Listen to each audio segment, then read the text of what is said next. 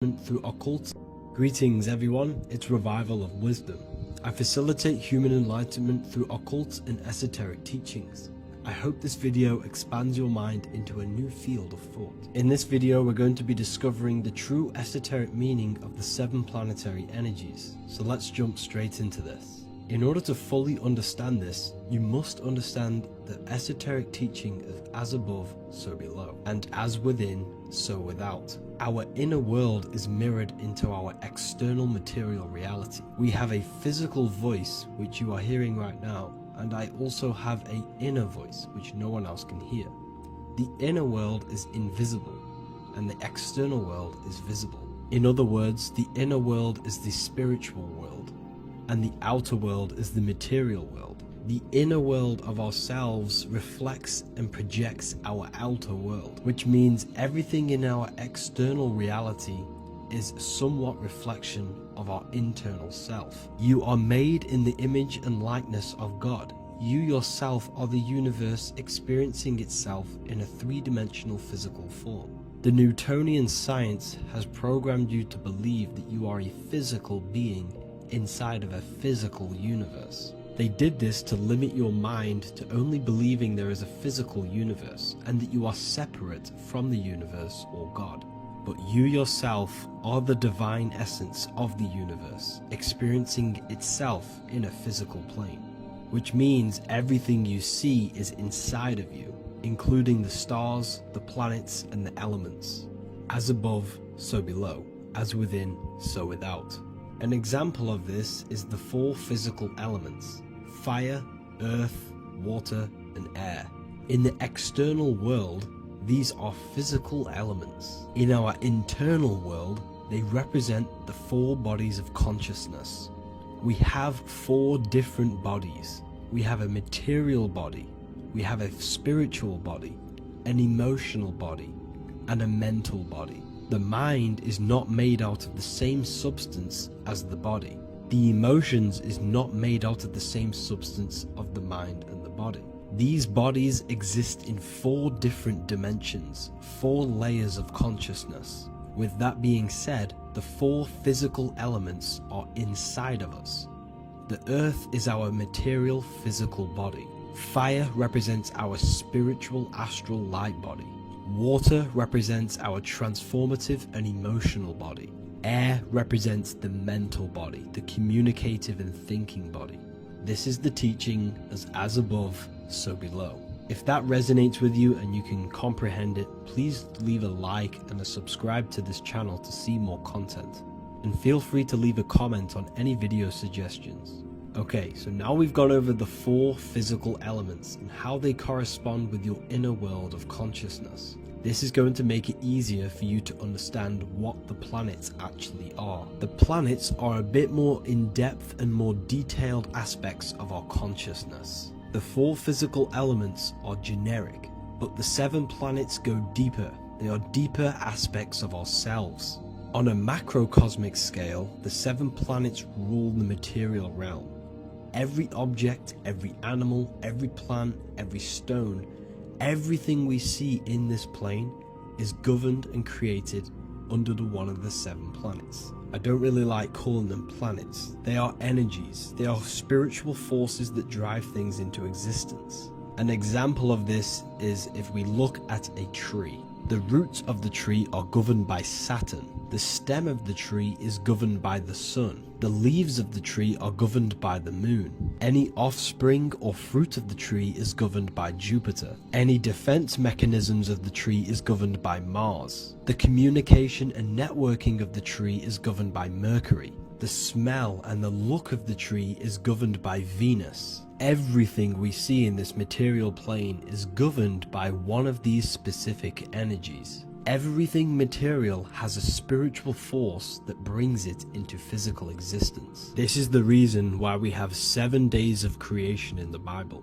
The 7 days of the week, all governed by the planetary energies. Monday is moon day for the moon. Mars governs Tuesday. Mercury is Wednesday. Jupiter is Thursday. Venus is Friday. Saturn is Saturn day. And Sunday is for the sun. This is the reason why there are so many sevens in this physical plane. 7 days of the week, the 7 colors, the 7 chakras, the 7 diatonic musical notes, the 7 lamps on the Jewish candlestick, the G inside of the Masonic square and compass. G is the 7th letter. Now let's go a little bit deeper into every planetary energy. Saturn in the external material plane governs the foundational and enduring aspects of existence, such as roots of plants, the bones of our body, and even the insects that dwell beneath the ground. Saturn represents the dull, hard, and unyielding forces of life, symbolizing structure, limitation, and conditioning. Under Saturn's influence, things become rigid, bound by restrictions and boundaries. This is the reason why Saturn is known as Father Time, because Saturn rules anything that is a restriction and a limitation, which is time. The whole of this material plane is governed by time. You will be born and you will die. This explains why there is so much Saturn symbology in this material plane. Saturn is one of the most important planetary energies. You are a spiritual being in a physical body. Your light, your consciousness is bound to the physical body until you learn how to escape the physical body. The body is a limitation for our infinite minds and spiritual bodies. Our infinite mind is stuck in this material body, governed by Saturn's limitation of time, matter, and space. Now let's dive into what Saturn means to our consciousness within our internal world. We've gone over what Saturn means in the external world. What does it mean to our consciousness? Internally, Saturn embodies the conditioning within our consciousness. When the Saturnian aspect of our consciousness dominates, we become overly rigid, fixated, and restricted in our thinking and actions. For example, Saturn's influence is strongly felt in today's world, where many people's minds are confined to societal norms and conditioned responses. Saturn is the aspect of our consciousness, our minds, such as limiting belief systems and limiting thoughts and emotions. This is the negative thought that you can't get rid of, that's holding you back. This is a Saturn aspect of our consciousness. However, this is not a negative thing. The Saturnian aspect of our consciousness is a great teacher, guiding us through difficult life lessons that ultimately lead us to growth and expansion. Saturn's energy allows us to experience and overcome fears and limitations so our minds can expand into new fields of thought, into new life. Although Saturn's energy is harsh and often challenging, it helps us develop resilience, discipline, and wisdom. However, in the modern day, this Saturnian energy has overpowered the minds of the masses, fostering excessive rigidity and limitation. This is why we see so much Saturn symbolism. It's literally everywhere because our minds are being dominated by the Saturnian limiting aspect of our consciousness. Now, let's move on to the moon. The moon, or lunar energy, in the external material macrocosm plane governs the elements of water, influencing the natural cycles such as the ocean tides, which rise and fall in harmony with the moon's phases. Beyond water, the moon also guides instinctual behaviors such as animal migrations.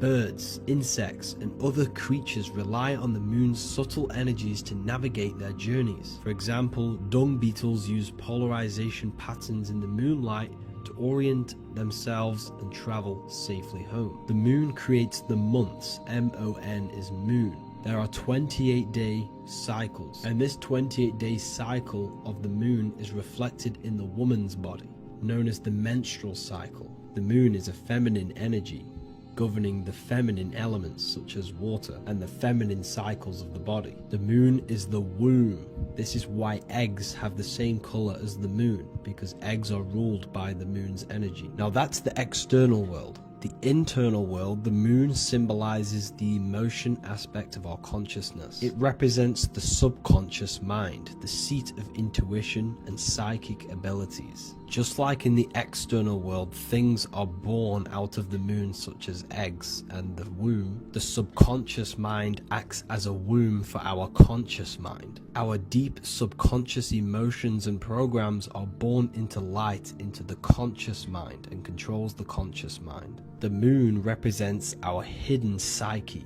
our shadow self. Now let's go on to the sun. The sun represents the life force. In the material external world, the sun is ruling over pretty much all life. The sun gives life to all things. Without the sun, animals could not exist, the human body could not work, and plants would not grow. The sun is the life force. It's the soul of the world. Now, in our internal world of consciousness, the sun represents our passion, our drive, our conscious mind. The aspect of our internal world that wants to drive things and give life to physical manifestation.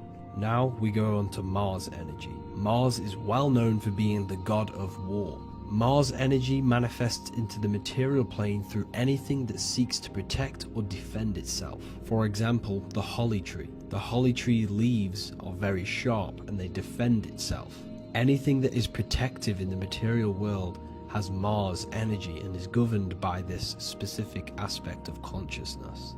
For example, any predators or animals such as hedgehogs with spines on their backs for protection. Mars represents all things that is driven by conflict, aggression and defense. Now internally, inside of our inner world, Mars symbolizes the aspect of our consciousness that is focused on self-preservation and protection. Mars governs our ego, the instinctual urges of anger or maintaining reputation. Mars is not evil, it's necessary. Sometimes it's necessary for us to protect ourselves. Mars is the aspect of our consciousness that is anger, rage, the desire to fight or conquer. When this energy is activated within our consciousness, we become defensive, assertive, and even combative, ready to dominate others and destroy obstacles in our way. Now let's move on to Venus energy. Venus in the external material world manifests its energy through the aesthetics of creation. This planet governs the beauty and harmony found in nature,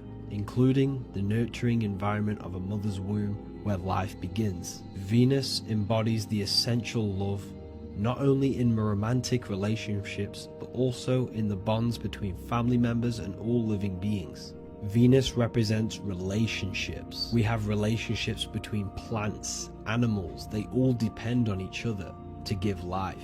Plants provide food and medicine, while living creatures contribute to their own growth and pollination. Internally, Venus represents the aspect of our consciousness that yearns for relationships and connections with others. This is an aspect of our consciousness that encourages to care for our physical appearance and embracing beauty. Aesthetics play a role in our interactions and self-expression.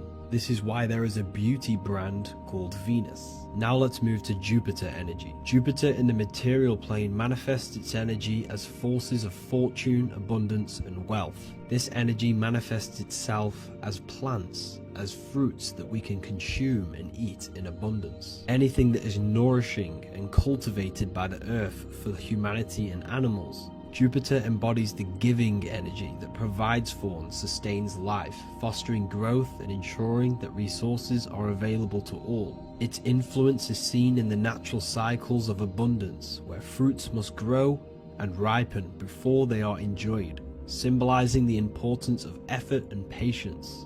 Internally, in our spiritual world, Jupiter represents the aspect of our consciousness that yearns for abundance and seeks growth in various aspects of our lives, including wealth, knowledge, and personal development of the mind, spirit, and the soul. This is the aspect of our consciousness that wants to gain wealth, that wants to gain expansion and abundance in our lives. However, when Jupiter's energy dominates our consciousness excessively, it can lead to feelings of stinginess and greed. It represents material possession. The last planet is Mercury. Mercury in the external world governs the vital elements such as seeds, air, communication, education, and electricity.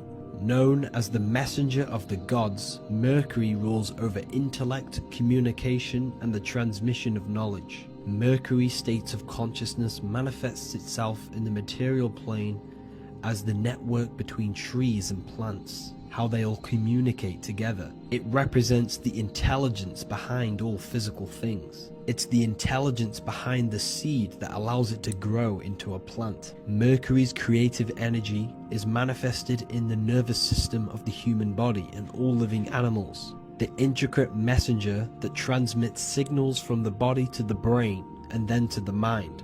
This intelligence within us allows us to facilitate thought and movement. Internally, in our spiritual aspects of consciousness, Mercury is the state of consciousness that seeks knowledge, understanding, and intellectual growth and expansion. This part of us is curious, eager to learn, and driven to communicate ideas and information. It represents our mental body. The Roman god Mercury is often depicting flying because this symbolizes the air. Air represents our mental body. When the Mercury aspect of our consciousness dominates, we become highly intellectual, constantly seeking information, analyzing situation, and communicating our ideas. While this can enhance our understanding and ability to interact with the world, an excess of Mercury's influence can lead to overthinking, excessive analysis, and focus on intellect over emotions or intuition. Okay, so they are the 7 planetary energies in the external world and your internal world of consciousness. These energies are manifested in the Roman mythology as human beings. They are depicted as human beings, but this is nothing but symbolism. These gods never existed physically. They represent aspects of our consciousness and spiritual forces that govern the material plane. Every material object, every intelligence, every piece of life in this universe is governed and brought into existence by one of these spiritual forces. Now, I hope this video has expanded your mind into a new realm of thought. Make sure to leave a like, a comment, and subscribe to the channel for more occult and esoteric information. You can read more about this topic and many more occult and esoteric teachings inside of my books, the Book of Wisdom Volume 1 and the Book of Wisdom Volume 2. I honestly advise that not everyone reads these books. These are books which will completely transform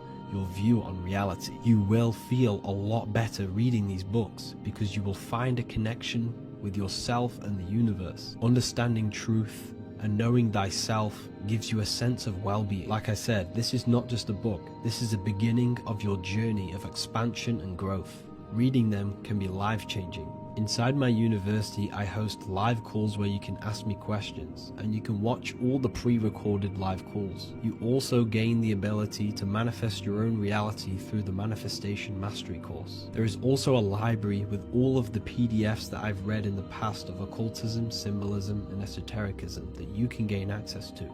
There is a whole lecture section where you can watch all of my occult lectures. This is a place of transformation. The price of the university will be going up very soon.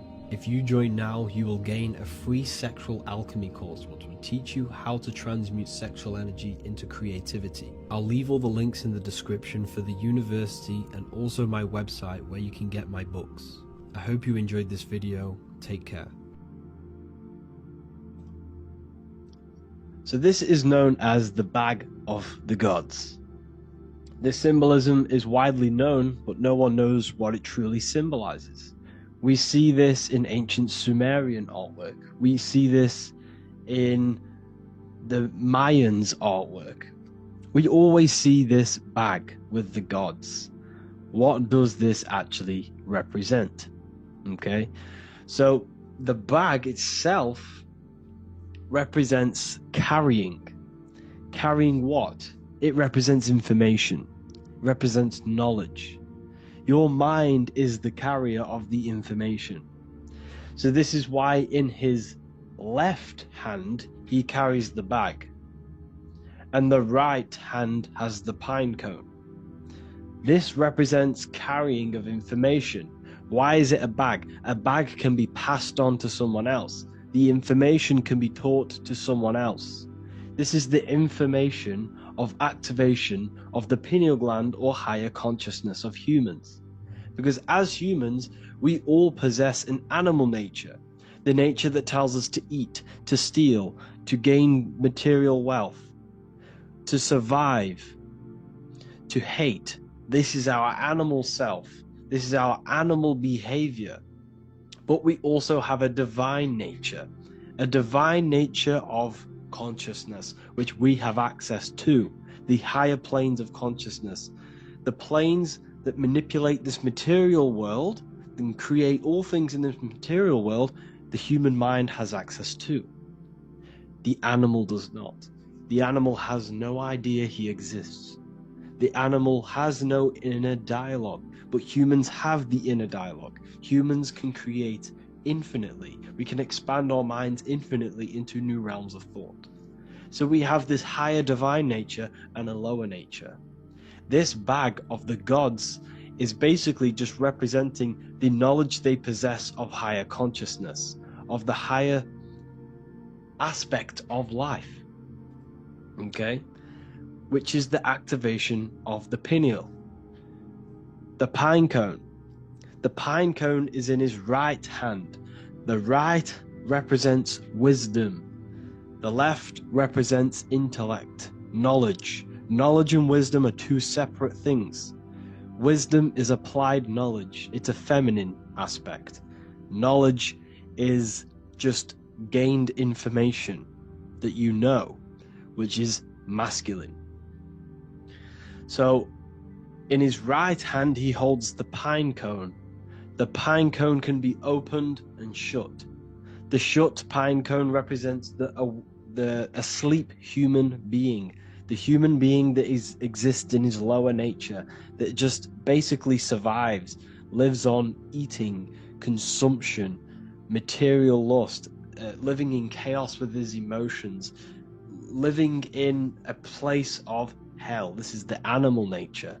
Then we have the awakened human, the one who has consciousness of himself, the one who looks within himself, the one who knows there is more to him when he looks in the mirror. He is far more than just a physical body. He is a divine spiritual being, a divine being who has limitless potential of creation into the material plane. So this represents the awakened, this represents the asleep.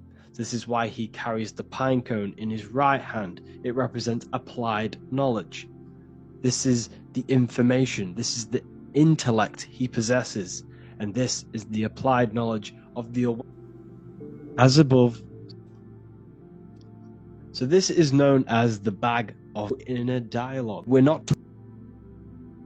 all higher divine nature, but we also have a so this is known as the bag of the gods. This symbolism is widely known, but no one knows what it truly symbolizes. We see this in ancient Sumerian artwork. We see this in the Mayans' artwork. We always see this bag with the gods. What does this actually represent? Okay, so the bag itself represents carrying. Carrying what? It represents information. It represents knowledge. Your mind is the carrier of the information. So this is why in his left hand he carries the bag, and the right hand has the pine cone. This represents carrying of information. Why is it a bag? A bag can be passed on to someone else. The information can be taught to someone else. This is the information of activation of the pineal gland or higher consciousness of humans. Because as humans, we all possess an animal nature, the nature that tells us to eat, to steal, to gain material wealth, to survive, to hate. This is our animal self. This is our animal behavior. But we also have a divine nature of consciousness, which we have access to, the higher planes of consciousness, the planes that manipulate this material world and create all things in this material world. The human mind has access to. The animal does not. The animal has no idea he exists. The animal has no inner dialogue, but humans have the inner dialogue. Humans can create infinitely. We can expand our minds infinitely into new realms of thought. So we have this higher divine nature and a lower nature. This bag of the gods is basically just representing the knowledge they possess of higher consciousness, of the higher aspect of life, okay, which is the activation of the pineal. The pine cone. The pine cone is in his right hand. The right represents wisdom. The left represents intellect, knowledge. Knowledge and wisdom are two separate things. Wisdom is applied knowledge. It's a feminine aspect. Knowledge is just gained information that you know, which is masculine. So in his right hand, he holds the pine cone. The pine cone can be opened and shut. The shut pine cone represents the asleep human being, the human being that exists in his lower nature, that just basically survives, lives on eating, consumption, material lust, living in chaos with his emotions, living in a place of hell. This is the animal nature. Then we have the awakened human, the one who has consciousness of himself, the one who looks within himself, the one who knows there is more to him when he looks in the mirror. He is far more than just the physical body. He is a divine spiritual being, a divine being who has limitless potential of creation into the material plane. So this represents the awakened, this represents the asleep. This is why he carries the pine cone in his right hand. It represents applied knowledge. This is the information, this is the intellect he possesses, and this is the applied knowledge of the awakening, of activation of the pineal gland. Because remember, the pineal gland is not your consciousness. The pine, pin, pineals, the same root word. Pine cones were always symbolizing the state of consciousness one was living in, whether he was asleep or awake. We see this at the Vatican. We see the pine cone over the two pillars. This is the two pillars of Freemasonry, and the dome. This is the Royal Arch of Freemasonry. This represents your head. This is the two pillars, the two hemispheres, and the pine cone in the middle, which is the pineal gland. What is the pineal gland? The pineal gland is not your consciousness. It is not the third eye, and it is not the mind. It's not the mind's eye. The pineal gland is a radio receiver. This is your body. Your body is an antenna. Most people think they are this body. This body is nothing but a receiver and a downloader of consciousness. Your brain does not produce consciousness. You are not this brain in your head. This brain is a downloader of consciousness. Consciousness comes from a way higher divine plane, which is what this image is showing here with the clouds. The mind is light. Consciousness is light. And this light is coming down into the material plane, and your body is basically a crystal antenna which is receiving and downloading this consciousness. So you can experience a three-dimensional reality. So God can experience himself in a divided, separate state. This is what this represents. Now, the pineal gland can be activated, okay, and stimulated, because the pineal gland has phytoluminescent crystalline jagged shaped cells on it, and obviously these are crystals. Crystals are on your pineal gland, and what do crystals do? Radios use crystals, your phone uses crystals.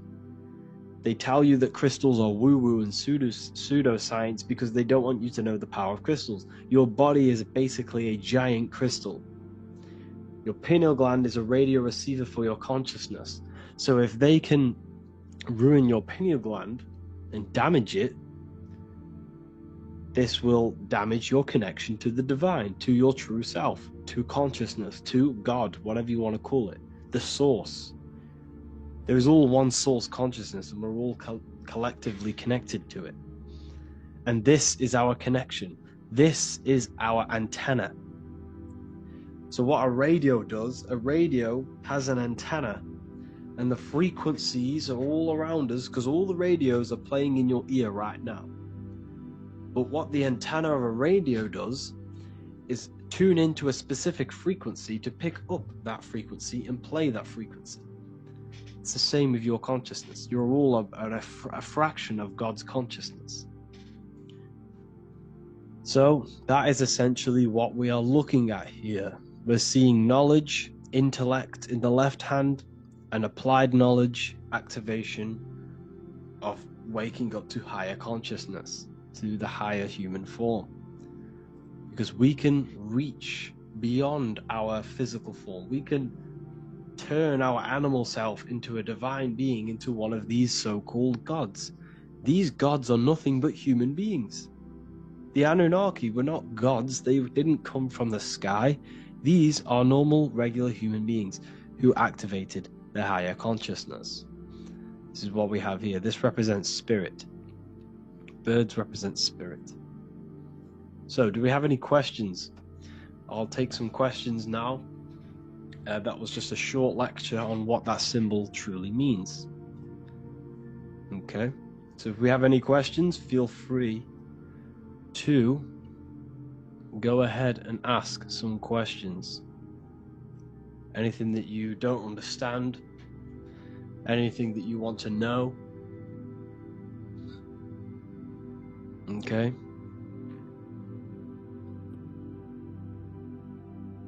So base reality would be where source resides. Yes, the base reality is your consciousness. Are these lectures available in the university? There's a whole section, basically inside the university, there's a whole section with like over 30 long form lectures like this. So the base reality is where the source resides. Yes, the base reality is your inner world.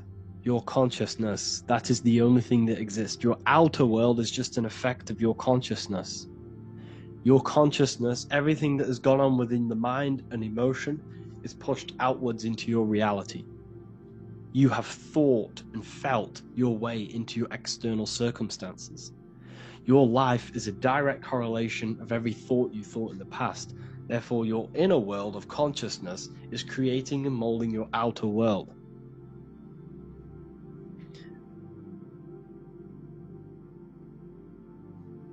The best way to keep connection consistent, the best way to keep your connection to the divine or the higher planes of consciousness is through meditation and through imagination.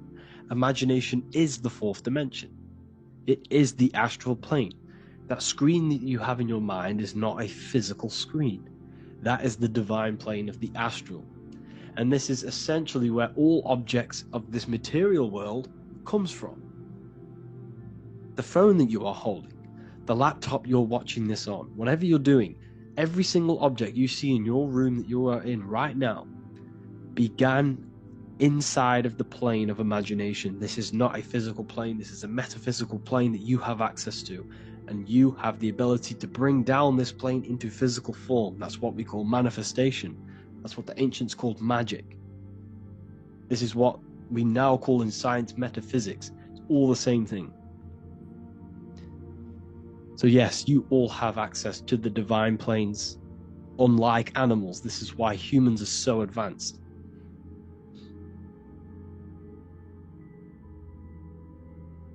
Okay. Is the pineal able to constantly activated, or is it just a temporary experience? I don't fully understand that question, unfortunately. Maybe you could word it in a different way. The real meditations on the university legit, y'all, yes. In order to connect to consciousness, you need to sit in meditation and turn off your feelings, and the feeling of unity will come. Do I understand correctly? Yes, that is correct. So when you sit in silence and in stillness, I highlight the word stillness, because stillness, when you are still, no information from your nervous system is being decoded by the brain. So when your body is still and does not move, your nervous system starts to relax and comes to a balanced state. your brain starts to relax. It comes to a balanced state. The left and the right brain stop working. The nervous system stops working. Then, once the body, the material body, is shut down, you then have access to consciousness. You can't access consciousness if the body's in such a busy state. If electricity is being fired every 2 seconds, your whole body's electrical. When you move your foot, that's electricity being fired from the brain to the foot instantly through the nervous system. The brain, your whole body is a technological machine. So you must shut down the technological machine to access the divine that exists beyond the technological machine. Do you understand that? Did we create ourselves from the higher plane? When you say yes, you created yourself, you manifested yourself in this material form for a reason in this specific time and place. Wisdom books, are these available inside the university? Yes, they are. So anyone who joins the university, they all gain 50% off the store. So you can get anything you want inside the store for 50% off. Plus you get the Book of Wisdom Volume 1 PDF for free. You get the Human Health Guide, plus you get all of the library books. There's a load of different books on occultism, symbolism, esotericism. Do you need to place your attention somewhere specific during meditation? You can do. Okay? You can do. So, if you struggle, when you first start to meditate and you struggle to turn off the thoughts, think of the back of the brain, the back of your head. Don't think of it, place your attention on it. Okay? So, when you place your attention on the back of the brain, this now shuts off thought, because the back of the brain doesn't have any activation to do with thought. The front brain does, the neocortex. That's all to do with activation of thinking. So place your attention on either the back of the brain or your breath. What's more important, creating yourself or finding yourself? It's balance of both. So in order for you to create fully, you must have awareness of self and awareness of thought and control over the mental dialogue, the inner voice inside of you. Okay? When you control that inner voice, that is when you gain power. That inner voice is what brings commands into physical reality. Before you kick a football, there is a change in consciousness. There's a decision made in consciousness before the body takes to action. Therefore, every physical manifestation is a change of inner consciousness before it's a physical reality. You can have the reality you want through consciousness before physically having it. That's the secret to creating. But you must believe it like you know the sun is going to rise in the morning. That's how much you should know that you have that reality in consciousness through feeling and thought and imagination. And that's how you can truly create in your reality. Shrooms help with consciousness or ego. I can't really talk about that because I'm maybe uploading this to YouTube, unfortunately. But we need to clean our pineal gland first from calcification. Yes, definitely. You should go on a detox the body. Because you can't really connect with consciousness if your body is in such a dirty state. Because the brain is, your nervous system is in a state of fight or flight, trying to fight off all these toxins. So when you meditate, you're probably going to be having thoughts all the time because your brain's firing, your nervous system's being attacked through toxins. So you must detox to have a true connection with the divine. Your diet plays a big role in your spirituality and mentality. What is the most optimal food for pure consciousness? Fruits and vegetables. They possess consciousness. So when you place them inside of you, they're syncing with your consciousness. How to check the cleanliness of your body, your skin, your teeth, your tongue, your mouth. If your skin has spots, different colors on it, you're not clean, because your skin is a reflection of your inner organs. Coffee's not the best for you. Coffee gives you fake energy, okay? So what coffee does, that buzz you get off coffee, is actually the toxic effect of the chemicals reacting with your body. If I'm inside the university and wanted to buy your book, you said it would be 50% off because we are your student. Is that automatic, or we need to have a code? You will have a code. Yes, I'm going to releasing a code for all the students after this. Caffeine equals neurotoxin. Yes, it fries your brain. It fries your nervous system. It fries your dopamine receptors. Will the Q&A last week about money symbolism be posted? Oh, I didn't post that. That's my bad. I totally forgot. I will post that after this. Thank you for reminding me. How to detox the body. The best way to detox the body is going through a week cleanse of fruit. So only consume fruit, sea moss, and cayenne pepper, and lots of freshly pressed juice. Do that for a week or 2 weeks, depending on how you feel, and then start to fast. You will lose weight, but you're not losing weight, you're losing impurities. It's good to do this every couple months, to just go on a raw fruit diet, cleanse the body, push everything out, and then start to fast while, consuming sea moss and having lots of freshly squeezed juices. What is an alternative for coffee? Something with high energy levels. Okay, we're not taught the most simplest thing about the human body. It is an electromagnetic machine. It's electrical. It runs off electricity. The only energy you need is electricity, and that is found in fruits, vegetables. If you want energy, drink pure, fresh, pressed juice. That will give you more energy, more electricity than coffee. Can we cleanse ourselves through oil pulling? Do you recommend it? I do oil pulling every day with coconut oil in my mouth. Celery juice is a good one, very good one. Yes, celery juice.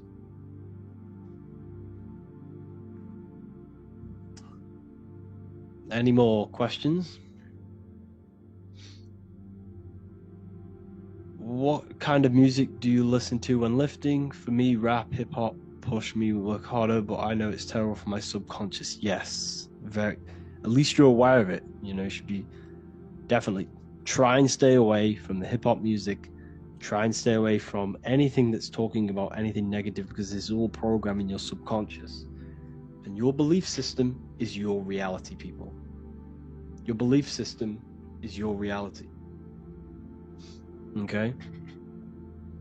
So look after your subconscious. That's what's controlling your actions. 90% of your actions on a daily basis are controlled through your subconscious beliefs. Okay? I listen to a lot of Pastel Ghost. I listen to a lot of... Let me get my playlist up. It's all like background music for TikTok. Do you know what I mean? Like Pastel Ghost. That's mainly what I listen to. That sort of music. I don't know what it's kind of called. I don't know what that genre is called. Does anyone know what that genre is actually called? Because there's not much words in it. The reason I listen to it is because there's not much words in it. And, it helps the subconscious. And I just love that music.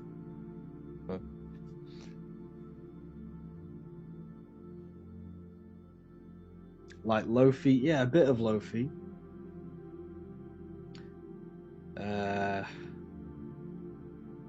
Most people won't even know this type of music.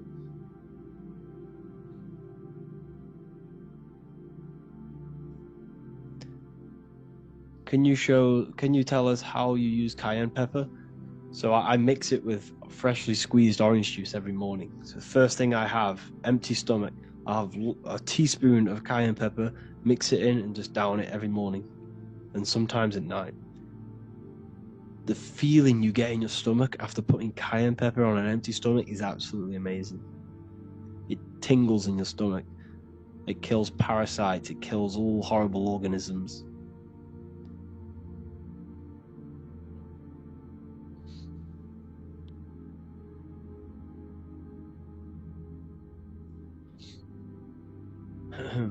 Mix it with hot water. Yes, hot water and key lime water. I bet that's powerful. If you mixed warm water with key lime with cayenne pepper in first thing in the morning, I can imagine how powerful that is. I've never done that, but I'm going to try that.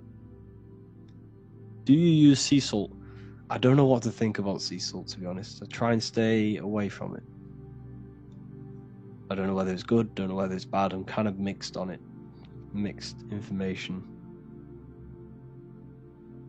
I've heard people have benefits. I've heard other people say stay away from it. So I don't know. I just stay away from it. I'm not too sure on it.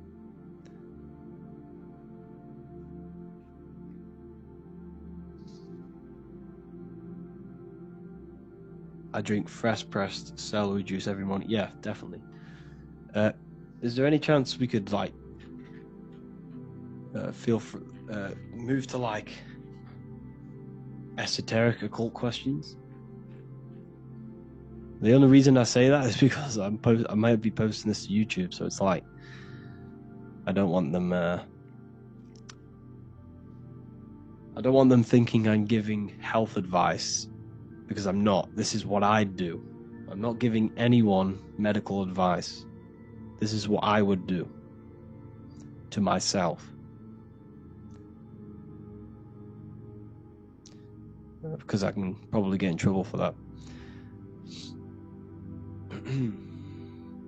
So the subconscious is the all-knowing. It is the all-seeing eye. The subconscious knows everything. Your conscious mind does not. Your subconscious knows every single cell in your body. Your subconscious is making your heart beat. It's talking to your heart. It's talking to every organ, every cell in your body is being connected and spoken to by your subconscious mind. It is the all-knowing.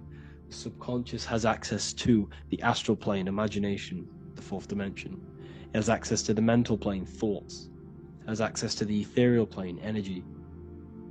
And has access to your physical body. It's the door. It's the portal. The subconscious is the portal to the divine. You must go through the subconscious in order to access the divine. Any coupon codes for book 2? Yes, inside the university there will be a 50% off coupon code. Speaking of ancient civilizations, why did they use symbols to give us true knowledge? This is a very, very good question. Very good question indeed. The reason they use symbols is because symbols are they're keys. They hide meanings. They hide things. For example, if it was written down, if all of this sacred knowledge that I'm speaking now was written down, it can be easily taken.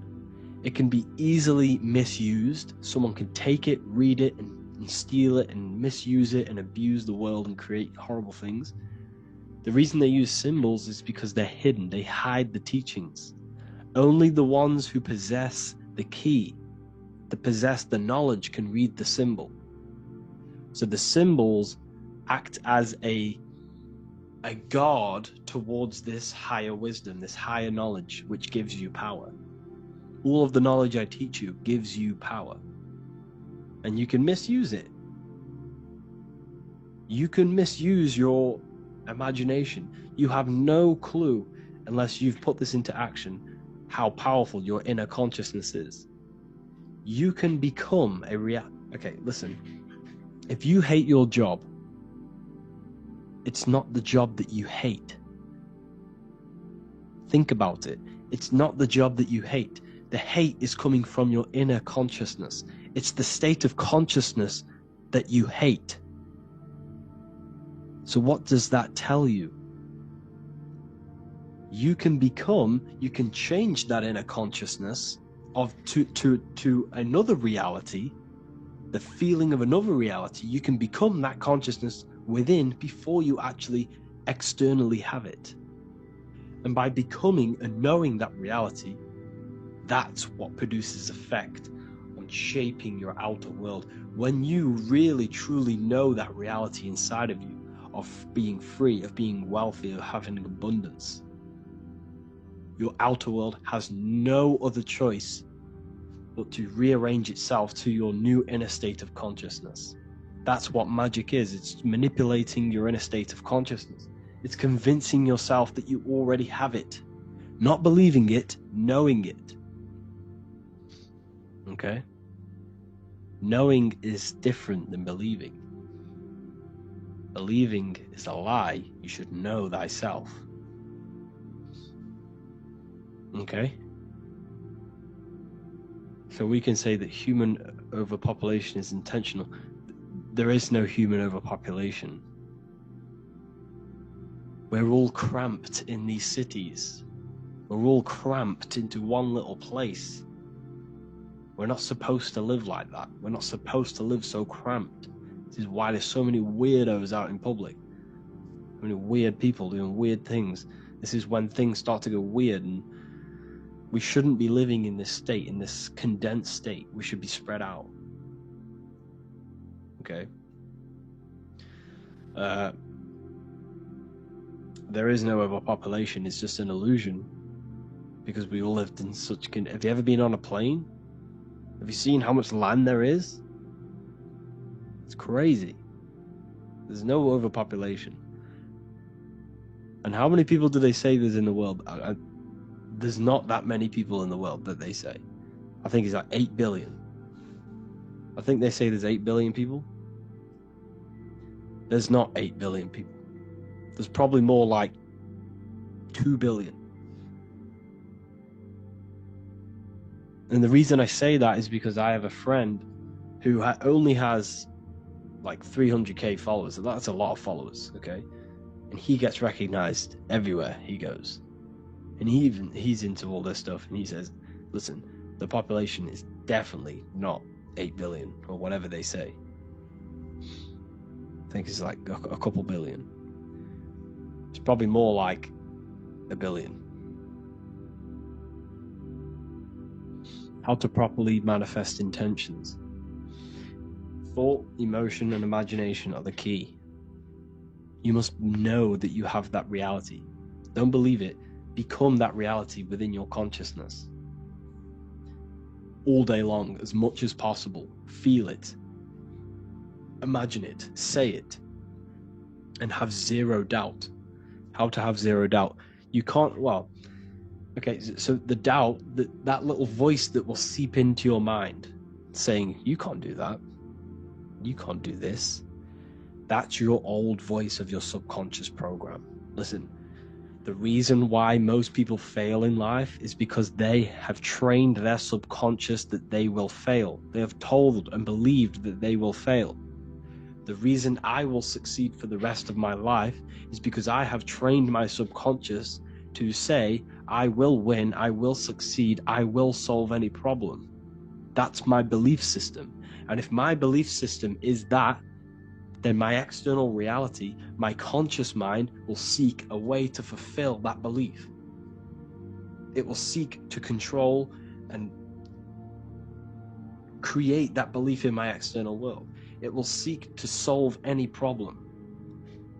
I've trained my subconscious mind to know that I already have the reality, to know that I'm abundant, to know that I have everything that I already need. Therefore, if any problem comes, I can sort it straight away. But most people have a different belief. It's not your fault. We've been kind of manipulated and told this, that they will fail, that they can't do anything, that it's too hard.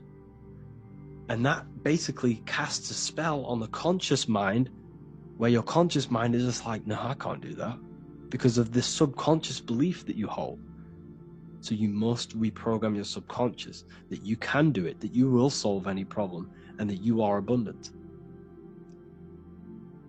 That's the reason why successful people succeed. It's because they have a complete different mind state, a complete different belief system in their subconscious.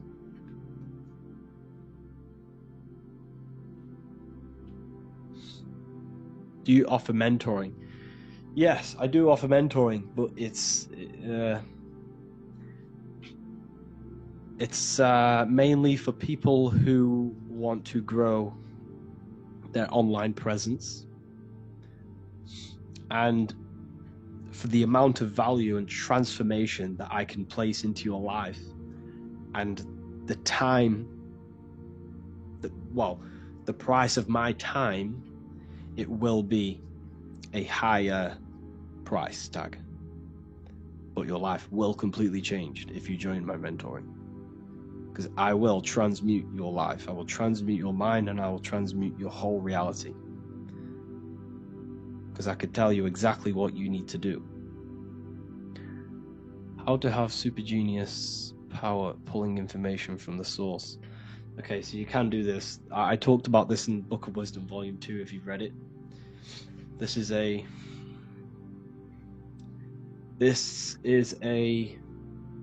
technique that Albert Einstein used. This is a technique that Thomas Edison used.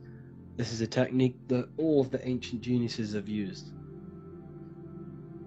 So you get on a chair, you place metal below you or plates, and you hold a metal ball in your hand, and you fall asleep.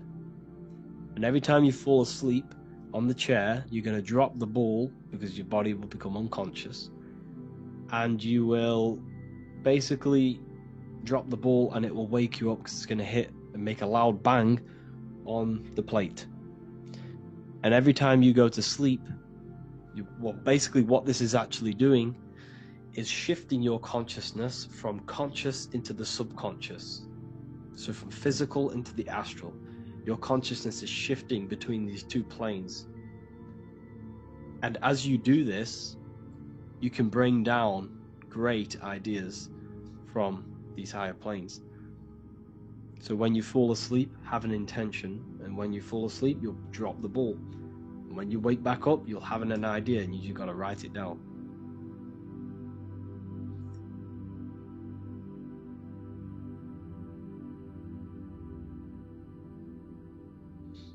How to balance chakras. Don't focus on balancing your chakras.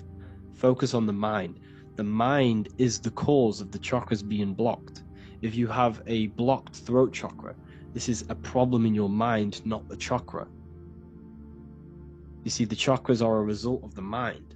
You transmute the mind, you can transmute the chakras and cleanse them.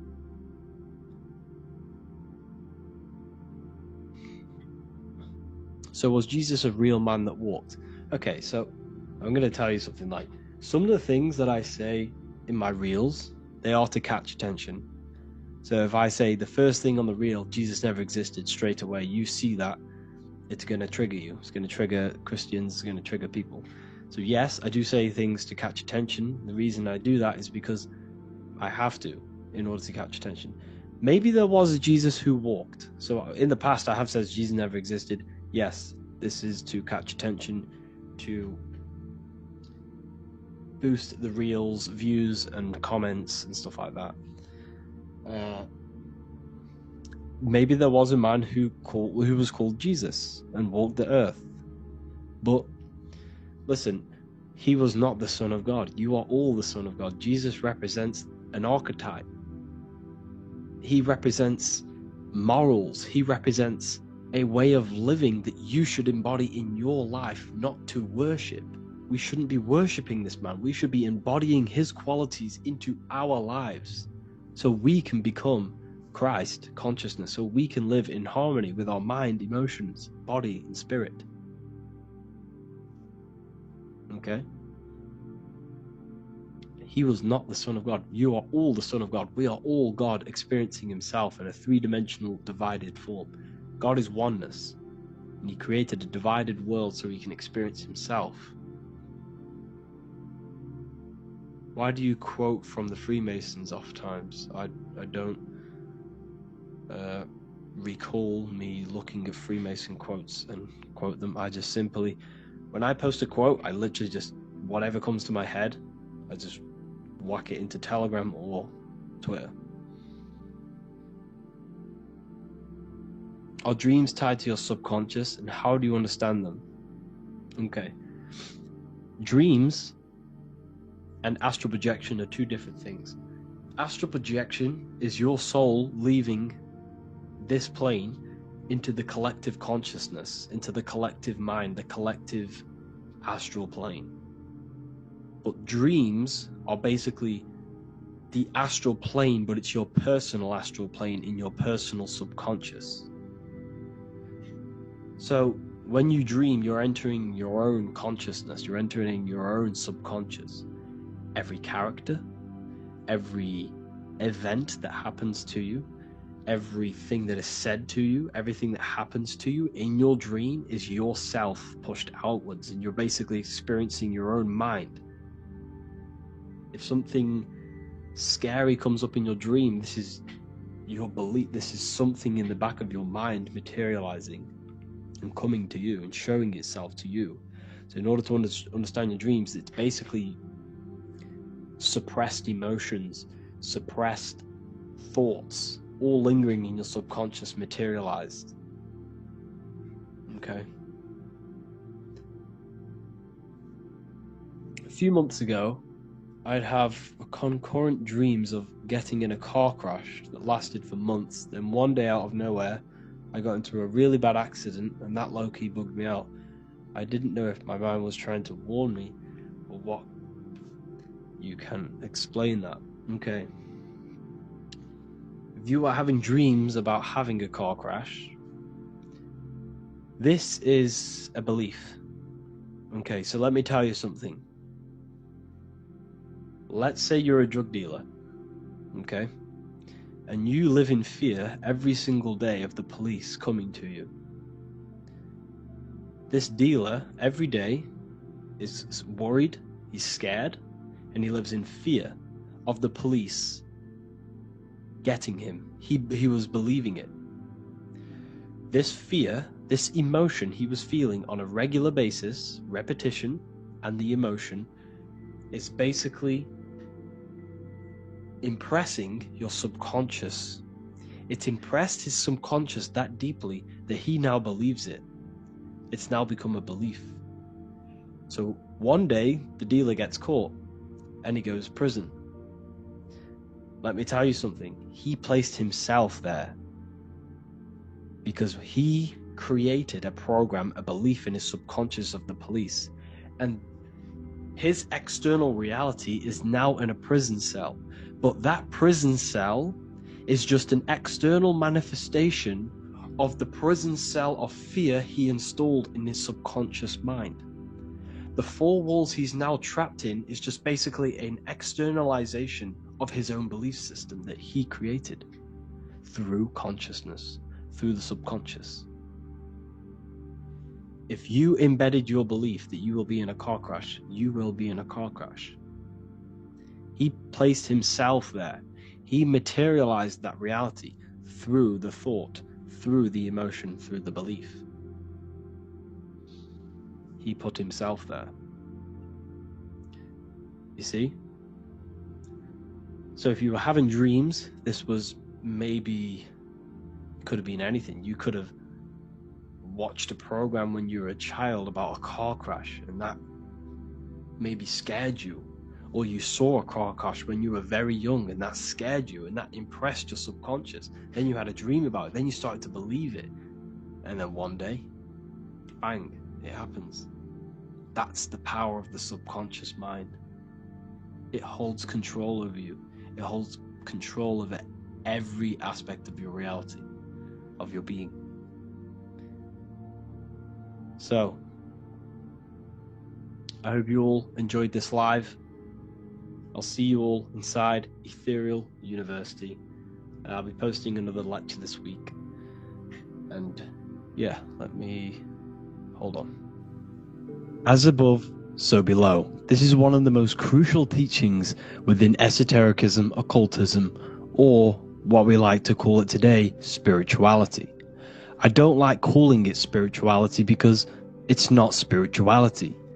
I teach human consciousness. I teach the science of you and your consciousness alone and your being. And in order to fully understand you and this world around you, you must understand this number one principle of as above, so below. There is many misconceptions of this, and there is many simple teachings of this, but I'm going to break it down today from the most simplest to the most complex, and you will see the connections between all things. This is the most important lesson you could ever learn, and I'm going to teach it you today. So what you must understand is, with the term as above, so below, it applies with everything you see in this world and about yourself. We have something called the macro, which means the bigger scale. On the bigger scale, we have the whole earth. If we look down from the sky on top of rivers, this is what we see. We see this tree pattern. Then on a smaller scale, we see trees have the same pattern. Then we look even closer. We're going smaller and smaller into the leaves of the tree. We see the same pattern. Then we go even more micro into the human brain and look at the human brain cells, and we see the same pattern. This is proof this is a fractal universe, and everything is in the micro is reflected in the macro. As above, so below. As within, so without. On the macro is a reflection of the micro. So now that you understand this, we can go a bit further. A yearly cycle of spring, summer, fall, winter is a macro. A micro is a daily cycle. So a day is a mini year. The summer is the midday. Autumn is the evening. Night is the winter. And spring is the morning. This is a macro, a reflection. We have a miniature cycle of the zodiac every single day. And this cycle is also reflecting the cycle of life and death. We live, we are born, which is the spring. We live, which is the summer. We then age, which is the autumn. And then we die, which is the winter. And then we are reborn again. This is the cycle of life and death. And you do this every single day. You see, death is a macrocosm of sleep. This is why we say sleep is the cousin of death. Because you die every single night. You do this process of life and death every single day. As above, so below. What's in the micro is in the macro. So when you go to sleep, you are essentially dying. And then in the morning when you wake up, you are then born again. This is a fractal cycle that we live in. Everything in this whole world is fractal. Everything applies to as above, so below. We have the sun, we have the moon, we have the day, we have the night. We have the life, we have the death. We have the conscious, we have sleep. As above, so below. We have the conscious mind, because now we're diving into as within, so without. As above, so below more refers to the external world. As within, so without is referring to your inner world and the outer world. What you must understand is about yourself. You exist in two realms. You're an individual. The dual nature of you. You exist in two realms at once. You have an inner world of your thought, emotion. This is the inner world that no one else can see but yourself. And you have an outer world with a physical body which everyone can see. So you exist in two worlds. You have the inner voice, you have the outer physical voice, which I'm speaking to you with now. But I also have an inner voice, which no one can hear, only but me. So you exist in the light and you exist in the darkness. The sun represents your external self, your physical, conscious mind.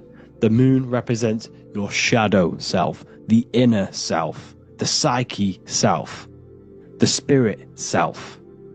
There is an as above, so below. The sun is within you. The moon is within you. Everything is within you. Now that you understand as above, so below, what is your body? Your body is a miniature earth. Let me repeat, your body is an earth. Your body is the earth. Okay? Because like I say many times in all of my videos, you are not in the world. The world is you. You are the universe. Your brain is a computer creating this reality. What you see with your eyes is produced in the back of the brain called the visual cortex. You don't look into the world, the brain produces the world. The body produces the world. When you touch something, you're not actually touching something. This is the electrical nervous system. When you touch something, what you feel is actually electrical signals on your nervous system reporting back to your brain. Therefore, when this body dies, you leave the earth because this body is the earth. Okay? As above, so below. You have the mental plane, the astral plane, the etheric plane, and the physical plane. This is essential for understanding reality and the teaching of as above, so below. Everything in this material plane began in the thinking mind. For example, the microphone I'm speaking into, the phone you're watching this video off, or the laptop or iPad. Where did this begin? It didn't begin in the factory. The first ever place this item begun was in the mind of an individual. The invisible realms of mind is where all physical things and physical items begun. Essentially, this physical plane is the effect of the thinking mind. This world is the world of effect. It's the world of outcomes. When you see something, it is already manifest. It is already being manifested. It is an effect. And in the effect of the cause, which is the thinking mind. Therefore, the mind creates thoughts, which is the mental plane. Then after thoughts creates imagination, which is the astral plane. These two are spiritual. They are non-physical. So spirit kind of means non-physical. Then you have the physical planes, the etheric and the physical plane. As above, so below. What happens in the mind is manifest on the physical plane. Like I said, the phone that you are holding, it was a thought, and then it brought down into a physical reality. As above, so below. You change the mind, you change your reality. Your environment, the word environment has ment in it because your environment is mental. So now that you understand this, so what is the world around you? The world around you was created by the mind of God. It was manifested through God's thought. So you are living in the mind of God. You are a thought in the mind of God. God thought you into existence. But like I said, we are all fractals. Everything is fractal. If God exists, this means that you are God, as above, so below. God created you through the thinking mind, and he gave you a thinking mind. So God created the macrocosm. God created the macro, the whole world. He designed the whole world, the sun, the stars, the moving. He designed this. But then he gave you the thinking mind to design your own life and create your own life in his world. You are a microcosm of God's macrocosm. Just like God thought you into existence and the whole world into existence, you are a microcosm thinking your world, your reality into existence. You see this now? Everything is a reflection. Everything is a mirror. Everything is fractal. So in order for you to change your reality, you must change these higher planes. Your thought and imagination are the two key aspects of creating physical reality.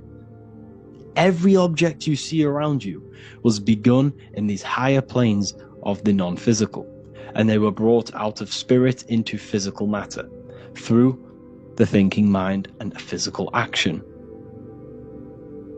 So now we're going to get a bit deeper. The brain is not the mind. Now that you understand, we have spirit and matter. As above, so below. You have a non-physical side of reality and a physical side of reality. The mind is the spiritual brain. The brain is a physical manifestation, a physical effect of the mind. The mind uses the brain to operate in the physical world, and it's the same with the heart.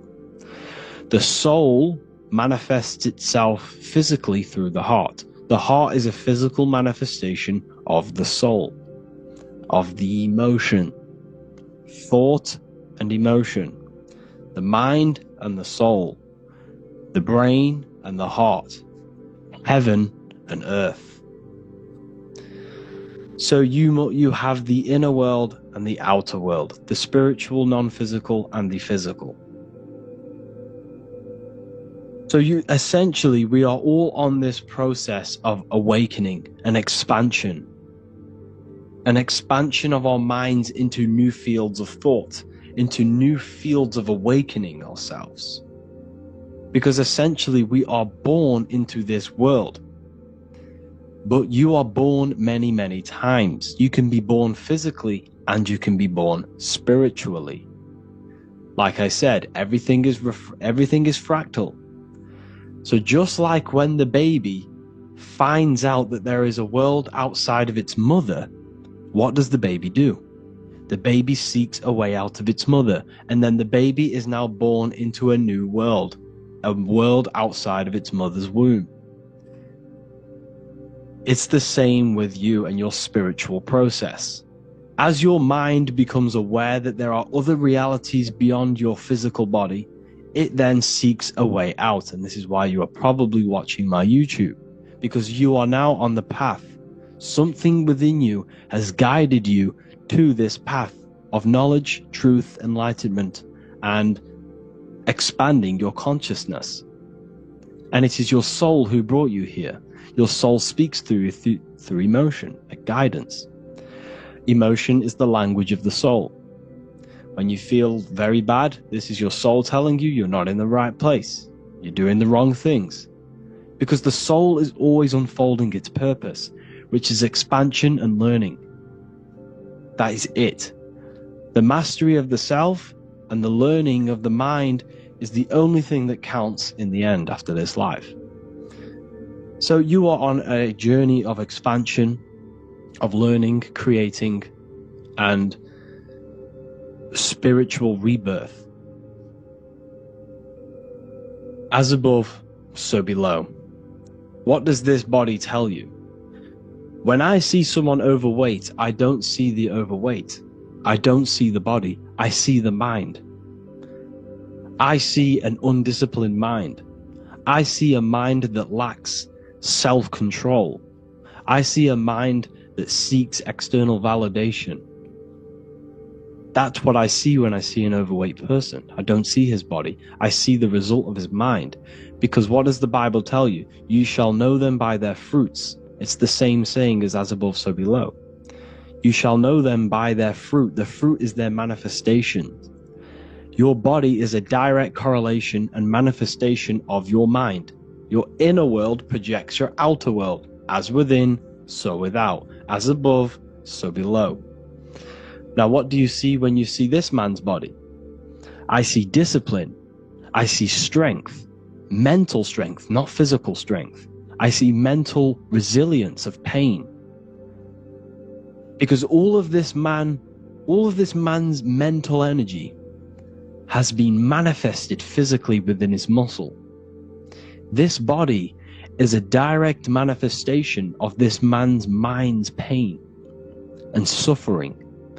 And it shows discipline. This is why people instantly respect you if you are in shape.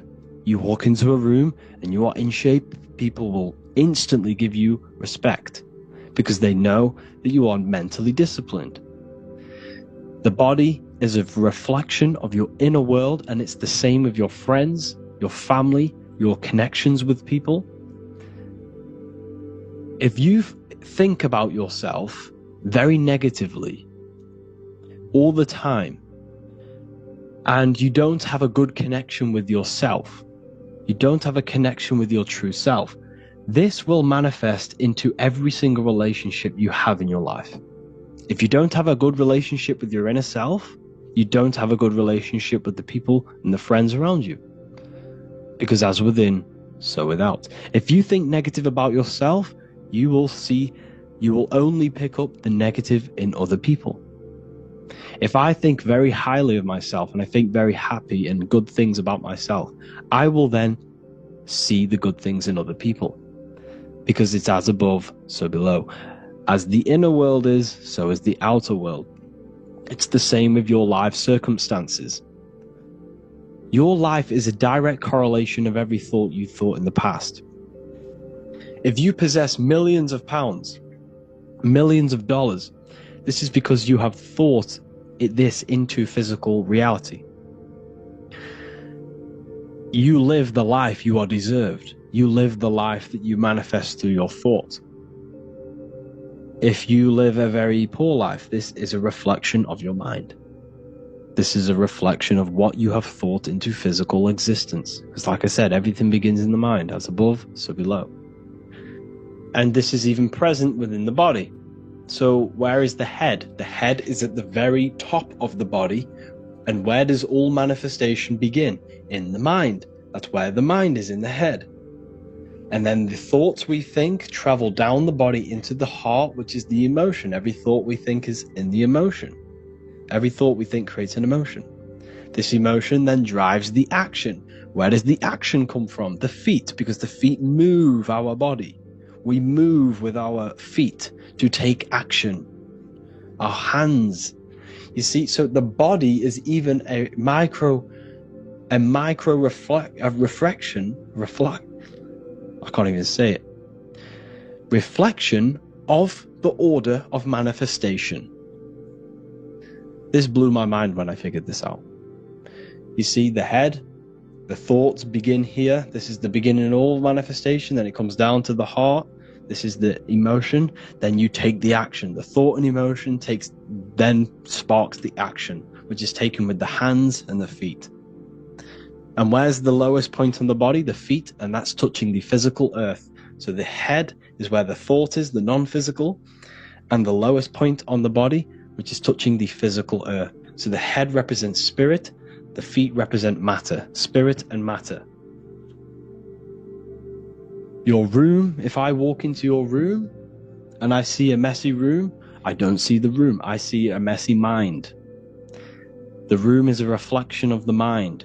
If you have a messy room, this is your mind. It's an externalization of your unsorted mind, undisciplined mind.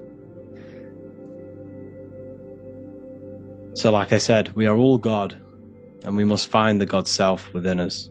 And I teach all of this inside the Book of Wisdom, Volume 2.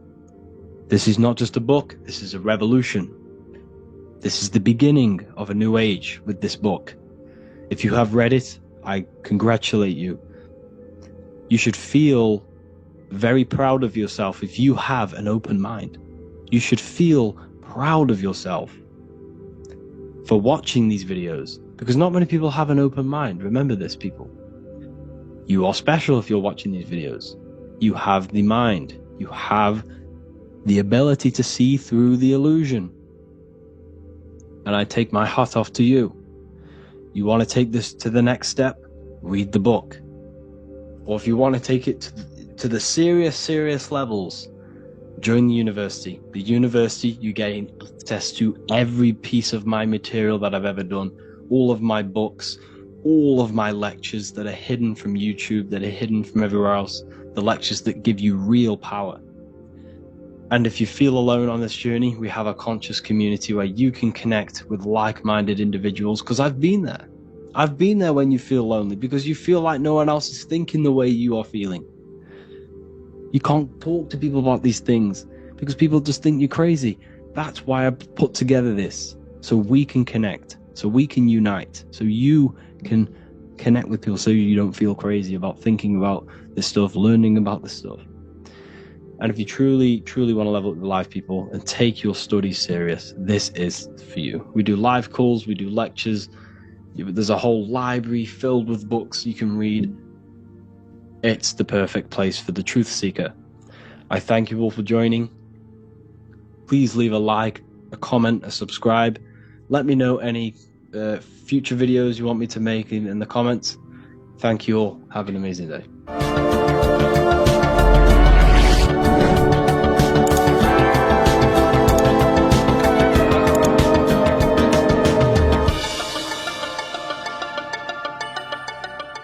Welcome to Revival of Wisdom. Today, we're going to be talking about portals, portal symbolism, what portals are, okay, and how they show them to us, because they have to tell you the truth, guys. This is the thing with the universal law. They have to tell you the truth. And they tell you through symbols, they tell you through movies, and different things like that. But let's jump straight into this. So first I want to talk about the Freemasonry symbols. Okay, so first we got, obviously this is some Freemasonry art, but notice how you've got the ladder with a key. Okay, so this is ladder symbolism with a key. So maybe this is talking about ascending. Okay, because look, because this is ascending into the heavens, because it's a ladder with humans going up it with a key. In order to ascend, you must have the key. Okay, so what else do we have with a key? Well, the Netflix show Lock and Key, which is all about portals and keys. Because what the keys do, they open doors, gateways. Okay, so what's interesting about this is that they've got this key here, which represents the Kundalini energy rising up the spine. Okay, but we'll come back to this. But it's that same portal key symbolism. We've also got the Vatican. The Vatican is in the shape of a key. Okay, so you can see the start of it here and the end.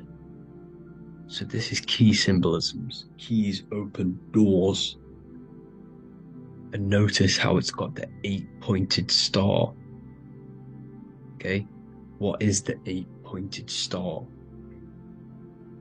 Okay, we'll come back to this.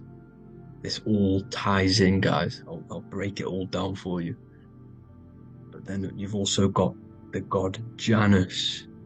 Janus, okay, is known as the god of the doorways. He's an ancient god of Rome, and they worshipped him. However, he's not a god, he's more like a high-level ranked demon. Because he is the god of the doorways. And notice how he's got two faces. Because doorways always have two sides. You're going into somewhere, there's always two sides of a door. And he's always depicted with two sides of a face and a key. Because he holds the key to the doorways, to the portals, to other worlds and realms. Okay, as you can see, he's always got two faces and a key. Okay, so now we have the Sumerians, the Anunnaki, and they are always depicted with the two faces. Why do they have the two faces? Because they're symbolizing doorways, and the Anunnaki come to Earth through doorways and portals. So these are what these gods are symbolizing in their artwork. But they always have the 8-pointed star.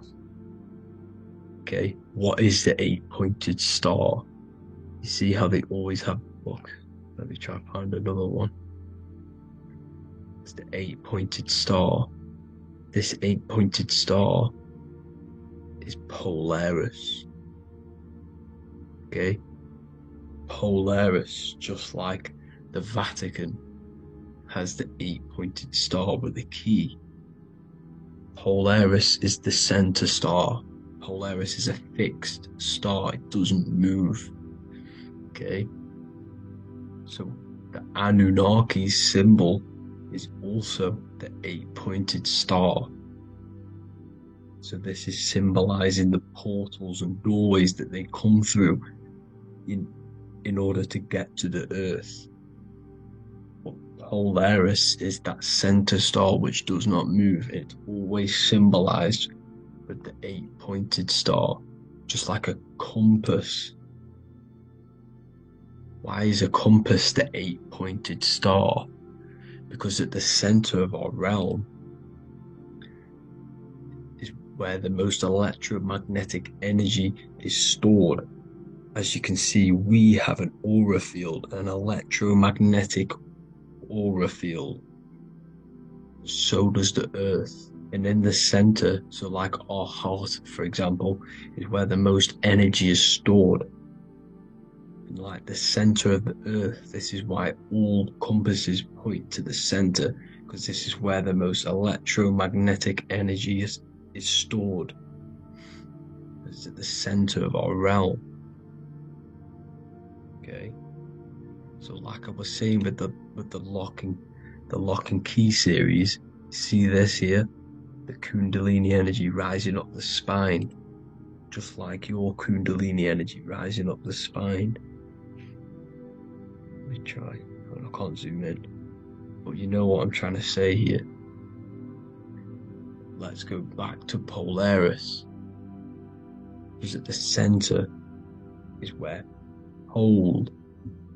Can you see the pole of electromagnetic energy? Polaris, the North Pole. It's symbolized. The truth is in the words. It's like a pole of electromagnetic energy. And this is where the Aurora Borealis comes from. Notice how it's got the word aura in it, because it's the Earth's aura, electromagnetic field. Just like you have an aura, also known as the Northern Lights, because it's coming out of this center hole in the center of our realm, where the black sun is.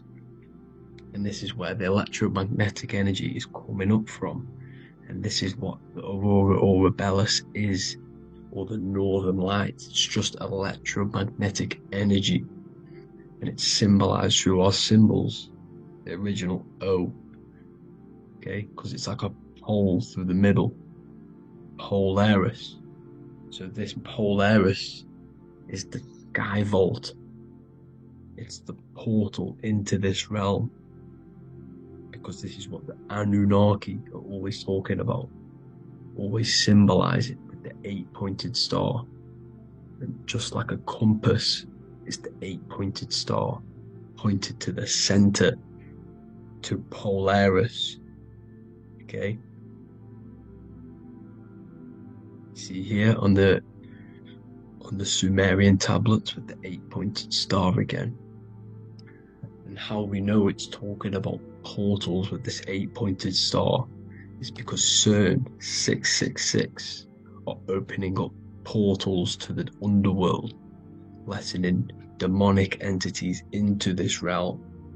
How do we know it's a portal? Because their Hydra Collider has 8 points, just like the 8-pointed star. So they are creating synthetic portals to the underworld to let these demonic entities into our realm. But what is the key? Because if we're talking about ascending through Polaris, notice how here on the masonry art, this luminary here, so this is the sun, that's the moon, this is Polaris, because it's a luminary with what? 1, 2, 3, 4, 5, 6, 7, 8 beams coming off the luminary, just like the 8-pointed star.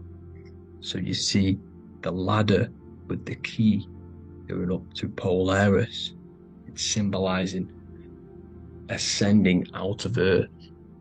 So what is this key that they're keeping from us?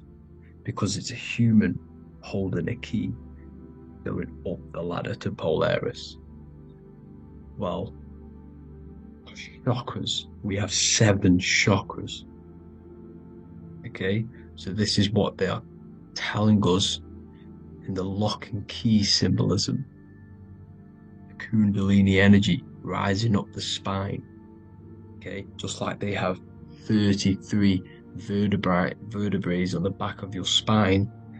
Okay, this represents the Kundalini energy going up your 33 vertebrae, just like in Masonry has 33rd degrees. Okay, so what is the key? Your chakras. Your chakras have to be unlocked.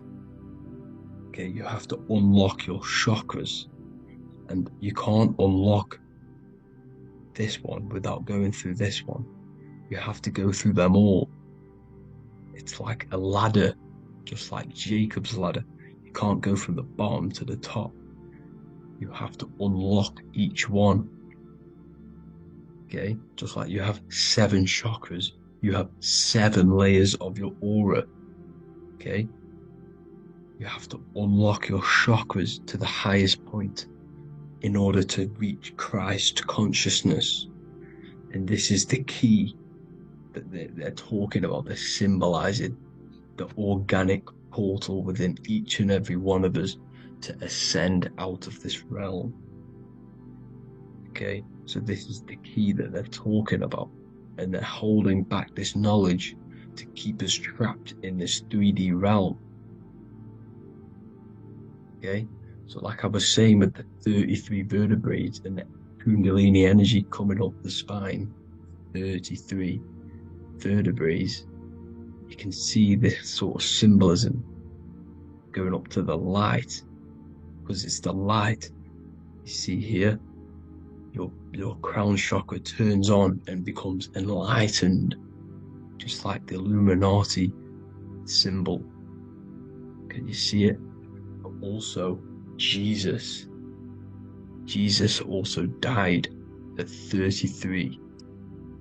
So this is symbolizing, okay, they're symbolizing the death of the ego, the body. So once you open up your chakras and reach Christ consciousness, which is your 33rd vertebrae, once your Kundalini energy goes up your 33rd vertebrae, your body technically, not physically, but spiritually dies, because you then become formless. You reach Christ consciousness.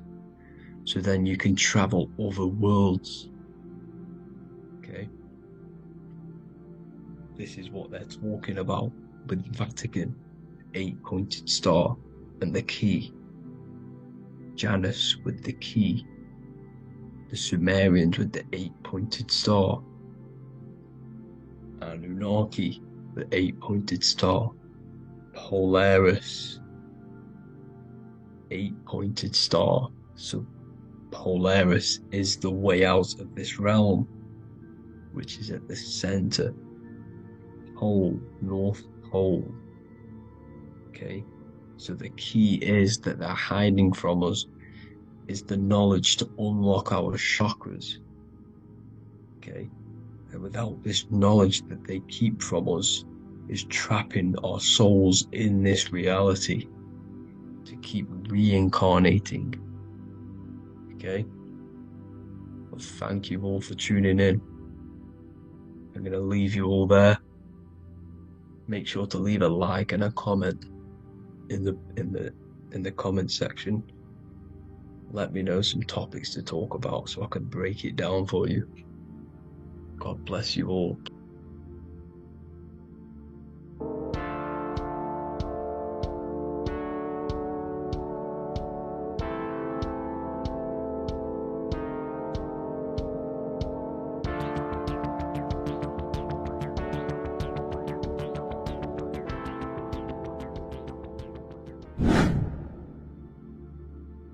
How are we doing, people? It's Revival of Wisdom. We're back today talking about sun worship. Okay? And please enjoy. Sit back and enjoy the video. First thing we need to understand is that the sun is the risen Savior. It's the light of the world. Without the sun, we have nothing. Now, the sun is the Son of God. We didn't make the sun. No one owns the sun. But who created the sun? Obviously, the Creator created the sun. Therefore, it is the Son of God. And that is what Jesus is symbolizing in the Bible. The Bible is a metaphorical story. That's why it's called the greatest story ever told. Because it is a story about the sun, the zodiac. It's about you, the systems in the body. It's about everything that is sacred in this creation. Now you can see the suns behind Jesus' head in all of the ancient portraits. Even the ones that are more modern, you still see a sun on the back of his head. Because he is the sun. He's the light of the world, our risen Savior. And this is what Christians are lost, because they don't realize it's a symbolic story. They think Jesus was a historical person. He's not a historical person. Okay? This is what we need to get out of our mind. This wasn't a historical person. It's the Son, our risen Savior. The Son is the soul. It's the soul of this creation. Because what is a soul? A soul is pure life force, pure energy. Whatever a soul inhabits, it gives life to. Like our soul feeds our body. The sun feeds the earth, because the sun is a soul, and that's why the ancients called it Sol. Because it's the soul, and it's in you, and it's the light of the world. It's the light of everything. It gives life to all things. Here's Jesus and his 12 disciples. The 12 disciples symbolize the 12 zodiac signs. Aries, it rules the head region, because the 12 zodiac constellations rule specific regions of your body. Aries, the ram, you have a cerebrum in your head. This is Aries on the head of the table. His Gemini rules the arms and the lungs. The two twins, Gemini, he's holding up 2 hands for the 2 hands and arms. The twins. Cancer has a knife in his hand. It's not so clear, but he has a knife in his hand. Cancer is the crab. Crabs have claws. And he's pointing at Virgo's Adam's apple, saying there's no Adam's apple there. It's a woman. Who's the 6th sign? The 6th sign is Virgo, the Virgin. The only woman in the painting. Now notice how there are 3 people in 4 groups. For the 4 seasons and for the 3 months and 3 zodiac signs in each season. Spring, summer, fall, winter. Matthew, Mark, Luke, and John with the suns on the back of their heads. Because it's the 4 states of the sun. The 4 states of the sun. Now, 6th sign, Virgo, the Virgin, the only woman in the painting with no Adam's apple. Then we have the sun, Jesus, red and blue, red shift, blue shift. Electromagnetism. The ancients knew this. He's got one hand open, one hand down, because the sun gives and retrieves. The sun rises and it falls. It gives, then pulls away. That's what the sun does, and that's what he's doing. His arms are out, symbolizing the rays of the sun, casting down onto the earth, giving and then receiving. Libra, his 2 hands are equal, he's holding his arms out equally, because Libra is the 2 balanced scales. Libra is when the sun is balanced between the summer and the winter. It's being judged. The sun isn't balanced. That's what Libra is, the 2 scales. Capricorn is the goat. Goats have 2 horns, and you can see the 2 horns on his head here. See? So this is astrology. This is what Leonardo da Vinci is depicting here. It's astrology. He knew the story of the Bible is all astrology. It's all based on astrology. The Son of God, the real Son. Now here are some Bible verses. I am the light of the world. Obviously, that's the sun. What other light is there that lights up the world? The moon can't do it. It's the sun, the one and only Son, our risen Savior. Because if the sun didn't rise, we'd all be dead. So it's our risen Savior. and it dies for our sins every night and then gets reborn every day. Now Jesus calms the storm. Mark 4:35-41. The disciples are all on a boat and there's a heavy storm, but Jesus is asleep. The disciple says, Jesus is asleep. We need to awake him. They wake up Jesus, and Jesus got up and rebuked the wind and said to the waves, quiet, be still. Then the wind died down and it was completely calm. Well, when Jesus was asleep, this is the sun not being risen. It's not risen yet. Because in the night times, that's when the storms happen on the sea, in the ocean. And when they awake Jesus, Jesus rises because he's the sun. He rises and everything calms. Because when the sun comes, the storms go. You see? So it's the sun. It's all about the sun. Here's another, Luke 22:10. A disciple asked Jesus, when will we know it's the end times? And Jesus says, as you enter the city, a man carrying a jar of water will meet you. Follow him to the house that he enters. Well, this is clearly talking about astrology, the topic that Christians think is satanic, when they don't realize the whole thing's based on astrology. Because the end times is the end of Pisces, which is the two fish, which is the age we've just gone out of. And you can see all these ancient churches here with two fishes, because they knew it was the age of Pisces. There's an ancient photo, ancient artwork with the two fish, Pisces. And the end times, as it talks about in the Bible, when Christians think the world's going to end or something. But no, it's just the end of Pisces. As you enter the city, a man carrying a jar will meet you. Follow him to the house. The house is the zodiac sign that he enters. And the zodiac sign is Aquarius, because that's what it is, a man carrying the water. We know this is astrology because a woman, that is a woman's job in the ancient times. In the ancient times, the woman used to get the water. You would never see a man collecting water back then. That was the woman's job, whilst the man builds the houses, for example. You see, so we know it's talking about astrology because astrology is the man holding the bucket of water. It's the end of Pisces. Now we are in Aquarius. And of course, Luke 24:36, the risen Savior, the Son. Now the Son is also born on the 25th of December, a virgin, just like Horus, Mithra, Buddha, Krishna, Hermes, and thousands of other gods, all born on the 25th of December. Well, it's because the sun moves 1 degree northward on the 25th of December. And on the 22nd to the 24th, it stays in the same degree because it's moving south. But then on the 22nd, it stays in the same degree on the Southern Crux constellation, and the ancients called this the sun dies on a cross, because the cross is the Crux constellation, the Southern Cross. And it stays on that same degree for 3 days on the cross. The sun dies on a cross, and then on the 25th, moves 1 degree northward, bringing back the summer, the light, the warmth, the growth of crops. And this is the sun being reborn again, a virgin, because it's pure. And here's Mithra, another sun god before Jesus was around, before Christianity. It was Mithraism, and Mithra, Ra is Ra, the sun god, Egypt. It's all about Ra, the sun. You see the crown of thorns on Jesus' head, symbolizing the rays of the sun. And here are the rays of the sun on the back of Mithra's head. Krishna, the sun. Buddha, the sun. Horus, Horizon. All born virgins, all did miracles, all resurrected.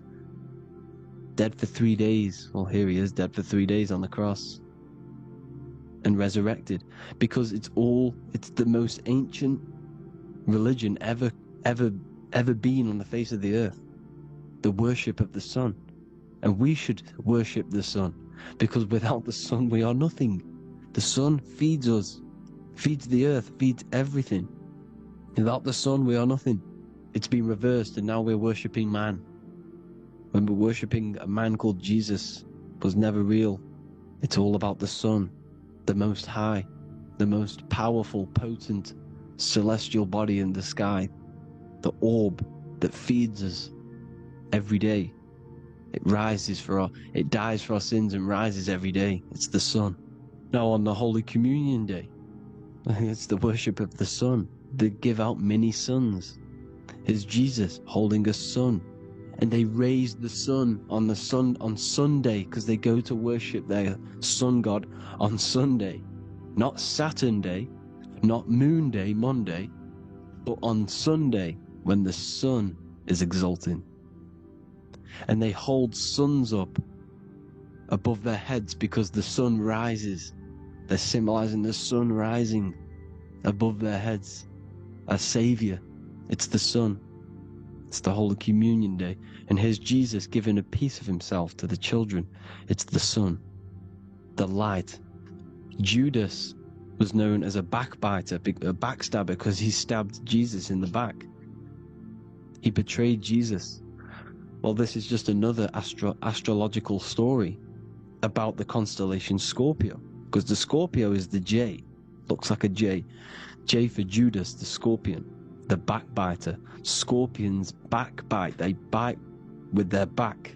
And what does Judas do? He betrays Jesus by kissing him to let the warriors know who they need to get. So he kisses Jesus, and Jesus gets stabbed in the back. Well, when you get stung or bit by a scorpion, they leave like a kiss. So Judas kisses him and gets betrayed. Well, this is because the sun, when it hits Libra, it's balanced. The sun is balanced because it comes through summer. Now the sun's starting to die. The sun's starting to die. It hits Libra. And then as soon as it hits the Scorpio, it gets betrayed because now the sun has to fall to winter, and Saturn is there waiting to take over the darkness of the winter. So he gets stabbed in the back by Scorpio, Judas, the Scorpio, the backstabber. You see, it's an astrological story. Here's Mary. Mary means marry, which means pure. The sun is pure. No one gave birth to the sun but the God. And it's born every day. It's born every day on every year. It's born pure. There was no controversy. There was no, activity for the sun to be born. It's pure.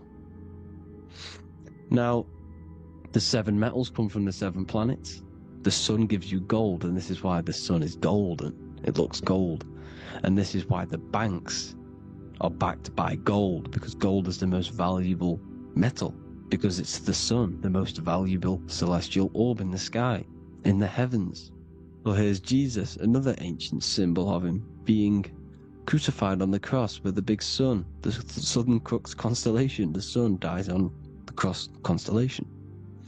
And if you go to the old etymology dictionaries, you will see sun and son is the same word. They come from the same etymology roots. You can use them for no matter what, but they've been confused today. But if you go back to the old dictionaries of etymology, they are interchangeable. You can use them. Son, sun, sol, it's all the same thing. The 12 disciples, 12 brothers of Joseph, 12 tribes of Israel, 12 breastplates on the stones, because it's all the 12 astrological signs. They could have used any other number, but there's 12. Because 12 is the mind, which is God. 7 is the number of matter, which is man. 7 energy centers in the body. 12 cranial nerves in the brain, because it's the mind. 12 is the 12ness. The zodiac is literally the mind of God, the signs of God. Now here we see here, Job 38, 31 to 33. Can you lead forth a constellation in the season? He's asking you, can you read the sky? Can you read the heavens? Canst thou bring forth the Mazzaroth in its season? Mazzaroth means 12 signs, the zodiac.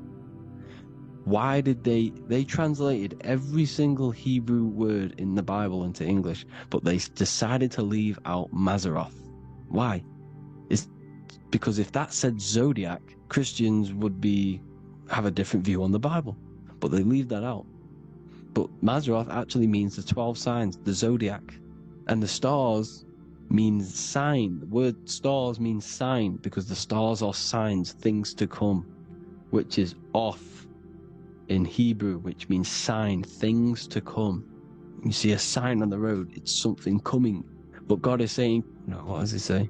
To qualify as a director, a judge of man's life on earth, one must be able to govern the heavenly bodies that rule the earth. It's telling you to read the heavens. We need to read the heavens. Astrology, the 12 zodiac signs, the mind of God. It's telling you, read the Mazzaroth, read the zodiac, because they are things to come in your life. They are signs. It's not satanic, it's made by God. God said, let there be lights in the firmament of the heavens to divide the day from the night, and let them be for signs. Signs are things to come. The 12 zodiac signs. It's all about astrology. Here's Mary holding the sun. His son, her son. It's the sun in the sky. The one and only, the most high. The soul, the solo because it's on its own. The most powerful, Ra, radiance.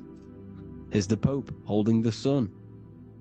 All three popes holding the sun, because they're sun worshippers and they know the true meaning and origins behind Christianity. Sun worship. Here's the Vatican is a sundial. Yes, this is literally a clock. Your watch is a sundial.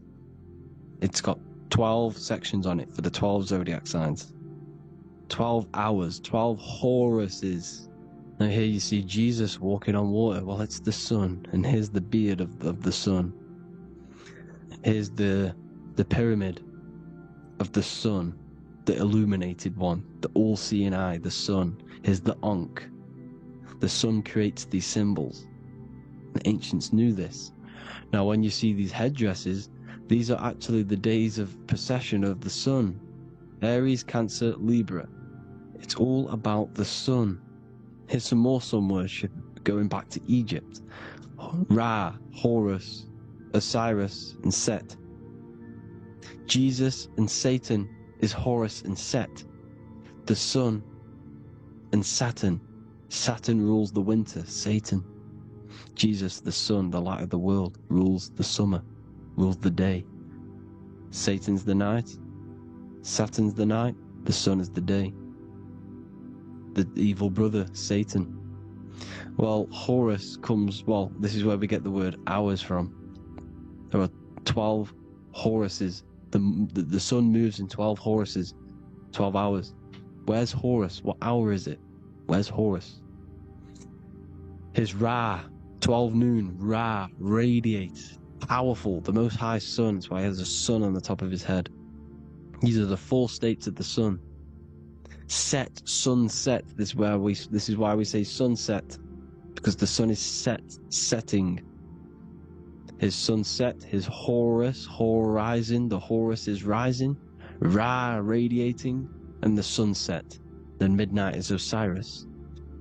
Here's another ancient symbol for the sun, the scarab. Ra, the sun, scarab. It's got the word Ra in it because it's the sun. Here's the sun on top of the scarab with the wings. Because scarabs roll dung up hills, and then they'll let it fall down the hill to gain more matter. To gain more, bigger, like a snowball effect. And this is, the ancients saw this as a process of the sun, because the sun climbs up the hill and then it falls. So they used the scarab to symbolize the process of the sun. The sun climbs and falls. Here's an ancient Egyptian cat cutting off the head of the serpent. Well, the cat is cutting off the head of the serpent, symbolizes the sun cutting off the nighttime. When the sun rises, it cuts off the nighttime. It cuts off the serpent. The serpents represent darkness or evil. Well, there's some more symbology of the sun and the heavens, the arch, the royal arch, the firmament, the sun inside the firmament. These are all ancient churches, and they all depict the firmament with the sun inside. Is the ancient cosmology, you see, because it's all about the sun. Everything's about the sun, because the sun is our orb, made for us to sustain life in this, inside of this creation, inside of this firmament, the royal arch of heaven. Here's the Freemasons depicting it. Here's the Masonic Royal Arch. But you can even see the zodiac signs. Here's Cancer, the checkered board. It's the Royal Arch of the firmament. Obviously, they don't want to tell you that. You live in space, apparently. Some more sun worship. Here's the beard of the sun on the water. They all have this long beard. And why do they say amen? Amen at the end of every prayer. Amen is a sun god, a creator god. It's all about the sun.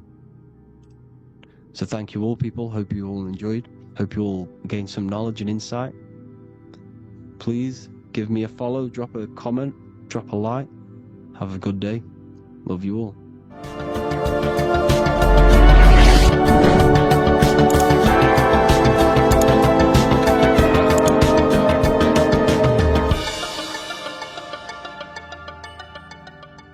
Neo is plugged in on the back of the neck, which is the reptilian brain stem.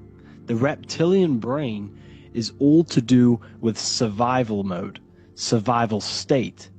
It's always scanning the environment for safety, whether that's physically, emotionally, or mentally. It does not think. It is instant. For example, do I smack the guy or run off?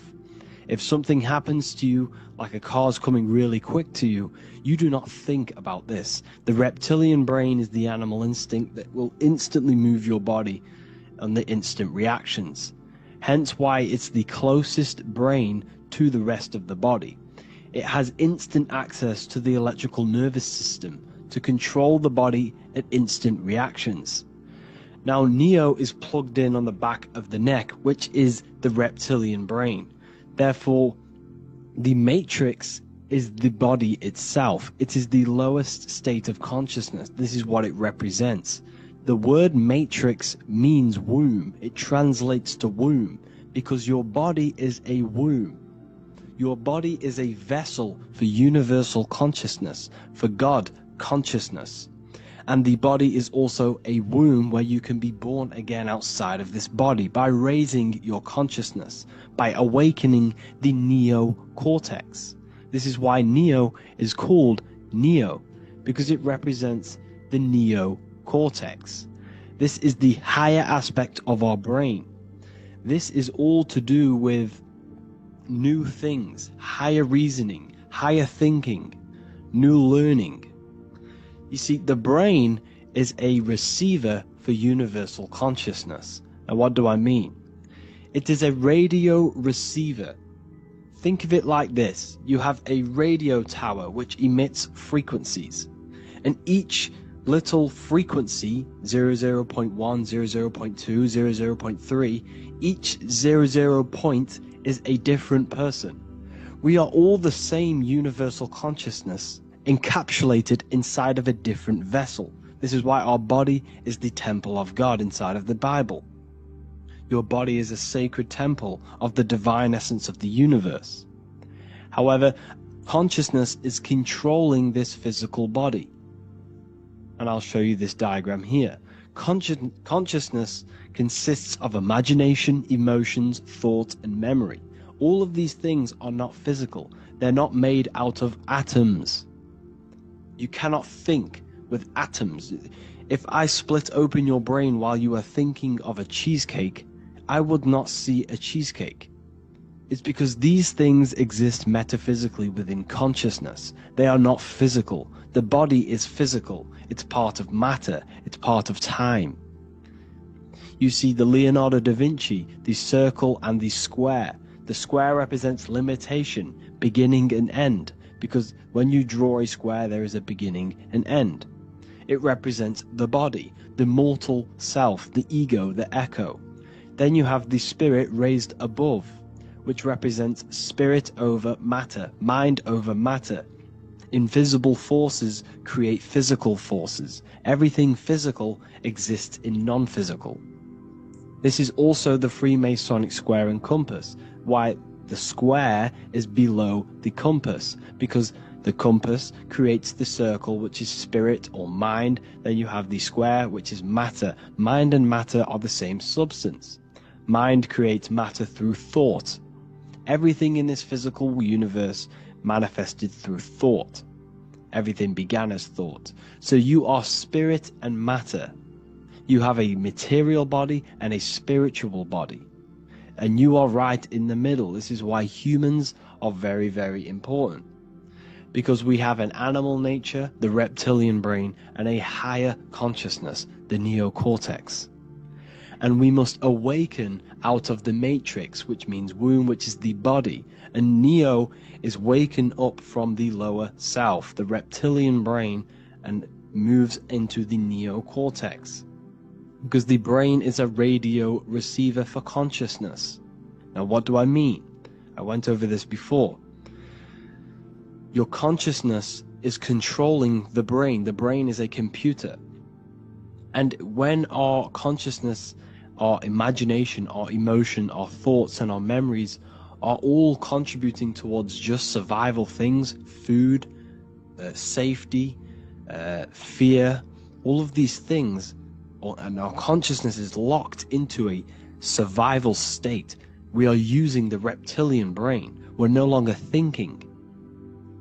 You don't think with the brain, but the consciousness is thinking, which activates the different parts of the brain. When we think for higher reasoning, we use the neocortex. It stimulates the neocortex. When we think about survival, we're using the reptilian brain. So therefore, when Neo wakes up, he wakes up to the higher aspects of consciousness, which is only utilized by the neocortex, by learning new things, and expansion of the mind and expansions of consciousness. Okay? So the whole matrix is to keep you designed, well, the whole matrix is designed to keep you in a survival state, in the three-dimensional awareness.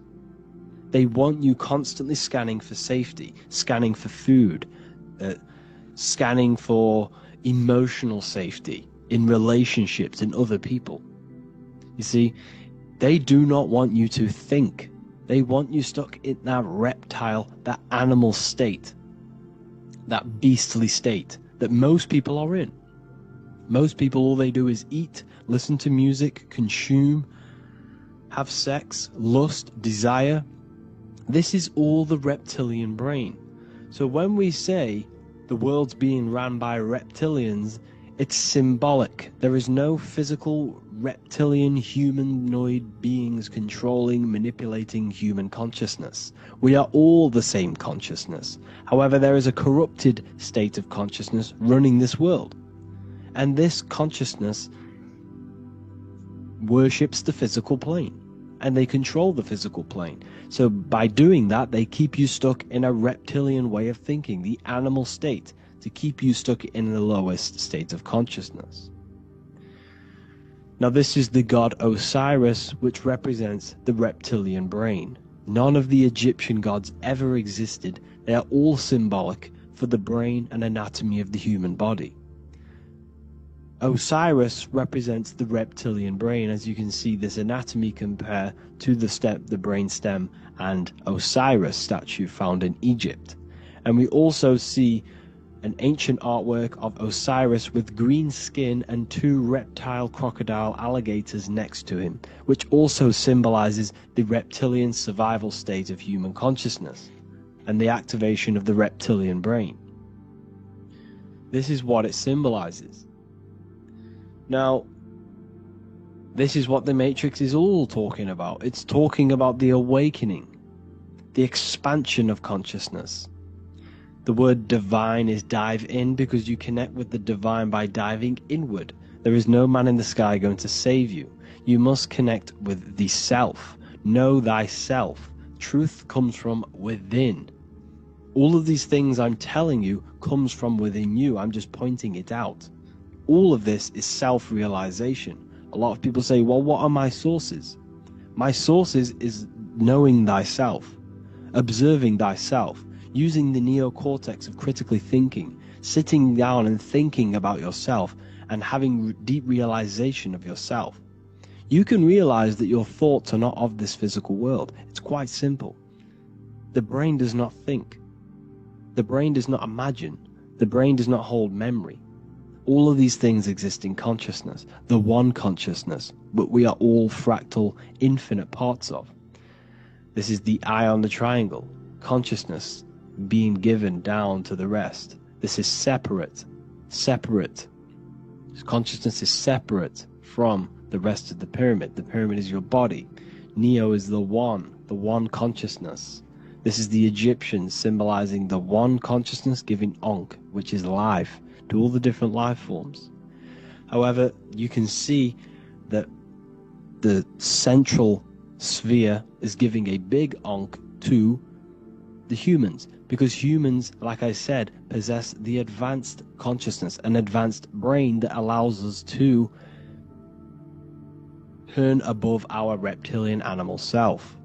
For example, we can go against our reptilian lower animal nature and turn to our godly nature. Animals cannot do that. They are stuck in instinct. They are stuck in a reptilian animal way of thinking and operating. Everything they create is to survive. We can turn against our lower nature and create for amazing things like buildings, architecture, technology. We can use our creative consciousness for anything we wish, not just survival needs. And it's the same with your spiritual journey. You can raise your consciousness beyond this animal state that they try to keep you in through fear, consumption, food, and the reptilian brain. We must awaken, start to think critically, and awaken to our divinity, because the mind, the consciousness within you has infinite potential to expand. There are infinite fields of knowledge that you can explore. The mind can never be filled. It can never ever be full of knowledge. It always expands, and that's why you are alive. That's why you are part of this universe. That's why the science always says the universe is always expanding, because the universe exists in your mind, and the mind is always expanding into new fields of thought, new fields of knowledge and information. And that is your whole sole purpose, of expansion of mind and expansion of consciousness, and the exploration of the mind of God. We are living in the mind of God. You are a thought in the mind of God. You must awaken out of this body. This is why Jesus says you must be born again to see the kingdom of God. You must be born again. You must raise your consciousness beyond physical limitation and awaken to your divinity. And this is pretty much it for this video. I hope you all understand this, that this is all symbolic for consciousness.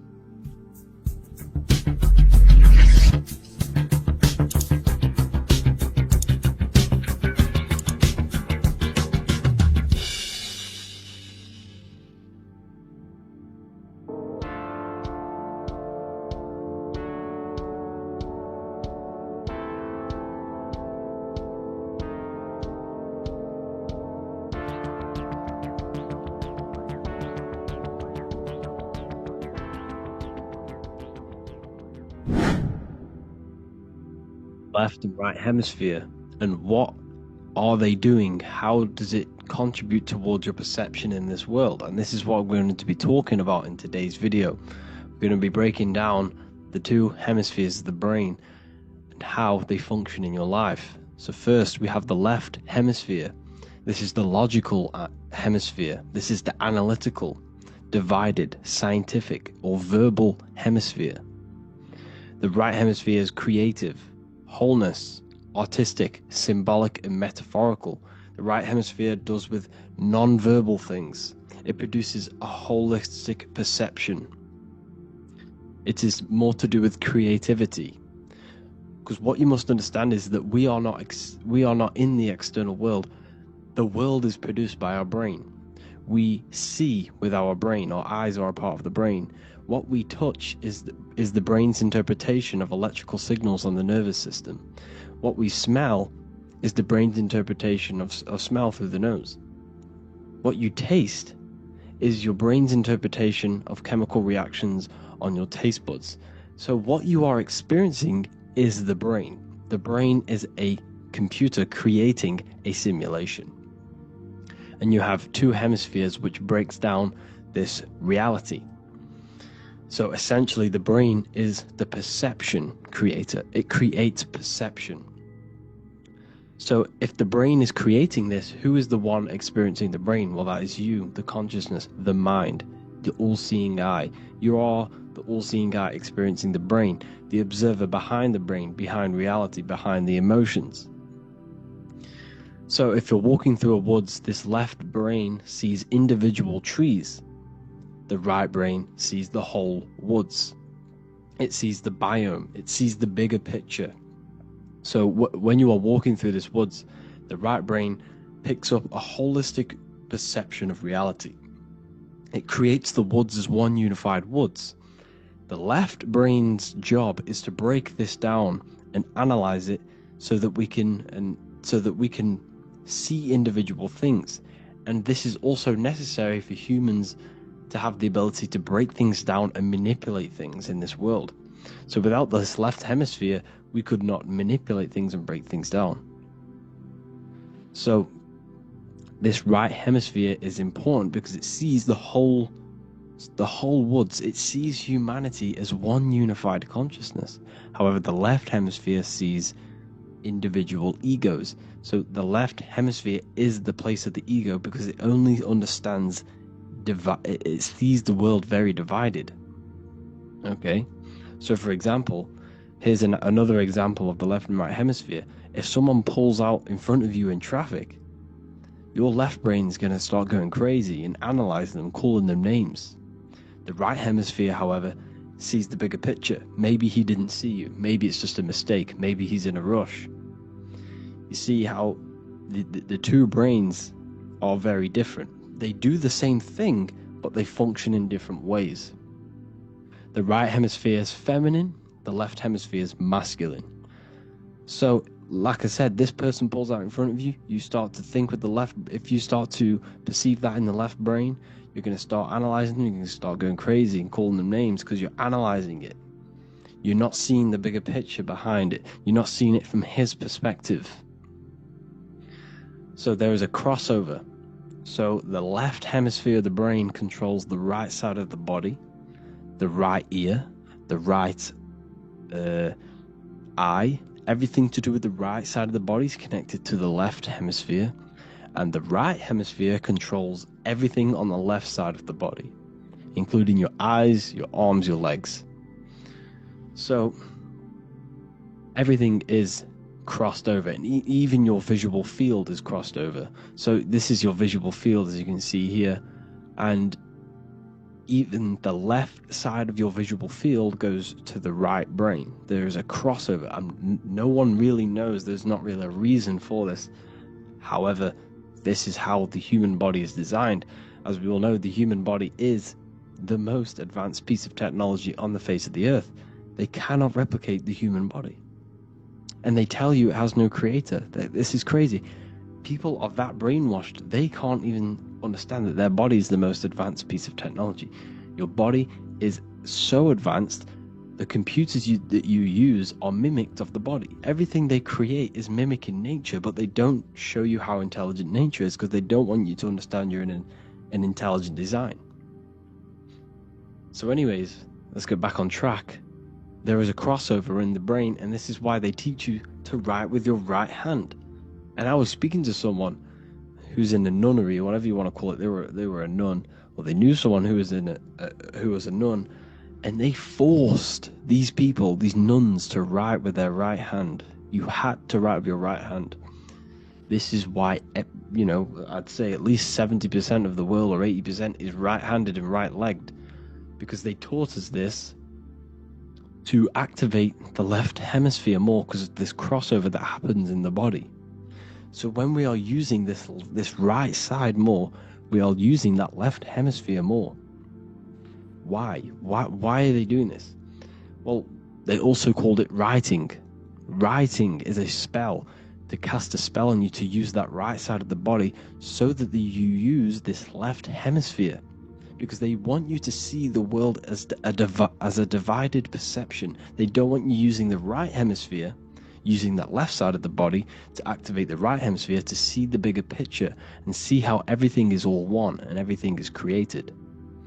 This left hemisphere domination keeps you from seeing the connections between everything, because that left hemisphere analyzes, it breaks things down. So when we are left hemisphere dominated by using the right side of the body, we are essentially seeing everything as divided. And this is why so many people will not understand my work, because my work connects dots and connects fields of knowledge, and makes you see the bigger picture.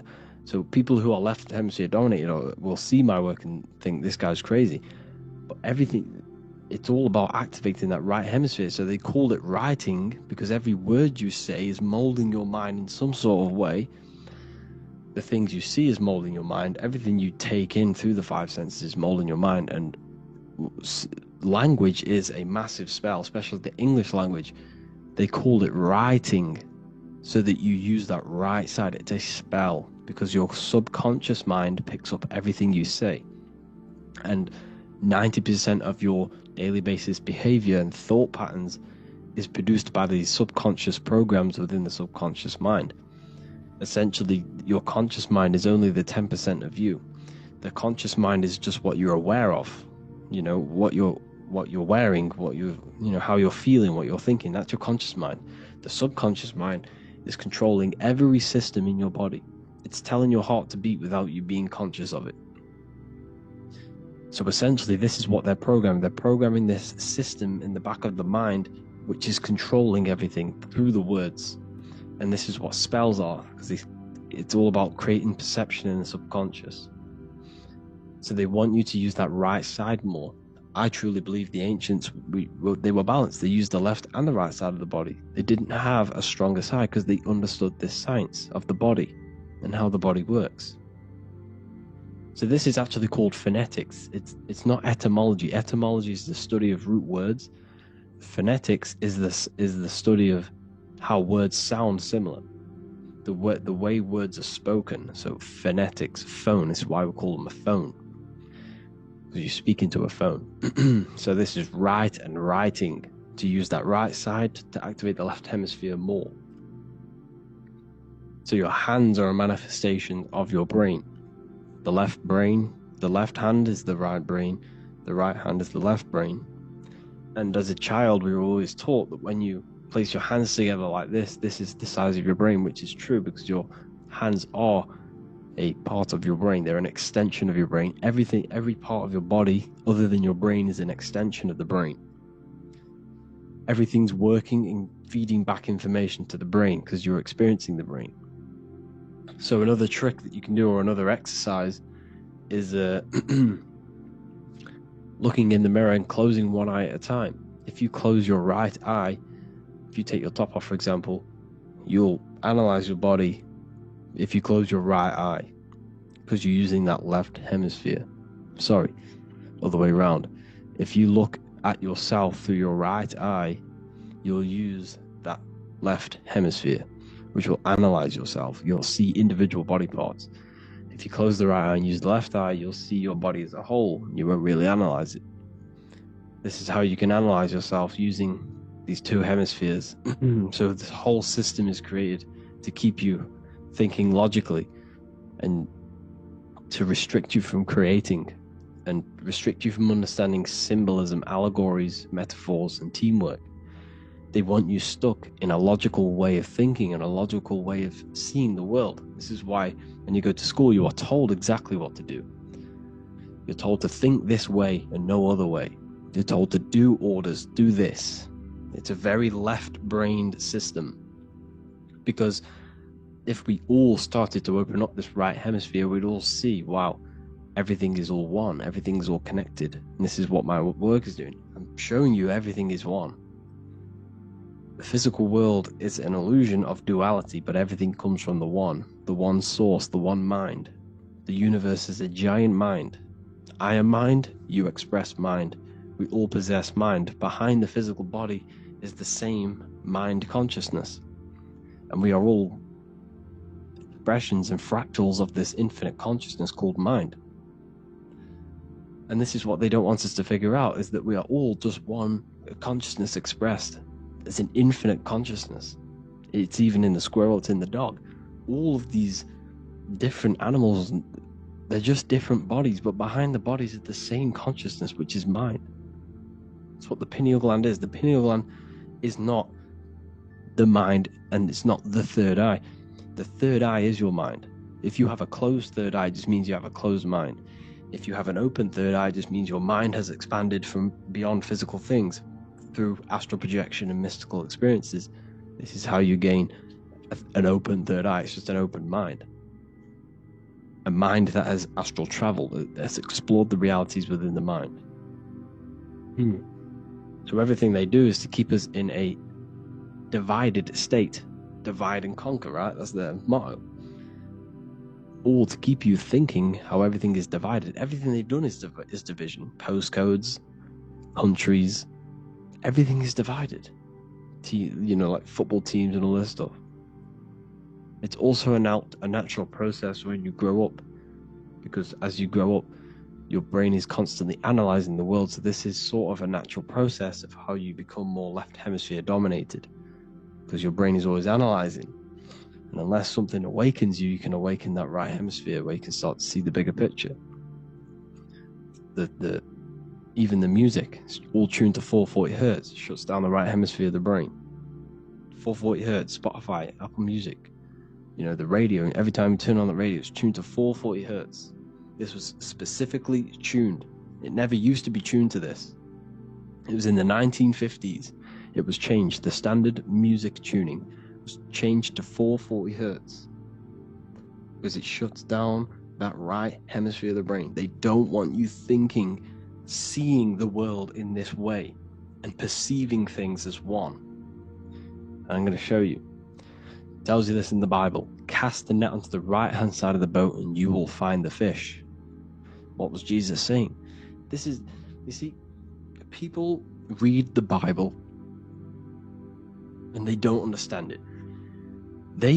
If the Bible is not talking about you, then it has no meaning.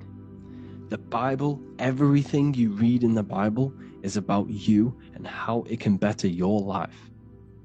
It occurs to you.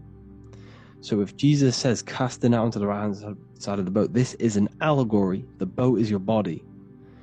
Cast the net, it's the awareness, the perception, onto the right hemisphere of the brain, and you will find the fish. What's fish? What do fish do? They swim deep in the ocean. It represents the knowledge.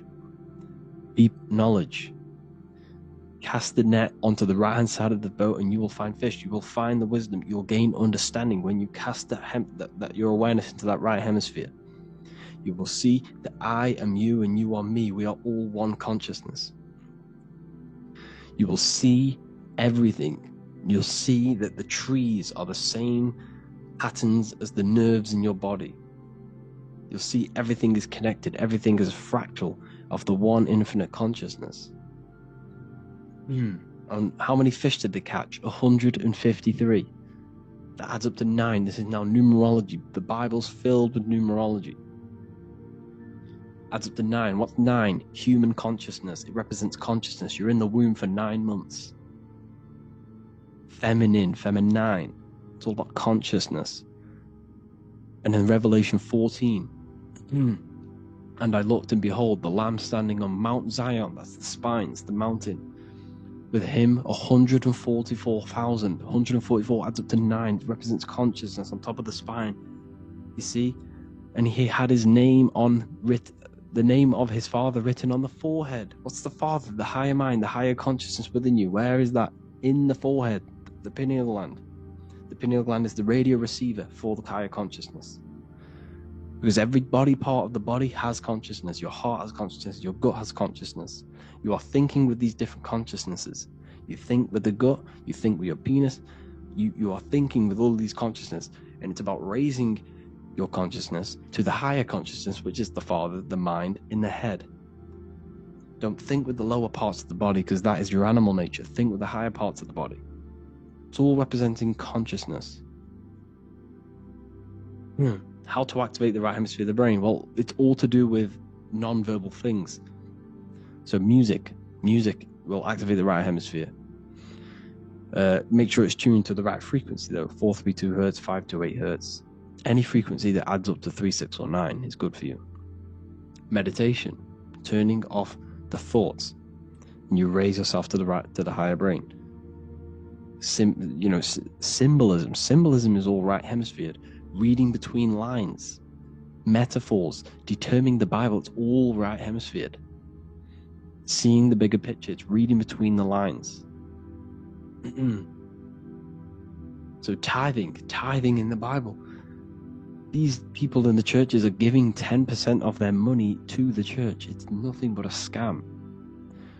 What these people have done is they have externalized the Bible. They have taken the Bible and literalized it so that they can make a business out of it. So what they're doing is 1/10 of the produce of what it says in the Bible, 1/10 of the produce of the land, whether grain or fruit, is the Lord's and is holy. So what's that saying?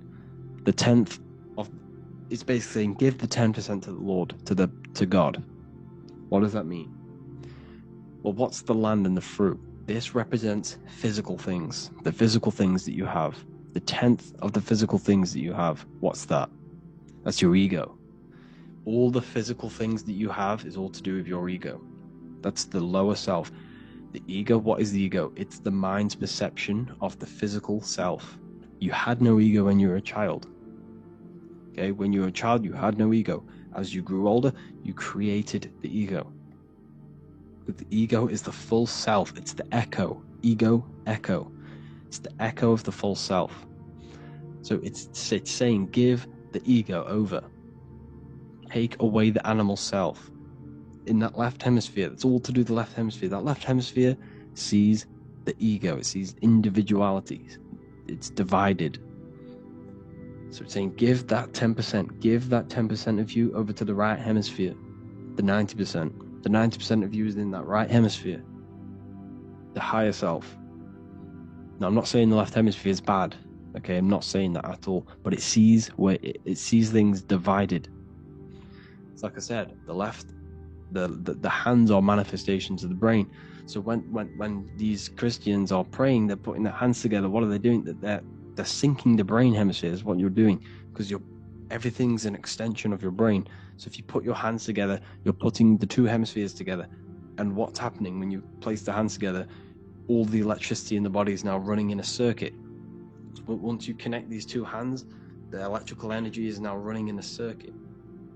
And energy can move around the body quicker and more efficiently. So when you pray, when these people are praying, they don't realize they're engaging in ancient forms of meditation, of balancing the two hemispheres. So now we're talking about balancing the hemispheres, not the right hemisphere. This is what Israel is. Look at the symbol for Israel, the up triangle and the downward triangle. What's that? The up triangle represents male, the downward triangle represents female. Okay? This is talking about the brains. Israel is Ra, Isis, which is female, the Egyptian god, Ra, El. El means God. El, electricity. That's the force of the physical world. It's the force that runs this world, electricity. It's the force of God. El, consciousness. It means God. Is, Ra, El. Isis, Ra, and El. It's the two hemispheres of the brain, the holy land of Israel. It's the holy land, it's the brain. Once these two hemispheres are synced, this is how you unlock your consciousness. This is the easiest way of astral projecting. Hemisphering, I forgot the word for it. Hemisphere syncretization, something like that. It's about syncing the hemispheres. This is how you unlock your consciousness. Once the brain is running as one electrical system, this is how you balance the two masculine and male opposing energies. Once these opposing energies are no longer in war with each other, the brain, they come together to work as one. You unlock your consciousness. You are born again. What happens when a male and female have sex? It creates a new child. It becomes one. you are born again. Once the two hemispheres of the brain, you are born again. You can then have an out-of-body experiences. So this is why the symbol of the Holy Land, Israel, is the up and down triangle back combined together, because it represents unification of the male and female, unification of the hemispheres. You're born again. You unlock consciousness. And you can get this for free. It's called the Gateway Tapes on my website. Basically, it's a audio track from the government, and they did this in the Gateway Experience. It's a CIA document, and what they do is there are different forms of meditations you go through. I think there's about 5 waves of meditations you do, half an hour each one, and it will teach you, it will sync your hemisphere. Because what does it do? They understood that playing one frequency into one ear and another frequency into the other, they understood that the right ear is connected to the left hemisphere, the left ear is connected to the right hemisphere. So when you play 2 different frequencies into both ears, what happens? The brain picks this up, the 2 hemispheres of the brain picks this up, and it syncs it. It syncs these 2 hemispheres, these 2 frequencies together. So now the brain is working as one to sync this frequency. So this is how you can sync your hemispheres, through listening to these frequencies. Okay, you can get them for free and do the meditations yourself. This will definitely help you. This is an easy way to astral project. So it's all about syncing the hemisphere and seeing reality from a unified perception. We should all aim to get out of that left hemisphere. I'm not saying don't use it, but we should now start to see, we should now start to read between the lines of the Bible, read between the lines of the symbolism they're showing. Study symbolism, study allegories and myths. What are they trying to tell us through these allegories? And, you know, this is how we start seeing things in a better way. Once we understand that we are all microcosms of an infinite consciousness, we can all come to one, because love is the unifying force of this infinite consciousness. We are all divided. We are all disconnected from our hearts. Once we all connect with our hearts and see that everything is one, we can all start to love and come together as one. Because love is the unifying force of consciousness. So, if you haven't already seen, I now have launched the Ethereal University. I will be doing lectures like this one, but even better, deeper, and even releasing knowledge that I can't talk about online, as they are censored. I'll be doing lectures every single week. I'll be doing live calls every single week. You also gain access to my library, which is filled with over 45 occult books, filled with knowledge. Okay, I'll show you now. Plus, you get my book, The Book of Wisdom, PDF form, and the Human Health Guide, PDF form. You also get all of this stuff, the health section, Q&As, ethereal meditations. We've got some celestial studies, cosmology, and numerology coming soon. You also get the brand new Manifestation Mastery course, plus the library. And there'll be new books, new lectures, new live calls every single week.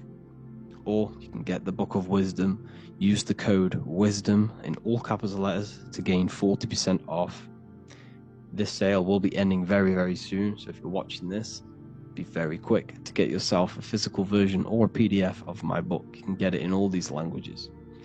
Hope you enjoyed this video, people. I'll see you inside the Ethereal University, the real university. Have an amazing day.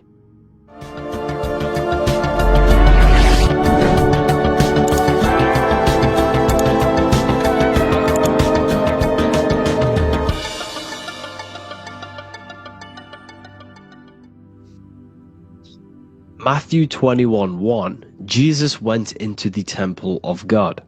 Corinthians 3:16, do you not know that you are the temple of God? Now what is this telling you? That God is within you. Hence why in Luke 21:12 it tells you the kingdom of God is within you. And the side of your head region is called a temple for a reason. because the brain encapsulates the mind. The brain is a physical manifestation of the mind. The heart is a physical manifestation of emotion. So we have these different layers of our consciousness. We have an intellectual, communicative aspect of our consciousness, which we would call the mind. We have an emotional aspect of our consciousness, which is the heart. And to communicate with the divine, it's all to do with the mind. Hence why the ancients always symbolize the mind being God. This is why Michelangelo always placed God inside of the brain on top of Sistine Chapel in the middle of the Vatican. He understood that God is in the brain. God is within you, not outside of you. The church tells you that God is in the sky because they are creating a externalization of the truth to create a business and a distraction, so that you don't find the divinity within you, so that you don't find your power. Now you have Adam, the physical man, the physical body, the ego, the lower self. And he is resting. He's not trying to reach to God, but God is reaching, because the higher consciousness within you is always trying to communicate with you. It's always trying to wake you up to your divinity. But the lower mind, the lower self, Adam, the physical self, is always in ignorance of truth, always in ignorance, and stays in a materialistic way of thinking, which is the lower animal self. And this is what we call a sleep, or an NPC. This is the lower mind of man. But all you have to do is to move your finger to touch God. You have to look within yourself, within the brain, meditate, and you can find God. This is why in the Bible we see many references to the human body and anatomy to truly connect with God. Kings 6:8, the door to the middle chamber was in the right side of the house, which is the right hemisphere of the brain. The middle chamber is the pineal gland, where the seat of your consciousness is, where the seat of your higher consciousness is, the mind. And they went up the winding stairs, which is your spinal column, into the middle chamber, and out of the middle chamber into the third. So they went up the winding stairs. This represents raising your consciousness up the winding stairs. Your spinal column acts as a stairway of consciousness. Depending on what sort of consciousness you are operating in, depends on what part of the spinal column you are using. Because the spinal column ascends and descends consciousness. What do I mean? If you are in a reproductive way of thinking and you're always thinking about sex, you're jerking off all the time and you're always eating, all of your brain's power and your mind's power is being descended into the lower aspects of the spinal column, which represents hell, the physical state of man, Adam, the ignorant state. We're basically living off low-level pleasures like an animal. And the stairway to heaven is your spinal column. They went up the winding stairs into the middle chamber, which is your mind, your pineal gland, and out of the middle into the third stage of consciousness, physical, etheric, astral. When you meditate and you start to raise your consciousness during meditation, you enter the astral plane when you turn off thought. But this is the middle chamber inside of the brain. Here we see another painting inside of Sistine's Chapel of God inside of the brain. This is the brainstem. This is the brain. This is the frontal lobe. This is the back lobe. This is the back lobe. This is the cerebellum. Here's the reptilian brainstem. Here's the claustrum. This is what we are seeing here. Anatomy. Here is another one in Sistine's Chapel in the middle of the Vatican. This is depicting the brainstem. God's neck looks exactly like the brainstem. Here we see a real brain compared to God's neck, because the neck is just below the brainstem. And this is what they are symbolizing, because they knew that God is within you. God is a part of the human body. God is inside of the body, because the body is a vessel for consciousness, for universal consciousness. Inside of you, inside of me, is the same spark of consciousness, and this same consciousness is spread out into every living essence, because everything comes from the one source, the one God, the one consciousness. Matthew 6:22-23. The light of the body is the eye. If therefore thine eye be single, thy whole body shall be full of light. Practicing the single eye. What is this? This is meditation. This is entering within yourself. So the Bible's telling you to practice the single eye. But if thine eye be evil, thy whole body shall be full of darkness. What does this mean? If your consciousness is in an evil way of thinking, if your mind is filled with an evil, negative mind space, then your body shall be filled with darkness, with evil, with negativity. Because negative thoughts destruct the body. Positive thoughts heal and regenerate the body.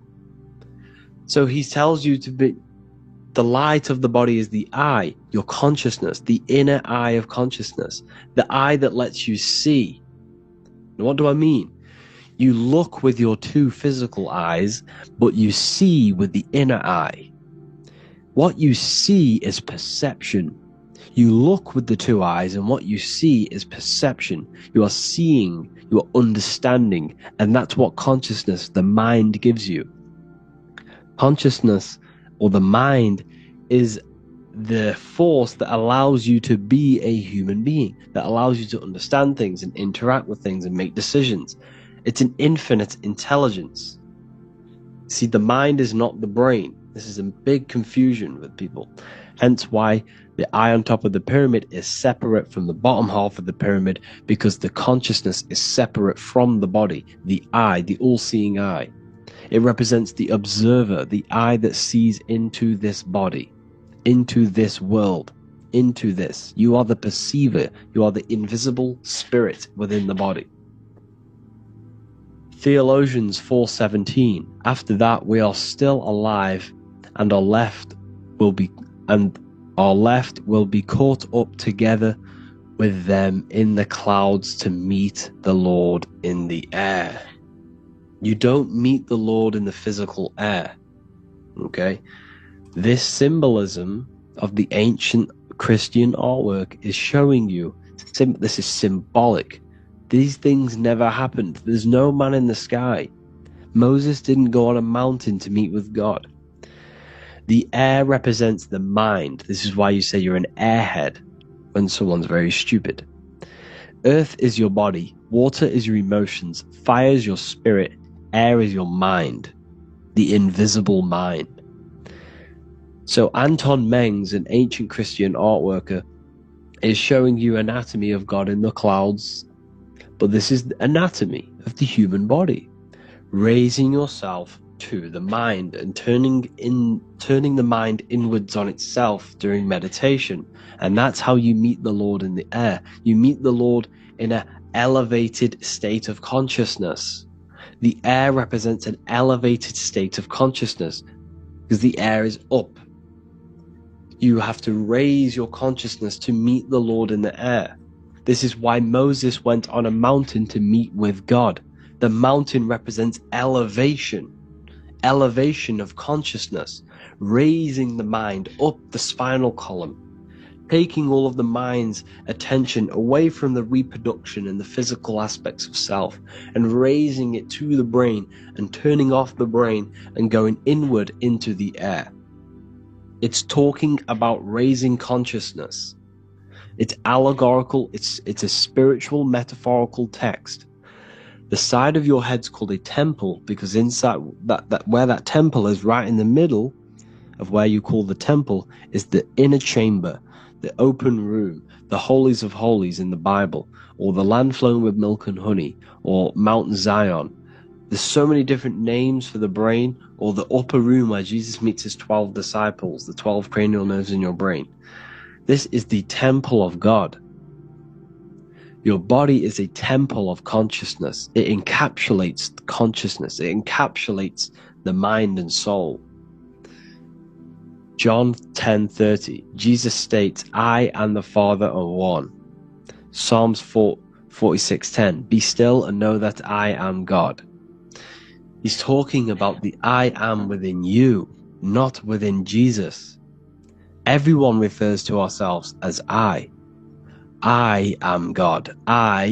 When you say I, you're referring to the highest aspect of yourself. The aspect that is above all thought, above all emotion, and above all things. When you say I, you're referring to your pure awareness, your pure consciousness, the highest aspect of yourself. And anything after I is egotistical. I is God. The letter I is the Roman numerals for one, because there is one God, one consciousness. The letter I is one line, just like the number 1. Matthew 6:3-4, take no thought. Therefore take no thought. Take no thought. He says this 5 times because you must turn off the 5 senses and take no thought to connect with God. Be still. This is telling you to meditate and know that I am God. The I am within you. I and the Father are one.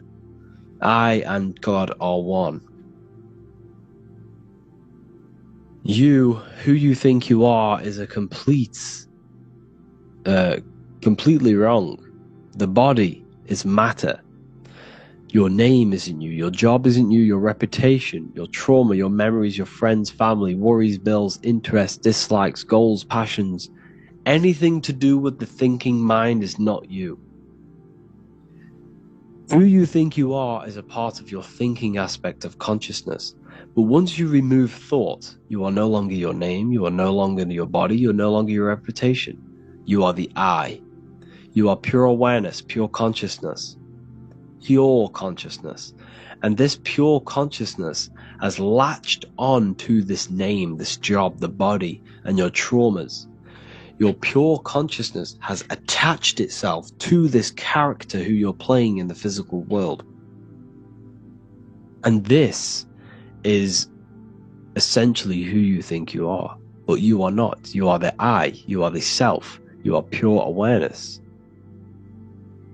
So, in order for you to detach from these things, you must learn how to detach from your name, your job, your reputation. And you do this through meditation, by turning off the thinking mind. Turning off the thinking mind allows other aspects of your consciousness to open up. What do I mean? Your whole life you've been thinking, and all of these thoughts has attached you to this physical body. You haven't allowed your consciousness to open up. And you can only do this by taking no thought. That's why Jesus tells you, take no thought. When you turn off the thinking mind, other aspects of your consciousness starts to open up. Other aspects of your being can open up. And this is how you astral project. This is how you do all these mystical things and things to do with consciousness. It's taking no thought. Imagination, emotions, thought, and memory are all to do with consciousness. These things are not physical. You can't touch thought. You can't touch emotions. You can't touch these things because they are not a physical thing. So you must turn off these things for other aspects of your consciousness to open up. Okay? So essentially the Bible is a metaphorical, astrological, numerological, metaphysical, spiritual, encoded text that talks about human anatomy, spirituality, and the true nature of the human experience. Everything they teach you in school is to make you think that you are this body. Everything they teach you in church is the externalization of the true teachings of Jesus. Jesus was telling you to meditate. Jesus was telling you to practice the single eye. Jesus was telling you to look within yourself and find God. He wasn't telling you to pray to him.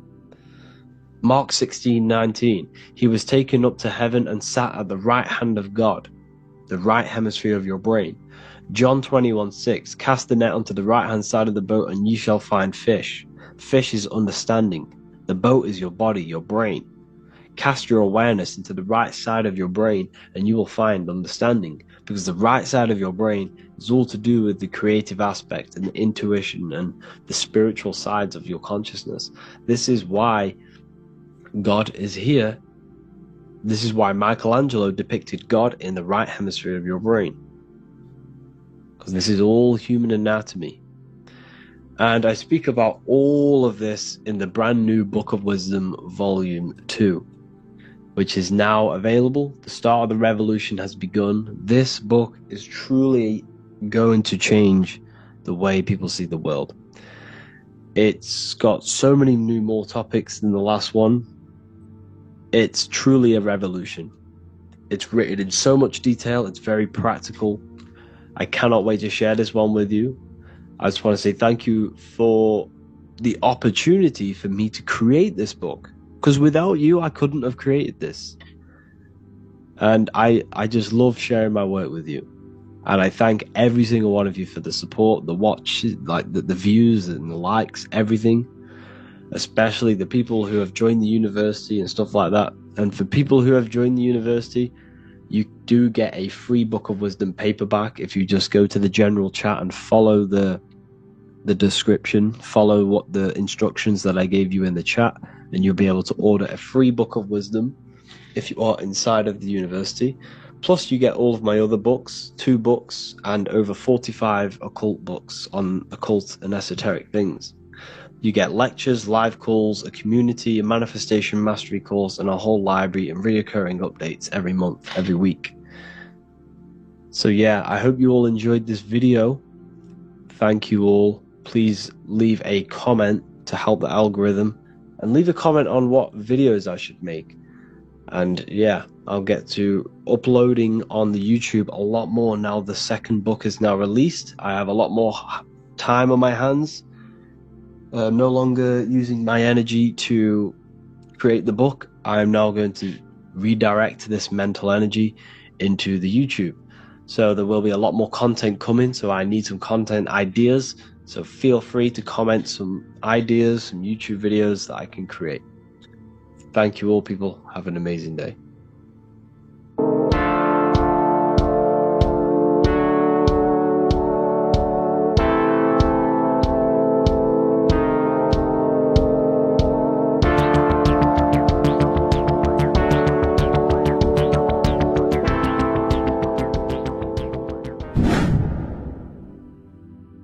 What is good, people? It's Revival of Wisdom. I hope you're all doing well. And this video is how to raise your holy oil or your kundalini. Let's get straight into this. So this is a monthly cycle. Every month, when the moon is in your zodiac sign, this oil is released. Now, the moon is in control of monthly cycles. For women, it's the menstrual cycle, and as well this holy oil cycle. The moon changes sign every 2.5 days and passes through the zodiac signs in 27 days. So the moon tells the day, the sun tells the time, the stars tell the month.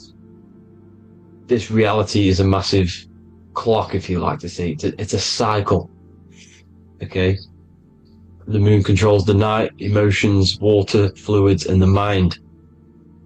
Okay, so this oil is produced in the claustrum. It's produced in the claustrum, which is here, right? This is where you get Santa Claus from.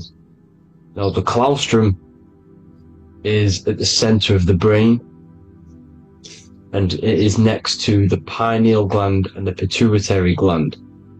Once it starts in the claustrum, this is the holy present. This is the present that Santa gives to us, Santa Claus. And it goes to the pituitary gland and the pineal gland. And what's connected to the pituitary gland and the pineal gland is the Ida and the Pingala. The Pingala is the pineal gland's nerve, which is the honey, which is the positive charge, electric, and the pituitary is the Ida nerve, which is the magnetic charge. This is the milk, the land flowing with milk and honey. This is the brain, the heaven, heaven, okay? And it travels down the spine using these two nerves, these electromagnetic charge. And this is what the ancients symbolized with the two serpents wrapped around the spinal cord, the Ida and the Pingala. And this travels down to the sacrum or the solar plexus. Okay, so once it's here, okay, the spine is an elongation of the brain. So the spine is pretty much the brain. It's an extension of it. And it's kind of a microcosm of how we descended from heaven to physical reality, to physical matter, which is our consciousness has done. Our consciousness has descended from heaven into physical matter, and this is a microcosm of it. Okay, so once we're in the sacrum bone, this holy oil, like I've just explained, this holy oil starts in the Sancta Claustrum, goes down the chimney to the sacrum. This is the sacrum, the solar plexus, and drops the present off at the sacrum. Now, once we're at the sacrum, we need to raise our vibration to take this oil back up the spine. Okay, and the River Jordan symbolizes this in the Bible. King Herod wants to kill Jesus in Nazareth, which is here, this is the River Jordan, is Nazareth. He goes to be born in Bethlehem and then goes back up to Nazareth to Joseph and Mary. Joseph and Mary, the pineal gland and the pituitary gland. The Bible is huge symbolism. It's all metaphors for this sacred process which goes on inside of your body. You are the Temple of Solomon. You are the Holy Land. The Holy Land is your brain. Once this oil is at the sacrum, you need to raise your vibration in order to take it back up. Once this oil has gone back up to the pineal gland, it activates the crystals which are wrapped around your pineal gland. Your pineal gland is this tiny little beam here. This is the claustrum. This is the pineal gland, and it's wrapped in crystals. And when this oil travels back up the spine by raising your vibration back to the upper room where Jesus met the 12 disciples, or the 12 cranial nerves in the brain, and it activates and it turns on this pineal gland, and once it's turned on, it illuminates all the cells and the nerves in your brain and turns them all on and activates the higher God man, the God consciousness, Christ consciousness. And it regenerates the whole body. This is the secret to regeneration. It regenerates all the cells in the body. And this is how the ancients lived for thousands and thousands of years. As talked about in ancient texts. They lived for hundreds and thousands of years because they knew this secret.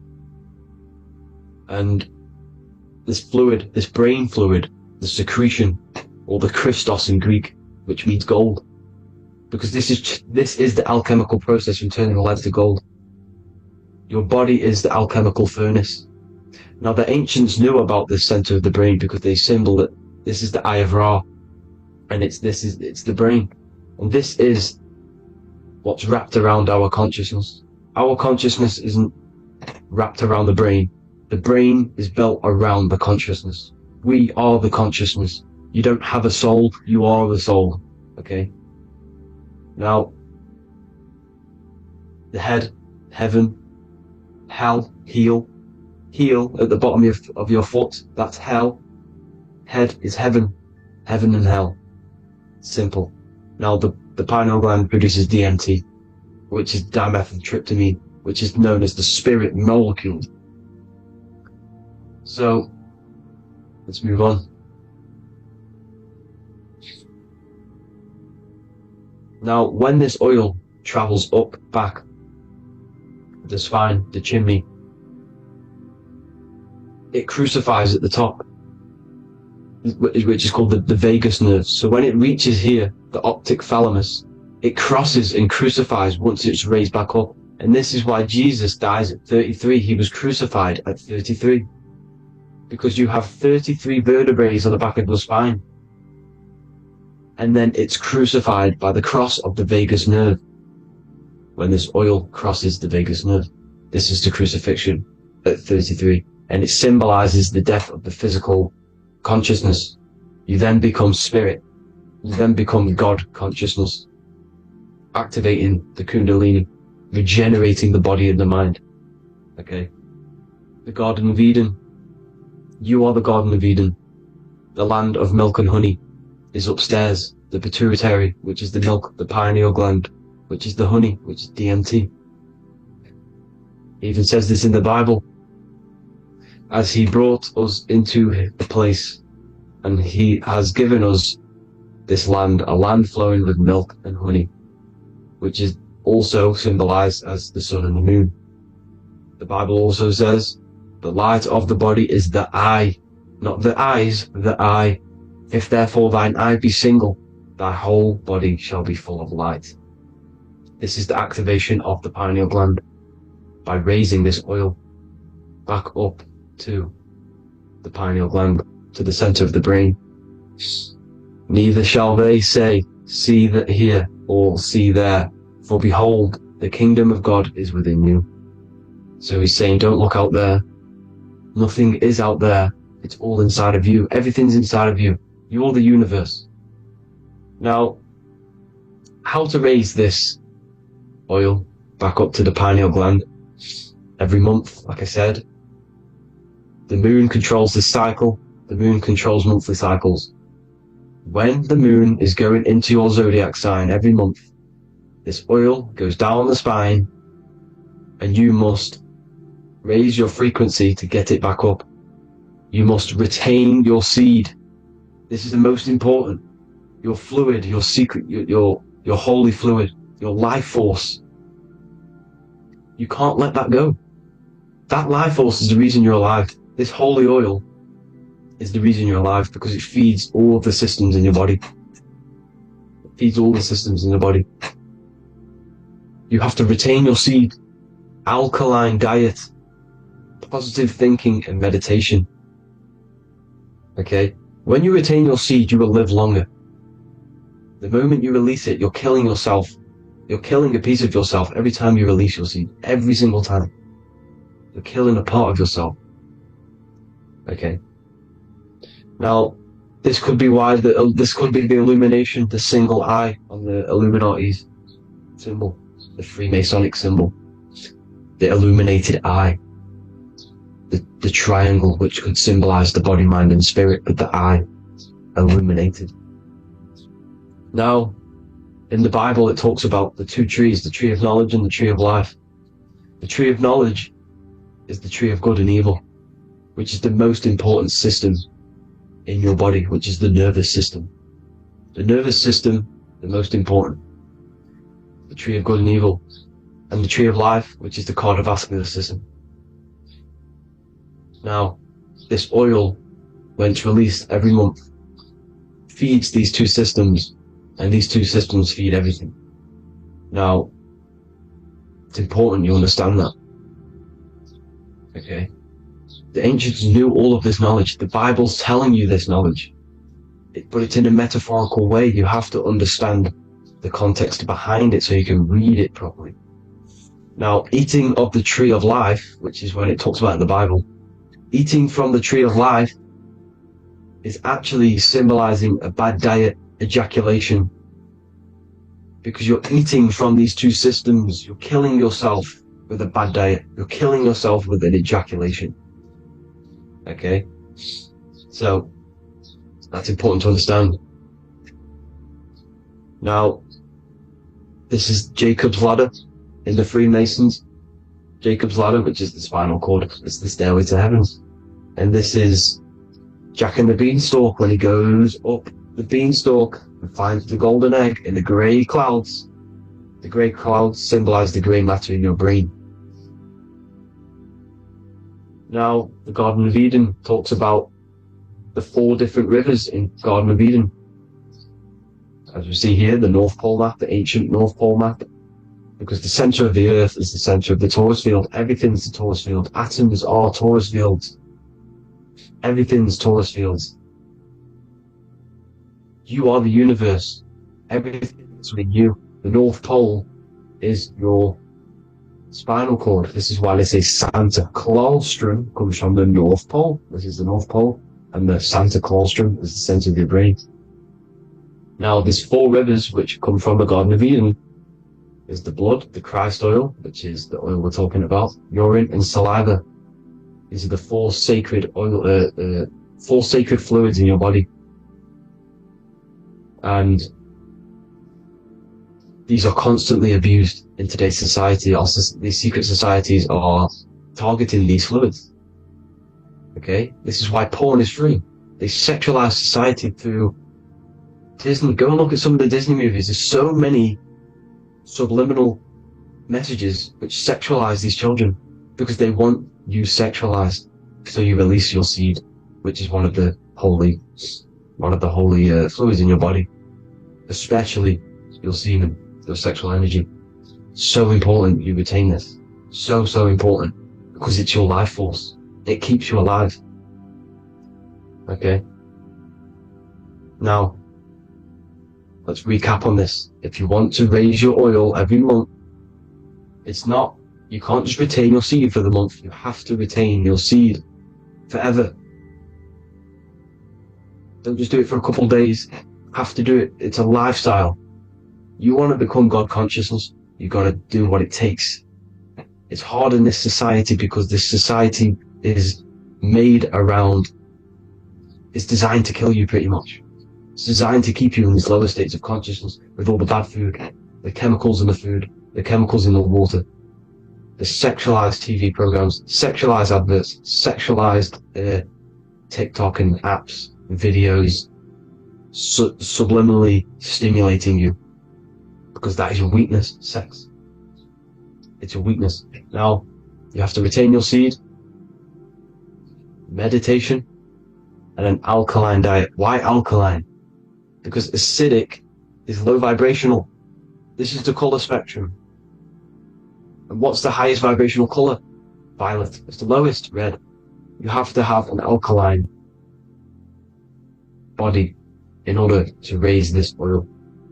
When you drink, when you have a bad diet, when you drink alcohol, when you smoke, this destroys the oil.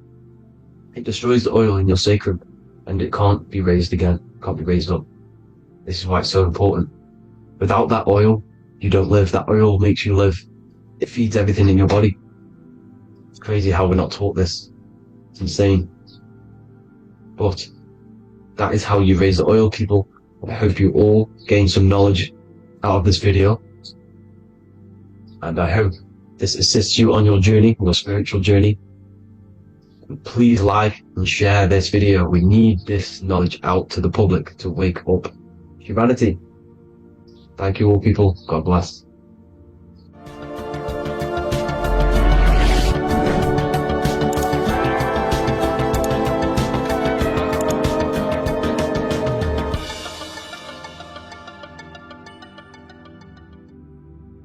What if I told you that you are under a spell, and this spell is controlling you in every aspect of your life, and you don't even realize it? Spells are not what you've been taught. They're not fantasy magic wands that are casted over you. No. Spells are much, much deeper. A spell is a belief system that is installed into your subconscious mind, which holds power over you. Okay? If I install a belief into your mind and that belief holds power over you and controls you, that is you under my spell. A spell is a belief that someone has installed into you. Okay? You have a subconscious mind. The subconscious holds power over 90% of your daily basis behavior, thought patterns, and overall emotional state. because the subconscious is the back end of our mind, the mind that we don't really have access to.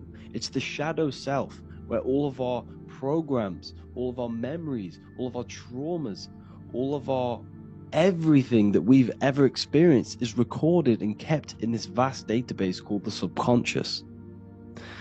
Now, the subconscious is the 90% of our mind. We are only aware of 10% of our mind, which is the conscious mind, which is what you're using now, what you're consciously aware of. But there is a subconscious mind that holds power over your conscious decisions, and you don't even realize it. For example, as a child, you had a very, very traumatic event happen. Let's say as a child, you were not loved enough by your parents. And this feeling of you not being enough for your parents and feeling alone as a child implanted this seed. And this seed was planted by your emotions, a strong emotion. And over time, as you grew older into an adult, this seed grew and grew and grew. And what this seed grew into is you being very needy. You always seeking validation from others. Okay? But you taking this conscious decision 10 years down the line actually stems from this hidden cause within your subconscious mind, within this little feeling, this seed inside your subconscious where you don't feel like you are worthy. So this results in a conscious decision of you seeking validation from others, being very needy from others. Okay?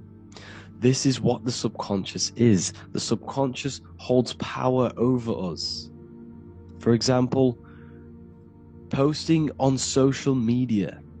Why are you actually posting on social media? If you take a selfie with your new watch, new car, and you go and post that onto your social media, why are you actually doing that? On the deepest root cause, it's not because you just want to post a picture. No, it's much deeper. It comes from a subconscious belief or a subconscious emotion of you seeking external validation. Whether you believe that or not, but that's what it is. If you're posting on social media, you're seeking attention, you're seeking validation from others on a deep level, on a subconscious level. You may not even realize this because it's subconscious. Now, this is what a spell is. Money is a type of spell. Remember, money doesn't actually exist. Money does not exist. Money is a physical object inside of the material plane. But the physical object has a belief in the mental plane. See, the mind is the highest plane. This is the root cause of reality, the mental plane. Okay? So our belief in our mind has given this piece of paper value and a meaning. But in reality, it's just a piece of paper with a belief behind it. But this subconscious belief behind this piece of paper is controlling your daily basis behavior. It's controlling your emotional state and controlling your life without you even realizing it. Without you even realizing that it's all an illusion. Money does not exist. It's the belief that gives the piece of paper a power. And the way we break the spell is by realizing that the money doesn't actually exist. The whole world is under the spell of money, and it's controlling all of us. But the spell is the belief. Once we all wake up and realize money has no value, it doesn't actually exist, it's only a belief. There is no actual money. That's how we break the spell. The spell is broken when we figure out that we are under the spell, under the belief, under the illusion of this piece of paper having value, and it's controlling our lives. That's why the word money has Mon within it. Mon is moon, and the moon represents our hidden aspect of our mind, our subconscious, and the sun represents our conscious mind. See, you have two versions of yourself. You have the self that you show to everyone, the conscious mind, and you have a shadow self called the subconscious, which is the hidden aspect of you. For example, do you really love your partner who you're with, or are you just with them for... Is there a subconscious fear of being alone? Do you really want to be with this person, or is it stemming from... Are you staying with them because it's stemming from this fear of being alone, of being lonely?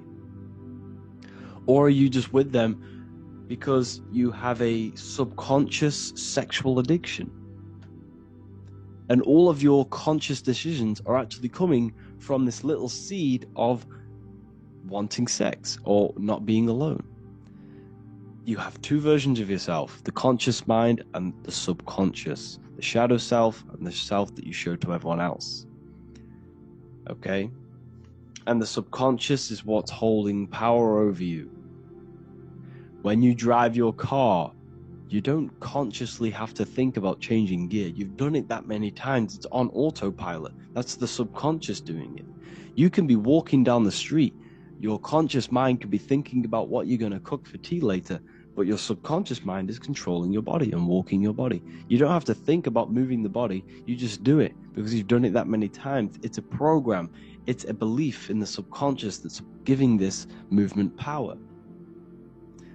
You see, the subconscious holds a lot of power over you. Our beliefs hold power over our daily basis behaviors and actions. Okay, like I said, posting on social media, this is seeking external validation. There's a subconscious stem, there's a subconscious urge bringing this desire into conscious reality. So we must break the spell of our emotions controlling us, our traumas from a child controlling us. For example, another example of this, let's say you were in a car crash years ago, and this car crash led you to having a very traumatic event, very traumatic emotion you felt in that car crash. You felt a lot of pain. That was impressed into your subconscious. And even to this day, you're probably scared of going into trains, going onto cars, going inside of vehicles. And you might not even be aware that it's actually stemming from this event that happened 10 years ago. That's the spell. That's the spell that's holding power over you. And you don't even realize it. You realize the spell when you realize you're being controlled by this old belief, this old trauma. That's what a spell is. A spell is not something I cast over you with a wand like Harry Potter. Spell's much deeper. It's the hidden aspects of our mind that hold power over us, that control us. Okay? So how do we get rid of the spell? How do we break the spell? By installing new belief systems, by installing new programs into our subconscious. The subconscious is impressed by repetition and emotion. Everything you do on repeat, for example, tying your shoelaces, you can be looking up into the sky, closing your eyes, thinking about what you're going to create for tea while doing your shoelaces. You've done it that many times, you don't have to think about it. That's the subconscious taking over. Okay? That's the repetition aspect of the subconscious. For example, you could probably run down your stairs. You know exactly how to run down the stairs. If I tried to run down your stairs, every staircase is different, I'd probably fall over. But you've done it that many times, you know exactly how to do it. It's what we call ritual. When you have an evening ritual, when you tidy the house, you do your skincare routine, you wash your teeth, that's a ritual. This is what the ancients called ritual. When we do rituals, we're trying to implant something into our subconscious to either remove an old program, an old seed that is controlling us, for a new one that's going to grow into new light, into a new reality. So you can implant messages, implant new programs into our subconscious, which will then grow into a new reality. Okay? Because if I tell you something over and over and over again every single day, for example, if I say, you do what I say every single day I repeat the statement into your ears, about a month or 2 months in, you're going to start to believe in that statement, and you're going to start to be under my spell. You're going to start to do everything that I say. So this is what spells are. Spells are subconscious beliefs that hold power over you, and you don't even realize it. So we need to remove these old programs we have that are controlling us for new programs. And we do that through ritual, affirmation, and imagination. Repetition and emotion is key to impressing the subconscious. They are the two ways that spells are created, that programs are created. The subconscious only knows the now, and it only knows you. So every word you say is a spell. So when you call someone else a name, you're calling yourself a name, because your subconscious takes everything you say as truth, because it only knows you. It doesn't know anyone else. So every night we can do affirmation. We affirm the reality we want. This is what we call a ritual. We sit down or we stand up, whatever it is, you affirm the reality you are, I am statements. And then you imagine that reality. And you do this over and over again, every day, twice a day, 3 times a day, however many times. And this will cause repetition. This will install a new belief system into your subconscious, which will then start to show in your external reality. It will start to put you under a spell of the new program. For example, if I install into my subconscious that I believe that I am rich, every single night I affirmate that I am rich, I am wealthy, I am free. And then I do a ritual. I start to imagine this reality. Every single night I do these 2 things on repetition, and I start to feel the reality and imagine the reality. Over time, I'm going to start to believe that I am rich, that I am free, and I am wealthy without having the physical reality. And what this will do is that it'll implant a message deep within your subconscious mind. It will plant the seed of this belief. And this belief over time will grow into 90% of my thoughts, 90% of my actions, 90% of my words. My words, my thinking will change due to this new belief. I may not even realize it, but I'm looking for more opportunities to make money. I'm speaking to more people because of this belief that I've installed. This belief has triggered new ways of thinking. My mind, my conscious mind, is now only operating to fulfill this belief. And my conscious mind might not even be aware of it. You won't even realize that you're manifesting this belief of being rich. And that's how it happens. You implant the belief within your subconscious. You implant the spell into your subconscious, which will then gain control over you. So we need to make sure we're removing the negative spells, the negative programs that are controlling us, for new regenerated ones, for new ones that are going to create new realities, a better life. Okay?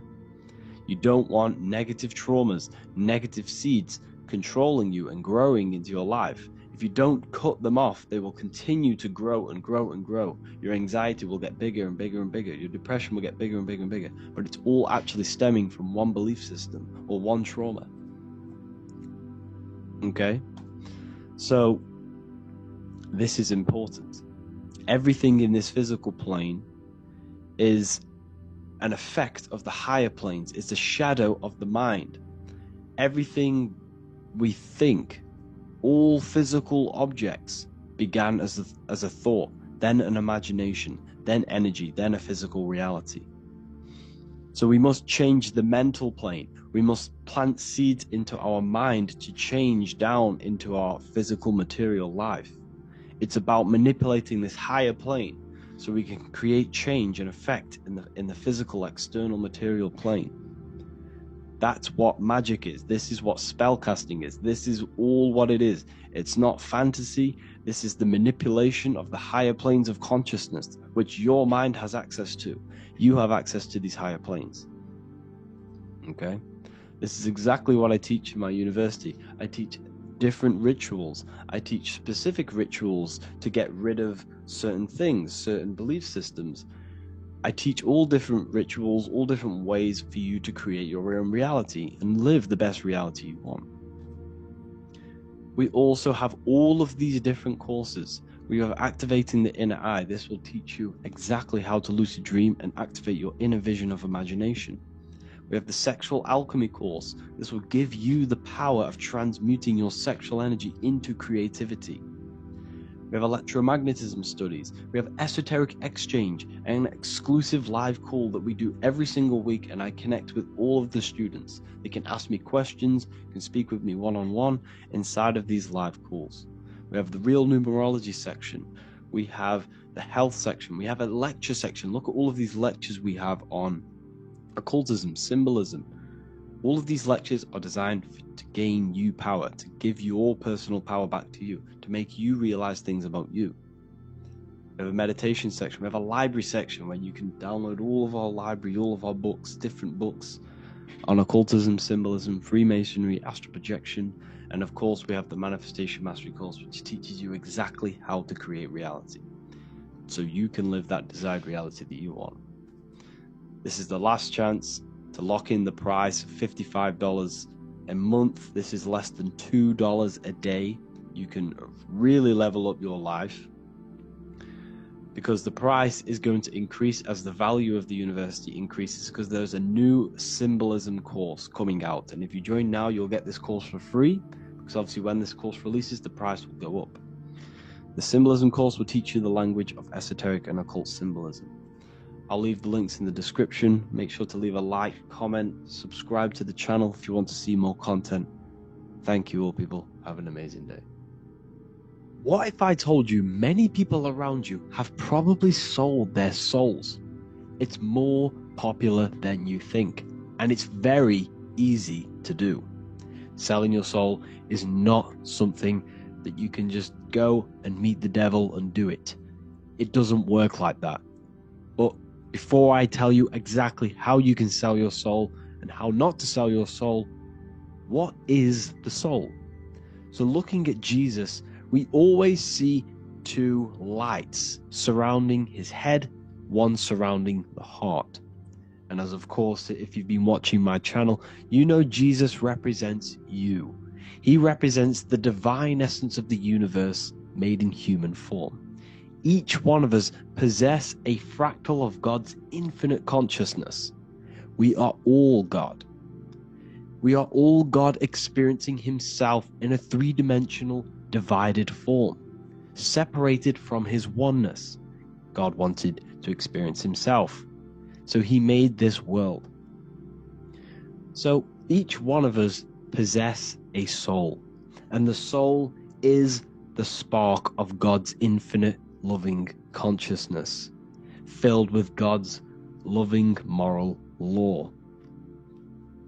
So the reason why Jesus is always have a light above his head and a light on his heart is because this represents the brain and the heart.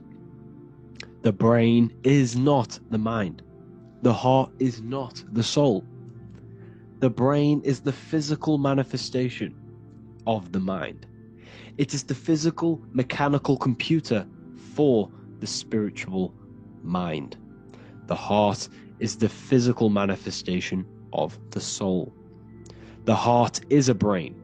In fact, it contains 40,000 specialized cells, which are the exact same cells found in your cranial brain. Yes, your heart is an emotional brain. Your cranial brain is a thought brain. It's a computer. Okay?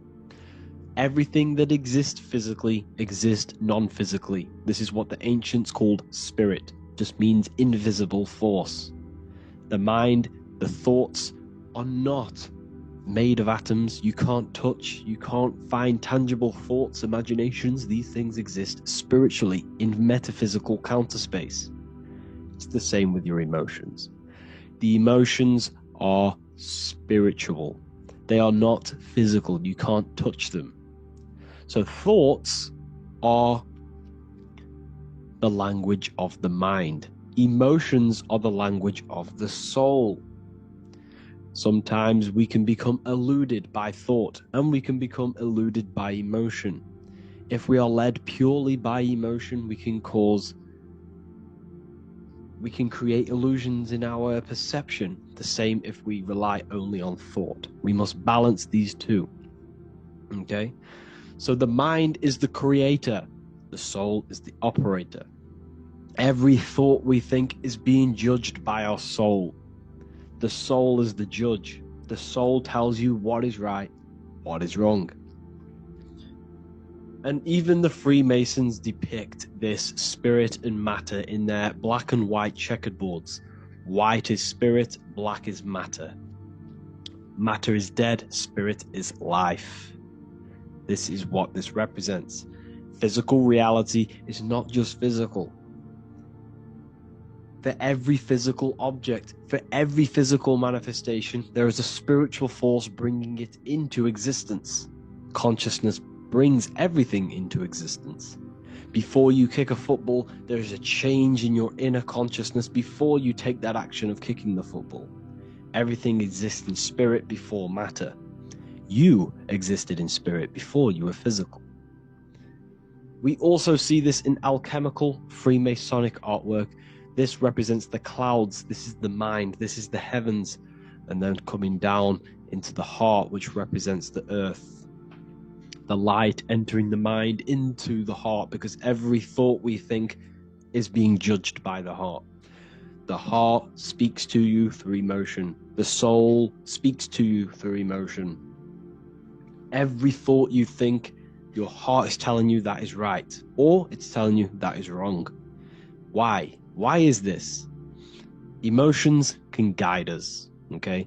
Emotions are the language of our soul. Our soul guides us to our soul purpose. Each one of us contains a purpose in this physical life. There is a reason you are alive. There is a reason why you came from spirit into a material reality. Your jealousy reveals where you need to be in life. If you are jealous of someone, this is your soul saying you need to be there. That's where you need to be. Your fear reveals your greatest growth in order for you to reach your life's purpose. If you fear something, this is your soul telling you you need to overcome this in order to reach your life purpose. This is the next obstacle. The soul, your life purpose is not found in your passion, it's found on the other side of your greatest fear. The soul's always seeking, it's always seeking truth. It's always seeking to expand, to learn. The soul must go through pain in order to overcome, in order to grow. That's why we are here, to grow and expand and create. We also see this in alchemical artwork. Again, the mind in the clouds, the heart and the soul. They must work in unity. Each one of us contains the spark of the divine, which is the soul. Okay? Which is the soul. This is the operator. G-O-D. Generator, operator, destroyer. The generator is the mind. The operator is the soul. The destroyer is the body. Everything will generate, everything will operate, and everything will die. That's the Trinity. The Father, the Son, the Holy Spirit. There's always a Trinity, Brahma, Vishnu, Shiva. Okay? So each one of us contains God's law, and it's encoded within our consciousness, within our soul, within our heart. That is what's judging everything you do. Every time you hurt someone, you can feel it. If you've ever punched someone, you can feel it. You know it's wrong. If you've ever stole something from someone, it doesn't matter what you've learned in the past. If you steal something, you know deep down within your soul it's wrong. This is because each one of us are encoded with God's law of love and integrity. I don't care how tough you think you are and how hard you think you are and what you've done in your life. I don't care. You know what is right, what is wrong, because you are encoded with love. Does not matter how far your mind can take you away, how corrupt your mind can become. There is always a spark of love and empathy in your heart, in your soul. You know this when a child. When you're a child, you're not racist. You don't want to hurt anyone. You don't want to steal. As a child, you're pure love, you're pure awareness, you're pure. You would never think about being racist. It's the corruption of the mind that leads us to corruption. Our soul always wants to do good. So the soul is encoded with God's law, and when we go against this law, this destroys our body. Yes, because your body is electromagnetic, and that's being casted from your heart. So every time you go against the heart's guidance in moral law, we weaken our electromagnetic field, which weakens our body. If you've ever looked at someone who's very negative, you can see them. You can see that they are aging quicker. You look at Scrooge, for example. If you ever watched Scrooge, look at how corrupt he looks. That's his heart. You can see the people's hearts on their face. People who do negative things and have negative thoughts, negative emotions, you can see it in their eyes, in their face. It's because it corrupts you. It corrupts the body. It ages the body. Goodness is life. Okay? So can you sell your soul? You cannot sell your soul physically. But what you can sell is your conscience.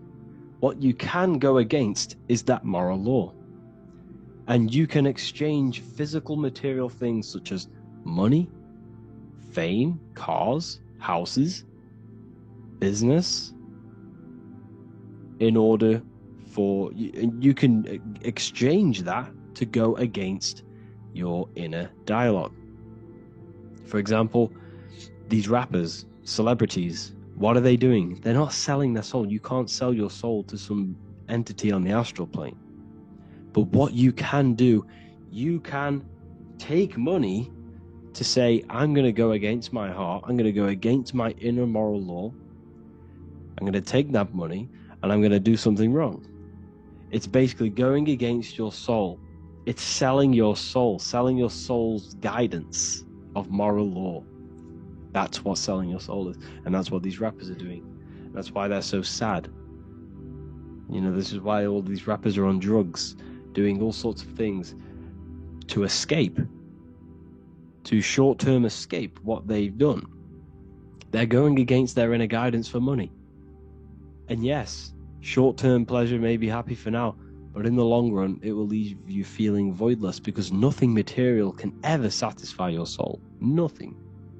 You could gain £1 million tomorrow, guaranteed within 2 weeks you'll be back to the exact same position, mentally, emotionally, as before, because nothing physical can ever satisfy you. Guaranteed, if you received $1 million if you received $1 million now, in a week's time, you'd be hunting for the next million, because it does not satisfy you. There's a reason why these billionaires don't stop working, because they're so addicted to earning and earning and earning. It doesn't satisfy you. The only way you can satisfy yourself is through Christ consciousness, is through self-love, is through loving thyself, knowing thyself, and becoming balanced internally in consciousness, instead of seeking external validation through material things, which end up leaving you feeling voidless, empty inside, and sad and depressed and anxiety. Everyone's looking outside of themselves for validation, when true validation comes from within.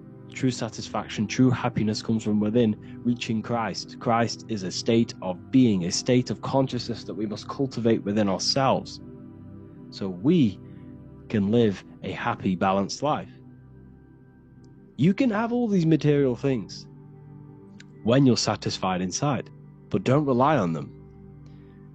Me, I enjoy material things, but I don't desire them. I don't chase them. I don't rely on them for happiness. for validation. You can have big cars, you could have your favorite watches, you could have Lamborghinis. Yes, it's fun, but don't let it give you your happiness. As long as you're happy on the inside, it's okay to have these things. You should seek balance with your inner world and outer world. Okay, so this is what they are doing.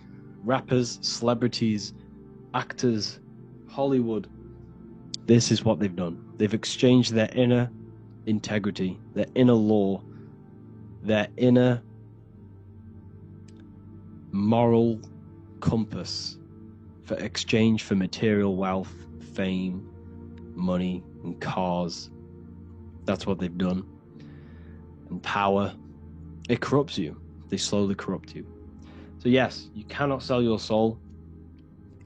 And if you wish to learn more, I'll see you inside Ethereal University with my community, where we are learning every day to master ourselves, to expand our consciousness. If you want to lucid dream, astral project, master yourself, create the desired reality you want, learn about human consciousness and your full potential, then Ethereal University is for you, and I'll see you inside. The link will be in the description. Thank you for watching. Geometry. This is the study of nature, of the codes, the mathematical codes behind physical reality. So today we're going to be going deep into geometry and the true esoteric internal geometry, the geometry that no one really talks about, and how geometry relates to human consciousness.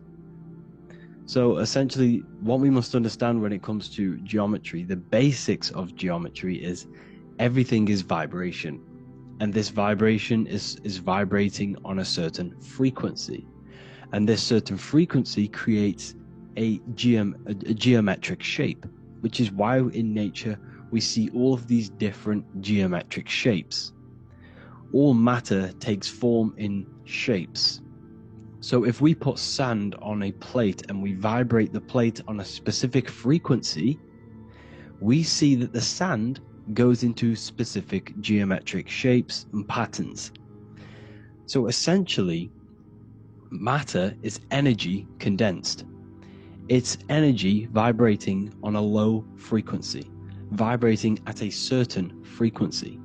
So matter is condensed energy, and each geometric shape is manifesting and showing a specific energy. Some shapes carry more energies than others. For example, the cube is what traps energy. A square is what traps energy. So geometry and the flowers are basically how energy manifests itself into physical matter. We are in a world made out of energy or light. Light is energy. So everything is vibration, everything is frequency, and everything is energy. Even the words, each atom in our body, everything. So everything in nature has these mathematical, energetic codes. So geometry is basically the study of nature and the shapes that are in nature and their energetic principles. Because like I said, matter is energy. So this is what we call cymatics, when we place water in a petri dish and we shine light on top and we vibrate the water. And we can capture, this creates certain patterns. Each frequency, like you see here, has its own pattern. So what we are seeing here in the physical plane is essentially energy condensed into physical reality. We see it in the turtle. We see it in every single form in nature. Now, external geometry and normal geometry, we normally get taught that this is God's way of creating physical reality, which is essentially true. However, it's far more deeper than that. Far more deeper. Okay, so what geometry truly is, it's not God's codes to reality. What we must understand is, is what the brain truly is. And what we must understand is that we are not in the world. We are not in the universe. The universe is us ourselves, and the world is produced by our brain itself. Okay? So the way you must understand how the brain works, so what you visually see, so geometry is to do with what we visually see. And what we visually see is heavily connected with our eyes, which are an extension of the brain. The eyes are the brain. And essentially how we see is energy enters the eyes, and each eye goes to the optic nerve, and this energy is transferred into electricity, which travels to the back of the brain, to the visual cortex of our brain. And this is where the image is produced, what we see. Therefore, the world outside of us is truly inside of us. It's a projection from within the brain. The brain is an energy condenser, a decelerator, an energy decelerator. Everything outside of us is basically formless energy. It is formless energy vibrating at a certain frequency.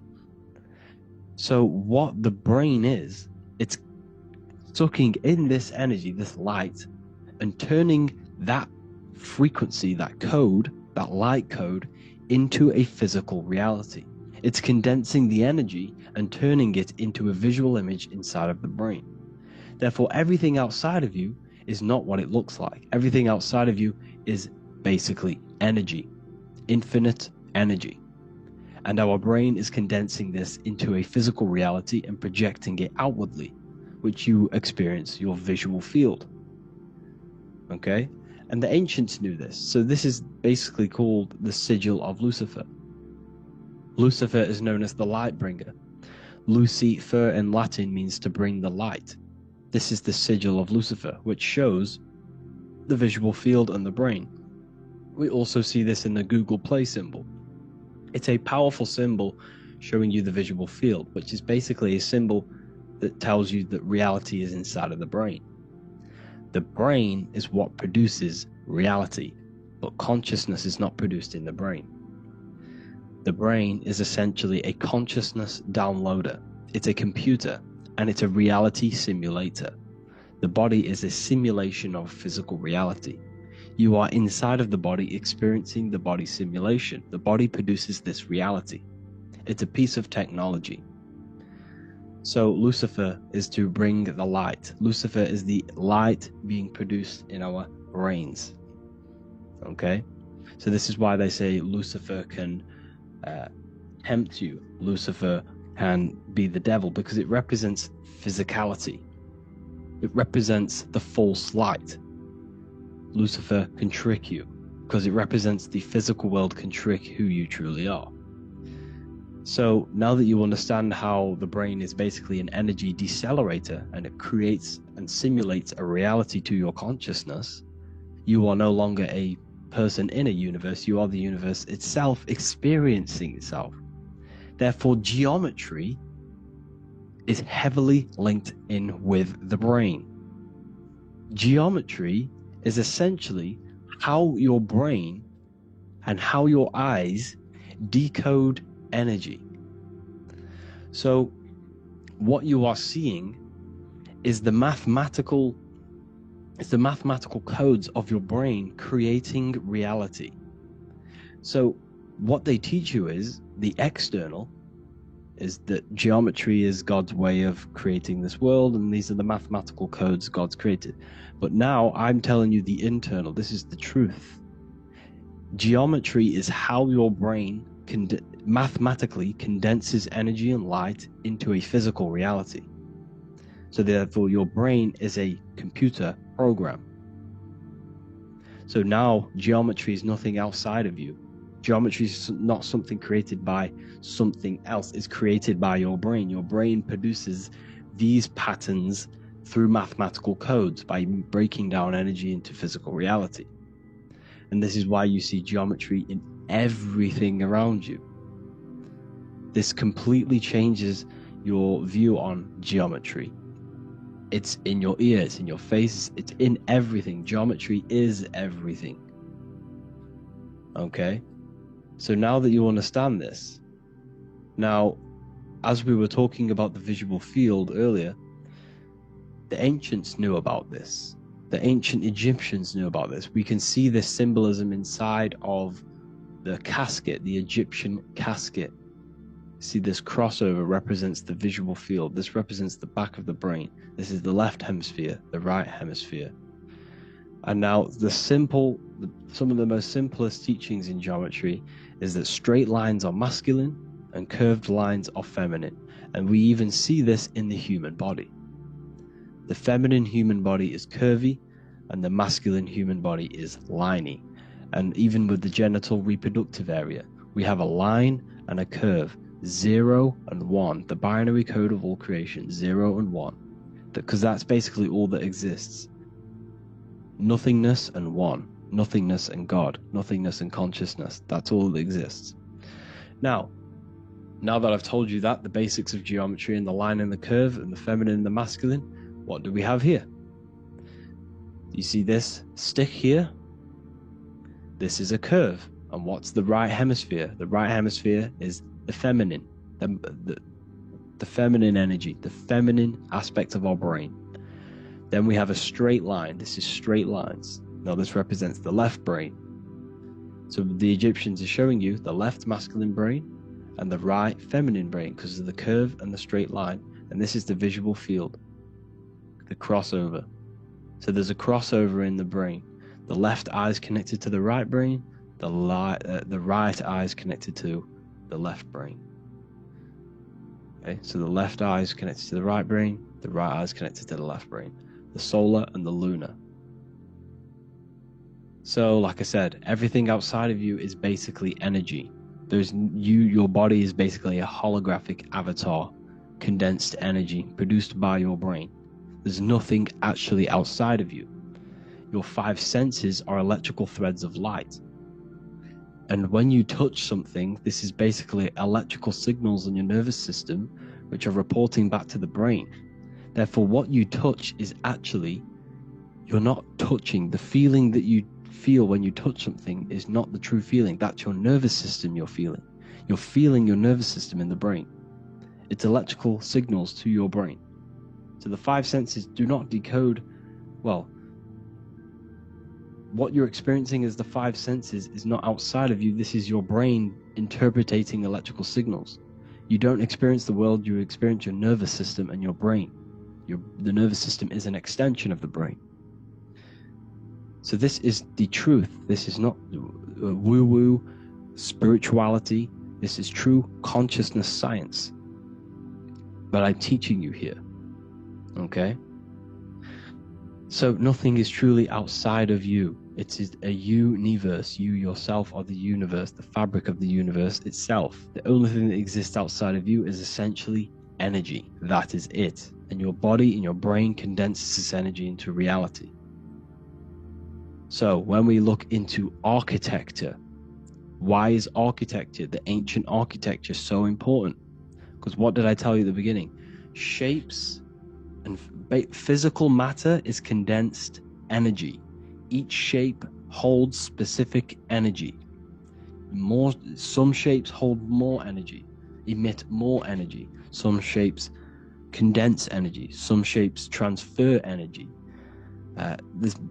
Each shape, each geometric shape has an energetic principle because matter is essentially energy.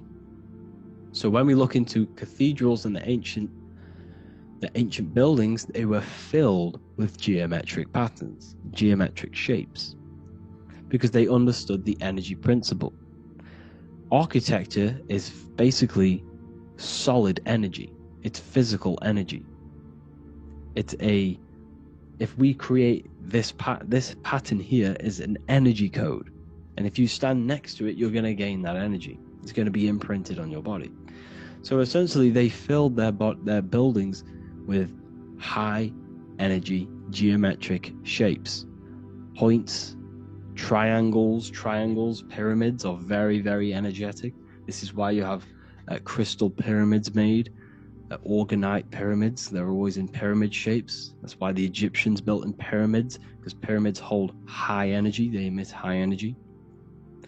So this is why you see all these different geometric patterns. Okay? So in the real reality, in the energetic plane, this building would basically look like this: lines and grids of energy. Okay, this is what it would look like in the energetic plane, a blueprint of the energy body. So, as you see here, these are the different frequencies in a petri dish, of water in a petri dish. And you can see they are specifically aligned up with these specific patterns. You can see geometry even within geometry. It's fractal. So essentially, when you would stand inside of these buildings, they would imprint the energy of the building in your body, because your body is healed through energy. You have an electromagnetic field around your body. So by creating buildings with geometric patterns, we are essentially increasing the energy of the building, because the building itself is energy. Okay? So when we fill it with geometric patterns, we're increasing the energy. We're giving it a certain energetic imprint. So when you stand inside of that building, you're being imprinted with that energy. Okay? So especially with these windows, these stained glass windows. Well, why are they stained glass? Well, color is frequency. So when you have all of these different colors, and not only were they just painted, some of these colors are specific gemstones, crystals, natural stones, which all hold energetic principles. Each crystal is vibrating on a certain frequency. Wood has its own frequency. Metal has its own frequency. What you must understand is that everything in nature is not just a piece of matter. It's vibrating. The atoms of wood are vibrating on a certain level, which give it a certain energetic principle. Each crystal is vibrating. The atoms of the crystal are vibrating on a certain frequency, which give it a certain energetic principle, quality. So each thing, this is why the ancients were obsessed with natural stones, natural things, crystals, natural metals, and they wore different metals, different things like copper on their bodies, because they understood the atoms of these natural things are vibrating, which give certain qualities to you if you wear them. So you're not wearing it, you're basically putting that frequency onto your body, because they understood this is energy. If I put copper on my body, I'm not putting copper on the body, I'm putting the frequency and the energy of the atoms onto my skin, and that frequency of them atoms are going to vibrate my skin, that frequency, and heal my body. So this is why this is so important. So each building is an energetic code. Okay, so when you stand in these buildings, it can heal your body. This is why when people walk into these ancient churches, they feel like they've met God. They feel a certain way. They feel so amazing when they enter these churches. They feel holy, for example. It's not because God's there. It's not because these man in the sky dwells in these holy places. It's because the energy of these buildings affect our consciousness. They increase your energy. They raise your vibration. They heal your body, they heal your cells, they imprint the water in your body, especially with these stained glass windows. Like I went a bit on a tangent there, but these stained glass windows were encoded, well, they use different gemstones, different lights, different colors. And when the sun would shine through this window, well, what's the sun? The sun is light. Light is energy. The sun's light would go through this filter of the window, of the crystals and the different gemstones and the different colors, and the sun's light would be encoded, imprinted with these crystals, with these colors and these natural glasses which have healing energetic principles. And when you are inside that building, the sun's encoded energy of the window would be imprinted into your body, into your energy field, and it will heal your energy field. And it would heal your body, your cells on a cellular level. Because your body is what? 60 to 70 to 80, some people say 80% water. And water is encoded with vibration. If you say certain things into water, it gives it a specific geometric pattern, like I broke down in the beginning. If you say love to a water and then freeze it, it will go to this. If you say hate, it will go to a distorted pattern. So when you are in these buildings, you're being imprinted by the energetic codes of these buildings, the energetic principles of the windows, of the structure itself. The ancients never used to build in squares. Their buildings, their insides were never square rooms, because they understood squares trap energy. They always had pointed roofs so energy can escape. So there's many little things that we need to look into geometry. For example, when you see magicians, when you look at ancient magic, why do they stand in circles with different geometric patterns? They use different geometric shapes. Why? Because shapes are energy. They hold specific energy. So when the magician stands in a circle with a pentacle, they're working with the energy of that pentacle. You can work with different energies based upon the different geometric shapes that you draw. And you can use this in your structure, in your architecture, in your work, and it can influence everything. So this is the true geometry. I hope you gained a deeper understanding on geometry and how it relates with you and your consciousness. Like I said earlier, your brain produces geometry. It's basically how your brain decodes energy. It's not God, how God creates this reality. And no, you're in this reality. You are the reality itself. Your body produces the reality. Therefore, geometry is one with you. So therefore, if I play with the geometry of the buildings, for example, like the government have, everything's in squares. If you look outside, everything's a square, everything's a rectangle. You go to a city, every window is a rectangle, every building is a rectangle. You live in a box room, everything is boxed and squared off in this reality, in this modern society. Why? Because they're trapping energy. The cube is the most simple geometric shape, which basically condenses energy and it traps energy.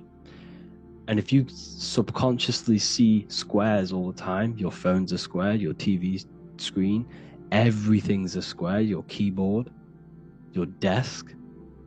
Go and look at the ancients. They never used to build in squares and cubes.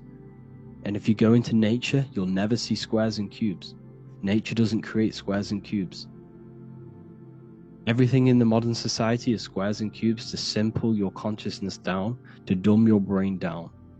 So the ancients built very, very complex structures. Why? Because they understood what we see affects our brains, because our brains decodes reality and creates reality.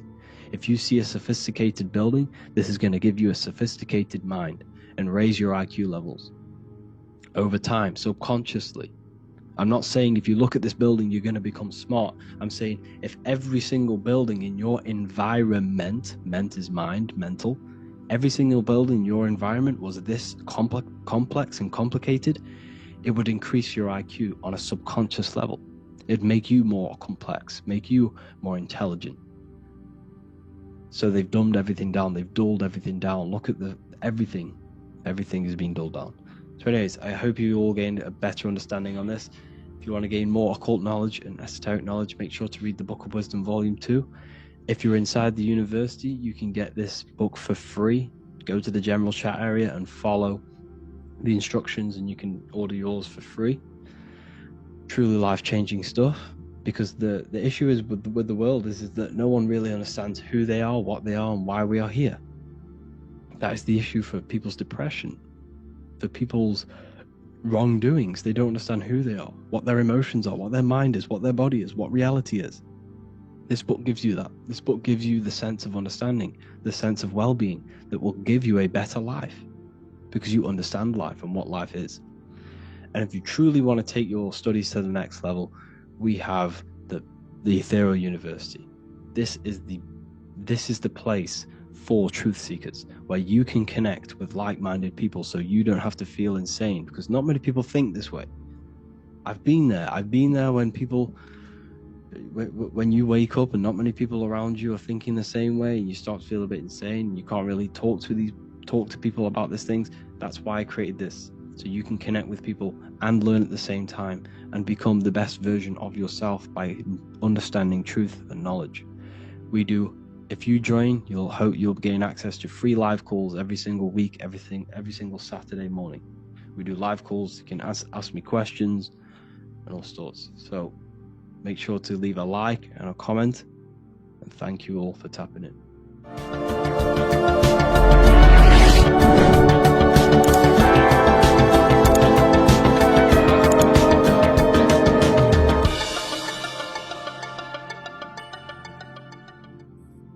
The Pope is supposedly opening 5 portals on Christmas Day. Now, I know this video is a bit late, but I'm going to be commenting on what I think this symbolism and this ritual truly means, and what they are trying to do to society with this symbolic ritual. So the first thing we must understand is that everything these people do on a mass scale, all of these major events that they take place on, are all symbolic. They're all ritual. They all have purpose. Okay? So when we look at the locations of these 5 doors that are in Rome, we actually see the sigil of Lucifer when we connect the dots of all of the 5 door locations. This is the sigil of Lucifer. Lucifer is not what you think. Sigil of Lucifer represents the outline of the human brain and our visual perception field. Now, the human perception field is how our brain interacts with the external reality.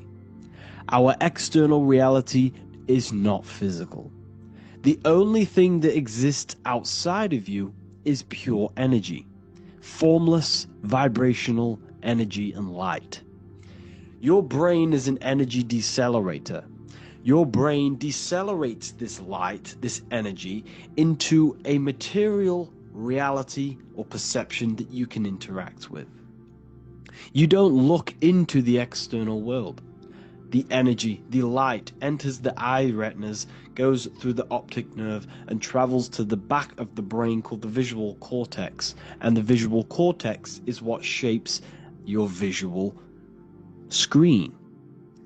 Now, if you are seeing the screen, this means that you are not the body, you are not the brain, you are the perception observing the screen that you are seeing. You are the eye behind that, you are the person behind that. So, what this is actually symbolizing is perception. This is a symbol of perception, of perceiving the material plane, of how spirit interacts with matter. Now, what's Lucifer? Now, the word Lucifer means the light bearer. He's known as the light bearer. The word Lucifer originates in Latin. Luci means light, and fer means to bring. It's the light bringer. The eyes, the visual perception of the light bringer to your reality. You see, everything outside of you is light. You are made of light. The word hue man means light. Hue means color, which is a form of light. And man means manifested. We're light manifested into material form. Every single one of us is Lucifer. When we fall for the material world, the external world, is an illusion. It is the false world. It can elude you. It can make you fall in love with the material things, material pleasures, lust, money, fame. These things make you fall. This is the fall of Lucifer. This is the mythological story. This is the symbolism behind Lucifer. It's you. Are you falling for material pleasure because you are a divine spiritual being from the higher planes, not from this plane? Now, if you let your divine being fall for this material plane and fall for the evil that can take place in this plane, then you are Lucifer. It represents the false light, the false reality. This symbol, the sigil of Lucifer, It symbolizes the interplay between light, consciousness, and the perceptual experience of the physical reality. The external world is truly internal. What we visually perceive is essentially light waves carrying information, which then gets processed by our brain, the central computer of our nervous system. Okay? So, how many doors are open? 5 doors. So 5 is the number of perception as well. 5 fingers on each hand, 5 points on the human body, 5 toes on each foot. We have 5 senses. 1, 2, 3, and 4, they're spiritual numbers. 6, 7, 8, and 9, they're material numbers. 5's the gateway. 5 is the middle bridge of how our spiritual self interacts with the physical self, how spirit interacts with matter. So this ritual is symbolic of perception. This is maybe bringing in a new perception. A new event will happen after this, a new perception of the world. Or personally, I think this ritual was to obviously shape the collective consciousness, because your reality is an externalization of your inner consciousness. It's simply just a mirror. Your material life, your material world outside of you is simply a mirror reflecting with mathematical and geometric precision of your internal consciousness. Your consciousness is creating and causing the effect called reality, physical reality. Your life is a result of every thought you thought in the past. Therefore, with that being said, everyone who perceives this ritual of, the Pope's opening 5 spiritual portals, who's letting in demonic energy into the world, they're going to let demonic energies and demonic spirits all in the world. Well, what if I told you the only portal they're opening is a portal in your own mind for negativity? By you believing in negative forces coming into the world and gonna possess everyone, that's opening up your own mind. The collective spiritual community has been brainwashed in thinking there's going to be demonic energy. Therefore, what will happen? There will be demonic energy. Not because the Pope opened up a portal to the demonic energy, it's because everyone opened up their own minds to the demonic energy. Therefore, we as a collective consciousness shape the external world on a macrocosm scale. For example, the microcosm is your personal life. Your personal life. You have created it through consciousness. Your belief system is just externalized in your world. But on a collective scale, we all believe in money, for example. And because we all believe in money, and we believe that this piece of paper holds value in our minds, okay, in the mental plane, this has an effect on the physical plane by shaping the physical plane by being ruled by this belief on a macrocosm scale. Yes, I know that money doesn't exist, it's just a belief in my mind. But that doesn't have an effect because the collective consciousness believes that money has effect, has power, when it doesn't. It's just a piece of paper with a belief behind it. If the collective consciousness stopped believing in money, then the collective consciousness would have broke the spell and we would have no longer had a material plane ruled by money. You see, our beliefs is ruling and shaping our physical plane. This physical world outside of you is truly just an effect of the mind, an effect of our consciousness, our inner world. So I believe this ritual was done to change our perception, to make us think the Pope is bringing this spiritual energy and negative forces into the world, and it's just simply us creating the negativity in the world by believing in this, by thinking this. Remember, they have the power to send messages into millions of people's minds through media, and them messages are then believed, and that belief is shaping our world. What have I told you? that the New World Order is not manifested by the elite, it's manifested by you and us. We're all manifesting the New World Order. They can't manifest it, we can, because we are the ones believing it. We believe it, it is reality, it shapes our own prison. We're all shaping our own prison by believing in the prison, by believing in money. So this ritual was all to do with perception, creating a new perception, creating fear in our minds to, of course, distract us from what's really going on. It's all a ritual to implant messages in your own mind. So I hope you all understand this video, and I hope you all gain some insight, and I'll see you inside the university.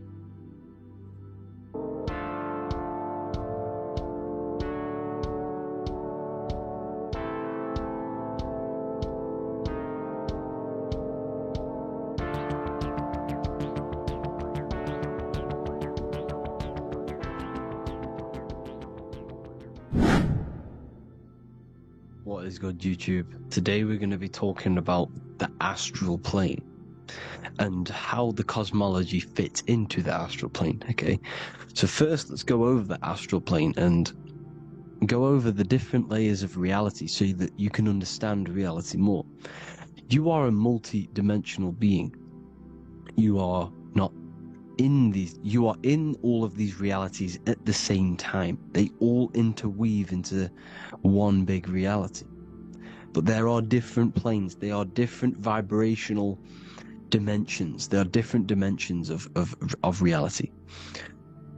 The mind is the root cause of reality. We're living in the mind of God. Everything is being thought into existence from the root cause, from the universal mind.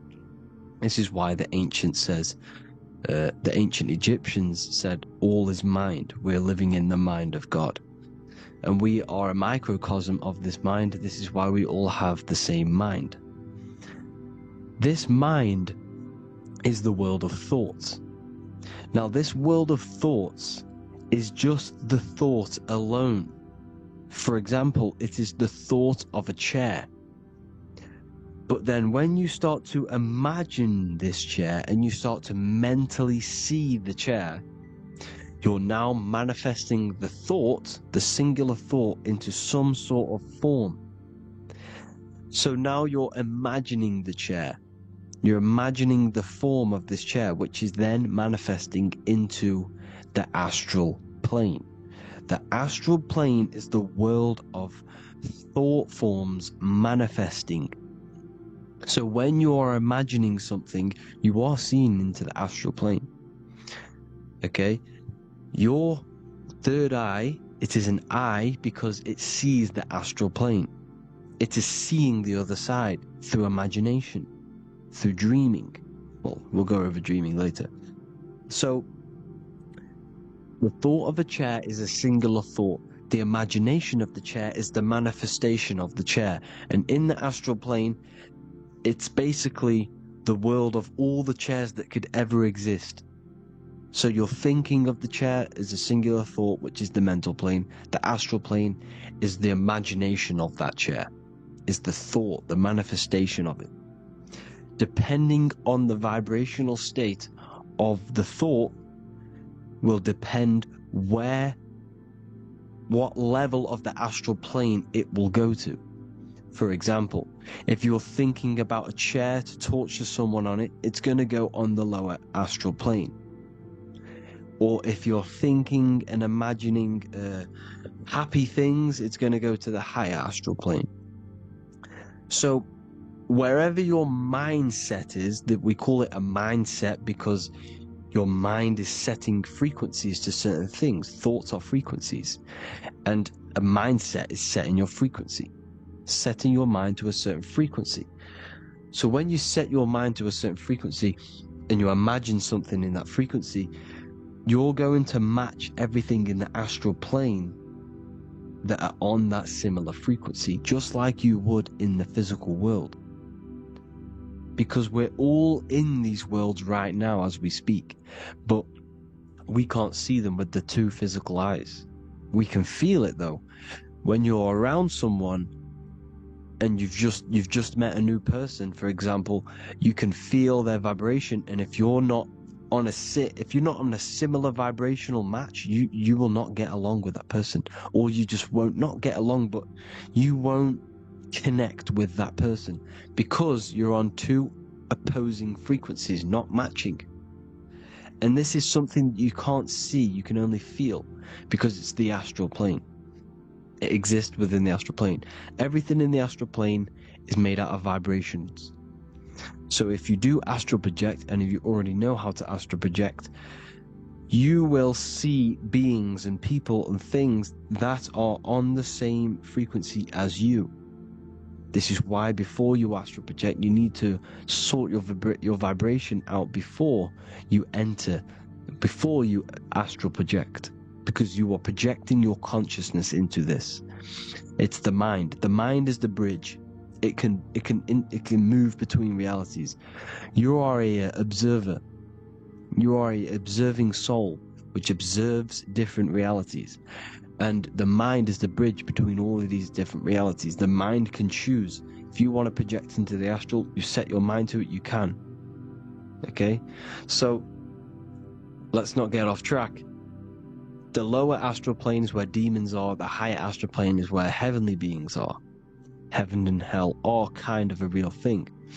The etheric plane is a powerful substance. The ether. The fifth element that they don't tell us about. If you type in on Google the 5 elements, they will try to remove it with wood or metal, because they don't want you knowing about the ether. Ether is the energy double behind all physical objects. So the ether is very important. It is the 5th element. It is part of the physical world, but it's also part of the astral world. It is on either side. You see how they're showing you the truth in the language? Ether and either are the same word. The ether has 1 foot in the astral and 1 foot in the physical world. It's a substance that connects the physical to the astral world. It is the either. It's on either side of reality. It's on the other side. Other, either, same word. Ether is connecting the physical to the astral plane. It's the world of frequency. Frequencies, EMFs, torus fields are in the etheric plane.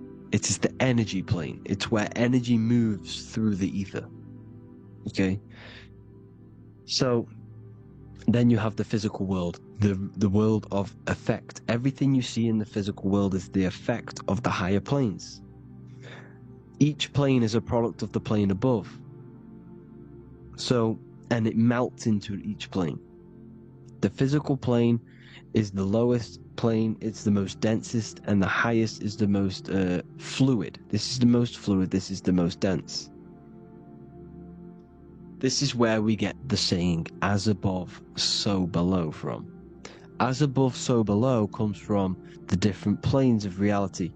And magicians understand this. This is why magicians always say as above, so below.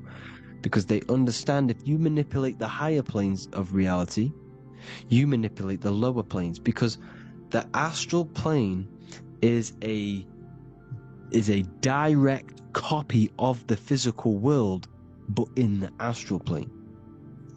It is mirrored. The physical world is mirrored in the astral plane.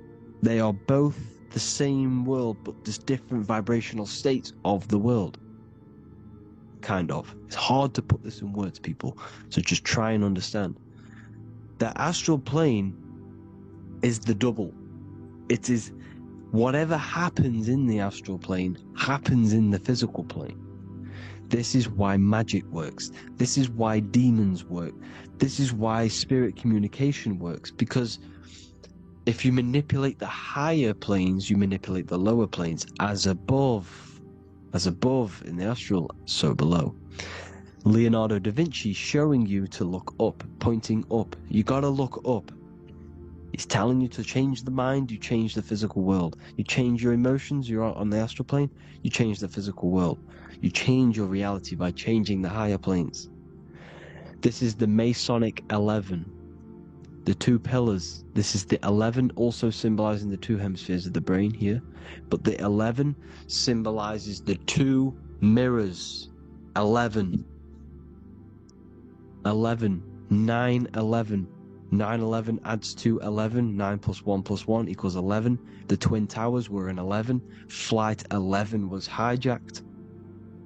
Because it's a mass ritual within the astral plane.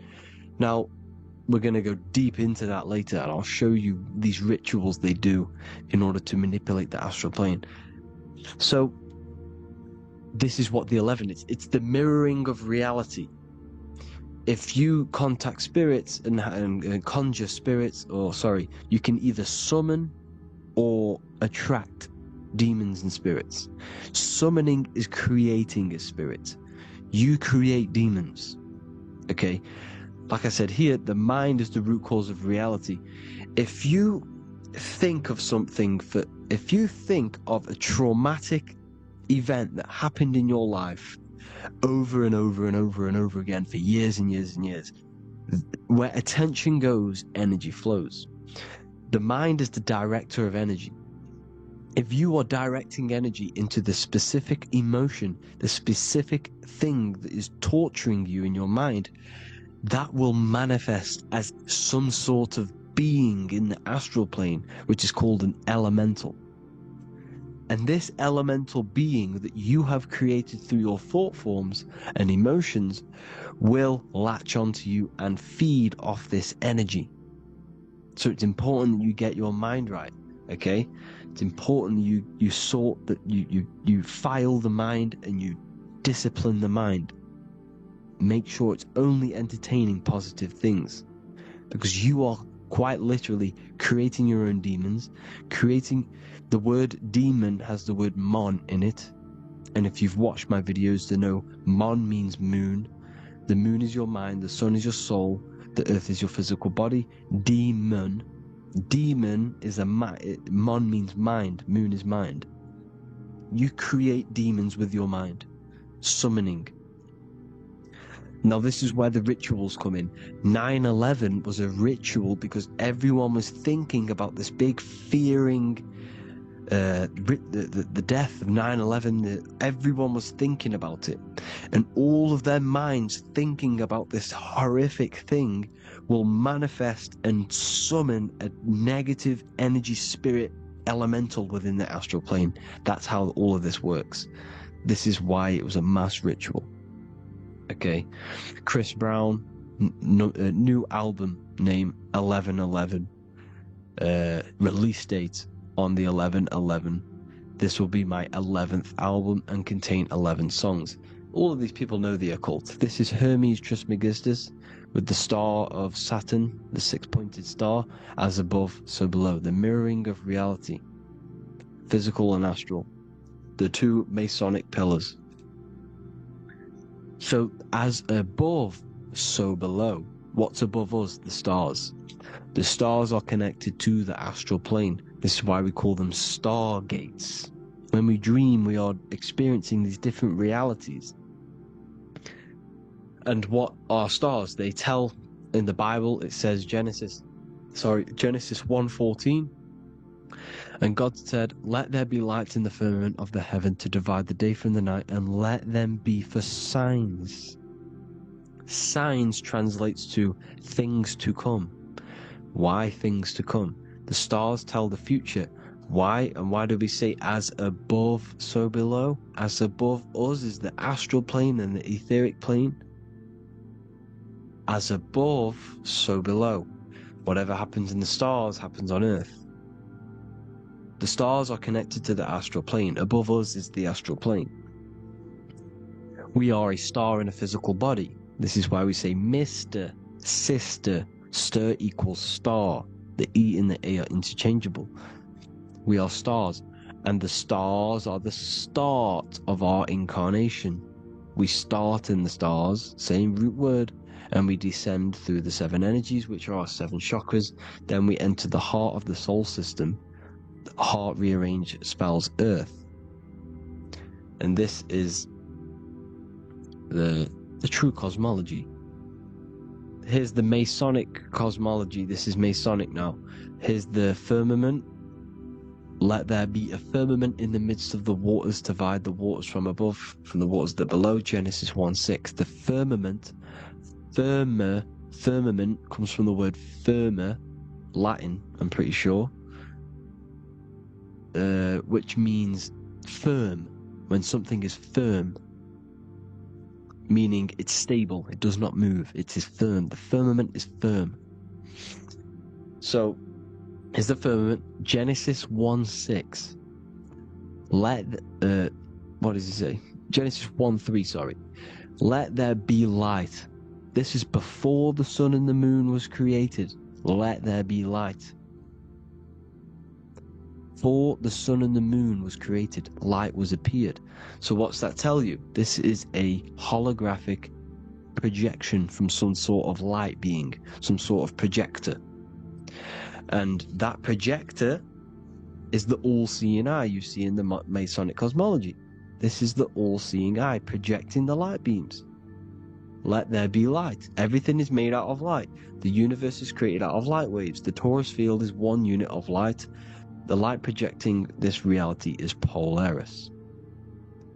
Okay, the famous all-seeing eye. Now, what else? Then we have, after let there be light, in Genesis 1:16, and God made the 2 great lights. This is the sun and the moon, electric, magnetic, male and female.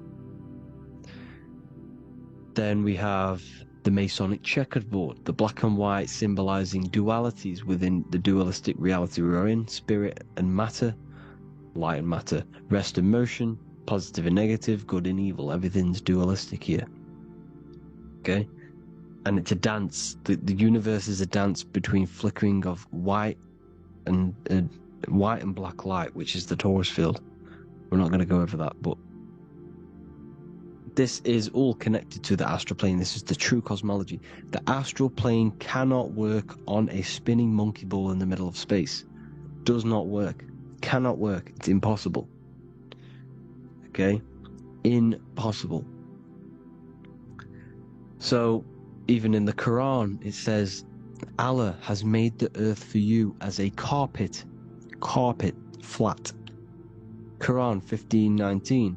And the earth we have spread out like a carpet, set there on mountains, firm and immovable. It is immovable.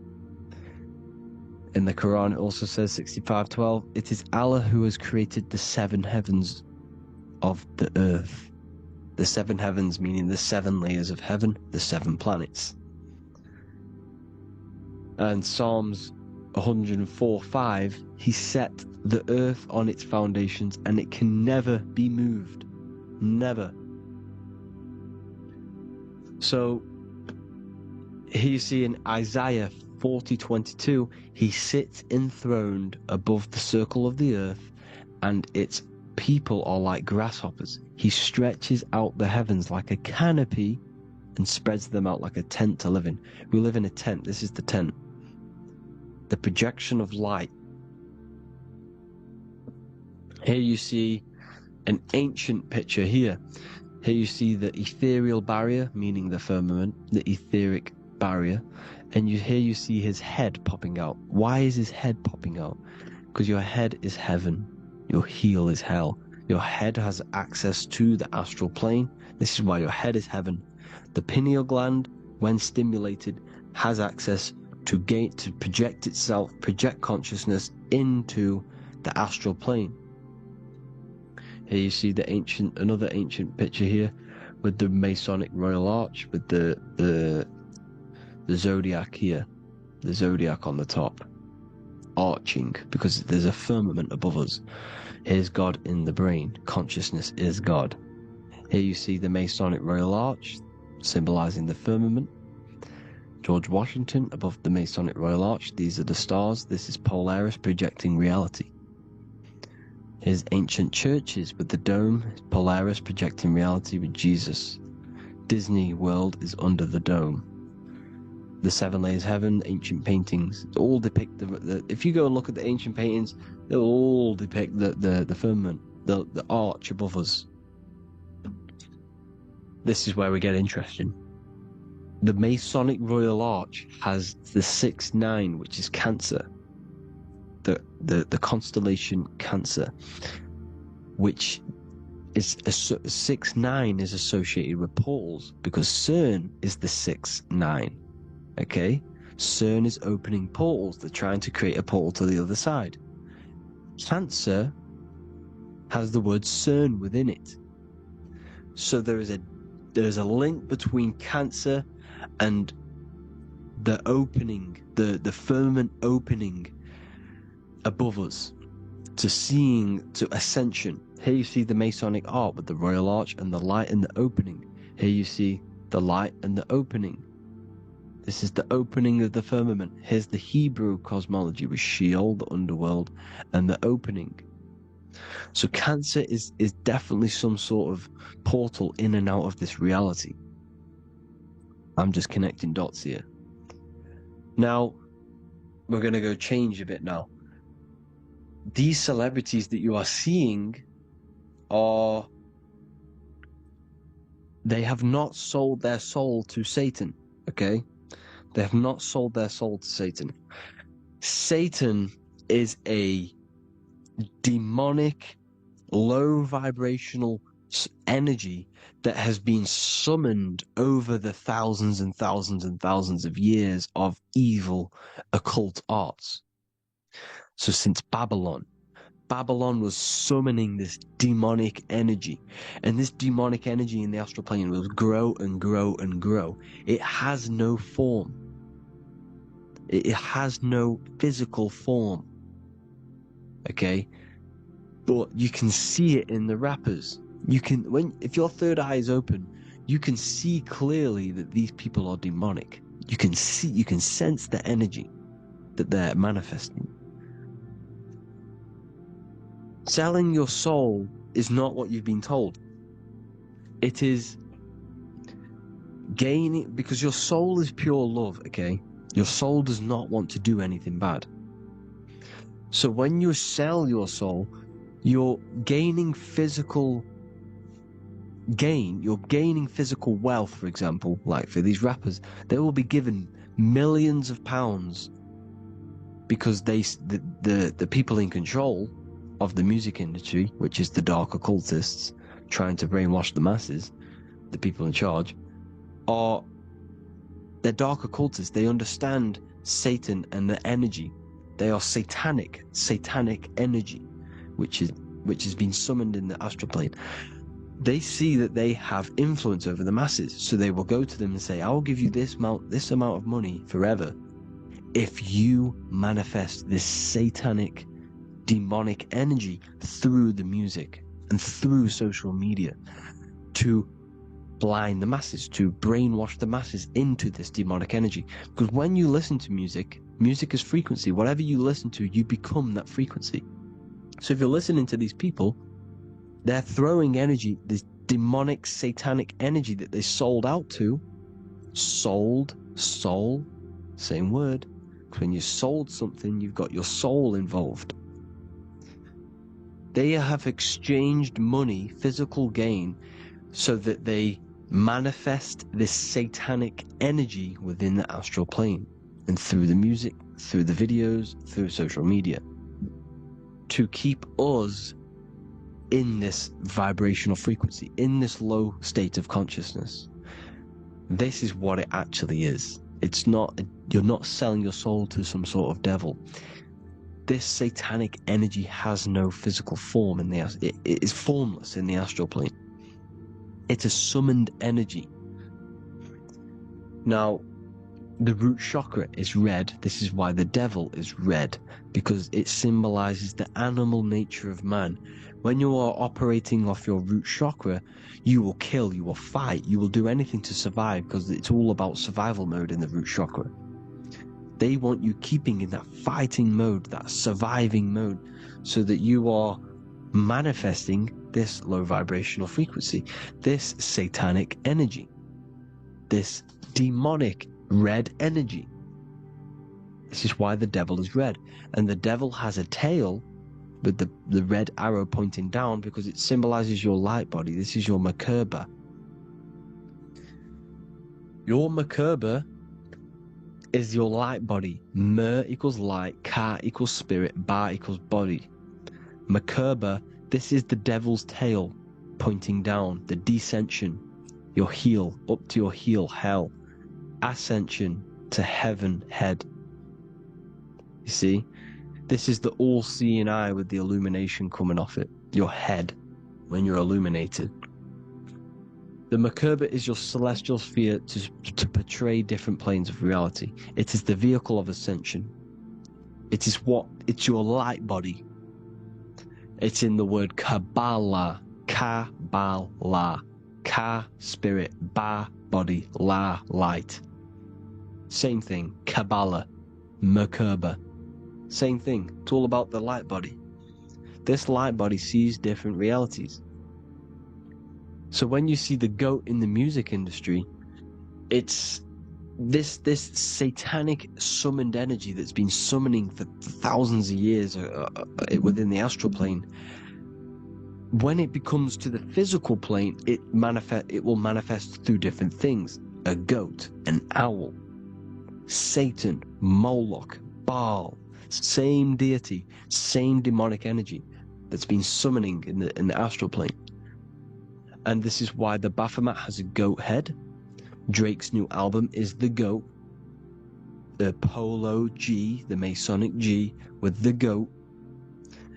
And here's Ryla Rodriguez in the mirror with the goat in the mirror and him in his physical body. It symbolizes, the mirror symbolizes the astral plane, because he's manifesting the goat, the demonic energy. He's sold out to the demonic energy, and in the physical plane, he's his physical body. The mirroring, the Masonic 11, the mirroring of reality, the astral and the physical. And what do you call them when they're an amazing rapper, the best rapper?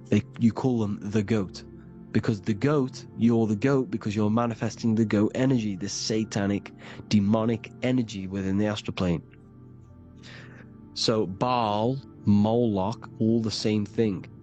Because in the astral plane, if you want to gain spirits to come to you and communicate you, in the physical world, if you want to communicate with spirits, you have to gain their attention. You can either gain their attention or come together and agree to create some sort of being, which is Satan. Okay? You can, like I said earlier, you can create these beings, you can summon them or attract them. One way to attract them is sacrificing. In order for you to become God-man, to turn to God, you have to sacrifice your life.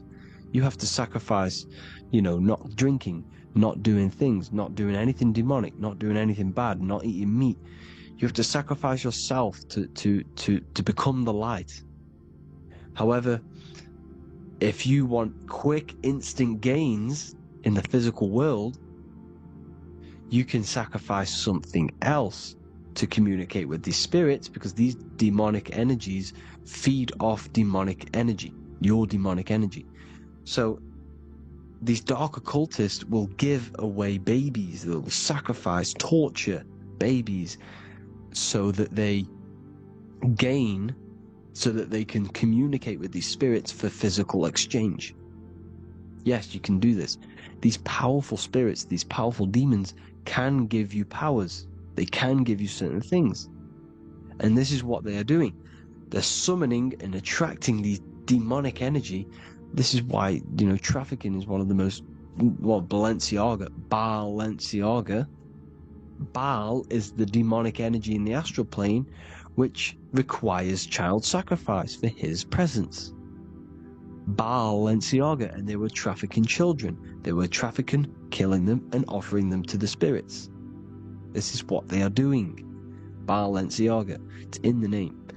Here you see, you can see here a stick man with two horns. The goat, obviously, it's all the same deity. Baal, the goat.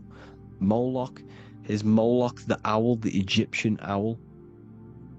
Because it comes from the owl of Moloch, which is Baal, which is Satan, all the same demonic energy. And it's on the dollar bill, a tiny dollar bill, tiny, on the $1 bill. All the same thing. Bohemian Grove, they worship the big owl, Moloch. It's all the same thing. It's all one big demonic energy which has been summoning in the astral plane. And it's trying to take over Earth, the physical plane. That's what it's doing. So I hope you all gained a deeper understanding of the astral plane and what's actually going on in the world. Please leave a comment if you can to help the algorithm. Drop a like if you like this content. And hope you all learned something today. And God bless you all. Thank you all.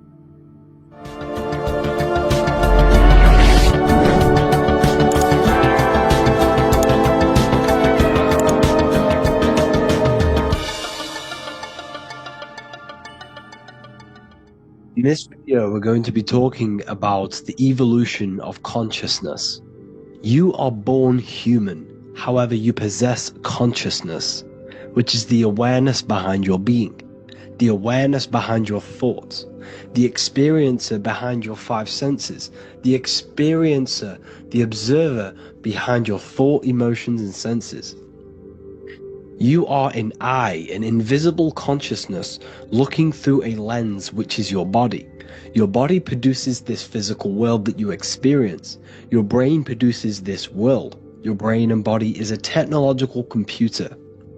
However, you are an infinite, ever-expanding consciousness behind this physical body. And there is an evolution of consciousness, a cosmic journey of expansion. And this is why we see so much pyramid symbolism in the occult and esoteric world, and especially within Freemasonry.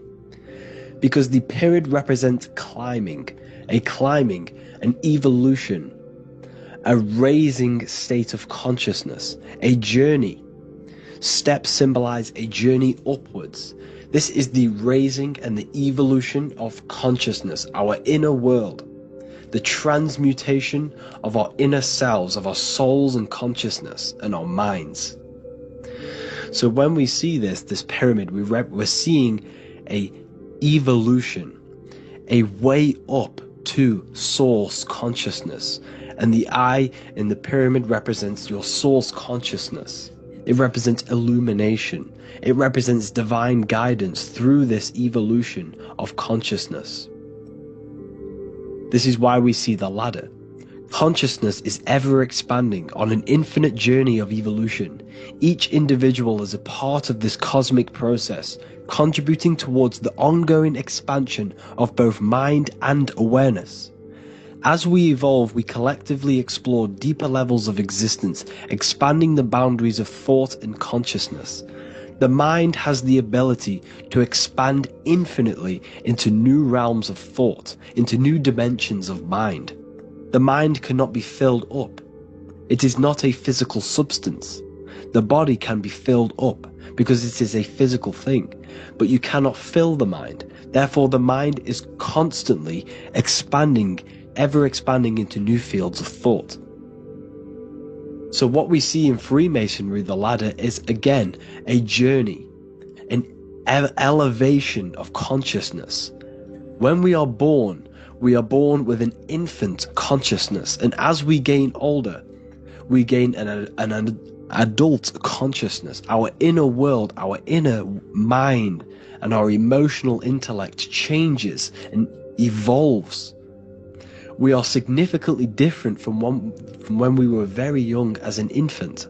It's because our consciousness evolutes, it changes, it alters like water. So, just like this evolution of your own consciousness as growing up, there is consciousness of beings existing in cycles beyond our own. And their consciousness is unimaginably different from ours.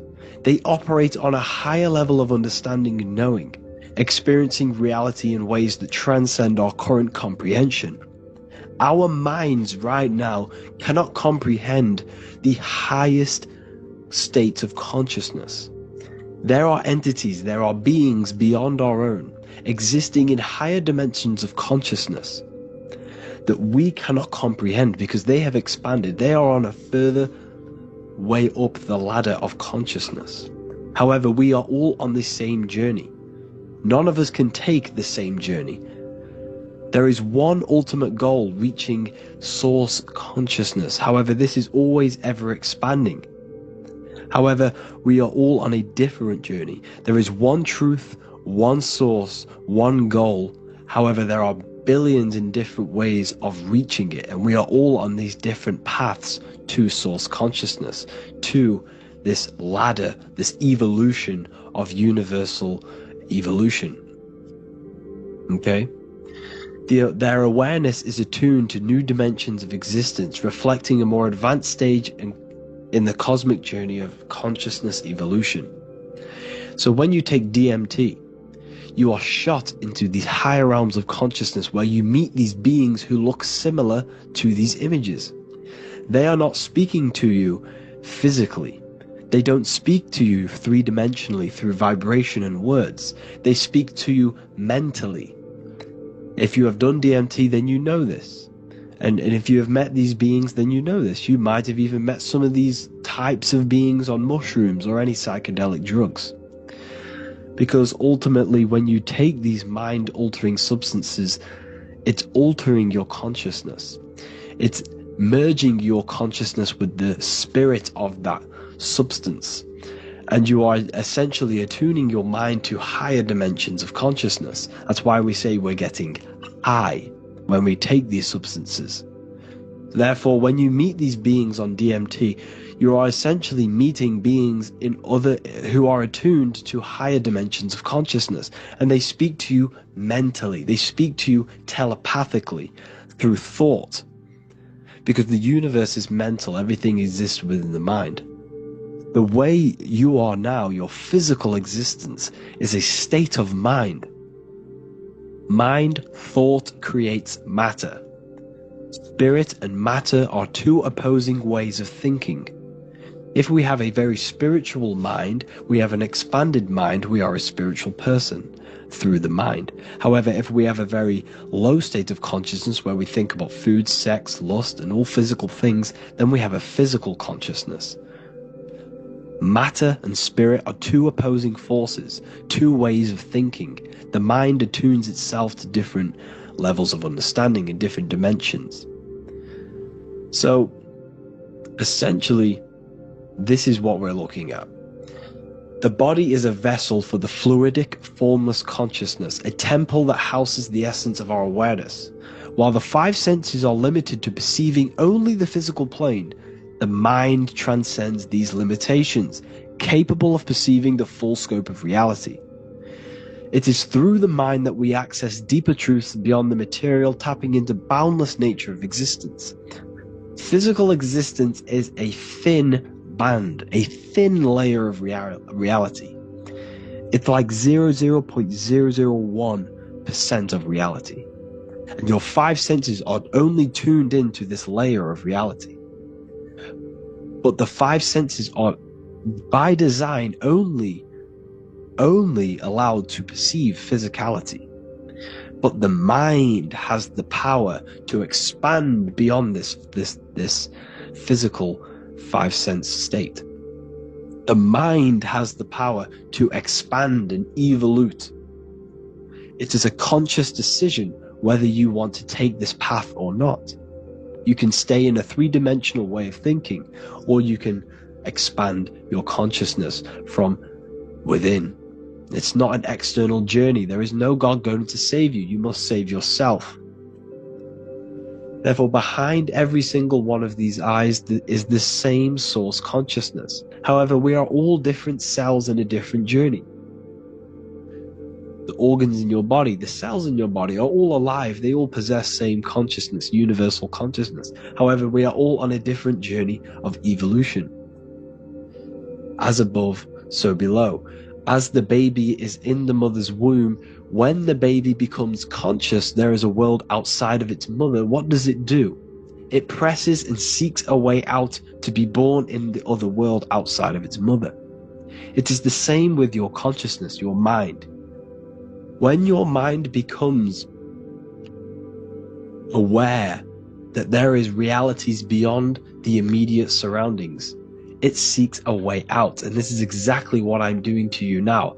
I am now expanding your mind and telling you there is other ways of reality. There is other dimensions of consciousness which you can access through inner transmutation, through different ways of thinking, spiritualism, and meditating and connecting with yourself and detaching from external things. We can upgrade our consciousness. Your body is a womb. Why Jesus says you must be born again to see the kingdom of God, because you are born physically and then you must be born again spiritually, awakening your inner consciousness. So like I said, as the baby is in the womb, it's the same principle. As above, so below. You were a baby, you were in your mother's womb, and you figured out there is a world outside of your mother, so you seek to weigh out your mother to be born in another world. It's the same now. You must do this now. This is your spiritual evolution. This is the evolution of consciousness. It's ever expanding. When you die, this is a transition. You must learn to not fear death. This is another part of your spiritual journey. You must master death. Therefore, like I said before, the mind has limitless capacity to expand into new realms of thought, continuously exploring uncharted ideas and concepts without boundaries. The mind can ever expand, it can never be filled, it can never ever know everything. There is infinite fields of knowledge, infinite fields of thought. Your current state is just one stage on an infinite pathway. You won't remain human forever. The human experience is a crucial phase where we learn to balance polarities, master the fundamental laws of the cosmos. It is a period of growth and transformation, preparing us for the next stages in our cosmic evolution. The goal is to strive for perfection, yet the true perfection is unattainable. It's like a tunnel, and there is a light at the end of the tunnel. And as you walk through this tunnel, the light is ever moving backwards. You should forever seek to meet that light, but you will never meet that light because consciousness is ever expanding. You should strive for perfection, yet knowing that perfection is forever unattainable. The journey is endless, with each step revealing deeper layers of understanding and experience. The pursuit of growth and expansion is itself the essence of our evolution. You can find all of this knowledge in the amazing book that I have read for years. I have read this book, The Emerald Tablets of Thoth, the Atlantean, by M. Dorial, translated by M. Dorial. I'm telling you now, this book, now that I've told you this, you have some context on the book. The whole book is about evolution of consciousness. He's talking about higher dimensions beings. He's talking about how you can transcend this physical plane. It is truly the most amazing book you will probably read. One of the best spiritual texts you'll see. It's hard to understand, so you must read it over and over again. And the more your mind progresses, like for me, I read this every couple months. And the more I learn about consciousness, the more I expand my own consciousness. And every time I read this book, I pick out something new that just completely blows my mind. Because you can only understand this book to your level of consciousness, to your level of understanding. So now that I've told you all this information, go and read this book and it will absolutely blow your mind. And so will the Book of Wisdom Volume 2, which is now available. I released it the other day. I'm just going to read a page out now. This page is called Spirit and Matter. The Earth is not merely a dense, lifeless rock drifting through space. It possesses spirit, a living essence that animates its form. But what do we mean by spirit? Spirit in esoteric terms refers to the energy, the life force, animating the principles infused in matter. So essentially, What this page is talking about is how everything has spirit, consciousness within it. You are the middle, you are spirit and matter. You have the ability to expand your mind to the God self and raise above our animal instinct, our material self, and know the divine and expand. Animals cannot do this. Animals are not self-aware. Humans possess self-awareness. We can observe our consciousness. We can say, why do I exist? We can look in the mirror and know that we need growth. And this is what Anunnaki means. Anu means above. Anu was the supreme god of the sky, which is a metaphor. He represents spirit above, heaven. Anu came down to earth and married Ki, the goddess of the earth, which represents matter. It's a myth, it's an allegory. Anu married Ki and gave birth to the Anunnaki. Spirit came down and infused with matter and gave birth to the human, which is you. You are spirit infused in matter, Anu and Ki, Anunnaki. You are the Anunnaki. And this is just one of the teachings in my book. Honestly, this book is absolutely amazing. If you truly, truly want to expand your consciousness, give this book a read. And obviously, if you're inside the university, I give you this book for free. A paperback version. If you join the university, follow the steps inside of the general chat, you'll be able to download this book. Sorry, not download it. Order a paperback for free. All you have to do is pay for the shipping. You'll also gain amazing knowledge inside of my library, where your mind will just be overblown with the amount of esoteric books. There's over 45 rare occult books, plus you get a PDF of the Volume 1 and Human Health Guide. You get reoccurring updates where I expand on symbolism, occultism, where you will just feel absolutely amazing once you understand esotericism in yourself. You'll also learn how to create the dream reality that you want with the Manifestation Mastery course, where I teach you how your consciousness creates reality. You'll have a real lectures where I post lectures on symbolism, occultism, esotericism. There's a conscious community and live calls and Q&A where you can ask me questions and I'll answer your questions. I just want to say thank you to everyone who has joined the university. Thank you for even liking and watching this video. Any support I just appreciate every single one of you. Please, if you can, leave a comment and a like on this video and let me know any videos you want me to make in the future. And I will start uploading a lot more to the YouTube. So yeah, thank you all for tuning in today. Have an amazing day.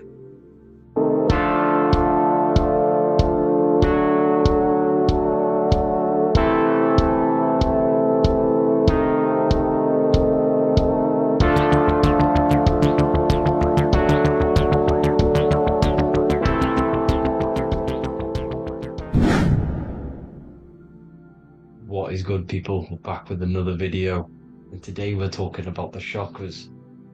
Let's jump straight into this because I know there's been a lot of requests for this video. So let's jump straight into this. So you have 7 chakras, right?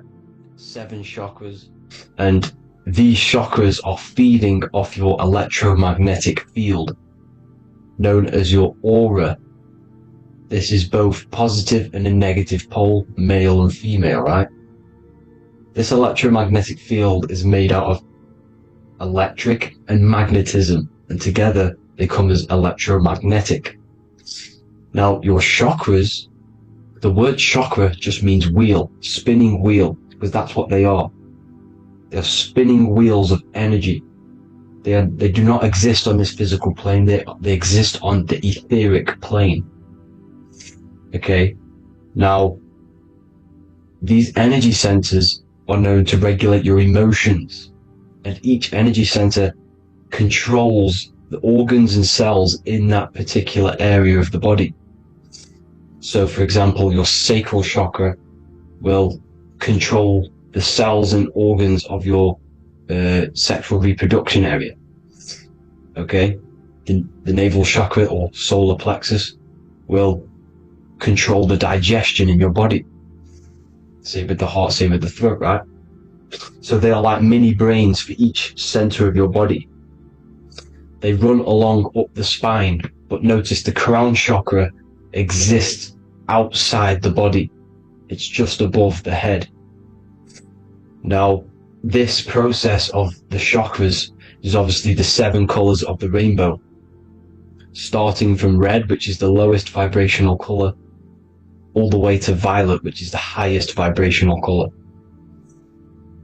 This, like I said, these energy centers are feeding off your electromagnetic field. So if these chakras are unbalanced, they are taking too much energy from your electromagnetic field, making it weaker.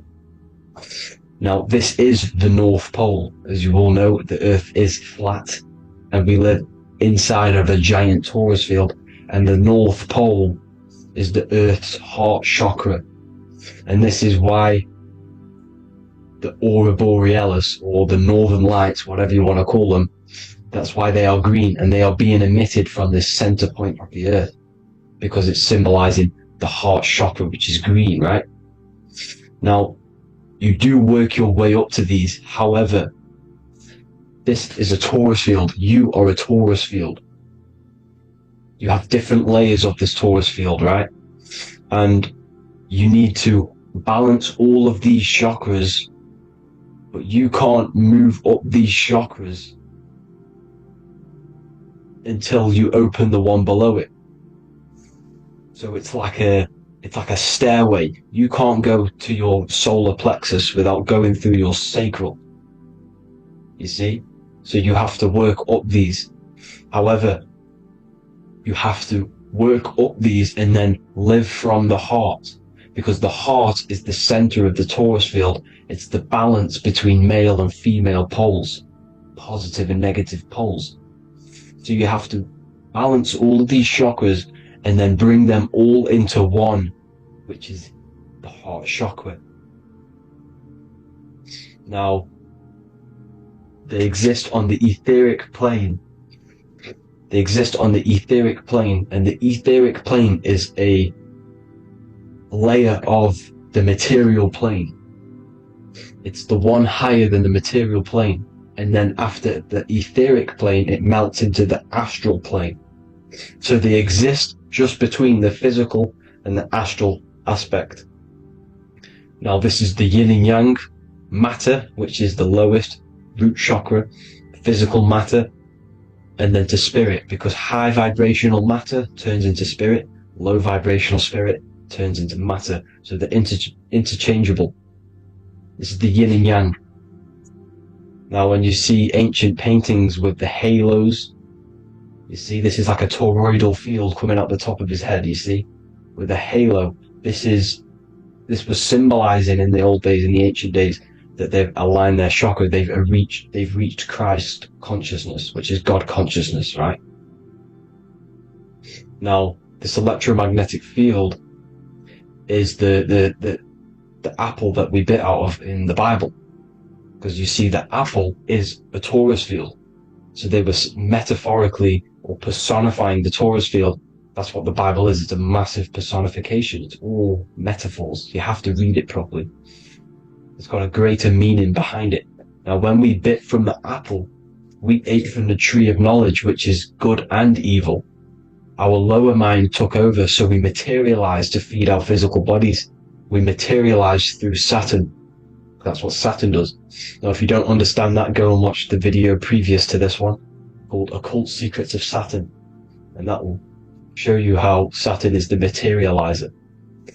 Now, this is one of the secrets behind the Masonic compass: electric and magnetic, male and female, duality, positive and negative.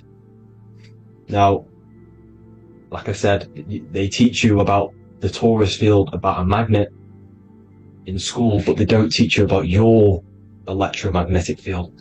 Everything alive has a torus field. It is the building block of this creation. Absolutely everything has a torus field. There's not one thing without it. And as you can see here at the center of the apple, that's where the seed is. That's where the life is. The reproduction of that organism. As you see, this is where the most electromagnetic energy is stored, in the center, because this is where the two duality, this is where the field meets, at the very center. This is why the seed is at the very center. Now, your spine Your spine is a elongation of the brain. The brain is heaven, and the bottom of the spine is hell. So this is Saturn, which is the root chakra. The 7 planets are associated with each chakra. Moon equals mind. Okay? Now Saturn is physical matter, as I've just explained. This is the lowest vibrational color. And they want you trapped down here, which is your hell state, your animal nature, your physical nature. They want you to identify as the physical body. They don't want you to reach these higher states of consciousness. Okay? Now, in the brain, you have 12 convolutions. Now, this is what they were symbolizing in the Bible with the 12 disciples. And obviously in the Bible, it says the upper room where Jesus met with his disciples. This is heaven, the brain, the higher states of consciousness. Now, this is your North Pole. This is Jacob's ladder. Okay? This is why you have 33 levels of Freemasonry, because it's symbolizing the 33 vertebrae, which are these little things here on the back of your spine. Because once the Kundalini energy from the bottom of your spine rises to the top, this is when you get enlightenment and opens your third eye. Spiritual enlightenment. As you can see here, this is Jacob's ladder. This is the Kundalini symbol, right? And they're even showing you this in the medical symbol. They're putting it in your face. But the serpents are wrapped around the spine. Now the serpents symbolize how the energy moves around the spine, because it's a torus field, you see? At the center of the torus field, it wraps around the center pole. It wraps around it, and this is how the energy moves up. So they're symbolizing it with the serpents. Okay? Now, every religion has a sacred river. For the Egyptians, it's the River Nile. For Christianity, it's the Jordan River, right? This river is the canal, the energy canal at the center of your spine, all the way leading to heaven, to the Holy Land. This is the chamber which the energy rises up, right? Now, they used to say the gods descended from heaven to man. This is just heaven. This is the mind state. And they said the gods were connected by a rainbow bridge. That's the chakra system, the rainbow bridge. Okay? Now, the ancients called this place Midgard, Earth, where both evil and good live, right? Midgard. But you can go to heaven, which is a pure mind state, because once you're in heaven, nothing negative can ever bother you. That's completeness. Pure Christ consciousness. Now this is why Jesus dies at 33. He didn't actually die, but it's symbolizing the death of the physical body. Not the death of the physical body, but his consciousness rising above the physical body to, as I said here, matter to spirit. Matter died off and he came spirit consciousness. This is symbolized by the 33 vertebrae, which is obviously the 33 levels of Freemasonry. And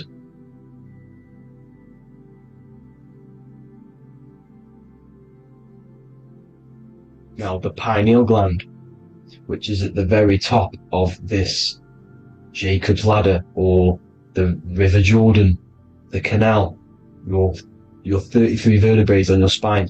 This is where the pineal gland sits, right? At the very top, at the center of your brain. Now, there's multiple ways this was symbolized. The Eye of Ra, which is used by the Egyptians. Now, this pineal gland is the seat of consciousness. This is where your consciousness is stored, right? And the ancient Sumerians used the pine cone, hence why it's got the word pineal gland, the seat of the soul consciousness. It produces DMT, dimethyltryptamine, which is known as the spirit molecule. And the pineal gland is wrapped in microcrystals, and we all know crystals transfer frequency and energy Now, radios use crystals. A radio is a frequency transmitter turning a frequency into a frequency that we can hear with our ears, right? Because all the radios are actually playing right now in your ears. However, our ears can't pick it up, so the radio transmits it into a frequency that we can hear using crystals. So this is the power of crystals, and this is what our third eye is wrapped in, crystals. Now, this third eye is not actually your third eye, it's your first eye. When you're being materialized in your mother's womb, this is the first gland that is produced, and everything's built around it, because it is the consciousness. It is your consciousness. Your consciousness never dies, ever. It's an eternal essence. It lives forever. You never actually die. Only the mortal body dies. Now that's what we call life. Life is abided by time, and time is change, and change is what we call life, because everything's constantly moving and transforming into different things, right? Now let's not get off track. The pine cone is obviously, this is in the Vatican here. The pine cone is symbolized as the pineal gland, pine. And this is the opened pine cone. The opened pine cone means, or symbolizes, the awakened man, the awakened third eye. But the ones here, which the Sumerian gods are holding, these are shut pine cones, symbolizing the unawakened man. But let's not get confused, people. These gods were not gods. They are human beings just like you. They reached Christ consciousness. They are nothing more special than you. They just had the ability to reach Christ consciousness. And obviously their knowledge was far more intelligent than ours, far more advanced than ours. They knew the truth about this reality to the depths. Now, the ancient Hindus had a goddess called Kundalini, which is said that she descended by the means of a ladder or a cord from heaven, which is symbolizing the spinal cord. Now, this is what Hickory Hickory Dock, the mouse went up the clock and came back down. This is all these stories, like Santa as well. Santa comes up and then down the chimney.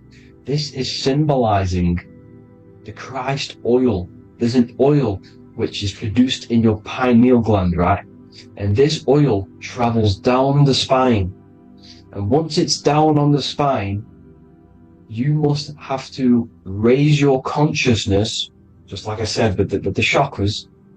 You have to raise your consciousness, raise your vibration to heat up this oil and turn it into a gas.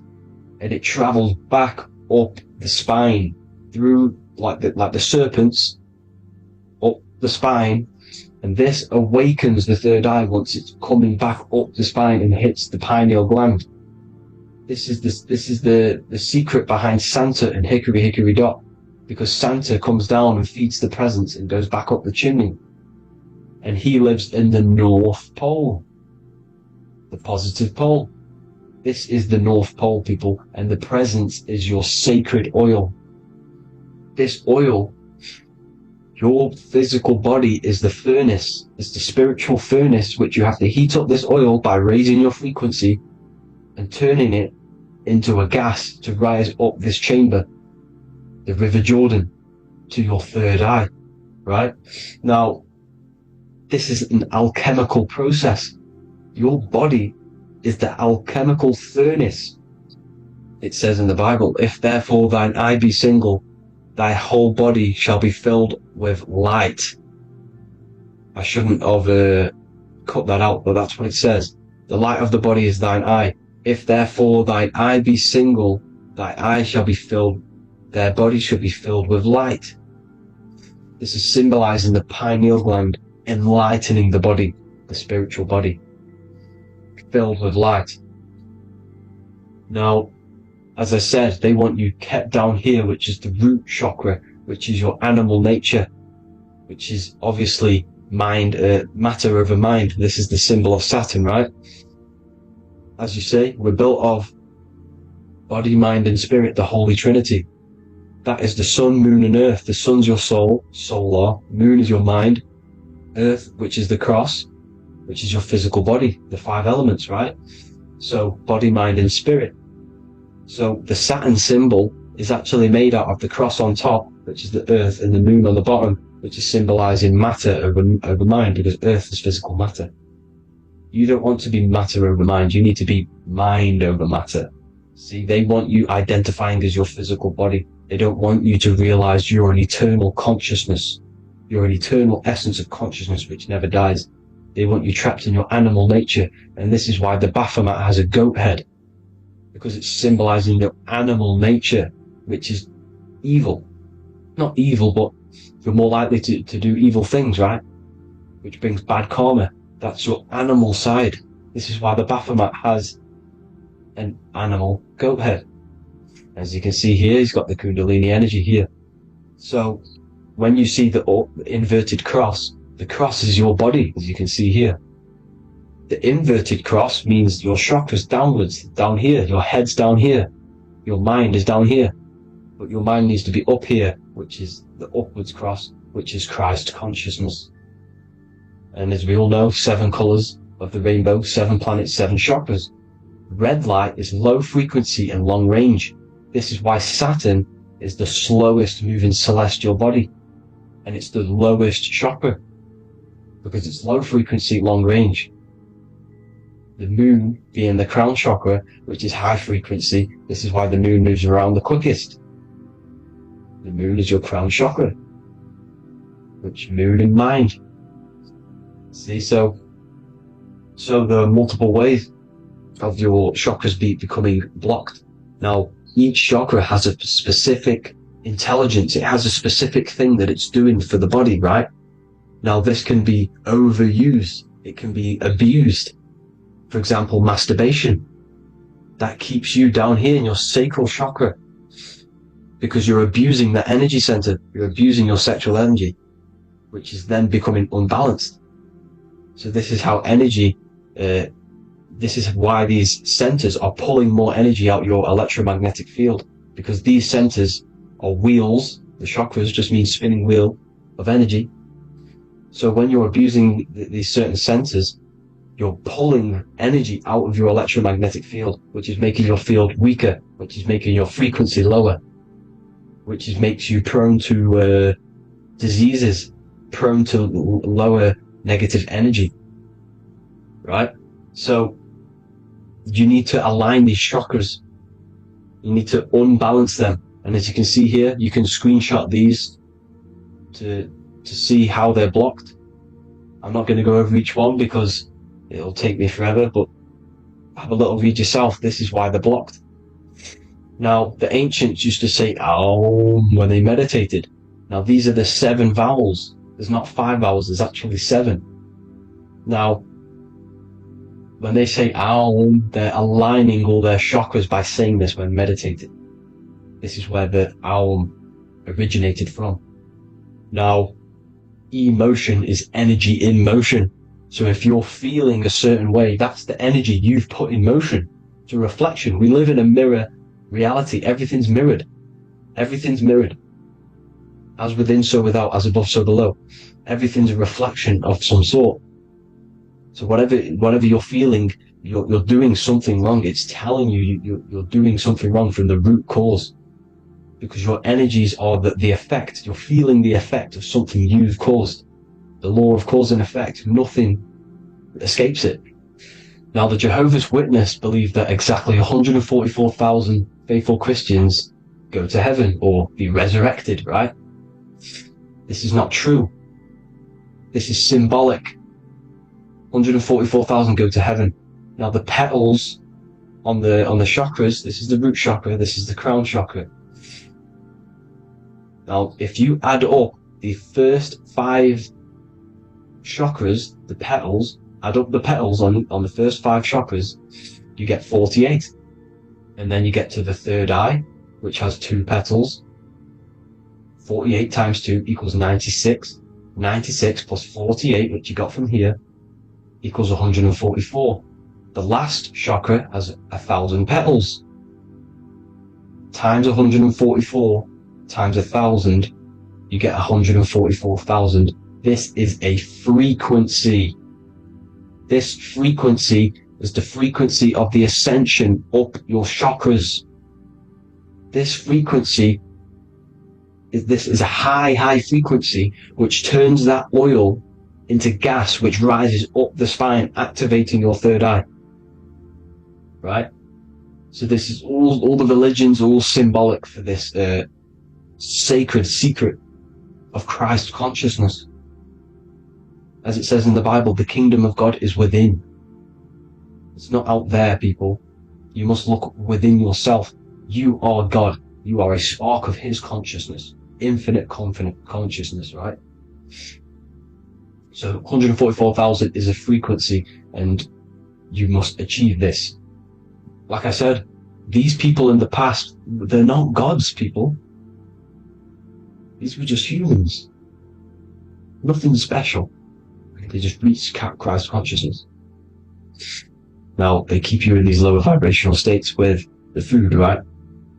And as you can see here, all of these fast food restaurants are mainly are red and yellow, which are these lower states, these lower two chakras, lower vibrational colors. Because they want you trapped down here in matter. And these foods are so low vibrational, they will keep you down here. Because your gut produces, I think it's like 80% of melatonin. Melatonin is your feel-good hormone. These foods will not make you feel good. This is very low vibrational. Meat. It's not meat, it's raw flesh. These animals are stripped from their family, put on a conveyor belt, watch their friends be tortured, and then get slaughtered in a slaughterhouse. Think of all the fear that's running through their blood, all the hormones, all the fear, and you're going to go and eat that very low vibrational energy. As you can see here, this is the light photons within fruit. You can see the light, the life force in this fruit. You must think, feel, and do positive to raise your vibration. As you can see, earth equals heart. If you rearrange it, everything in nature is green, right? The aurora borealis is green. You must align all these chakras and then live from the heart, because the heart's the center of the Taurus field. You must become the consciousness in the center. So that's it for this video, people. Thank you all. God bless.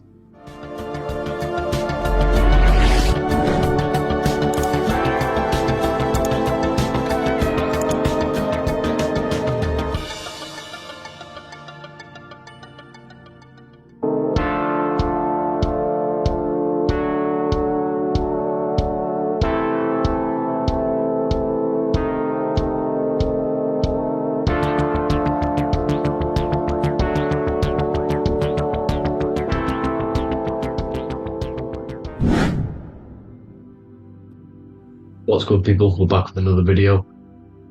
This is going to just be a quick video. Manifestation, magic, bending reality. So let's jump straight into this. So you have a conscious and a subconscious part of your mind. The conscious is what you're conscious of, what you're actually doing, where you can choose or not. However, the subconscious is the part of your brain which is automatic. So all of the systems in your body, like the digestive system, your heartbeat, these are automatically being ran. And you do not have to tell these systems to do anything. You do not have to consciously tell your heart to beat. It's automatically doing it. And this is what the subconscious mind is controlling. It's like the dark aspect of your brain or your mind. It is the way bigger aspect of your mind. Okay, it controls all the systems in your body. Okay, and this is where all of your programs are. So when you're in it, from your childhood, what you've learned in school, all of these things are being kept in your subconscious. Maybe traumas and stuff like that. So the subconscious is the female aspect, and the conscious is the male aspect, because the male is all about action and doing, and the female is more about creation, creativity, intuition. So you have a right and a left hemisphere of your brain, and these are obviously male and female. The right side of your brain is your female. It's to do with creativity, imagination, intuition, insight. Okay? And this is one of the most important sides of the brain. This side of the brain is the most attacked by the elites, whatever you want to call them. This side is one of the most important, because obviously your intuition is a massive part of reality. And if you don't have intuition, then you lose track of the things around you. You can't consciously feel if things are wrong or right. They don't want you to have intuition or creativity or imagination. They want you in the left side of your brain, which is just reasoning, logic, and basic things. So they just want you to tell you what you want, tell you what to learn, and then that's it. They don't want you thinking for yourself, which is the right side of the brain. So whatever the conscious side of your mind impresses the subconscious side of your mind. So if you do affirmations, for example, if you consciously do affirmations every day, you're reprogramming your subconscious mind. You're impressing a vibration and a word into your subconscious mind, and therefore it will reprogram it. So the male and female aspect are symbolized by the Star of David as well. The male being the upside triangle, the female being the downside, connected all in one, because we both have male and female energy. So every thoughts are electric, which is the male aspect. Emotions are magnetic, which is the female. Each thought creates a wave of vibration in all directions. So think of it like a water drop in a pool, but it going out in every single direction. It's not just flat. And these thoughts have a certain frequency, has a certain vibration. That vibration has a certain frequency. And this affects your aura. Every thought, every emotion directly impacts your aura and the strength of your aura. So if you're angry all the time, your aura in the astral plane will look red. However, if you're happy, it'll be more like blue and green. So it's very important. Your electromagnetic field is created out of your emotions and thoughts, and that affects reality, because you're 60% water, and frequency and vibration create certain patterns and has a certain effect on water. We'll get into that after this slide. So each thought that people are thinking around you, you are actually subconsciously picking up these thoughts, because it's emitting this vibration in all directions. So this is why you can pick up thoughts of other people on the odd occasion. However, when you're more in tune with your intuition, your right side of your brain, you can start to pick up on vibrations, thoughts, and other people's auras. You can pick up on the energy once your third eye is open, and you know whether you should be in that environment or not. This is what we call an atmosphere. When we go into a room and you can feel the tension, if someone's been arguing, for example, this is the atmosphere, this is the vibrations, these are people's auras emitting these certain frequencies and vibrations. Okay? So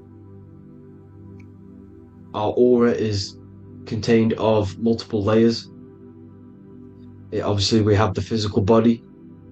This is the electromagnetic layer. However, you have the different planes of existence: the spirit, mental, astral, etheric, and then physical.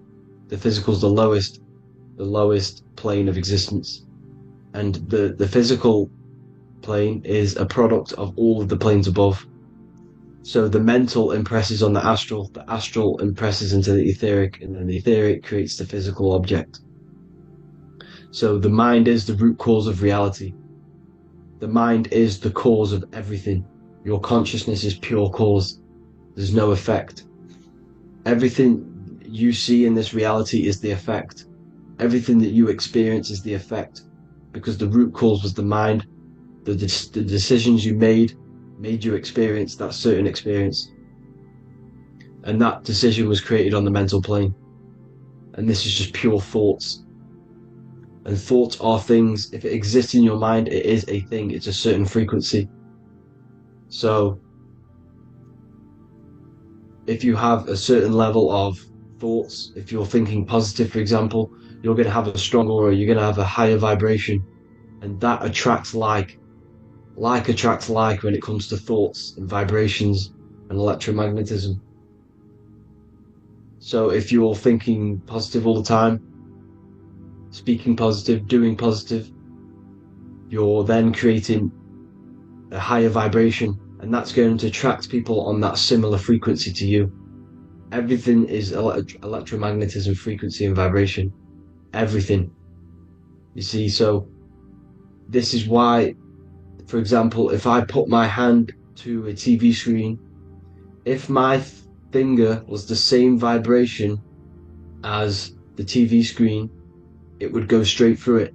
However, the particles in my hand and the particles on the TV screen are two separate vibrations, and this is what causes the friction to stop, and not my finger to go straight through it.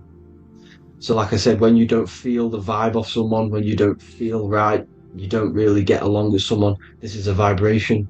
Your vibrations are not matching, they're not similar, they're two complete different vibrations, and they're not aligning properly. So music has a massive part on this.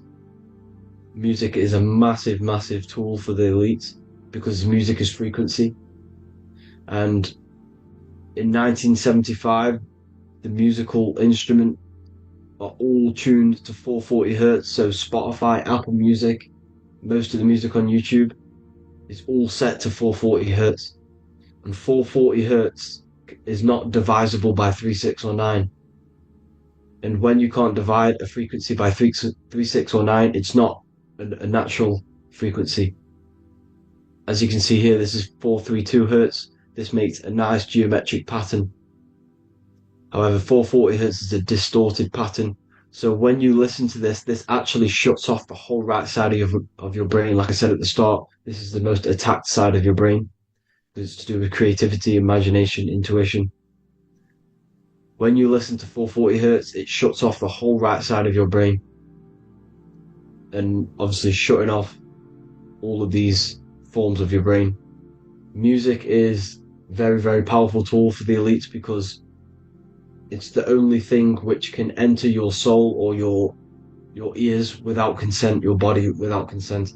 Everything else has to be through consent. You choose whether to eat something, you choose whether to drink something, but frequency, you're going to hear it no matter what. This is why it's so powerful, and music influences the body in many different ways. It's the most powerful imitator of everything. It directly affects all listeners. It directly affects intentions, gestures, movements, and actions. It stimulates your mind, and certain songs, certain catchy songs, can reprogram your subconscious mind, invoking certain emotions. This is why when you listen to slow beat songs, it makes you feel more sad. When you listen to upbeat songs, you feel more energetic. This is because these frequencies have a profound influence on reality and on how you feel. Because like I said, you are 60% water, and as you can see here, each frequency creates a different geometric pattern, and inside of you is 60% water. So like I said, 440 hertz is going to make a distorted pattern in your water, and this is going to have a profound effect on your emotions and your reality. So like I said, health is not just the body, you are made of body, mind, and spirit. You need to look after what you put in your body, you need to look after your spirit and look after your mind. It's very important to keep all these in balance, because once one of these are unbalanced, it affects the other two. So if you're eating wrong, it's going to affect your spirit and mind. If you're thinking wrong, it's going to affect your body and spirit. These are all interlocked. You have to look after them all. So it's very important you understand music. Stop listening to low vibrational music. To be honest, you want to listen to music without any sort of speaking inside of it. You just want pure frequencies, which are the solfeggio scale, like one of these, for example, 432, 528 hertz. These are all good frequencies. It's called the solfeggio scale. And these frequencies make you more in tune with nature. 528 hertz is what the earth vibrates at. So it's very important. And the Rockefellers are the one who changed this to 440 hertz. The Rockefellers, one of the elite families. So if you want to manipulate reality, it's very important to have your chakras aligned and having a high vibration, because the higher your vibration, the more powerful your words and your intentions are on reality. So the lower your vibration, the harder it is to affect reality, because you're on a lower state of consciousness. You want, like I said, you have the mental, astral, etheric, and physical. Everything is a product of the one above. As above, so below. This is what Hermes Trismegistus was saying in the Egyptian days. This is where it comes from. As above, so below. If you affect above, it directly affects below. So like I said, meditation helps on this, helps align your chakras. Think positive, feel positive. Like I said, your feelings are magnetic, your thoughts are electric. So once you combine these two together, you're then creating an electromagnetic frequency, and that will have profound effect on reality. So the law of cause and effect. Every law, so the law of cause and effect. Every effect has the root cause. Like I said, your mind is the root cause of everything. Every decision you make is having a different effect on reality. Everything happens for a reason due to the root cause, which is your mind. You choose everything that happens in your life. Okay? So it's very important you understand this and you constantly make the right decisions, the good decisions, to have good effects on your reality. You have to be very conscious of this law, because nothing escapes this law. This is the law of all consciousness. So think about it. Imagine a massive ball of consciousness. However, off this ball are different sparks, and each one of these sparks are in each and everyone's body.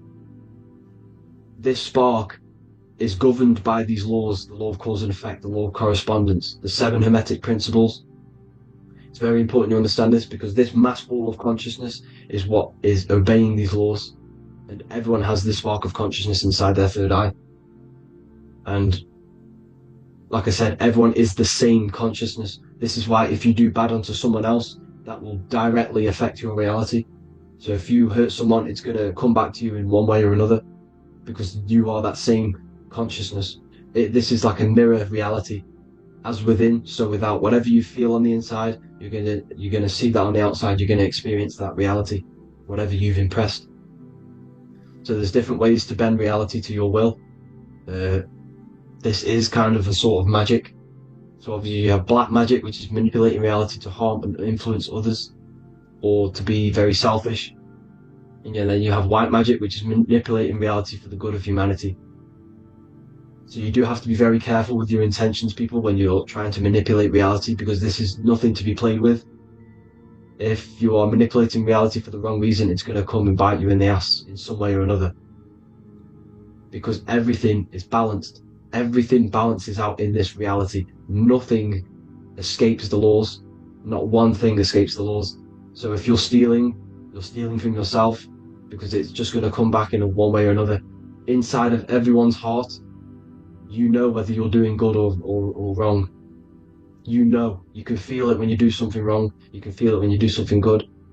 The heart is the center of the torus field. It's balance. And this is why you say follow your heart, because it's the center of the torus field. It's very important to listen to this inner voice inside of you, because that is telling you the right things to do, the good decisions to make. And when you keep following that voice, that good voice inside of you, it takes you to your life path. Very important to follow that voice. However, don't let the ego get in the way of it. Don't care what your friends are going to say. It's very important to understand this. So, you have different ways of manipulating reality. You have sigil magic. This is where you create your own sigil or symbol. You create your own sigil and symbol, and then you charge it. You behind that symbol you have an intention. So for example, if you want to manifest wealth, you create a sigil which represents what you want. You create that sigil, you draw it out, you charge it, because wherever your attention goes, energy flows. So whatever your attention is, you're sending energy that way. So what you do with your eyes and your hands, you place attention on the sigil, Imagine that it's glowing. Imagine that you're sending energy to this sigil. And then you burn the piece of paper once you've done this. And then after this, you meditate on that symbol. You constantly think about that symbol, because that symbol is the frequency, is the thing that you want to manifest. So that's one way. Or you can just meditate on your reality. So imagine yourself having already what you have. This is what they call a mindset. You must set your mind to the frequency what you want to manifest. Okay? So if you want to manifest wealth, for example, imagine yourself being wealthy. What would it feel like? What would you be doing? Imagine a scene in your mind. Constantly do this, and you're putting out that frequency. Like I said, you must think, because the thoughts are electric, and then you must feel, which is magnetic. Together this creates an electromagnetic frequency, and this is how you attract things to you. You will attract the certain people to come in your life to bend reality to your will. Okay? Or you've got mirror magic. Stare yourself in the mirror, because a mirror reflects light, it also reflects energy. So you've got to be very careful with what you say to a mirror. You've got to be very, very, very careful, because whatever you send into that mirror is directly sent straight back to you. So if you're thinking negative, you're sending negative energy back straight to you, and that's going to have an effect on your reality. Affirmations are very important, because your words are frequency, your words are vibrations, and each word you say has a certain frequency. If it's positively charged, it's going to affect you positively. If it's negatively charged, because like I say, your brain and your mind is like the director of energy. That's what your brain is, and it directs energy into certain things. You can either positively charge it or negatively charge it, and this brain is creating your reality constantly. It's manifesting your reality constantly in the present moment. So this is what the government knows. The government know your mind is the root cause of reality. This is why they call themselves a government. The New World Order is not being manifested by them. They are controlling the information. They are controlling your perception of this reality. And they know the mind is the root cause of reality. Therefore, if they control your perception of reality and your information, what you believe, you're going to manifest that information, that perception. So we, the people as a collective consciousness, are the ones manifesting this New World Order. You see, so this isn't black magic. They're actually tricking us into manifesting their own their plans, this New World Order. You see, this is how smart these people are. They know how to get around the laws of reality. They know how to bend reality to their will without facing the consequences. They're getting humanity to do it. You see, there is a collective consciousness. As like I said, we all have that same spark of consciousness, right? So, as a collective consciousness, we are on a very low vibration at the moment. However, we are waking up rapidly. There are more and more people waking up at the moment, and light always chases away the shadow. Light is a lot more powerful than darkness, you see. So, one person waking up has a massive effect than one person being asleep. It has a profound effect. Because like I say, the light always chases away the darkness. It's more powerful. The light is always more powerful. High vibrations are more powerful than lower. So that's it for this, people. I hope you all enjoyed. This is a short, quick video. God bless you all.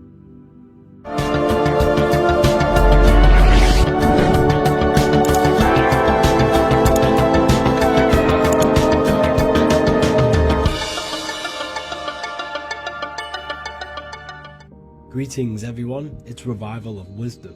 I facilitate human enlightenment through occult and esoteric teachings.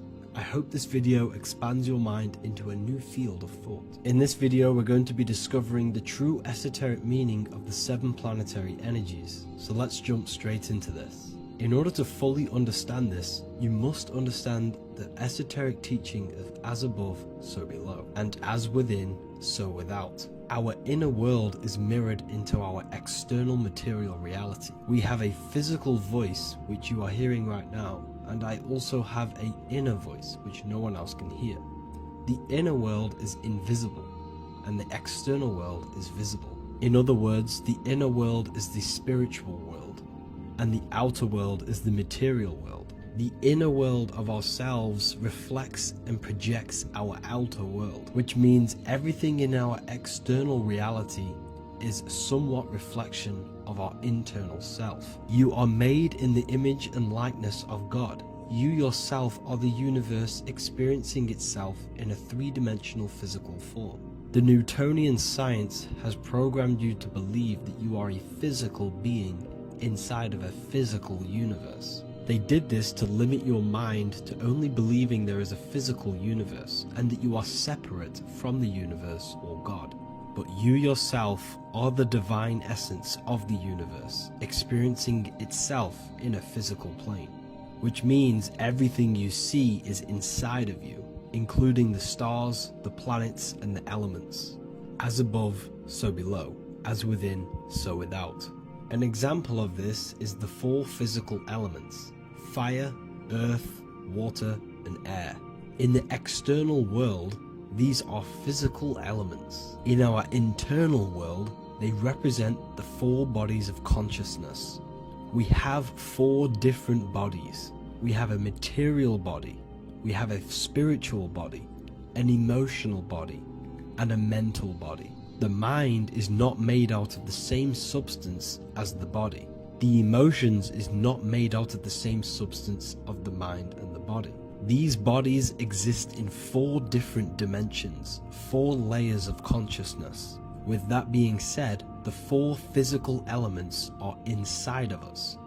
The earth is our material physical body. Fire represents our spiritual astral light body. Water represents our transformative and emotional body. Air represents the mental body, the communicative and thinking body. This is the teaching as above, so below. If that resonates with you and you can comprehend it, please leave a like and a subscribe to this channel to see more content. And feel free to leave a comment on any video suggestions. Okay, so now we've gone over the four physical elements and how they correspond with your inner world of consciousness. This is going to make it easier for you to understand what the planets actually are. The planets are a bit more in-depth and more detailed aspects of our consciousness. The four physical elements are generic, but the 7 planets go deeper. They are deeper aspects of ourselves. On a macrocosmic scale, the 7 planets rule the material realm. Every object, every animal, every plant, every stone, everything we see in this plane is governed and created under one of the 7 planets. I don't really like calling them planets. They are energies. They are spiritual forces that drive things into existence. An example of this is if we look at a tree. The roots of the tree are governed by Saturn. The stem of the tree is governed by the sun. The leaves of the tree are governed by the moon. Any offspring or fruit of the tree is governed by Jupiter. Any defense mechanisms of the tree is governed by Mars. The communication and networking of the tree is governed by Mercury. The smell and the look of the tree is governed by Venus. Everything we see in this material plane is governed by one of these specific energies. Everything material has a spiritual force that brings it into physical existence. This is the reason why we have 7 days of creation in the Bible. The 7 days of the week, all governed by the planetary energies. Monday is Moon Day for the moon. Mars governs Tuesday. Mercury is Wednesday. Jupiter is Thursday. Venus is Friday. Saturn is Saturn Day. And Sunday is for the sun. This is the reason why there are so many 7s in this physical plane. 7 days of the week, the 7 colors, the 7 chakras, the 7 diatonic musical notes, the 7 lamps on the Jewish candlestick, the G inside of the Masonic square and compass. G is the 7th letter. Now let's go a little bit deeper into every planetary energy. Saturn in the external material plane governs the foundational and enduring aspects of existence, such as roots of plants, the bones of our body, and even the insects that dwell beneath the ground. Saturn represents the dull, hard, and unyielding forces of life, symbolizing structure, limitation, and conditioning. Under Saturn's influence, things become rigid, bound by restrictions and boundaries. This is the reason why Saturn is known as Father Time, because Saturn rules anything that is a restriction and a limitation, which is time. The whole of this material plane is governed by time. You will be born and you will die. This explains why there is so much Saturn symbology in this material plane. Saturn is one of the most important planetary energies. You are a spiritual being in a physical body. Your light, your consciousness is bound to the physical body until you learn how to escape the physical body. The body is a limitation for our infinite minds and spiritual bodies. Our infinite mind is stuck in this material body, governed by Saturn's limitation of time, matter, and space. Now let's dive into what Saturn means to our consciousness within our internal world. We've gone over what Saturn means in the external world. What does it mean to our consciousness? Internally, Saturn embodies the conditioning within our consciousness. When the Saturnian aspect of our consciousness dominates, we become overly rigid, fixated, and restricted in our thinking and actions. For example, Saturn's influence is strongly felt in today's world, where many people's minds are confined to societal norms and conditioned responses. Saturn is the aspect of our consciousness, our minds, such as limiting belief systems and limiting thoughts and emotions. This is the negative thought that you can't get rid of, that's holding you back. This is a Saturn aspect of our consciousness. However, this is not a negative thing. The Saturnian aspect of our consciousness is a great teacher, guiding us through difficult life lessons that ultimately lead us to growth and expansion. Saturn's energy allows us to experience and overcome fears and limitations so our minds can expand into new fields of thought, into new life. Although Saturn's energy is harsh and often challenging, it helps us develop resilience, discipline, and wisdom. However, in the modern day, this Saturnian energy has overpowered the minds of the masses, fostering excessive rigidity and limitation. This is why we see so much Saturn symbolism. It's literally everywhere because our minds are being dominated by the Saturnian limiting aspect of our consciousness. Now, let's move on to the moon. The moon, or lunar energy, in the external material macrocosm plane governs the elements of water, influencing the natural cycles such as the ocean tides, which rise and fall in harmony with the moon's phases. Beyond water, the moon also guides instinctual behaviors such as animal migrations.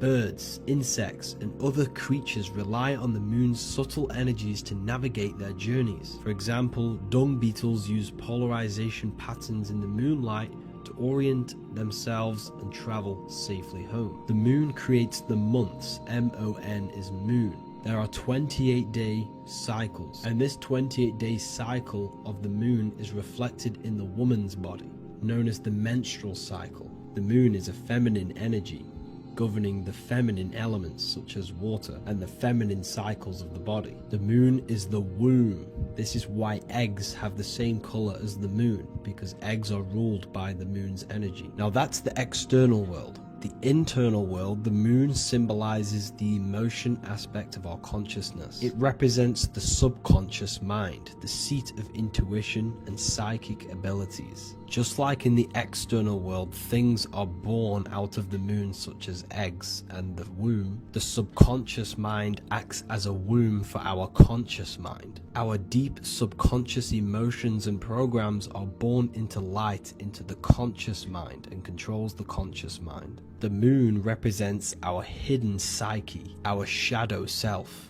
Now let's go on to the sun. The sun represents the life force. In the material external world, the sun is ruling over pretty much all life. The sun gives life to all things. Without the sun, animals could not exist, the human body could not work, and plants would not grow. The sun is the life force. It's the soul of the world. Now, in our internal world of consciousness, the sun represents our passion, our drive, our conscious mind. The aspect of our internal world that wants to drive things and give life to physical manifestation. Now we go on to Mars energy. Mars is well known for being the god of war. Mars energy manifests into the material plane through anything that seeks to protect or defend itself. For example, the holly tree. The holly tree leaves are very sharp and they defend itself. Anything that is protective in the material world has Mars energy and is governed by this specific aspect of consciousness. For example, any predators or animals such as hedgehogs with spines on their backs for protection. Mars represents all things that is driven by conflict, aggression and defense. Now internally, inside of our inner world, Mars symbolizes the aspect of our consciousness that is focused on self-preservation and protection. Mars governs our ego, the instinctual urges of anger or maintaining reputation. Mars is not evil.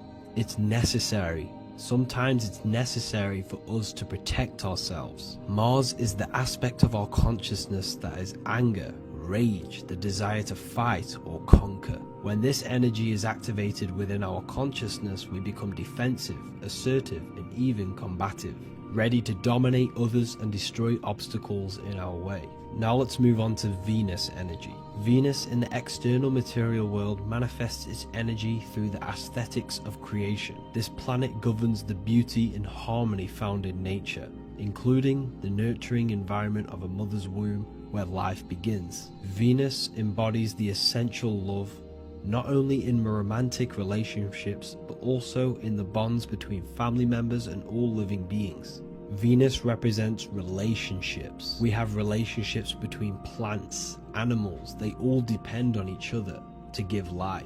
Plants provide food and medicine, while living creatures contribute to their own growth and pollination.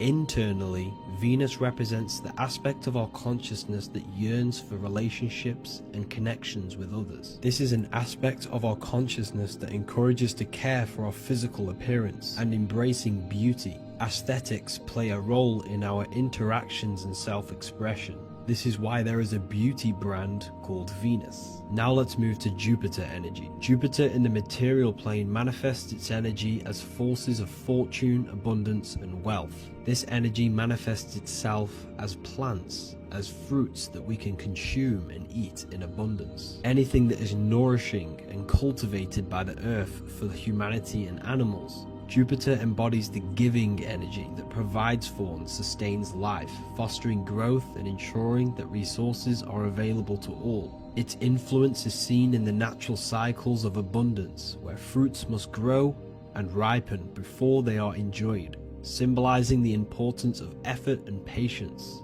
Internally, in our spiritual world, Jupiter represents the aspect of our consciousness that yearns for abundance and seeks growth in various aspects of our lives, including wealth, knowledge, and personal development of the mind, spirit, and the soul. This is the aspect of our consciousness that wants to gain wealth, that wants to gain expansion and abundance in our lives. However, when Jupiter's energy dominates our consciousness excessively, it can lead to feelings of stinginess and greed. It represents material possession. The last planet is Mercury. Mercury in the external world governs the vital elements such as seeds, air, communication, education, and electricity.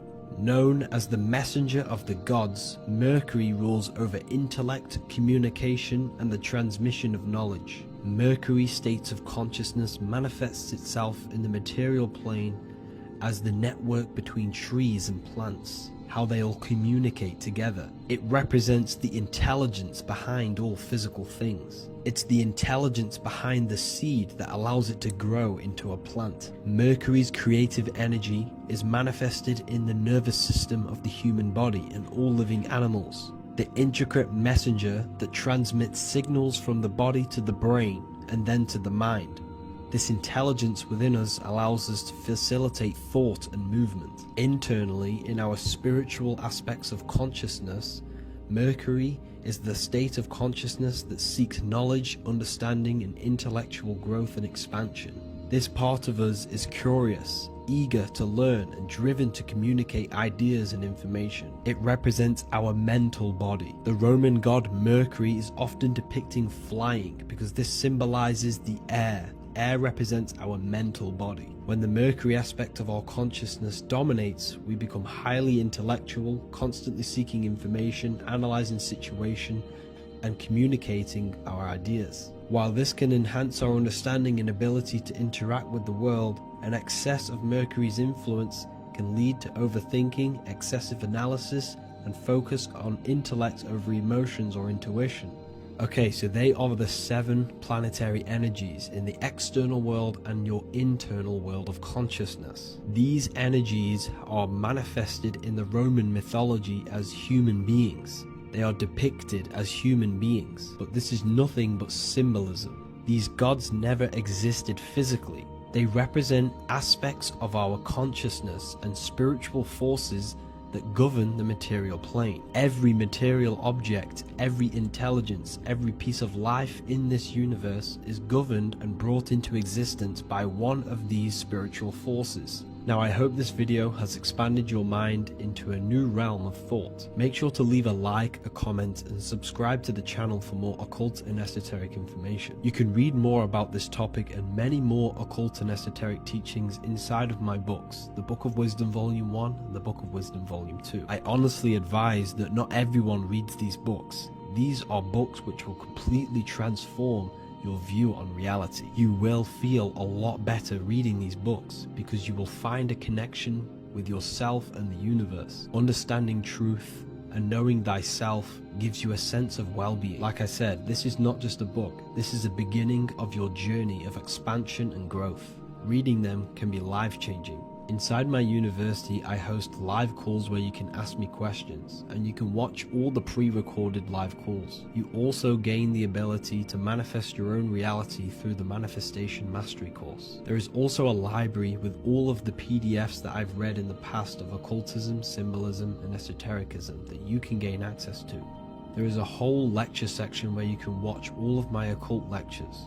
This is a place of transformation. The price of the university will be going up very soon. If you join now, you will gain a free sexual alchemy course which will teach you how to transmute sexual energy into creativity. I'll leave all the links in the description for the university and also my website where you can get my books. I hope you enjoyed this video. Take care.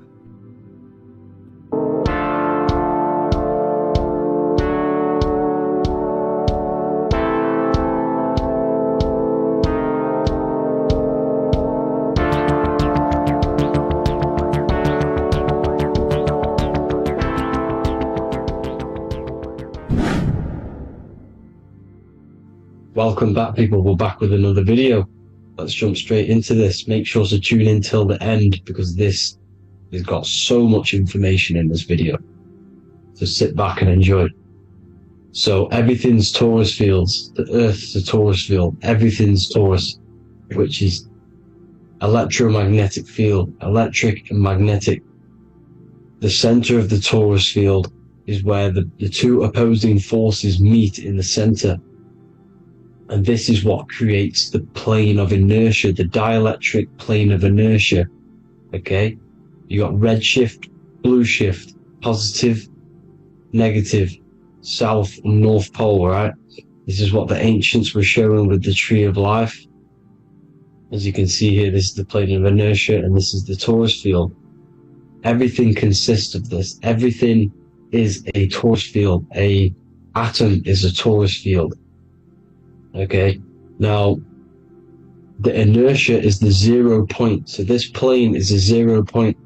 It's the balance between two poles. Okay, now this creates matter because matter is two opposing forces in motion equalized. So these two forces coming together is what creates matter on this physical plane. And this is why we can't see the electromagnetic field, because it consists of one of the elements, which is either electric or magnetic, but when they combine together is what creates this physical plane, which is physical matter, which is light in motion. Now, everything is one. Don't get confused by duality. Duality is two opposing forces, but them two opposing forces are created by the same substance. It's two aspects of the same substance. So for example, water and ice are the same thing, you know what I'm trying to say, but it's two aspects of the same substance, because all is one. The whole universe is one. All goes back to the one, which is God, the creator, or magnetism, whatever you want to call it, because magnetism pulsates. Electricity has two poles, redshift, blue shift. Okay, so redshift, blue shift is electricity, and electricity vibrates, and all vibration always comes back to a standstill point.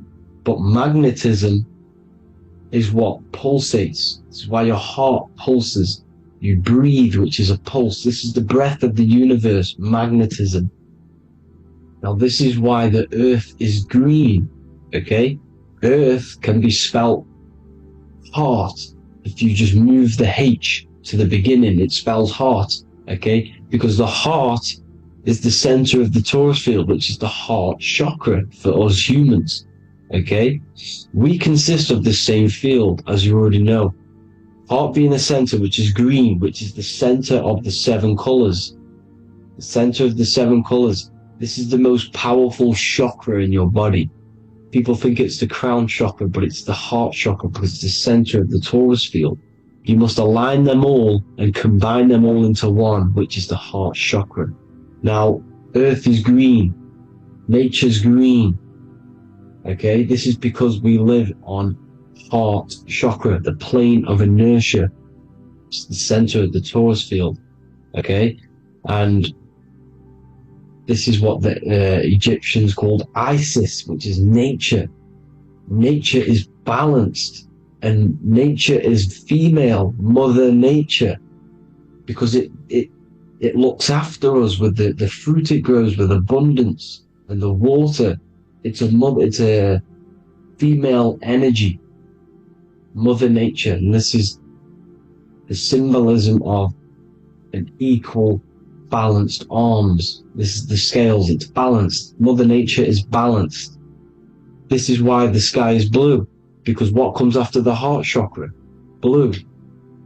Sky is blue. We live in Midgard. This is what the ancients called Midgard. You don't have to take this tree literally. It's a metaphor. We live in Midgard, where both positive and negative duality here. Now, Mount Meru. Mount Meru was known as the center of the earth, okay, or known as Hyperborea. And this is the North Pole, the electromagnetic North Pole. But when I say Mount Meru, it's not an actual mountain. They weren't saying there was a real mountain in the center of the earth, a magnetic rock. No. The plane of inertia, okay, there's something called a hyperboloid. That's what it's called, a hyperboloid. And this is the center of the torus field. And this hyperboloid is what is in the shape of a mountain, you see? So if I go to this next one, they say Hyperborea on this map. Why do they call it Hyperborea? Because this is the hyperboloid in the center of the torus field. And this is the electromagnetic mountain, a metaphor. Mountain, what they're metaphorically saying, this is the electromagnetic mountain at the center. The double vortex, the center of the torus field, which is the North Pole. Pole of electromagnetic energy. So this is why they call it Hyperborea. It comes from the word hyperboloid. And the center of the earth is so sacred, and they symbolize this with, obviously, the North Star, which is Polaris. And this is where the swastika comes from, because it's the 4 seasons moving around the North Star. This is the Big Dipper constellation moving around the North Star, which is Polaris. There's that pole again. Pole. Magnetic pole of the torus field. And this is where the green, emerald green, aurora borealis comes from. It comes from this center hyperboloid at the center of the earth, where the most electromagnetic energy is stored. The center of the plane of inertia. The center of the plane of inertia.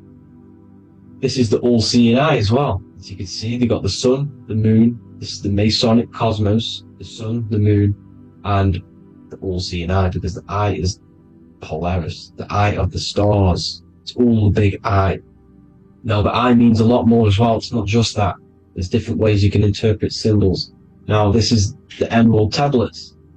Deep in Earth's heart lies the flower, the source of the spirit that binds all in its form. Okay?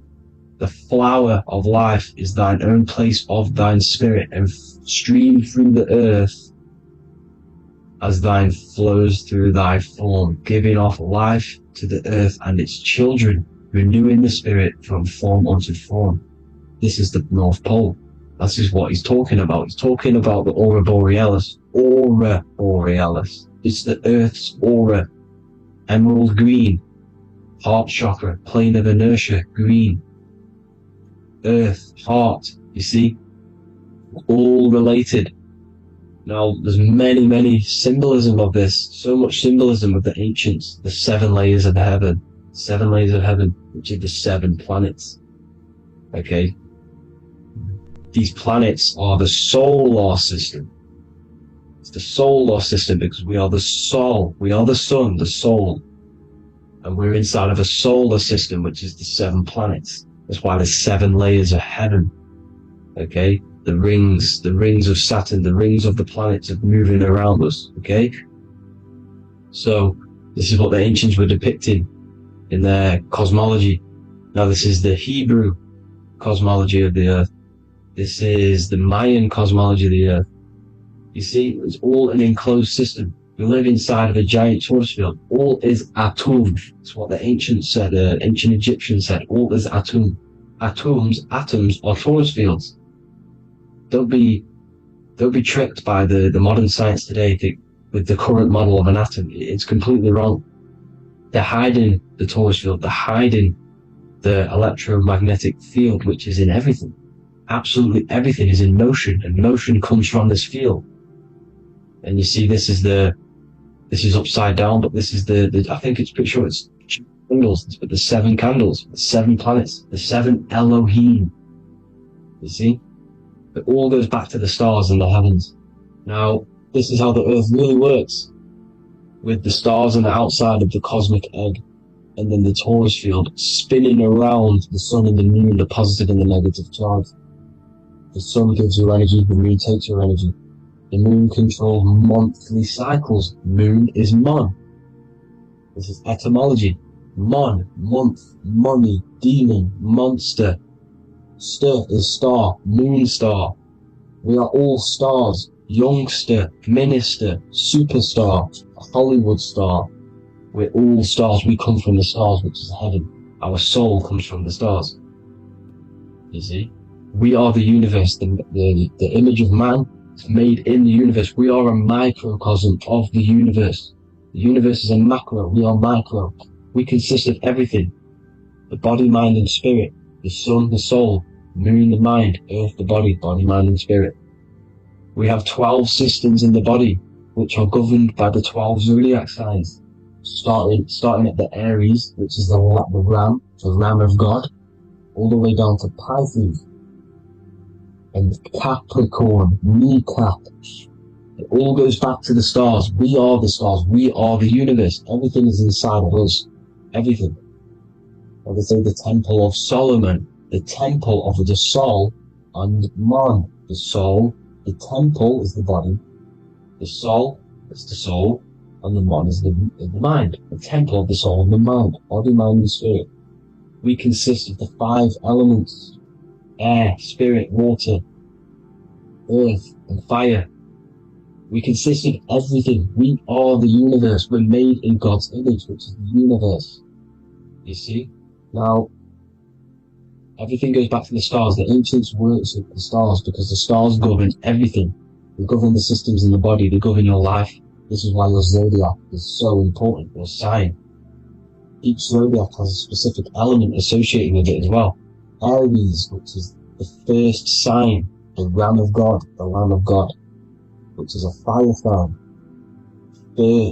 Fire first. F-I-R, this is etymology. The cerebrum, ram, which is in the brain.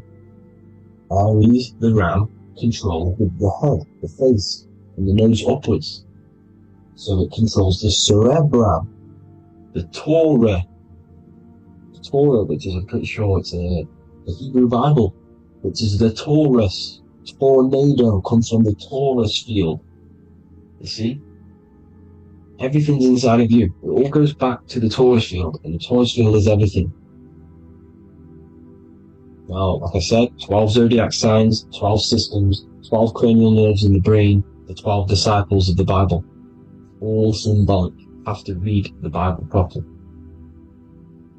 Now, this center, at the center of the earth, right? This is what's stirring the ether. And the ether consists of the four elements. Because there's 5 elements. Spirit can be called ether. People call it spirit or ether. Ether is pure potential, pure energy. It's what connects the astral to the physical. It's the dimension between the physical realm, which we're on, and the astral. So it has pure potential. It's pure energy. This is why we say either. I either want to go there or there. It's connecting 2 scenarios. That's what the ether is. It's connecting the 2 worlds, the astral and the physical. The center is like the cosmic womb. There's a black hole in the center. This is the center of the Taurus field. This is the womb of creation. This is the womb of creation. And inside of this black womb are the 5 elements, and everything's being stirred around. Everything's in motion. Light is motion. Everything's motion. Now, like I said earlier, light crystallizes into physical matter. They are the same substance. Spirit and matter are the same substance, but different variations, different aspects of the same substance. Low vibrational spirit turns into matter. High vibrational matter turns into spirit. Or light, whatever you want to call it. Matter is light crystallized. This is where we get the 7 metals from. The planets are light, specific frequencies and vibration of light. When these lights, or the planets, materialize, material metals materialize, they turn into the 7 metals. Saturn turns into lead. That's why lead is red. Saturn is red. The sun turns into gold. That's why the gold is yellow and the sun is yellow. You see, Saturn is the time god. What happens in autumn? The leaves turn red and they die. This is why Satan, time god, the reaper, everything is crystallized till it's dead and then reborn again. You see, rust, when things rust, it turns to red. Because it's Saturn. Saturn crystallizes everything. He's the reaper who comes around in winter. You see? He's Satan. Jesus and Satan, the sun and Saturn. They say we live in a solar system. The solar system. I think I've already just broke this down. The 7 planets are the 7 chakras. Everyone already knows this. But I'm going through it anyway. But this is where we get the 7 planets from. And the 7 metals. You see, all the ancients knew. It was an enclosed electromagnetic system. It's not a spinning ball in the middle of space, people. They want you to believe this so you get stuck in this material world. Because if you believe everything's material, you can never affect this plane effectively. You can never create your life effectively if you don't understand the planes of existence. Because the mental plane is a higher plane. And it breaks down and it controls the planes below it. The mental plane, hold on, I've got it here for you. The mental, the astral, etheric, then physical. Etheric connects the physical to the astral, but the mental is what's above them all. You see? Now, it's important to understand this. It's important. However, the ancients always talked about the enclosed system. Only NASA, which is introduced around the Roman times, not NASA, but the globe earth was introduced around the Roman times. Okay? By these Masons. These Masons introduced this because they wanted to take over the minds of the masses and control them. These people worship the physical realm. They know how it works. They know the ins and outs of it. They know how to do the magic. They know how to do it all. They understand it all. That's why Masonry have to take the oath. The oath of not speaking. You're not allowed to speak about anything you learn about in Masonry. Because they're discovering the truth about your mind and how it creates reality and stuff like that. So, this is the Masonic cosmology. The 5-pointed star, the 5 elements. The checkerboard for duality, positive and negative. The 2 aspects of every substance. This is another ancient painting depicting the firmament. The stars inside the firmament. The sun. You see, the ancients worshipped the sun because it's so important for sustaining our life. It's the only reason we're alive is because of the sun. But then people think it gives you cancer today. They brainwash you to think the sun gives you cancer when it's the #1 source of all life. They want you to believe it's a big, spinning, dangerous ball in space. It's not. It's here to give us life. It's God's son. That's why Jesus is known as God's son. It is the Son of God. God created that to sustain us. You see? So it's important you understand the true cosmology of where you are, because if you don't know where you are depleted of all of your morals. You're depleted. You're demoralized. You're lost. You don't know where you are. You don't know where you exist. Okay? Once you accept the globe model, the heliocentric model, you will subconsciously think that you come from nothing. This is why they implemented the evolution theory just after the globe model was introduced by Charles Darwin. Charles Darwin came in after the globe model.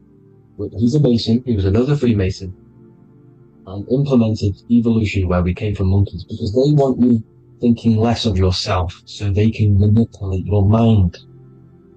You see? They want to manipulate your mind, and they have done since you got here. Since you came through that portal, you were manipulated from that day to believe this, believe that.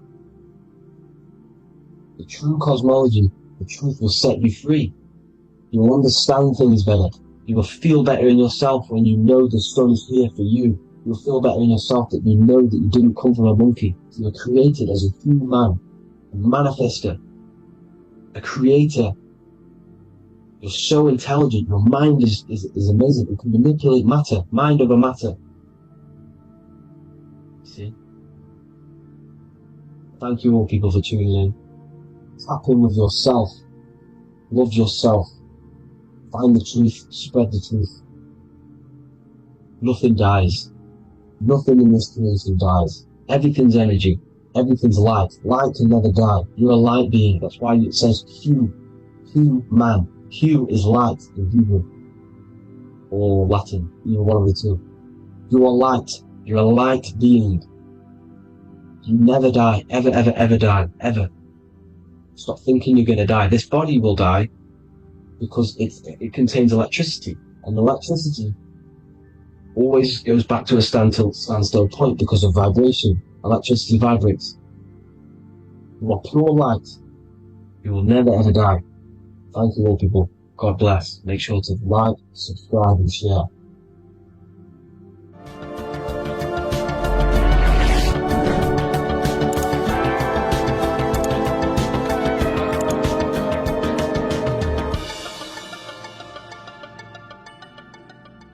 Welcome to Revival of Wisdom. What is good people is Revival of Wisdom. We're back with another video. Today we're going to be talking about the importance of Saturn and the occult. Let's jump straight into this. So Saturn is the god of the earth, right? It's the time of God, change, destruction, physical matter. He creates and destroys because the energy of Saturn is the key to crystallization. It wraps things in physical matter, right? He creates everything, all life forms, and he takes things back, because the day that you're born, that's the day that your expiry date is coming. The time is ticking until Saturn takes your life. This is why he's known as the Reaper. Okay? As he's personified as eating his child here in this ancient Roman painting. As you can see, he's eating the child. We are all children of Saturn, right? He creates physical matter, our physical bodies, right? He's the god of time because he's the slowest moving celestial body. He's the Lord of the Rings, as you can see here. He's the last one on the ring. He's the slowest one moving, okay? So, he is the Lord of time, destruction and creation, okay? This is why his name is Satan. He's the devil, okay? But I'm not saying Saturn's evil, guys. It's a part of life. Everything lives and dies, right?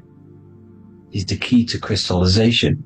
Now, as we have the clock here, our god Saturn, or Chronos in Greek, just means time. He's also the god of time, as I've already said. 60 seconds in a minute, 60 minutes in an hour, 24 hours in a day. Add 2 plus 4 equals 6.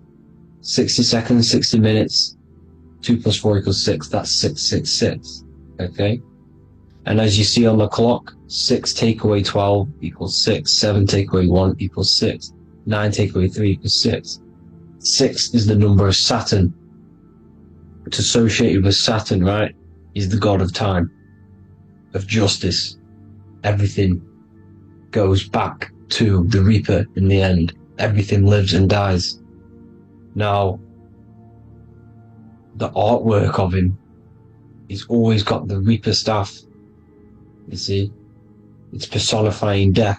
Now, when you see this, the Romans were not saying Saturn was a real person, a real god in human form. No, this is personification. This is what the ancients always did. They personified, just like the Bible.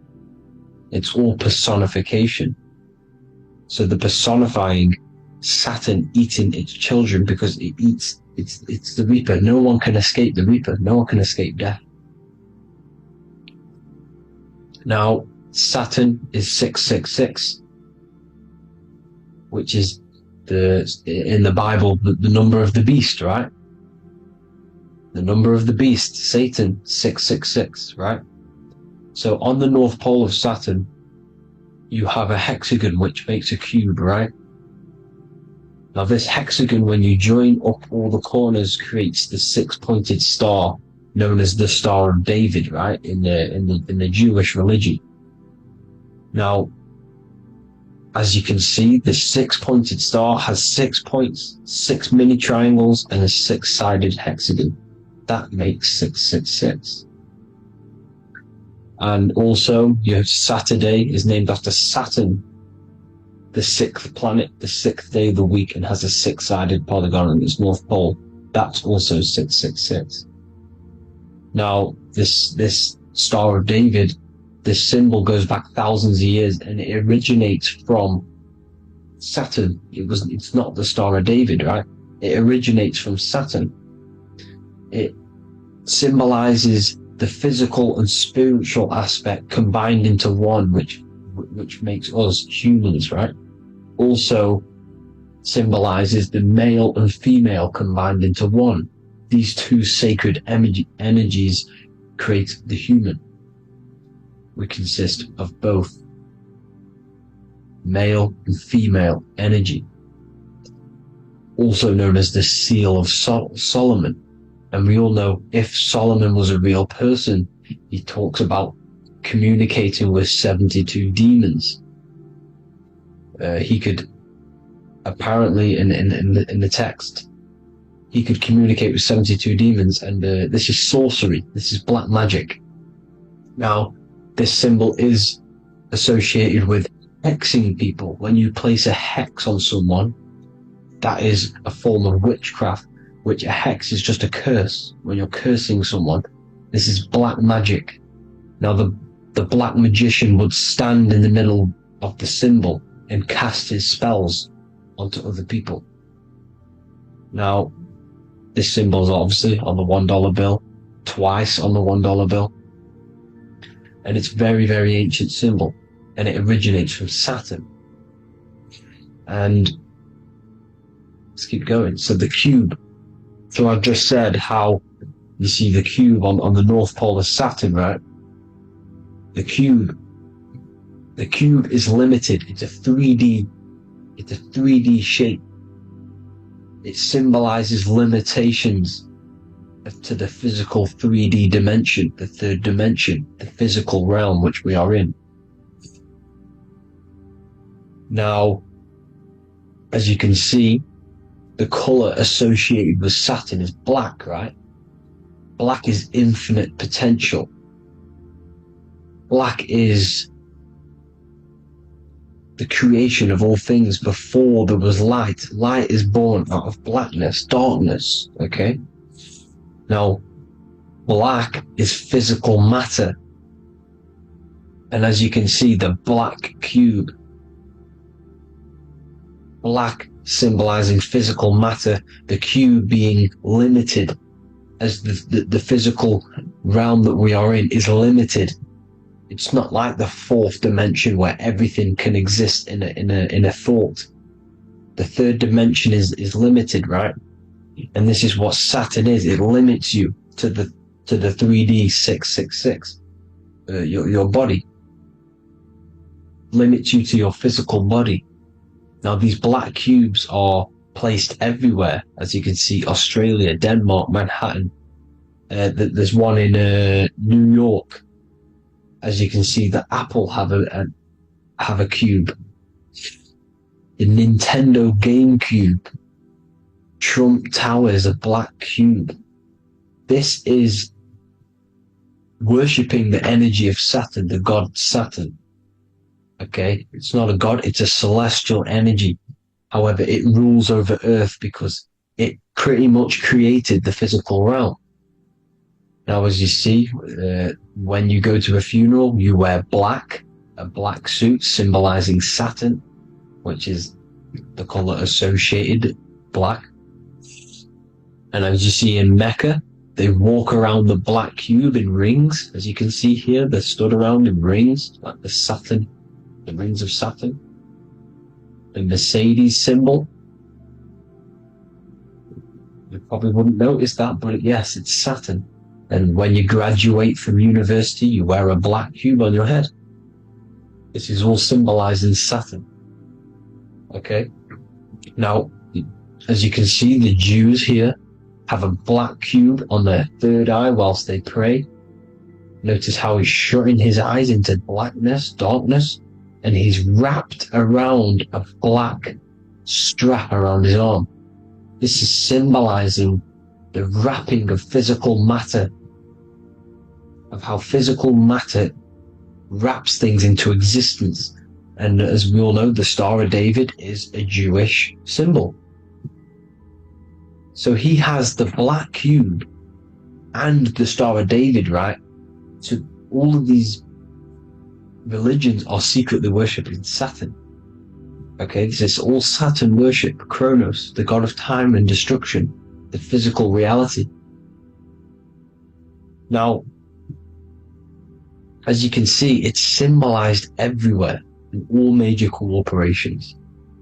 Pepsi, internet, that's obvious. NASA, of course, NASA. NASA means to deceive in Hebrew. Universal, Walkers, that one's so obvious. Nike, Toyota. So many different ways they symbolize it. You either see the rings of Saturn or the black cube, as I just showed you here, the Nintendo and the Mercedes, right? It's absolutely everywhere.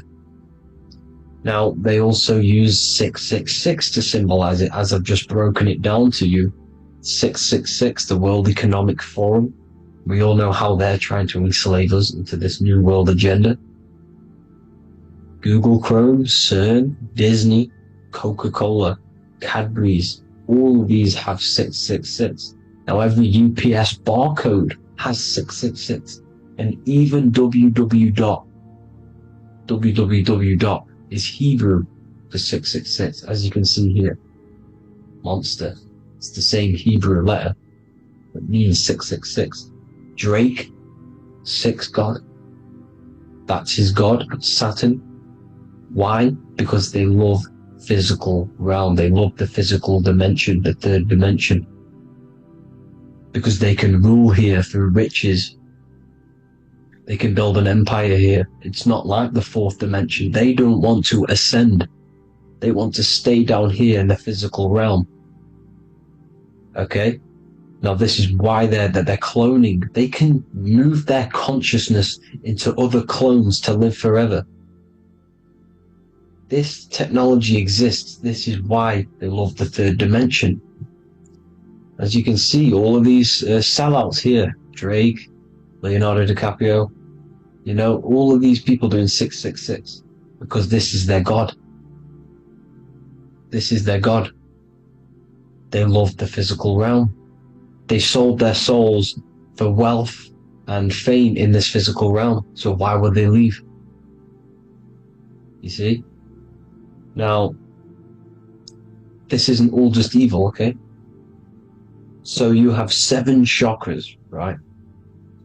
You have 7 days of the week, 7 solfeggio scale notes. These are frequencies, the solfeggio scale. Now, it's called the Saturn Moon Matrix because the moon symbolizes your mind, because you're created out of the Holy Trinity, which is body, mind, and spirit, right? That's the triangle, the equal triangle, body, mind, and spirit. Now, the 3 main celestial bodies are Earth, Moon, and Sun. The Earth being your physical body, the Moon being your mind, and the Sun is your soul, hence why it's called solar. It's a solar soul. Now, these symbols are alchemical symbols, so when you're doing alchemy, you use these symbols to obviously symbolize what we're talking about. Now, as you can see, these are all the symbols of the planets. Of Saturn is created out of the moon on top, the moon on the bottom and the earth on top, as you can see here. You see? And this creates the number 5. Now, with the moon being your mind and the earth being your physical body, this is mind over matter, because the earth is your body's matter. This is matter over mind. You don't want to be matter over mind. This is low states of consciousness. You won't be mind over matter. You see, to manipulate matter, to create your own reality. Now, obviously, we all know Saturn is associated with the lowest chakra, which is the root chakra. This is to deal with your animal instincts. When you're down here, you identify as the physical body. You don't know anything spiritual. You're pure physical. You have a pure physical mind. You don't believe in anything spiritual. This is survival mode, consumption. They want you trapped down here, which is matter over mind. They don't want you to create your own reality, which is mind over matter. You see? Now, that's what Jupiter is. Saturn is the moon on the bottom and the earth on top. But Jupiter is the moon on top with the earth on the bottom. That's mind over matter, you see? So, these chakras are an ascension process from spiritual, from matter, physical matter to spiritual. This is the ascension. This is the stairway to heaven. This is Jacob's ladder. You see? Now, the number 5, which is obviously associated with Saturn as well, which create the symbol for Saturn, created the number 5. You have 5 senses, 5 elements, 5 physical elements. As we all know, Saturn crystallizes everything into physical matter out of the 4 elements. 5 fingers and toes, 5 points of man. Okay, the number 5 is the number of justice. Saturn holds things back. He restrains things from you, makes you learn the lesson. Now, 666 is not all evil. 666 is the atomic structure of the carbon atom. 6 protons, 6 electrons, 6 neutrons, right?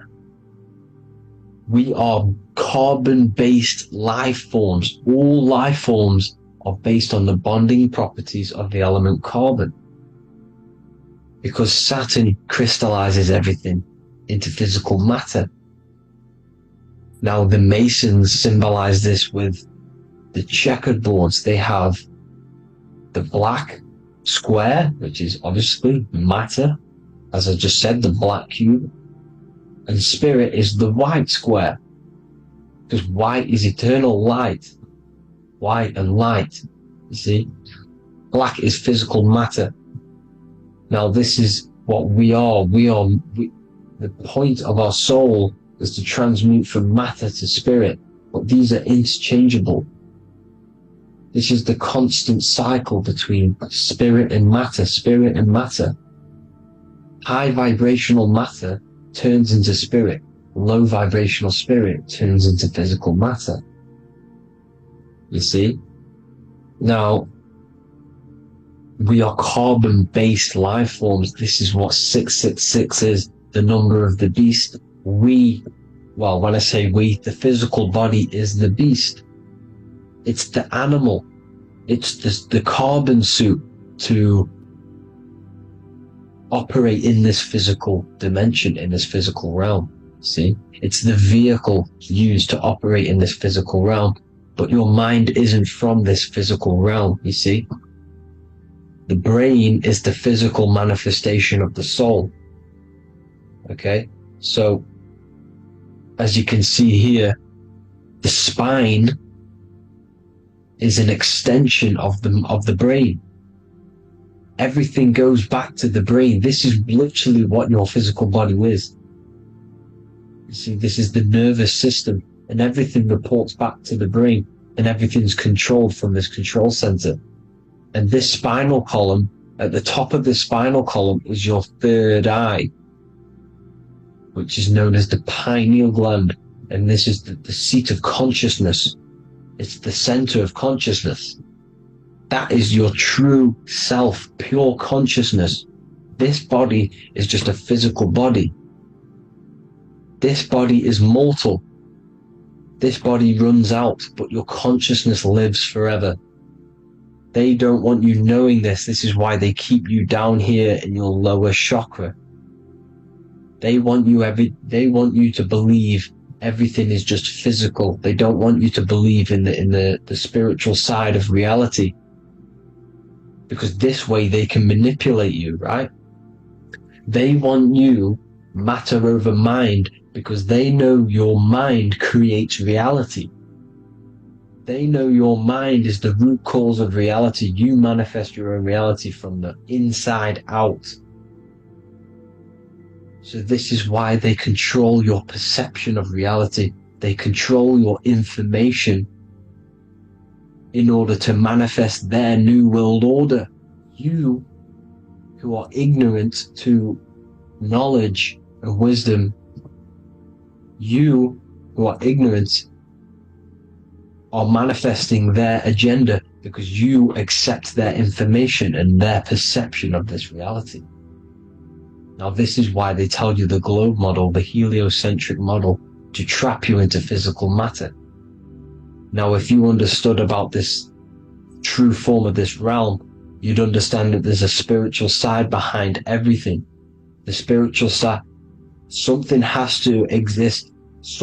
The root cause of reality is higher planes of existence. It happens in the mind before it happens on the physical plane. You see? They don't want you knowing this. They want you matter over mind, which is the symbol for Saturn. moon over earth, the Holy Trinity.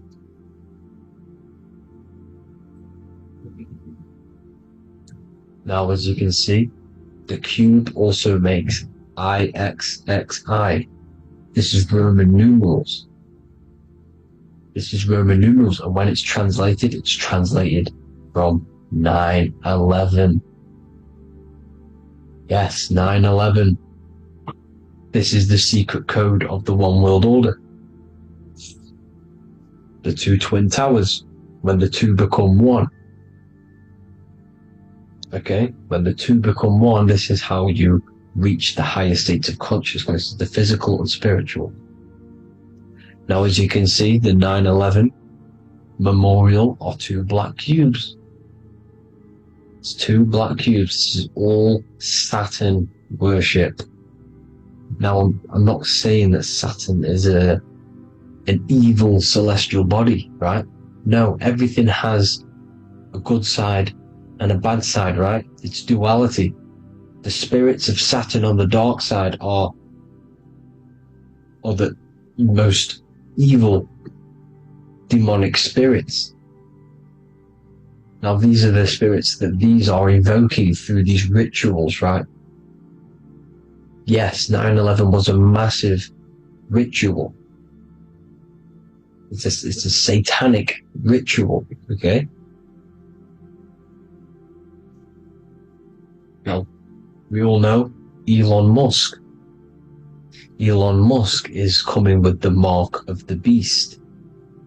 In English gematria, this equals 666, right?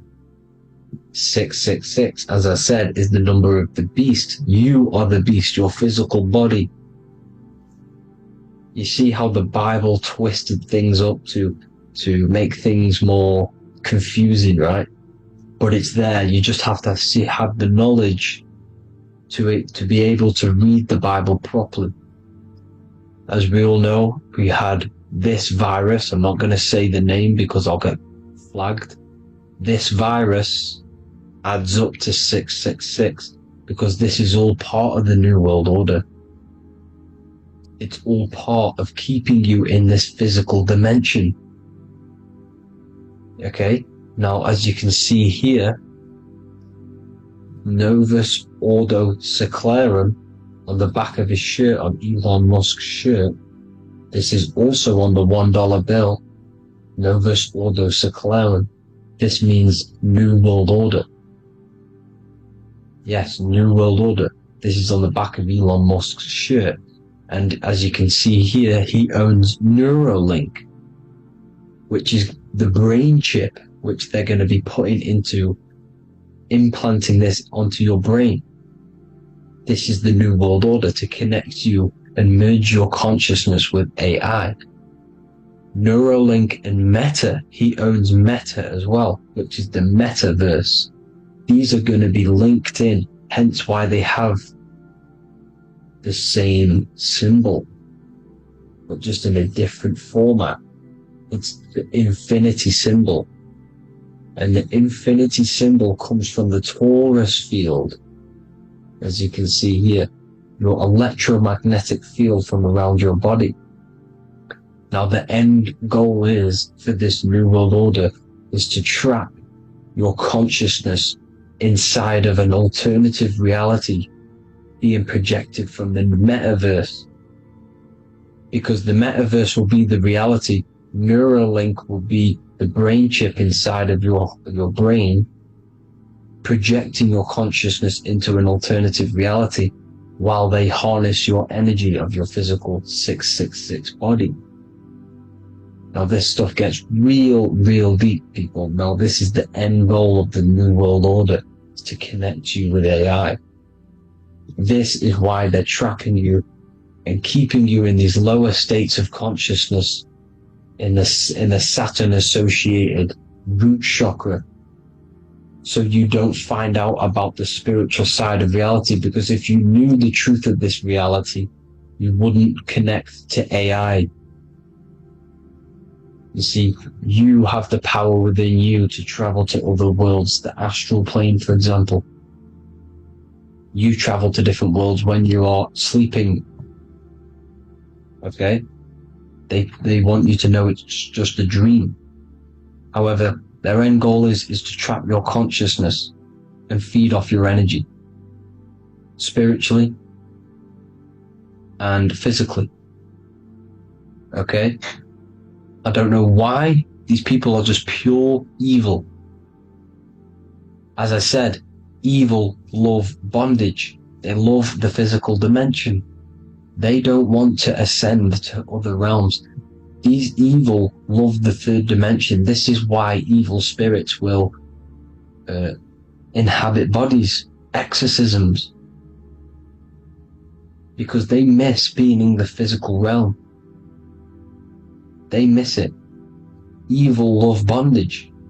So this is why they're cloning and putting their consciousness in clones to stay in this third dimension, to stay as further away from the source as possible. Okay? This is why they're doing it, and this is how it's all linked in. So I hope you all enjoyed this video. Hope you gained some wisdom. Please feel free to join the Telegram, and please leave a like and a subscribe. Thank you all, people. God bless.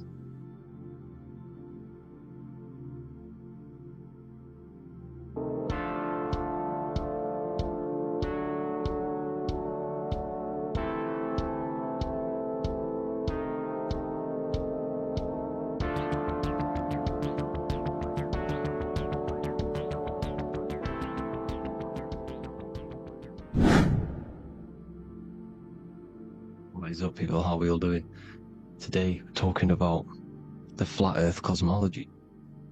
So let's jump straight into this. Please drop a follow and leave a like to help the algorithm. So, we live in a torus field. Everything's made out of torus fields. And every torus field has motion. It's what it is. It's the motion of energy.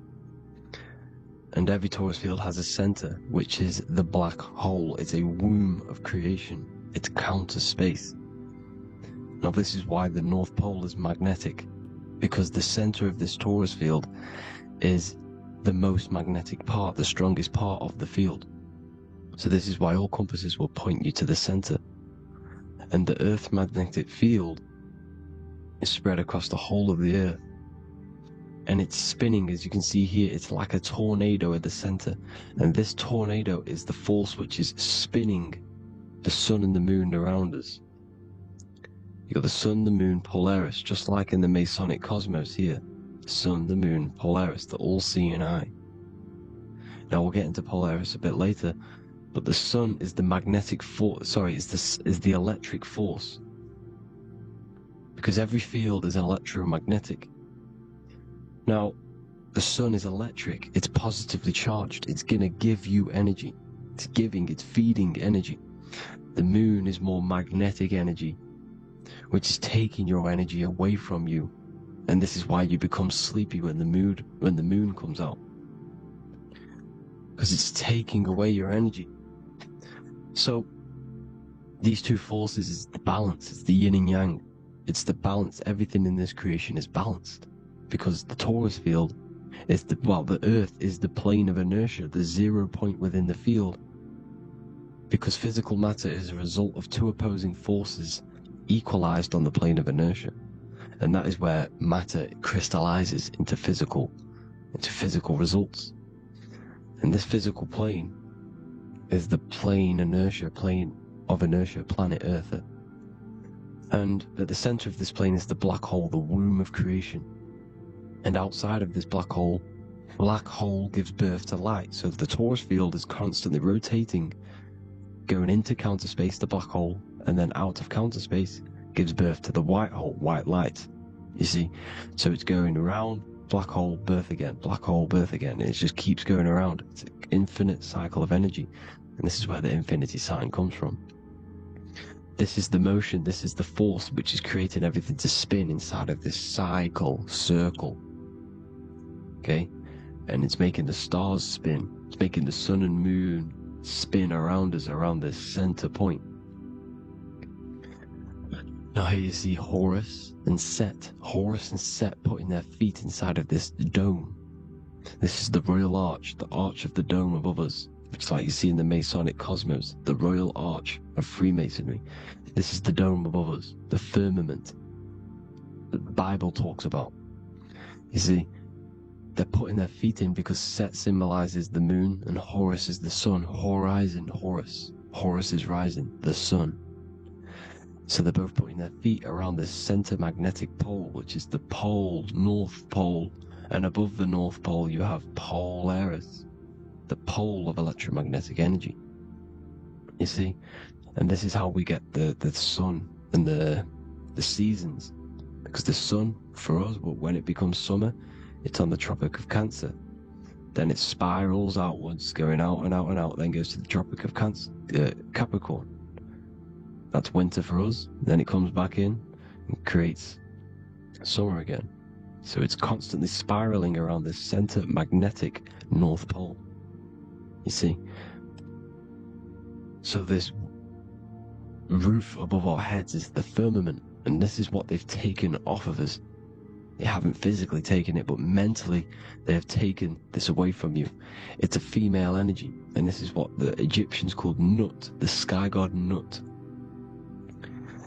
And this is the womb. We are inside God's creation, God's womb, and the woman's womb when she has a baby is a microcosm of this, because everything inside of this creation is macro.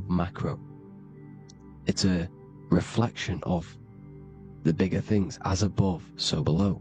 So the dome above our heads is the dome we are in when we are a baby, and you can see the sacred geometry of it is the exact same. It's the dome. And when we are inside of the womb, the woman, the sacred maker, which is the M, the Masonic M, this is the Gmail symbol. The Masonic M is maker, mason, matter, male. She delivers the male, you see? She delivers the male because it's the maker, the female, the magnetic. The woman is magnetic in nature, the male is electric in nature. So when we are in this womb, the female, we are being fed by the center umbilical cord, by the center of the mother's stomach. We're connected to the center of the woman's stomach, just like we are when we are in the earth. The center is where the aurora borealis is being emitted from, the electromagnetic aurora borealis, the northern lights. This is our spiritual umbilical cord, connecting us to counter space, connecting us to the realms beyond this world. Because at the center of every torus field is counter space. And at the center of the earth is our spiritual umbilical cord, and this is the earth's belly button, as you see. As above, so below. We had a physical umbilical cord, we have a spiritual umbilical cord, and this gets cut when we die, when we're cut away from the physical reality. You see, here's the ancient Egyptian tablet showing this female. You can see the hair, it's a female above us, because the female energy is nurturing, helping, looking after. And that's exactly what the dome is. It's protecting us. It's the Ark of the Covenant, the Ark covering us, you see? And this is what they've taken away from us. By you believing in space, it completely destroys the idea of this being a sacred creation. They've taken the roof off your head, whether if you believe in space, you believe that there's chaos, there's planets, there's asteroids about that could kill us at any moment. But this isn't true. They've made you fear your own creation that you're inside of. They've made you fear what's above you. You see, and it's to hide the power of astrology, the power of the lights in the firmament, which are constantly flowing through the ether. These powers which are above us are sending rays down to the earth, which are influencing our psychology and how we behave. And this is what astrology is. It affects human consciousness. It interacts with our consciousness. And there's a different energy every day because the planets are in different houses, different alignments. And this is, we'll go into this a bit deeper later on. So the world tree, this magnetic North Pole, the pole of electromagnetic energy, was symbolized as a tree. The great tree at the center of the earth. You see? And this tree is symbolized everywhere. You can see here how the center person, this Egyptian person, is holding up the sky. This is the North Pole, the hyperboloid, at the center of every torus field. And this tree was in the Mayan cosmology. This is an ancient depiction. This is the torus field. There's the plane of inertia. Here's the center tree. Here's the tree in the center, the magnetic North Pole, the woman holding the stars. Here's the Hindu with the two birds symbolizing the sun and the moon revolving around this center tree. The Mayan tree, his Horus and Set around the North Pole. They all knew this flat earth cosmology. They knew these secrets. It's so sacred you understand the creation that you're inside of. Because if you don't, you'll be led astray. You don't know where you are. You're lost. You see? And here's the Masonic art with the rays of the stars coming down with the tree in the center. So it was personified as a tree. And we are in Asgard, Midgard, the middle garden, where there's good and evil. So the 7 layers of heaven, which is talked about in the Quran. Each planet has a different layer of the firmament, and this is the 7 layers of heaven, and these are our 7 layers of the energy centers in our body. So we start in the stars, so we are stars in a physical body. This is why we say Mr., Sister, Fraudster, Sinister. Stir is star, and we are in the stars, and our star descends into the soul system, not solar system. And as we descend into the soul system, we enter Satan's kingdom, Satan's world. As it says in the Bible, Satan is the god of this world. Well, if you've been into my research for a while, you know Satan is Saturn. Saturn's world, because Saturn's the outermost ring. He's the Lord of the Rings. And you enter his kingdom, the kingdom of time, and this is why Saturn's the time god. As soon as you go past the rings of Saturn, you're now in the soul system, you're now in time, you're now bound by space and time. And you're bound to the earth plane, the heart. Earth is heart. It's a rearrangement, it's an anagram for heart. And the heart of the electromagnetic color spectrum is green, and that's why the earth is green. And above green is blue, and this is why the sky is blue. In order to go to heaven on the macro scale, you have to go through the blue sky, through the 7 layers of heaven. In order to reach heaven in your body, whilst you're here, you have to go through the blue chakra to your head, which is heaven. It's micro, macro. Everything is micro, macro inside of this creation. There's an ancient, I think this is a French image, piece of art from the ancient French, with obviously the 7 layers of heaven, which they all depict. And notice how it's like a dome. We'll go into this dome symbolization, the Royal Arch of Masonry, which is next. But these 7 layers of heaven give us the 7 metals, the 7 days of the week, the 7 diatonic tones, the 7 chakras, the 7 everything. It's God's favorite number.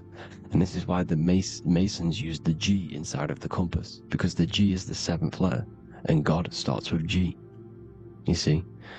So it's 7. God is 7. Here's another depiction of the heart, the soul system, the 7 layers of heaven. La Fermete. You see? La Firmament, with the stars on the outermost layer. Here are the 7 planets. Jupiter, Mars. La Sophie, the sun. La Luna, the moon. So, Saturn. So we are in the heart of this soul system. In order to ascend, we need to ascend up our chakra system, reach 144,000 hertz, God consciousness, the God man. You have to unfold God man, master of the mind, mastery of the mind. So, what are the stars? The stars make everything unique. The stars are constantly rotating around the center, magnetic North Pole, the tornado at the center, which is stirring everything. It's stirring the ether. The center is the ether, and the 4 elements are born out of this ether. There's 5 elements: ether, spirit, water, air, and earth. The ether gives birth to the 4 other physical elements which the whole of creation are made out of. about them 4 elements. 4 is the number of stability. You know, a chair, a table has 4 legs. It's stable thing. It's a foundation, and these 4 elements are the foundation of this creation. You see, and this magnetic North Pole is stirring this, and the 4 vibrational states of the ether are the 4 elements. Now let me get back to the stars. I just wanted to give you that.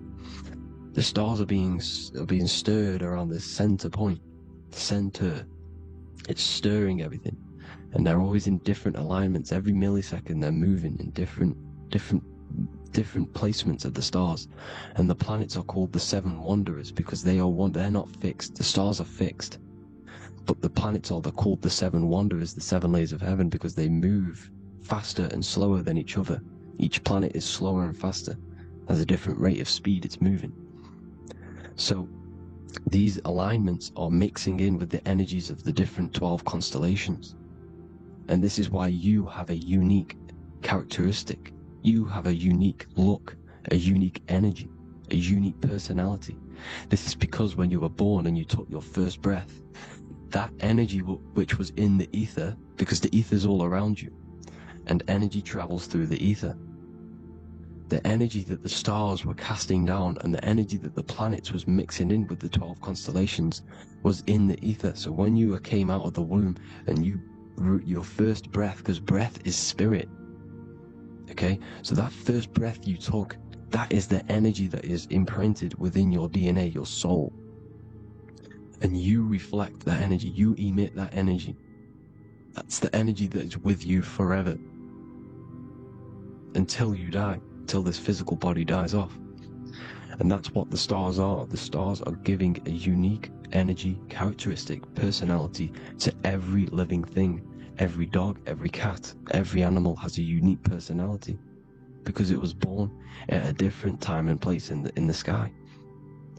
Okay, the stars are your destiny. Now the stars are constantly changing as well. If you look at stars through a telescope, they're constantly changing and forming different forms. You can see here, it looks like water. It looks like light through water because it's the ether above us, a sea of ether. And this light is being emitted through it, and it's just constantly changing, giving different energies, each star.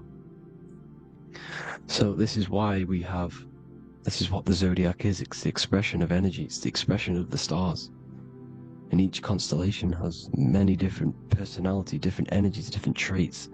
Each planet has different traits, depending where your planets are, depending what energies you hold. No two person have the same energy. There's no one. It could be similar, but no one's the exact same. It's because of the stars. The stars are never in the exact same split place. The planets are always in different houses. So here's some Royal Arch symbolism. Here's the Royal Arch of Masonry. As it says here, the sun and the moon, the constellations. Here's Cancer, the 7 planets, the 7 stars. Here's the Royal Arch. This is the firmament. Is the duality, black and white, duality, good and evil, rest and motion, dielectricity, magnetism. See, so this is what the Royal Arch is. It's symbolizing the cosmic dome above us, the womb we're in. We're inside God's womb. And here's George Washington, the Freemason, inside of the Royal Arch. You see, with the G, the Masonic G, God, 7.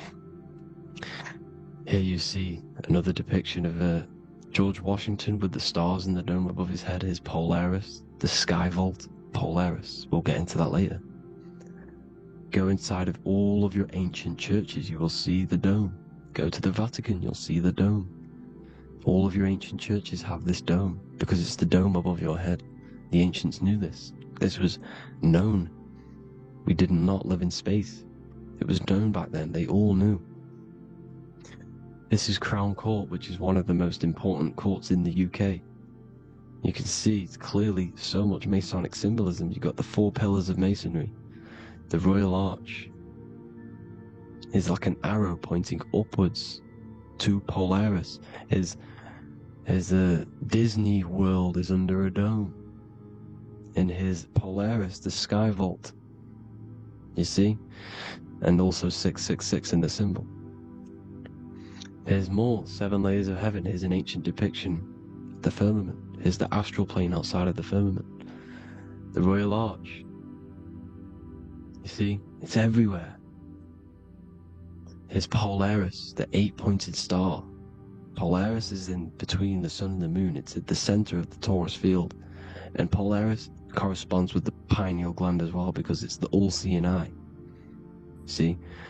So, here's Polaris, the 8-pointed star, which is at the very top. It's the very center. It's on top of the North Pole. And it's an 8-pointed star that's always symbolized as an 8-pointed star. Here you see the Vatican. The Vatican is a giant key with an 8-pointed star. See, it's a key. Here's the dome. Here's the Space Delta, the USA Space Delta logos. Here you see the Egyptian god looking from the center of the North Pole, looking upward to an 8-pointed star, Polaris. An arrow pointing up to Polaris.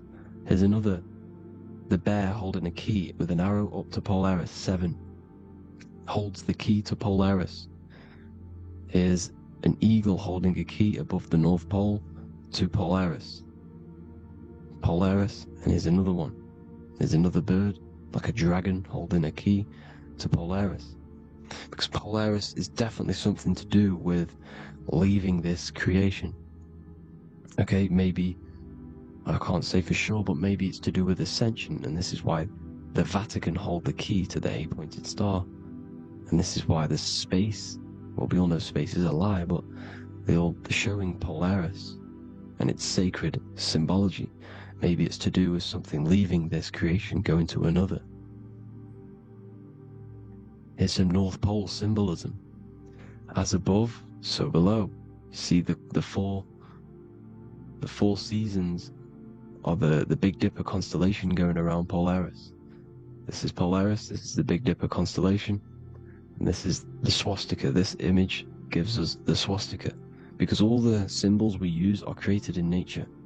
They're created somehow in nature. This is how we get them. As above, so below. This is the map of the North Pole with the 4 rivers looking like the Big Dipper constellation. It's the Masonic, here's the ancient cosmology with the 4, you see the 4 islands, Mayan cosmology, 4 islands. This is the alchemical symbol for Earth, 4 sections. The windows, because the center of the North Pole is a window to another dimension. The 4 lucky 4-leaf clover, which is supposed to be lucky. It's truth in plain sight. And here's Hitler looking at 2 flat Earth maps. So this swastika has been used for thousands of years, thousands and thousands of years, and it's symbolic for the most sacred land on this plane, the North Pole. Shambhala. Do some research on Shambhala, people. It's a it's a Hindu mythology about the sacred lands at the center of the earth, and it's known to be full of enlightened beings, and it's all symbolized at the center. You can see their paintings of Shambhala. It's all at the center, the North Pole, and it's known to be the most godly place ever, because it takes you to a portal to the higher places. And maybe this is something to do with Polaris, connecting you to this sacred land at the very center. But anyways, people, thank you all for tapping in. Hope you all learned something. Have an amazing day. Please follow, subscribe, like, all the links in the description for the courses, the PDF. Please have an amazing day. God bless.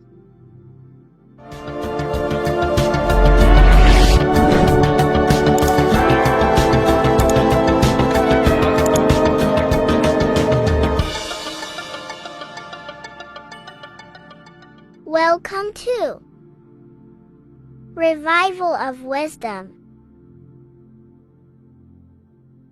This video is going to be about the flat earth and the breakdown of the whole cosmology. I'm going to be digging very deep. I've got a lot of pictures and images to show you, and a lot of dots to connect. So let's start with the Freemasonry art. So this artwork we have here is the Freemasonic cosmology as they know and believe. So what is it symbolizing? Obviously have to start off with the 4 pillars representing the 4 corners of the earth. The 4 corners with duality. You see, there's everything on earth. There's good and evil. Good, evil, positive, negative. Good, bad. This is the checkerboard. This is what it symbolizes. Okay, obviously we have the sun, the moon. The sun gives you energy. It's the anode. The moon is the cathode. It's the opposite. It takes your energy. So therefore you become sleepy when the moon comes out. You see, everything on earth, everything in the universe is balanced. There's complete balance, symbolized by duality. There's always 2 opposites. We have the all-seeing eye, and obviously 7 stars representing the 7 planets, but not planets as in we know planets. They're not physical spinning balls of gas. They are energies, they are lights emitting from the realm above this realm.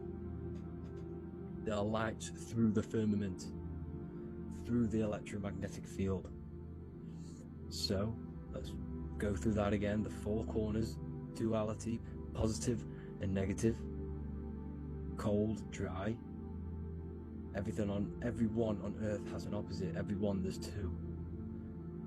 Okay, and then we have the sun, the moon, the 7 planets with a 5-pointed star. What's the 5-pointed star? Of course, it's the 5 elements: spirit, water, earth, fire and air. Okay, that's what the 5-pointed star is symbolizing, the 5 elements of earth. And then most importantly, we have the compass. The compass is very, very important, hence why it's in the center. The compass is symbolizing many, many things, and one of the most important things, but we'll get into that after. We have a boat with water outside of the earth. So we have a boat on water, symbolizing the waters separated by the firmament, the waters above separated by the firmament from the waters within the firmament, the earth. So this is what it's symbolizing. So the compass, what's the compass? This is where the compass comes from. The Polaris, the most important star there is, because it's in the center of Earth.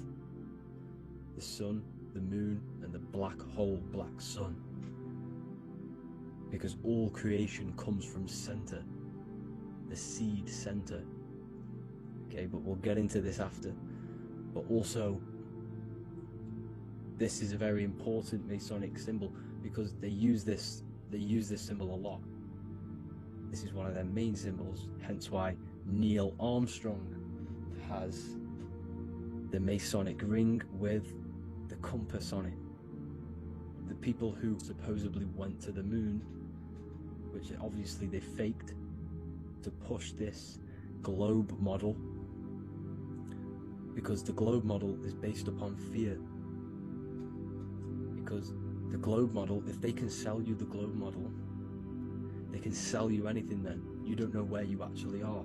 The globe model is to push fear upon the masses, because the globe model means there's not enough resources. There's also risks of asteroids hitting the planet.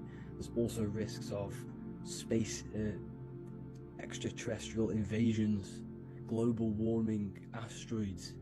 You see, this is all the fear that they can gain of selling you the globe model. Okay, because they don't want you to know that this is an intelligent design. And also,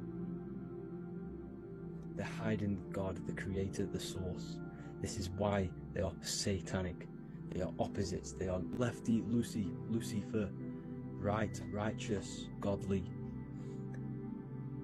Hence why they do the symbolism on their eyes, 666. This is another famous, what's it called? Sorry, famous astrologer. Astronaut. This is another famous astronaut doing 666, showing that he's in the alliance of the occult. But even look at their 10th anniversary stamps. They have a Masonic compass on there. Also the Order Out of Chaos. Order Out of Chaos, double-headed eagle. Okay, the Order Out of Chaos ring, which they wear. So all of these astronauts are in the occult. They are lying to you. They are in with this order, this Masonic New World Order, whatever you want to call it. So let's break this compass down a lot more. Because as I showed you here, the center, okay, this is what the compass is symbolizing. Let's go into the North Pole map. This is from 1595. This is a rough estimate of where this map came from. It's from around the 1500s to the 1600s, maybe 1400s. There's not an actual set date on this map because obviously our history has been tampered with. But let's break down this map and the symbolism that they use towards this map, because this map is the map of the North Pole. Okay, so in the center we have the black rock symbolizing the tower, the pole, North Pole. And what's on top of the North Pole? Obviously it's Polaris. North Pole and Polaris. Okay, with the 4 islands around the center. Okay, 4 islands around the center. And this is what blew my mind, right? They say that Santa sounds similar. And if you look at this pole that's pointing to the North Pole, you see this line here. So this is obviously from the 1600s. What color is Santa? He's red and white. Just like this map pointing to the center is red and white, and Santa comes from the North Pole. So it's not a coincidence that they use red and white. They're mocking this map because obviously they took over after the 1500s, 1600s. They took over around the 1800s. So they're mocking this map with Santa coming from the North Pole with this red and white line to the North Pole. Notice the 4 islands, okay, like windows, their symbol. They obviously in the occult, they're part of the New World Order, is symbolizing these 4 islands with the blue behind it for the water. Okay, so this is another occult logo. They're symbolizing this center because the center is so important. Okay, we'll get into that. Also, we have the Mayan cosmology. This is the Mayan cosmology. This is what they created. This is their artwork, with also 4 major lands around the center. You see this 4 with green in between them all. 4 major lands with the underworld. You see this underworld is also symbolized by the Masons with the coffin of the skull and bones, the deceased, the dead. Okay, so this is also mentioned in the Book of Enoch. Okay, and it's called Sheol. Sheol, the underworld.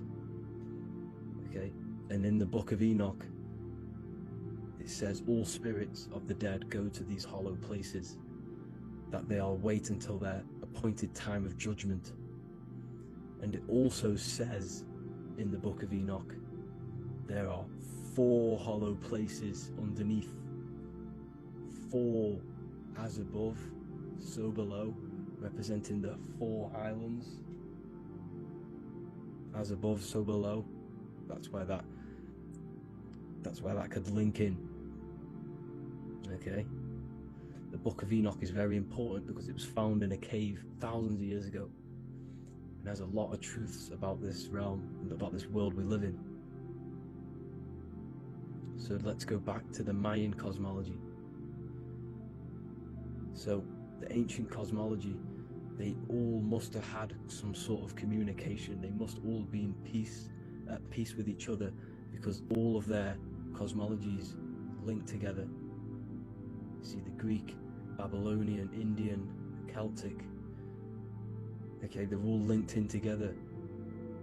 They all knew that they were in an enclosed system with an underworld and obviously a firmament.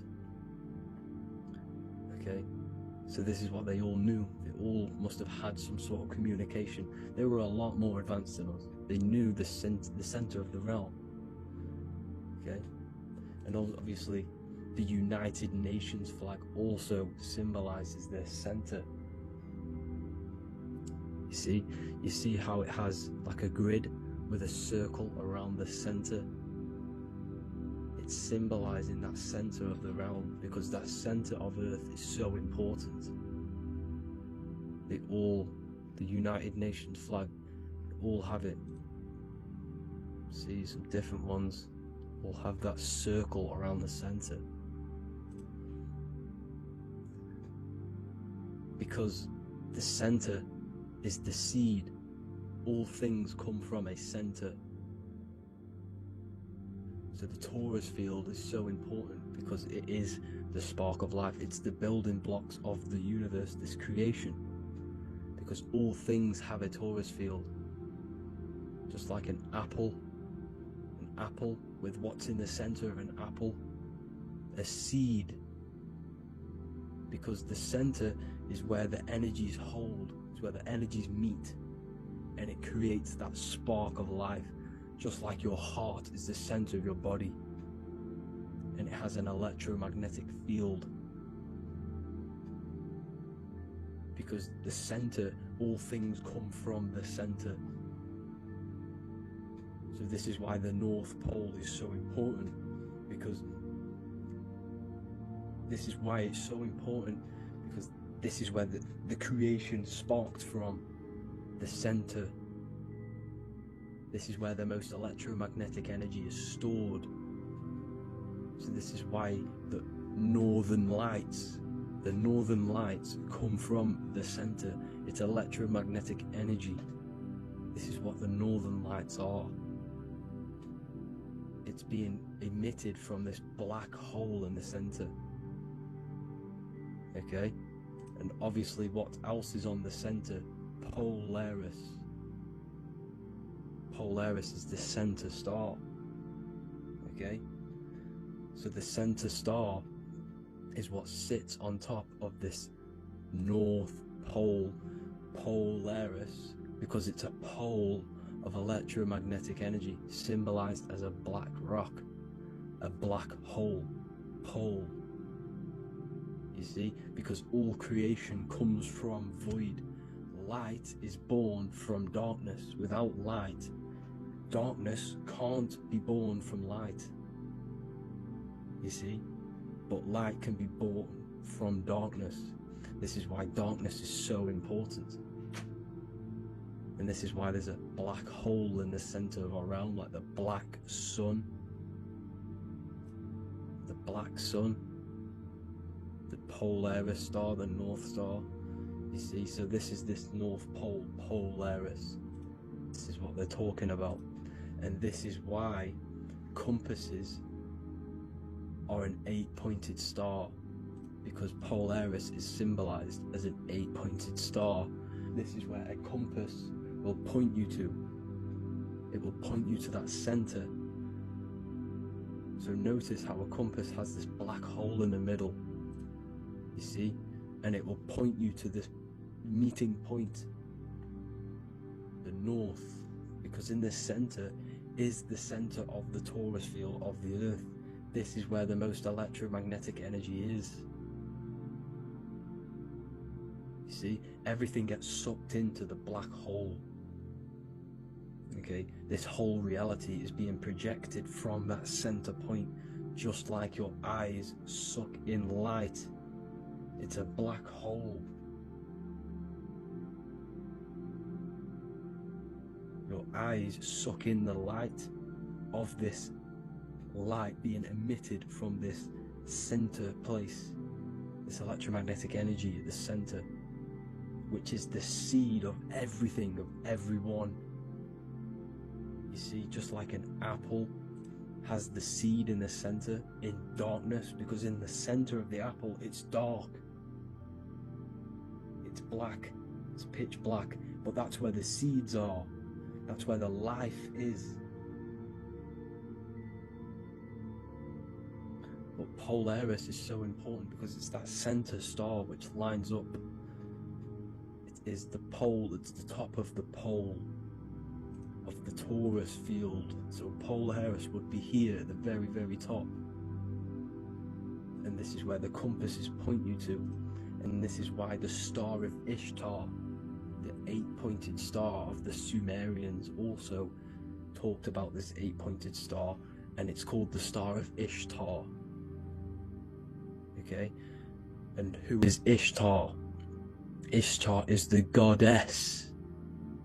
Okay, so she's not a male, she's a female, because every creation is brought through a female, a womb. Every single human on earth is brought through the womb, the sacred feminine energy, and the womb is pure darkness. There's no light in a womb, just like the center of our realm. There's no, it's a black hole. Okay, and guess what? She's the god of fertility and sexuality. She is responsible for all life. Okay, so the Star of Ishtar is the Star of Polaris, which is symbolizing the responsibility for all life, the center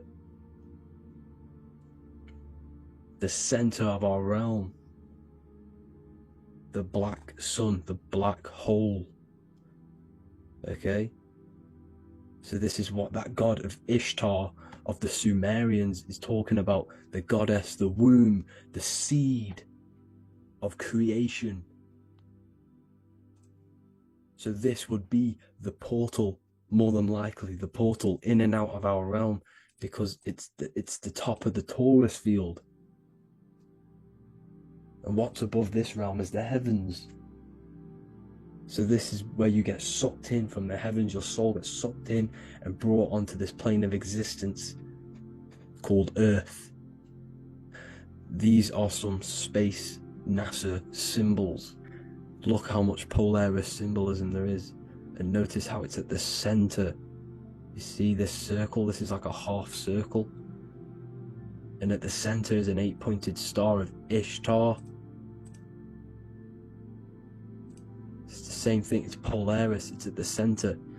And notice on some of these, look, this one is a bear holding the key and an arrow pointing to the Polaris star, so that they hold the key to Polaris.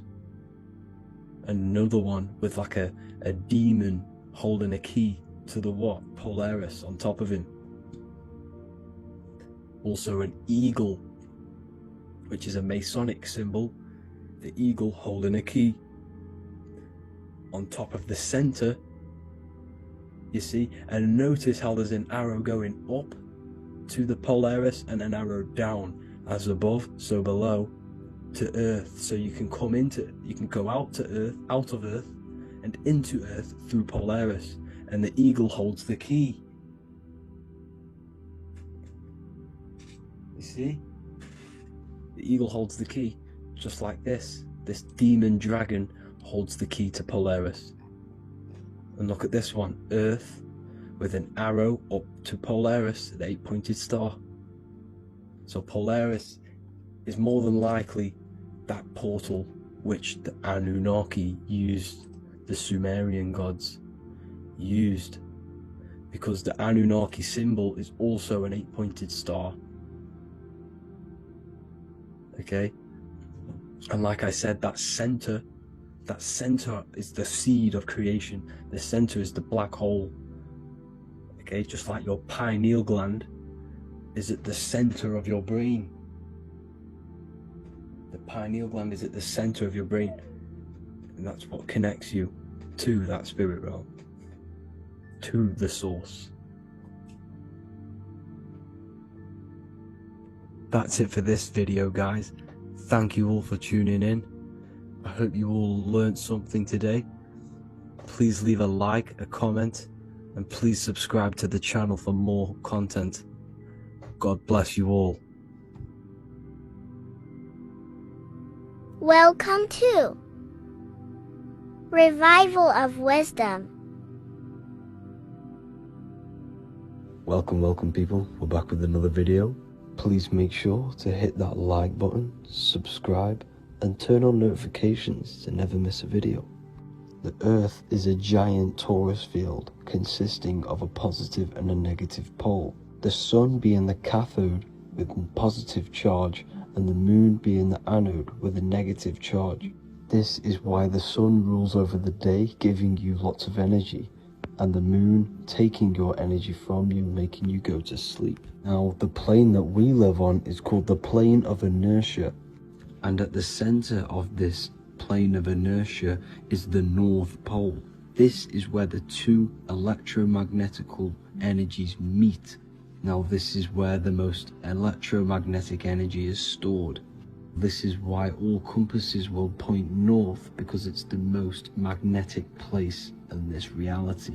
So the Sun and the Moon is spinning around this center point, which is stirring the ether of this reality and making everything move in circles, meaning this is a cycle. Everything's recycling itself. It's an organic simulation. The ancients also knew about this sacred land at the center of this reality, known as the North Pole. As you can see on this map from the 1500s of the North Pole, you can see 4 islands around this center black rock. Ancient civilizations like the Mayans, the Buddhists, and ancient Chinese also depict these 4 islands. The endless symbology of these sacred lands at the center has been going on for thousands of years.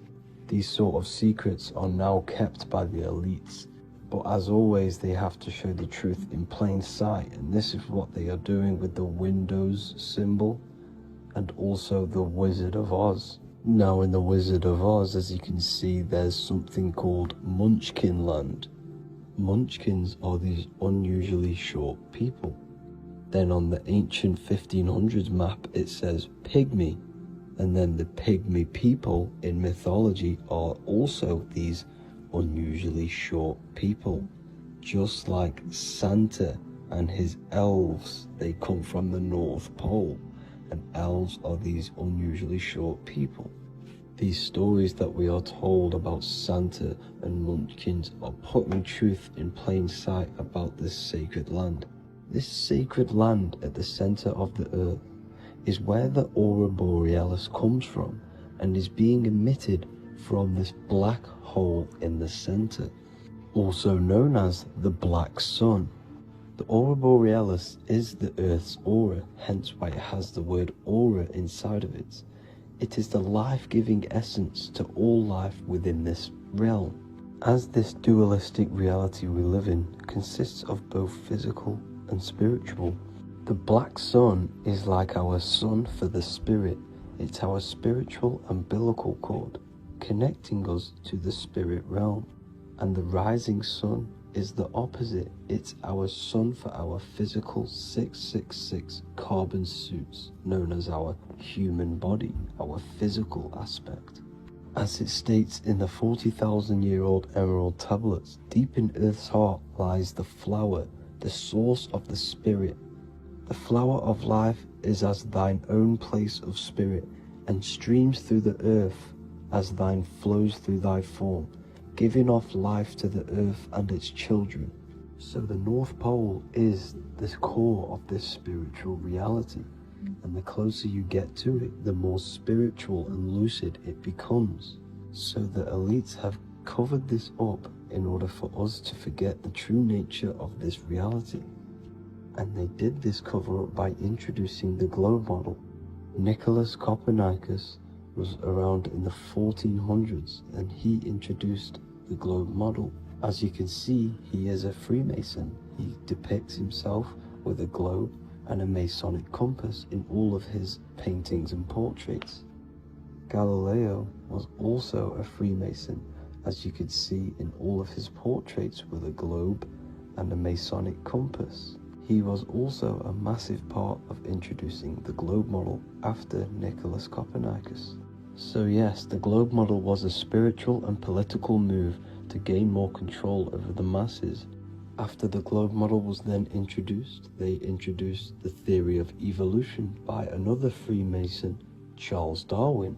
See how these two theories go hand in hand? They both degrade humanity, and they make you confused of where we actually came from. By hiding the true form of this divine creation and hiding the true power of each and every one of us, they maintain control over the masses. Now this is order out of chaos, known to be the 33rd degree slogan of Freemasonry. Now this is the Masonic cosmology, and as you can see, you have the checkered board for the duality, the 5-pointed star for the 5 elements, the 4 corners for the 4 pillars, the all-seeing eye, which is Polaris, the sun, the moon, and the 7 stars. So even Freemasons are taught the flat earth cosmology and the true form of this reality. Now the true nature of the sun, the moon, and the earth is shown and reflected through the Masonic compass. The Masonic compass is the sun, the moon, Polaris at the top, and the black sun at the bottom. It makes sense why all the scientists who introduced the globe model all used the compass and the globe together, because it's truth in plain sight. As I explained in my other video, all Freemasons have to take the oath, so it goes to show, why are we all learning these theories from Freemasons who can't talk about certain topics that they learn about? Why should we believe their theories when they're holding back the real truth about this reality? Now going on to NASA. NASA means to deceive in Hebrew, and they are also funded by the government. They are not a private company. The old owner of NASA, Wernher von Braun, on his grave has the Bible verse Psalms 91. The heavens declare the glory of God, and the firmament showeth his handiwork. Now why would the owner of NASA put this on his grave? Seems a bit suspicious to me, alongside with the NASA astronauts are all Freemasons. And not to mention the countless mistakes they've made on their live videos in space stations, the moon landing, and the CGI footage of the Earth, which is obviously photoshopped. Just by tricking the masses that they live on a spinning ball, the elites gain the perception of the masses. Not only does it hide the divine creation we're inside of, it hides the divine spark within you. It hides the creator, the source. And by believing in space and we live on a spinning ball, it makes people come to the interpretation of that we are a coincidence and we do not have any purpose. And of course this is false. When you come to realization that we are all a divine creation and we can create our own divine life in this reality, life becomes more sacred and you start to enjoy little things. The elites want you to believe everything exists only in the 5 senses. They want you constantly looking outside of yourself because they know that will keep you on lower states of consciousness. Now this brings me to our next point.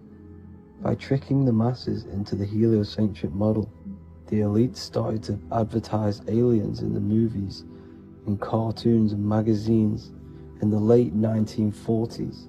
Now this is subconsciously programming us about aliens and extraterrestrial threats, which then they can use to their advantage. And this is something called Project Bluebeam. They are more than likely going to fake an alien invasion to push this 2040 agenda, which is for one government and one ruling currency. That's it for this video, guys and girls. Hope you all enjoyed. Please make sure to leave a like and a comment. God bless you all.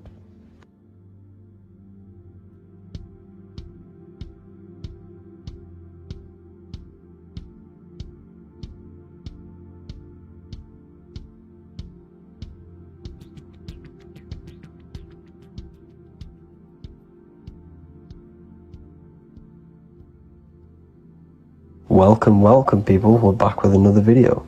I will now be keeping track of my YouTube and trying to upload every week. In this video we'll be talking about the chakras. The chakras are the 7 attributes of God, and they are the 7 planets. These are literally vortex portals within us that connect us to these vices and characteristics of God.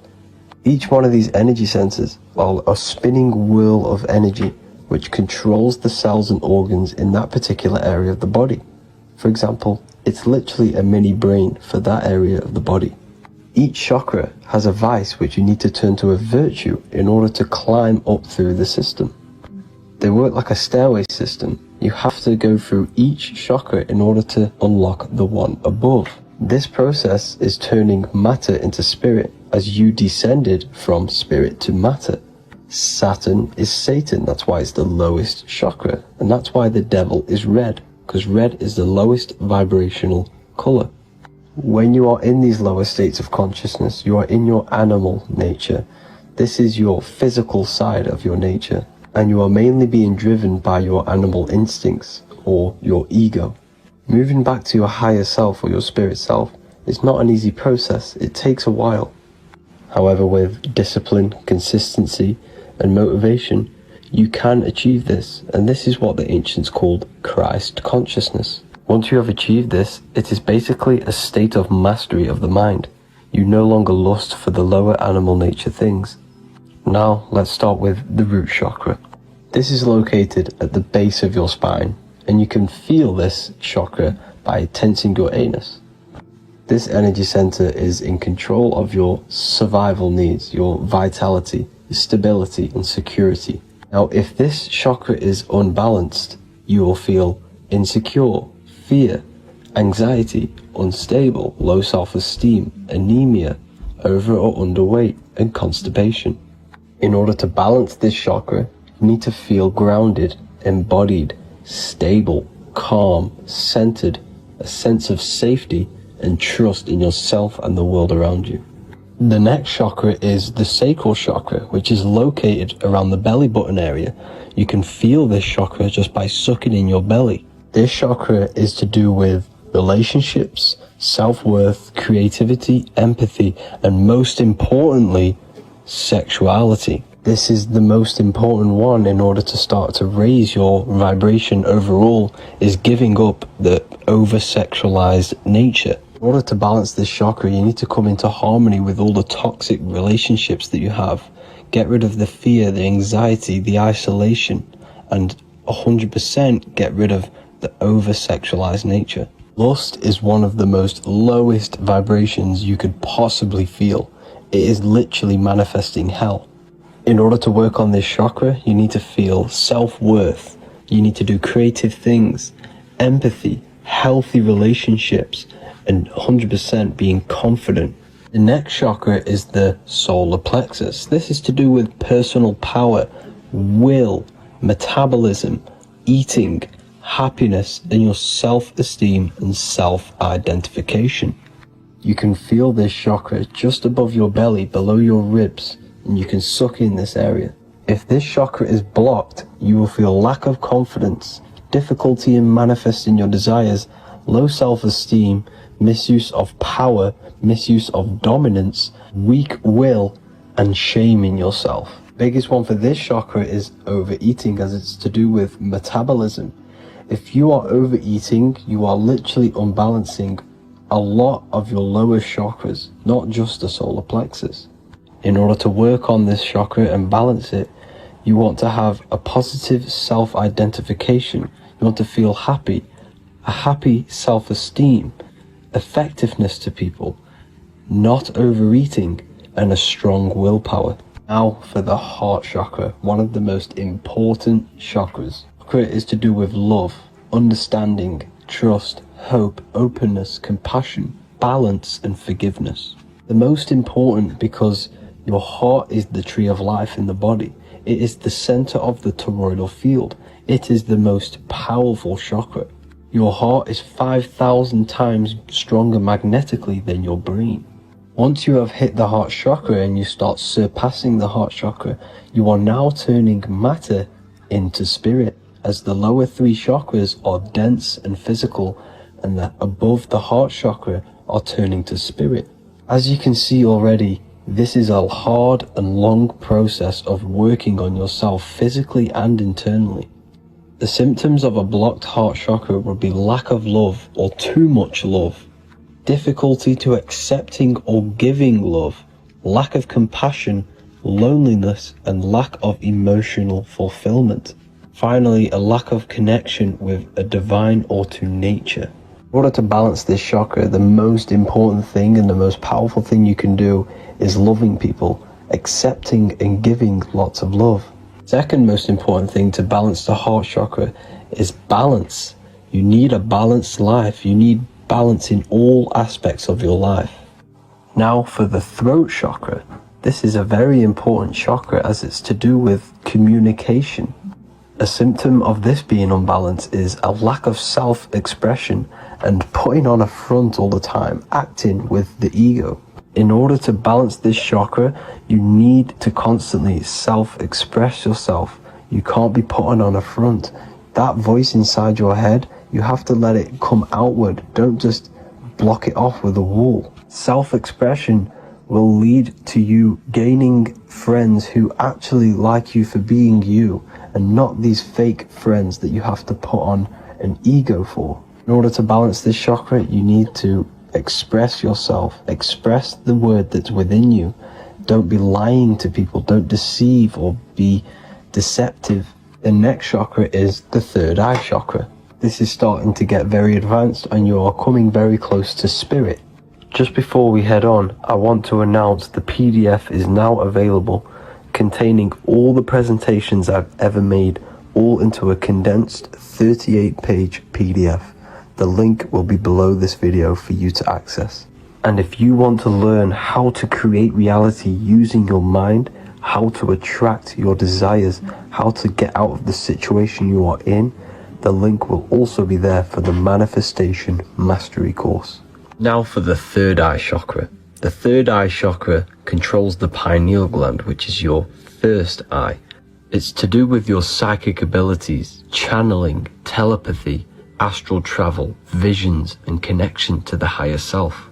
You need all of the chakras aligned to get the full potential out of your third eye or pineal gland chakra. For example, if you're astral traveling and you fear something, you will be instantly shot back to your body. So you need to master all of the chakras before you go on and try and do these higher spiritual activities. Symptoms of the third eye chakra being blocked is lack of imagination, lack of vision, lack of concentration, blocked or clouded intuition, can't see the big picture, and especially overly reliant on logic and intellectual thinking. A good way to work on this chakra is imagining things, vision things, trust your intuition at all times, always follow that inner voice. Cut out the tap water which contains fluoride. Fluoride blocks the pineal gland. And cut out all junk food because all of this is affecting your pineal gland. When in meditation, you want to focus your eyes and your attention to the center of your head between the two eyebrows. This is where the pineal gland is located.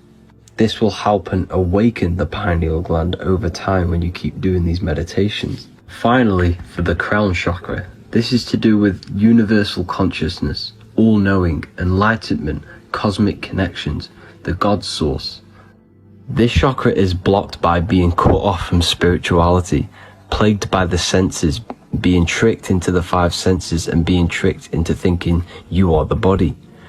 In order to work on this chakra, you need to feel grounded. You need to know yourself, your real self, the voice within you.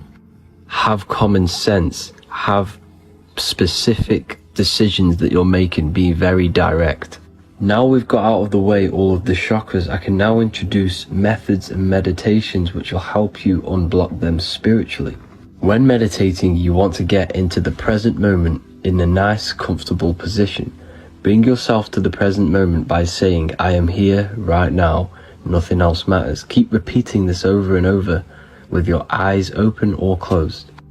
After a couple minutes of bringing your attention to the present moment, you can now start to breathe in through the nose deeply and breathe out through the mouth slower than you breathed in. Place your attention on the chakra that you want to balance. Think of a high vibrational emotion like love, and think of this while placing your attention on that chakra. You can do this exercise every day for 10 to 20 to 30 minutes. The longer the better. Another practice you can do is by chanting the Bijis for each chakra. They are here starting from the root chakra all the way to the crown chakra. Or you can chant the 7 vowels. There are not 5, there are actually 7. A, E, A, O, U, M. A,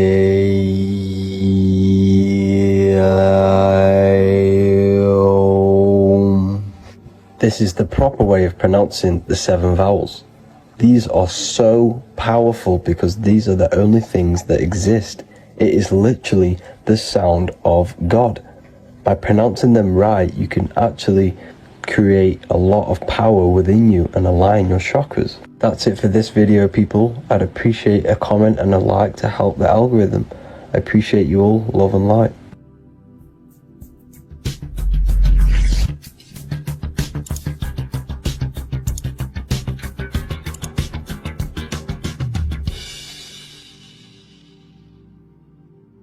Welcome to Revival of Wisdom.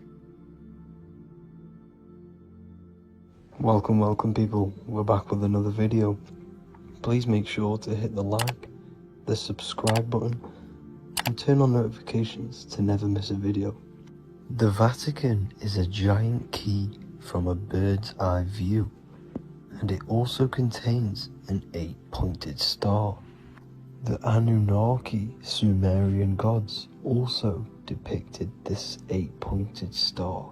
The sky god Anu from the Anunnaki also uses the 8-pointed star for his symbol. And even Freemasons depict an 8-pointed luminary with a ladder and a key.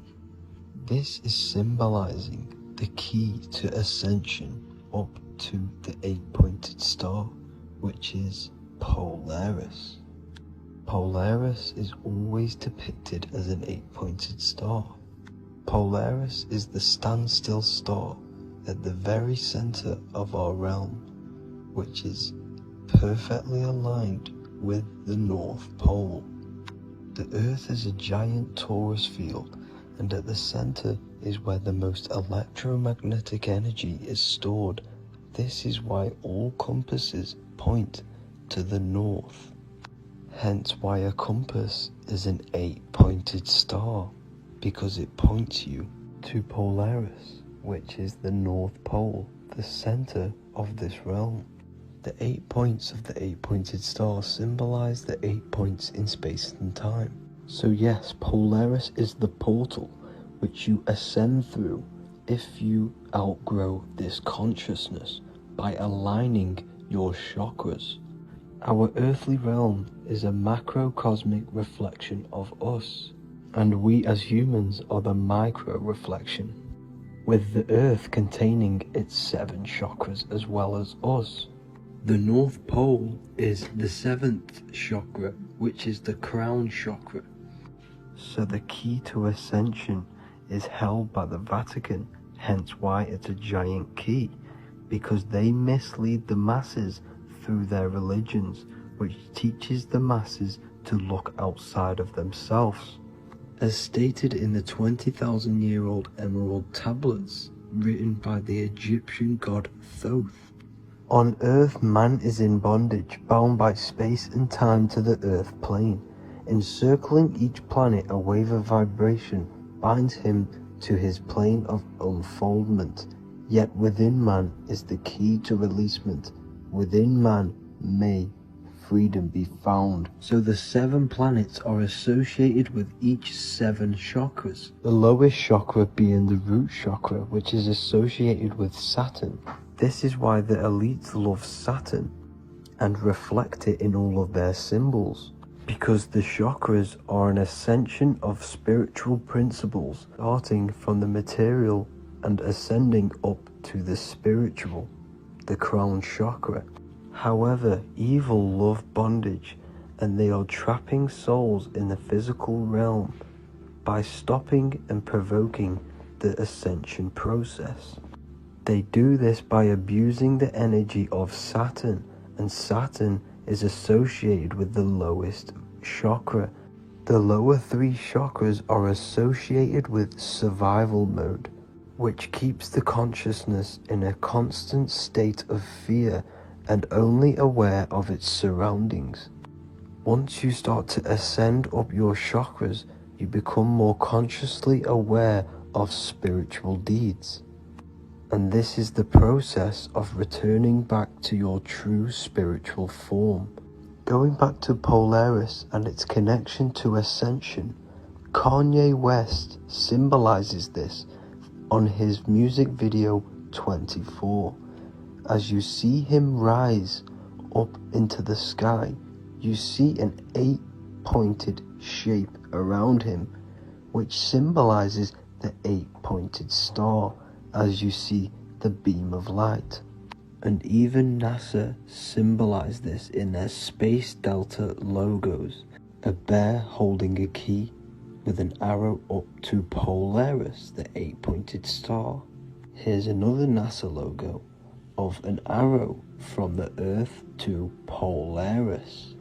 The series Lock and Key on Netflix is all about portals and doorways, and they have the Kundalini energy as one of their keys. Kundalini energy is the energy which rises up the spine, the 33 vertebrae, and activates the third eye. The third eye is the spiritual gland which connects humans to other spiritual realms. We are not the body. Our spirit, our soul inhabits the body. We exist physically, spiritually, and mentally. Therefore, we are multidimensional. The intellectual and spiritual inhabit the body. Therefore, this is just an avatar within this timeline. However, within each and every one of us, we all have the key to releasement, as says in the Emerald Tablets. This releasement is ascension up until higher states of consciousness. As stated in the Emerald Tablets, man is in process of changing to forms that are not of this world. Grows he in time to the formless, a plane on a cycle above. And another one saying, man is a flame bound to a mountain, but we in our cycle shall ever be free. Know ye, O man, that when ye have progressed into the cycle that lengthen above, life itself will pass to the darkness, and only the essence of the soul shall remain. That's it for this video. I hope you all enjoyed. Please feel free to leave a like, subscribe, and comment any subjects you want me to talk about. God bless you all.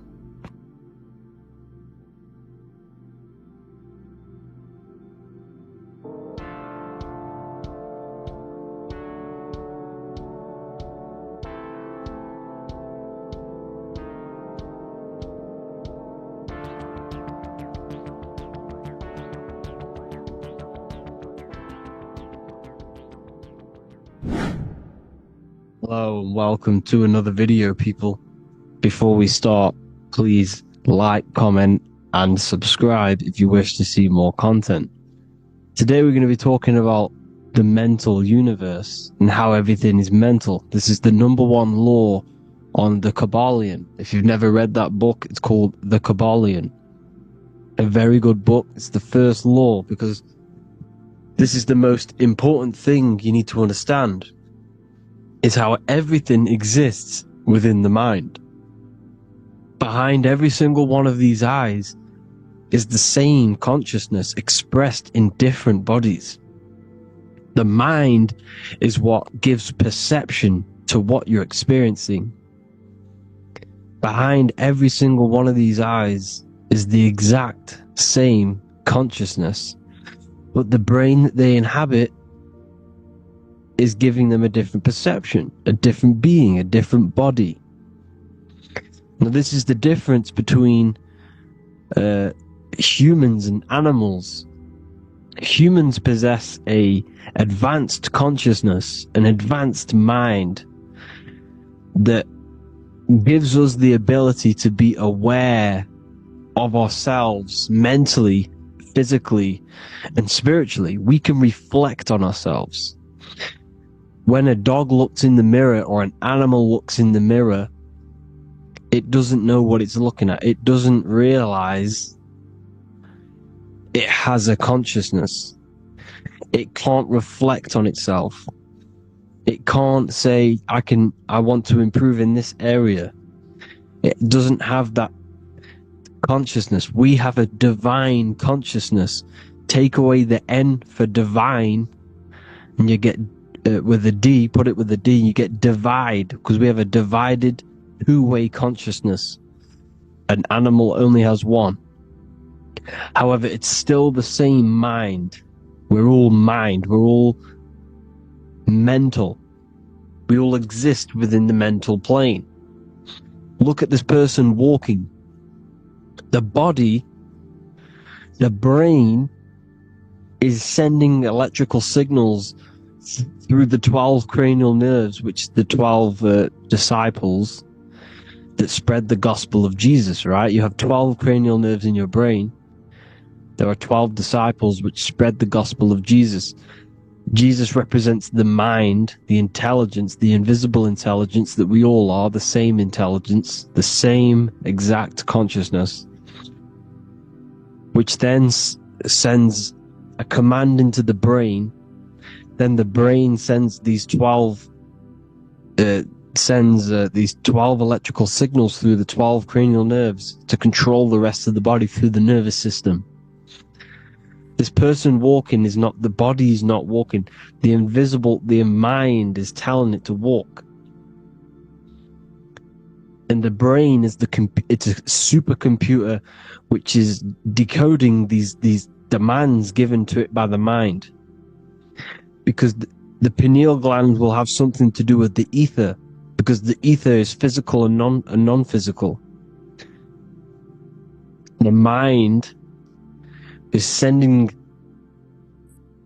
the commands through the ether to the pineal gland, which is then getting broken down into electrical codes within the brain and sent throughout the nervous system to control the body.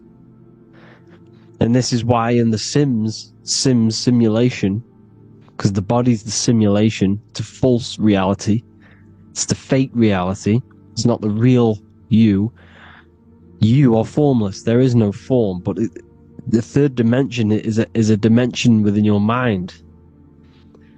Matter, mind, light is all a product of your mind. It's all in the mind. Now, this is why The Sims has this green little diamond on top of the head. Because this is you. This is your invisible intelligence controlling the character. Okay? It's controlling the character. And this character is in the world. Your consciousness isn't in the world.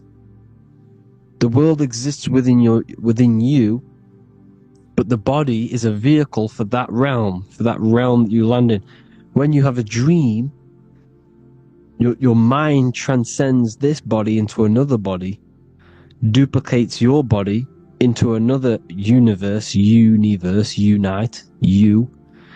Unite is one. We're all one. It's all one universe, expressed in many different ways, infinitely.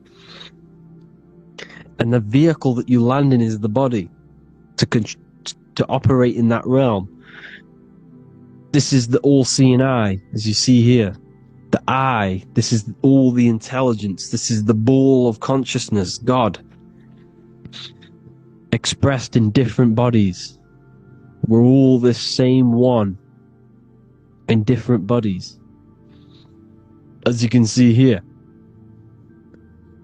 And this intelligence is expressing infinitely throughout the universe. An infinite universe. There's no beginning, no end. There was no beginning of the universe. There is no end. It's infinite. Always has and always will. But the mind is what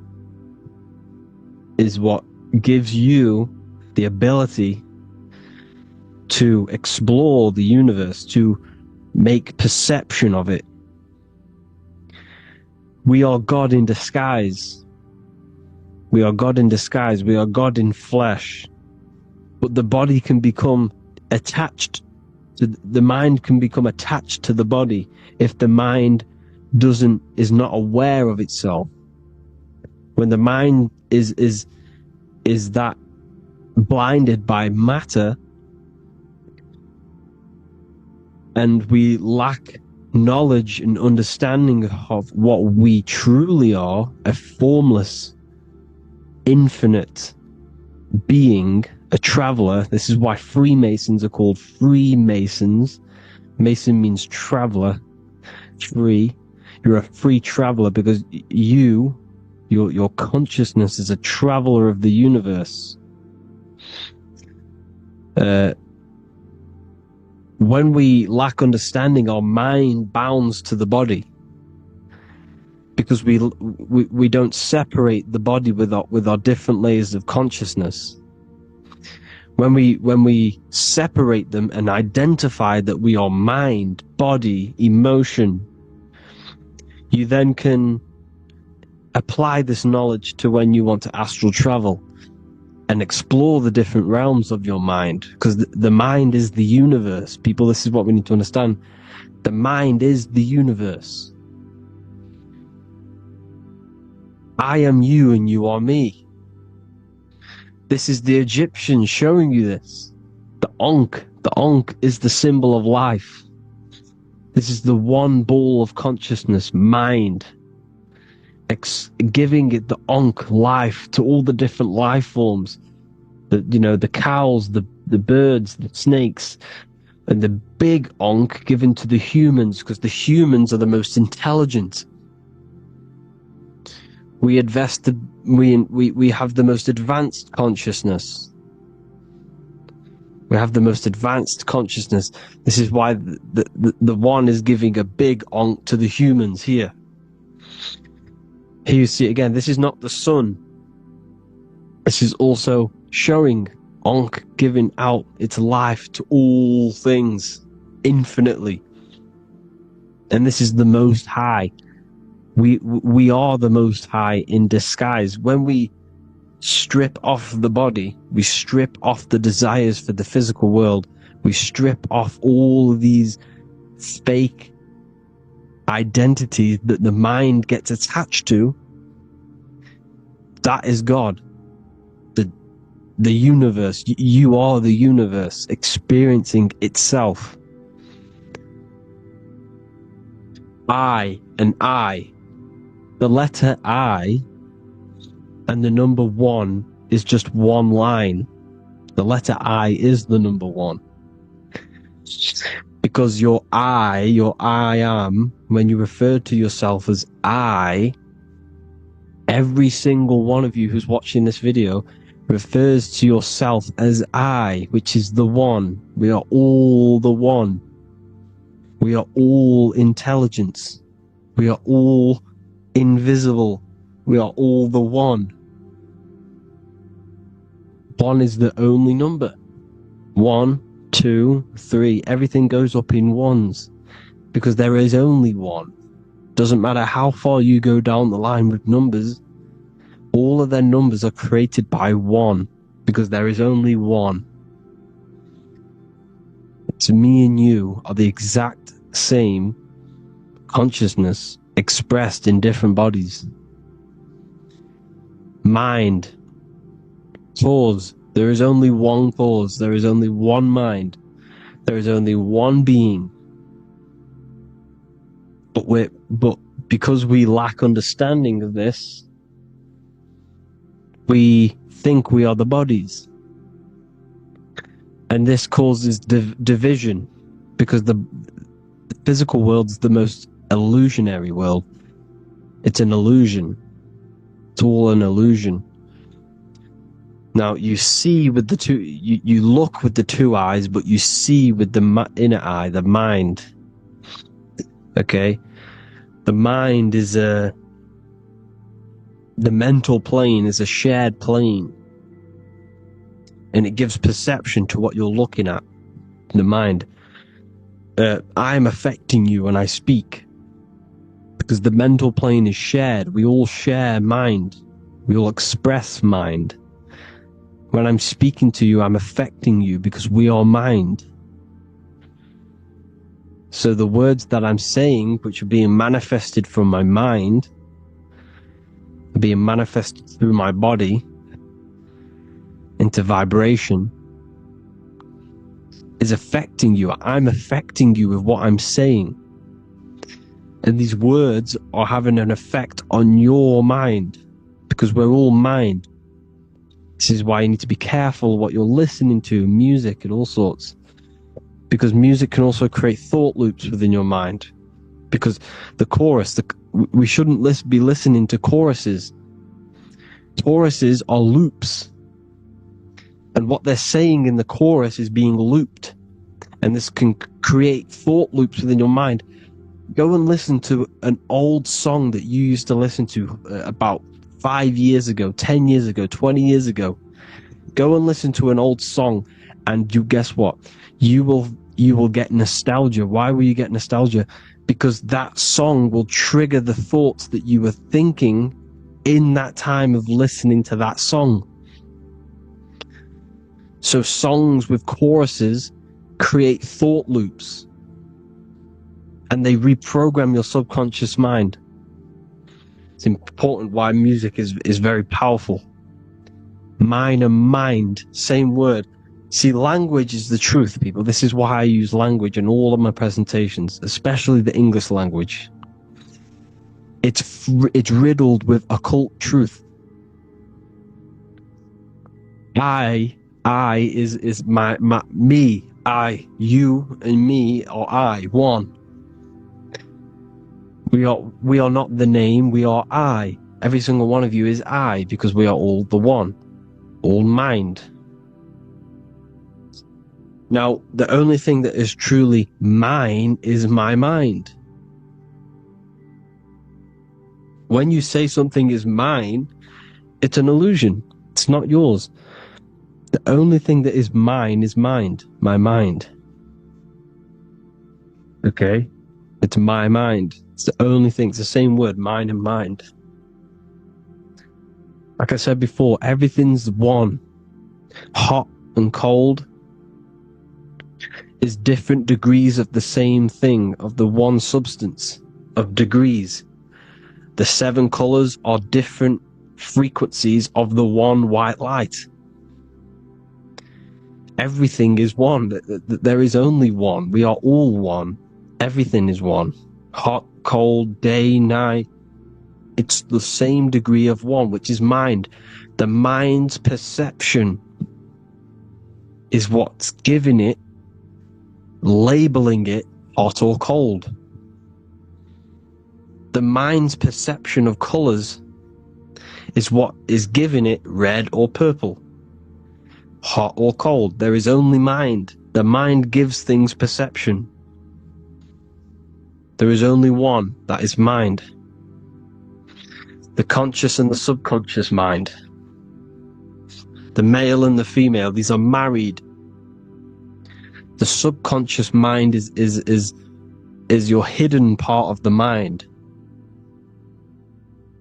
Okay, it's hidden. You can access it through different meditations and Reiki teachings. And dreams are manifestations of your subconscious. This is how you know mind and matter are one, because your mind creates matter in dreams. Your subconscious manifests everything in a dream, in the astral realms. The conscious is what you're conscious of, what you're consciously thinking of. So me, I am conscious that I am speaking into this mic and creating this video. My subconscious mind is the hidden part of the mind, which is speaking to my heart, telling it to beat. It's telling my food to digest. It's regulating all my blood. It's doing everything in my body without me being conscious of it. Without me being conscious. The subconscious is the feminine. The conscious is the male. The Bible, of course. Proverbs 12:4. Helpful, not helpful, an excellent wife is the crown of her husband, but she who brings shame is like rottenness in his bones. In the same way, husbands should love their wives as their own bodies. He who loves his wife loves himself. You can take that physically, you can take that literally, or you can take it metaphysically. See, the Bible's written in such a way where you can take it as your level of realization. He who loves his wife loves himself. If you love your subconscious, if you love yourself, you speak good about yourself, because your subconscious takes everything literally. If you say, I hate you to someone, the subconscious does not know the difference between me and someone else. It only thinks me, me, me. Why? Because mind is the only thing that exists. You are mind, I am mind.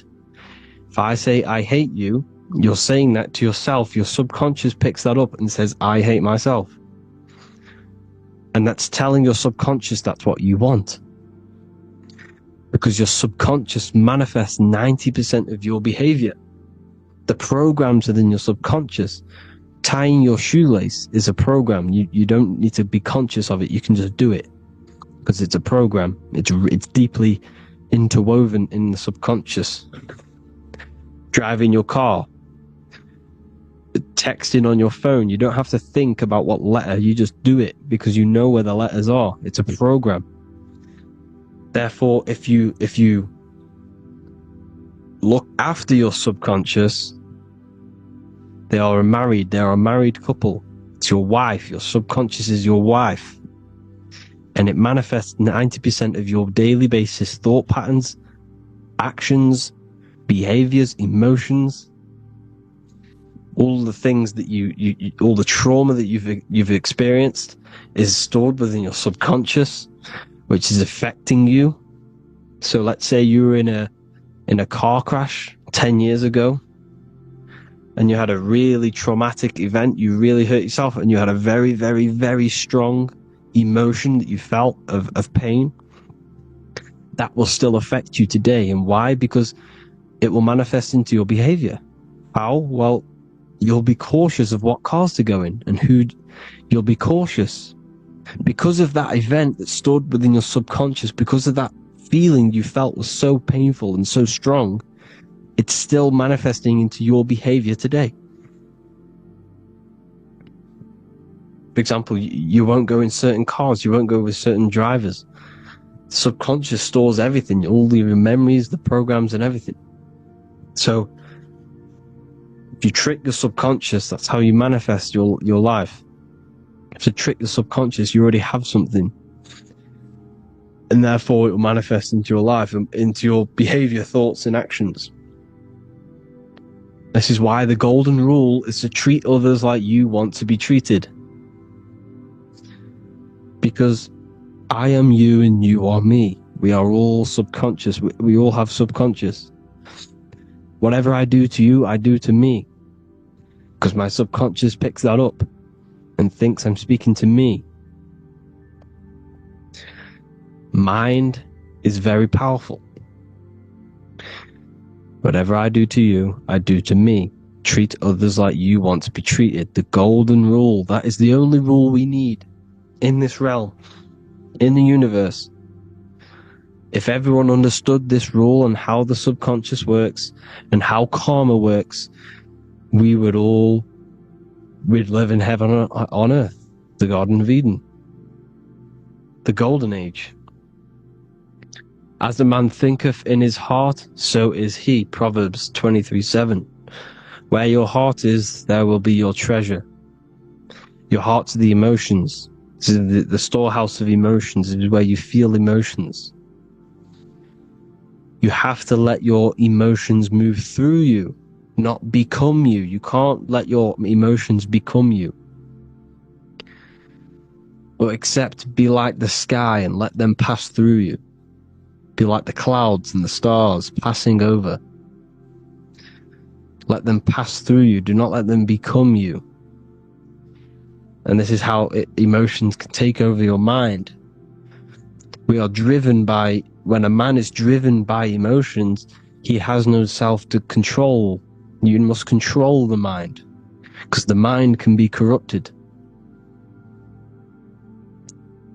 Because your thoughts are electrical in the brain. Your thoughts come from the mental plane.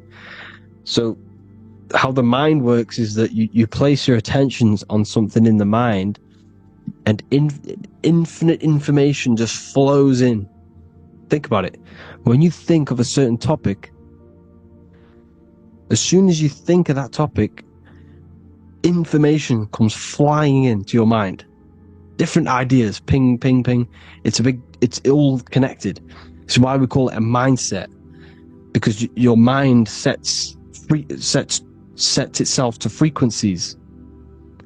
And when we think of something, we tap into that frequency, and just the universe, the mind, the mental plane just flows in information based on that frequency and that thought. The universe is just information. All of the information out there, nothing is new. It's all there. You just have to tap into it. You can tap into these different thoughts, and it's all there. Everything already exists within the mental plane. You don't think anything. You receive thoughts. We all share the mental plane. We affect each other. I'm affecting you. Listening to me is affecting your mental plane, your mind. The physical plane is the lowest plane. It's the world of effect. Everything you see in the physical plane is the effect of mind. Like I said, the person walking is the effect of their mind telling the body to walk. The physical plane is the lowest dimension of your mind. Mother Earth, we are in a mother. We're in the womb still. The earth is feminine. It looks after you. It provides you with food for free. It grows on trees, with water. It's Mother Earth. It's the womb. The dome above your head is your mother's belly. Okay? Is your mother's belly. You're in the womb still. You're forever in the womb, because your mind's constantly expanding. Because when the baby's mind figures out that there is a reality outside of its mother, it starts to hear the people outside of its mother, what does it do? It figures a way out of the mother, and it becomes born again in the water, in a hospital, into the other world. It's the same with our minds. When our minds figure out there is other worlds beyond this physical, we explore them. The astral plane, for example. You figure a way out of the body. Because when you're the firmament, look at the word firmament, ment at the end. Firm is firm, something strong, something like a rock is firm. If your mind is firm like a rock, you will be stuck under the firmament. So, for example, people who are very programmed and can't think outside the box, they have a firm mind, and they'll be stuck under the firmament, because your mind is the only thing that's keeping you under the firmament. It's the only thing. When you're doomed, doom is dome. This is the dome, which is your head.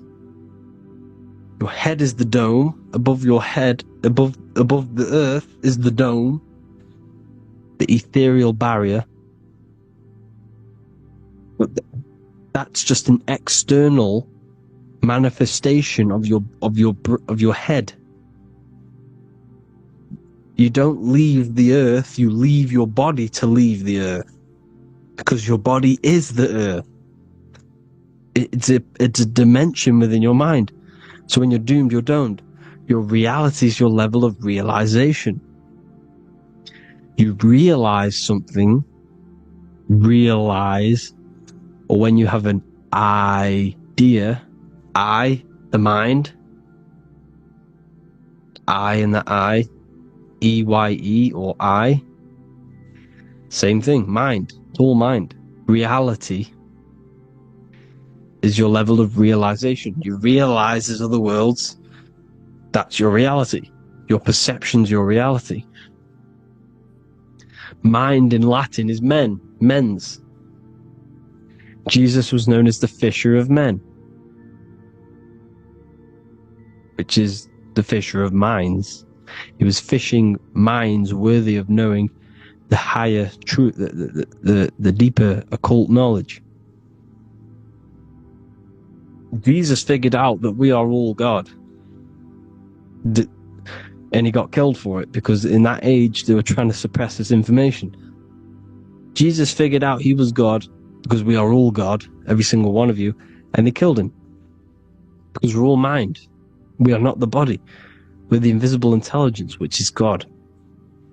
But you are not God if your mind is attached to this physical world, to the worldly pleasures. If you master your mind and travel the depths of your mind, that is God.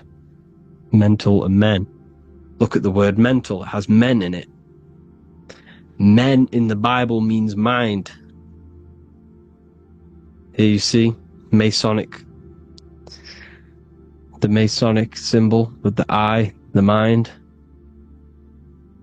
Looking over everything is the one. Everything comes from the one. Look at all the lines coming off it, giving its life to all of the life forms. Down here on the bottom you have duality, black and white. Up here you have singularity, one and the two, unification and division. The lower self is divided into the left and the right. So the Bible even says, I forgot what verse it is, but it says, it's better to go through life with one eye than to have two and be cast into the fiery abyss of hell. I'm not sure what verse it is, but you can research it yourself. It's better to go through life with one eye, to be unified. Unified consciousness. Dimension. No-brainer. No-brainer. The language tells you the truth, people. Dimension. The dimensions are in your mind. Entertainment. Entertain the mind. Disappointment. It's all in the mind. Environment. The environment that you are in is a product of your mind. Within, rearrange spells high twin. Within is your mind, and your external world is mirrored from the decisions you make in your mind. Advertisement, commitment, it's all meant, it's all mind, everything is mind. Everything. So, this is important. The collective thoughts and collective beliefs. The collective, because we all share the mental plane. And because of this is why we are in a weakened state of consciousness at the moment. Because the collective thoughts and the collective minds overall are asleep. And they don't believe in anything. You see, everything is true within the mind. You think of something, it is there instantly. You think of a chair, it's there in your mind. You think of anything, it's there instantly. So everything is true within the mind. Anything can happen in the mind. anything can happen on the physical plane if the collective consciousness, the collective minds, believe it to be true. This is why back in the days, in the ancient days, you look at all the old world stuff, you see all this crazy technology, and it's because as a collective, as humanity back then, they believed that they had much more open minds. Therefore, the things manifested in the physical world were a lot more out of the box, so to say, compared to today. For example, magic is not as powerful today because the masses don't believe in it. It's still powerful, don't get me wrong, but if the masses believed, or if everyone knew magic could be real, because it is, anything's real in the mind, it would be a lot more powerful. You see? So and what they're trying to do is create a hive mind worldwide. They're trying to make one religion, an external god. What happens when you worship something external? You give energy to it, because where attention goes, energy flows. Where your mind gives attention to, energy goes there. And when we all believe in external gods and give our worship and our power to these external things, we all give energy to it, which will manifest as a demon in the astral planes. It's a hive mind. They're trying to make a hive mind to summon our energy. Trying to summon our energy. And it through mind, through collective thoughts. The hive mind. They want one religion, one government, one currency, one belief system. And that will create a hive mind, which will limit our consciousness, which will limit what we can do in the physical world. Because if everyone doesn't believe in certain things, it cannot happen, because it's all in mind. Mind is so powerful. I am you and you are me. I hope you all enjoyed this video, people. If you haven't already, join the Wisdom Academy. The Wisdom Academy, we have many occult lectures just like this one. Also, we have just launched Mindwave Hub. If you want genuine frequencies, genuine binaural beats, because the ones on YouTube, the ones on Spotify, Apple Music, they're all tuned to A440 Hertz, which shuts down the right hemisphere of the brain. If you want to gain access to your true consciousness, your mind, you need to balance the two hemispheres and balance the chakras. You can do that externally by listening to binaural beats. If you want true frequencies, true binaural beats to hemisync the chakras, hemisync the brain, to gain access to the different dimensions of your mind, well, you can gain access anyway, but it's going to help you if you're trying to learn this. Join Mindwave Hub. The link will be in the description. Listen to the binaural beats, meditate to them, listen to when you go to sleep. They'll massively benefit you. Thank you all, people. Hope you had an amazing, lesson. Hope you learned a lot. And please subscribe. God bless you all.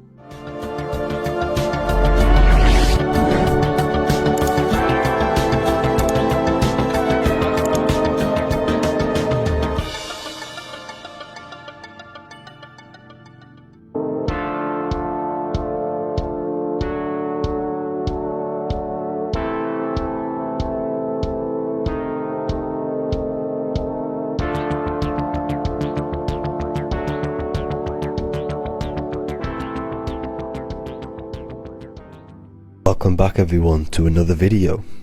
Today we're going to cover everything that you need to know about the mind, starting with the two aspects of the mind, the conscious and the subconscious. The male aspect of your mind is the conscious. This is the 10% of your mind. The conscious part of your mind is only aware of everything around you, your vision, your sight, your smell, your taste, your hearing, and your current state of emotion and thought. Every thought that you consciously think about has an emotion directly attached to it.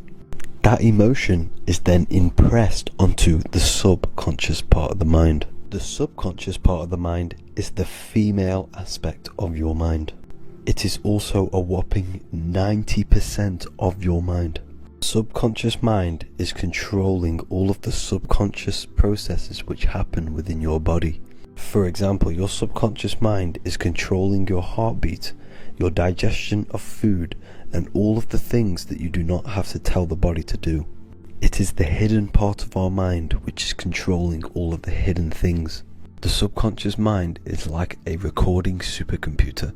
Everything that you have experienced in your life is all recorded and stored within the subconscious mind. One of the most important things about your subconscious mind is that it stores your mental programs. Everything in the subconscious mind manifests into behavior and actions within the body. Your daily basis routine and habits are all mental programs within your subconscious mind. These mental programs are created by mainly two ways. 1. Repetition, and 2. Emotional impact. The repetition is fairly simple to understand. The more you do something, the more it impresses onto your subconscious mind and becomes a program. That program will then manifest into your behavior. However, with the emotional programs, they work a bit different. The stronger that you feel an emotion, the stronger it is impressed onto the subconscious mind. And then that emotion becomes a program.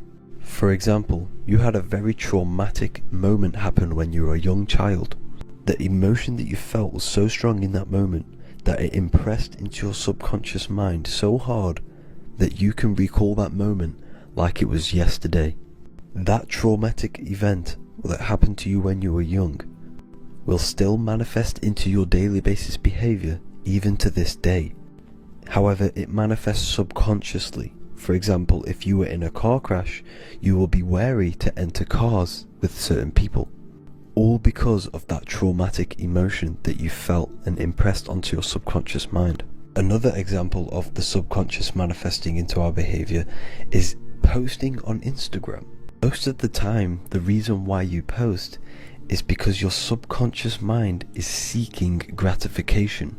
So before you actually do something, question yourself and find out the root cause of why you are doing this. Another thing that you need to understand about the subconscious mind is that it takes everything you say and hear literally.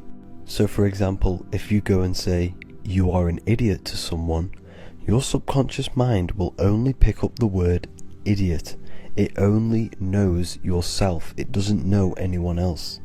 You are casting a spell on yourself just by saying that to someone else. This is why the golden rule is to treat others like you'd like to be treated. Now, you can rewrite these programs which are already in your subconscious mind. However, it does take consistency. You have to change these programs which have been running for years. And by changing these programs, you change your behavior, because these programs manifest into your behavior. The best way to do this, personally, is to listen to affirmations first thing when you wake up in the morning, and do this for 10 minutes every single morning. Then at night time, you want to think and feel that you are becoming the reality that you desire. The more that you feel this reality, the more it will become a program and impress your subconscious mind. For example, you're trying to gain financial freedom. If you trick your subconscious mind into creating a program saying that you are financially free, this will manifest into your behavior. You will start doing more work. You will start looking for ways to make money. Your mind will be set on the frequency of money and financial freedom. Therefore, you will receive thoughts based around this program. If you take enough action, your life will dramatically change because of this program that you created in the mind. This is why we call it a mindset, because your mind is a frequency tuner which sets its frequency onto different thoughts, because thoughts are frequency. If you fill your mind with a specific frequency, you will gain thoughts and ideas based around that frequency. To create a stable mind, you need to master your emotions. You need to change your mindset. Everything that you experience is neutral. Based upon the mindset that you see it, you either give it a positive or negative charge. By understanding this deeply, you will then control your emotions. I hope you gained some wisdom and enjoyed this video. Please, if you can, leave a comment and a like, and subscribe to the channel if you like this content. Love and light to you all.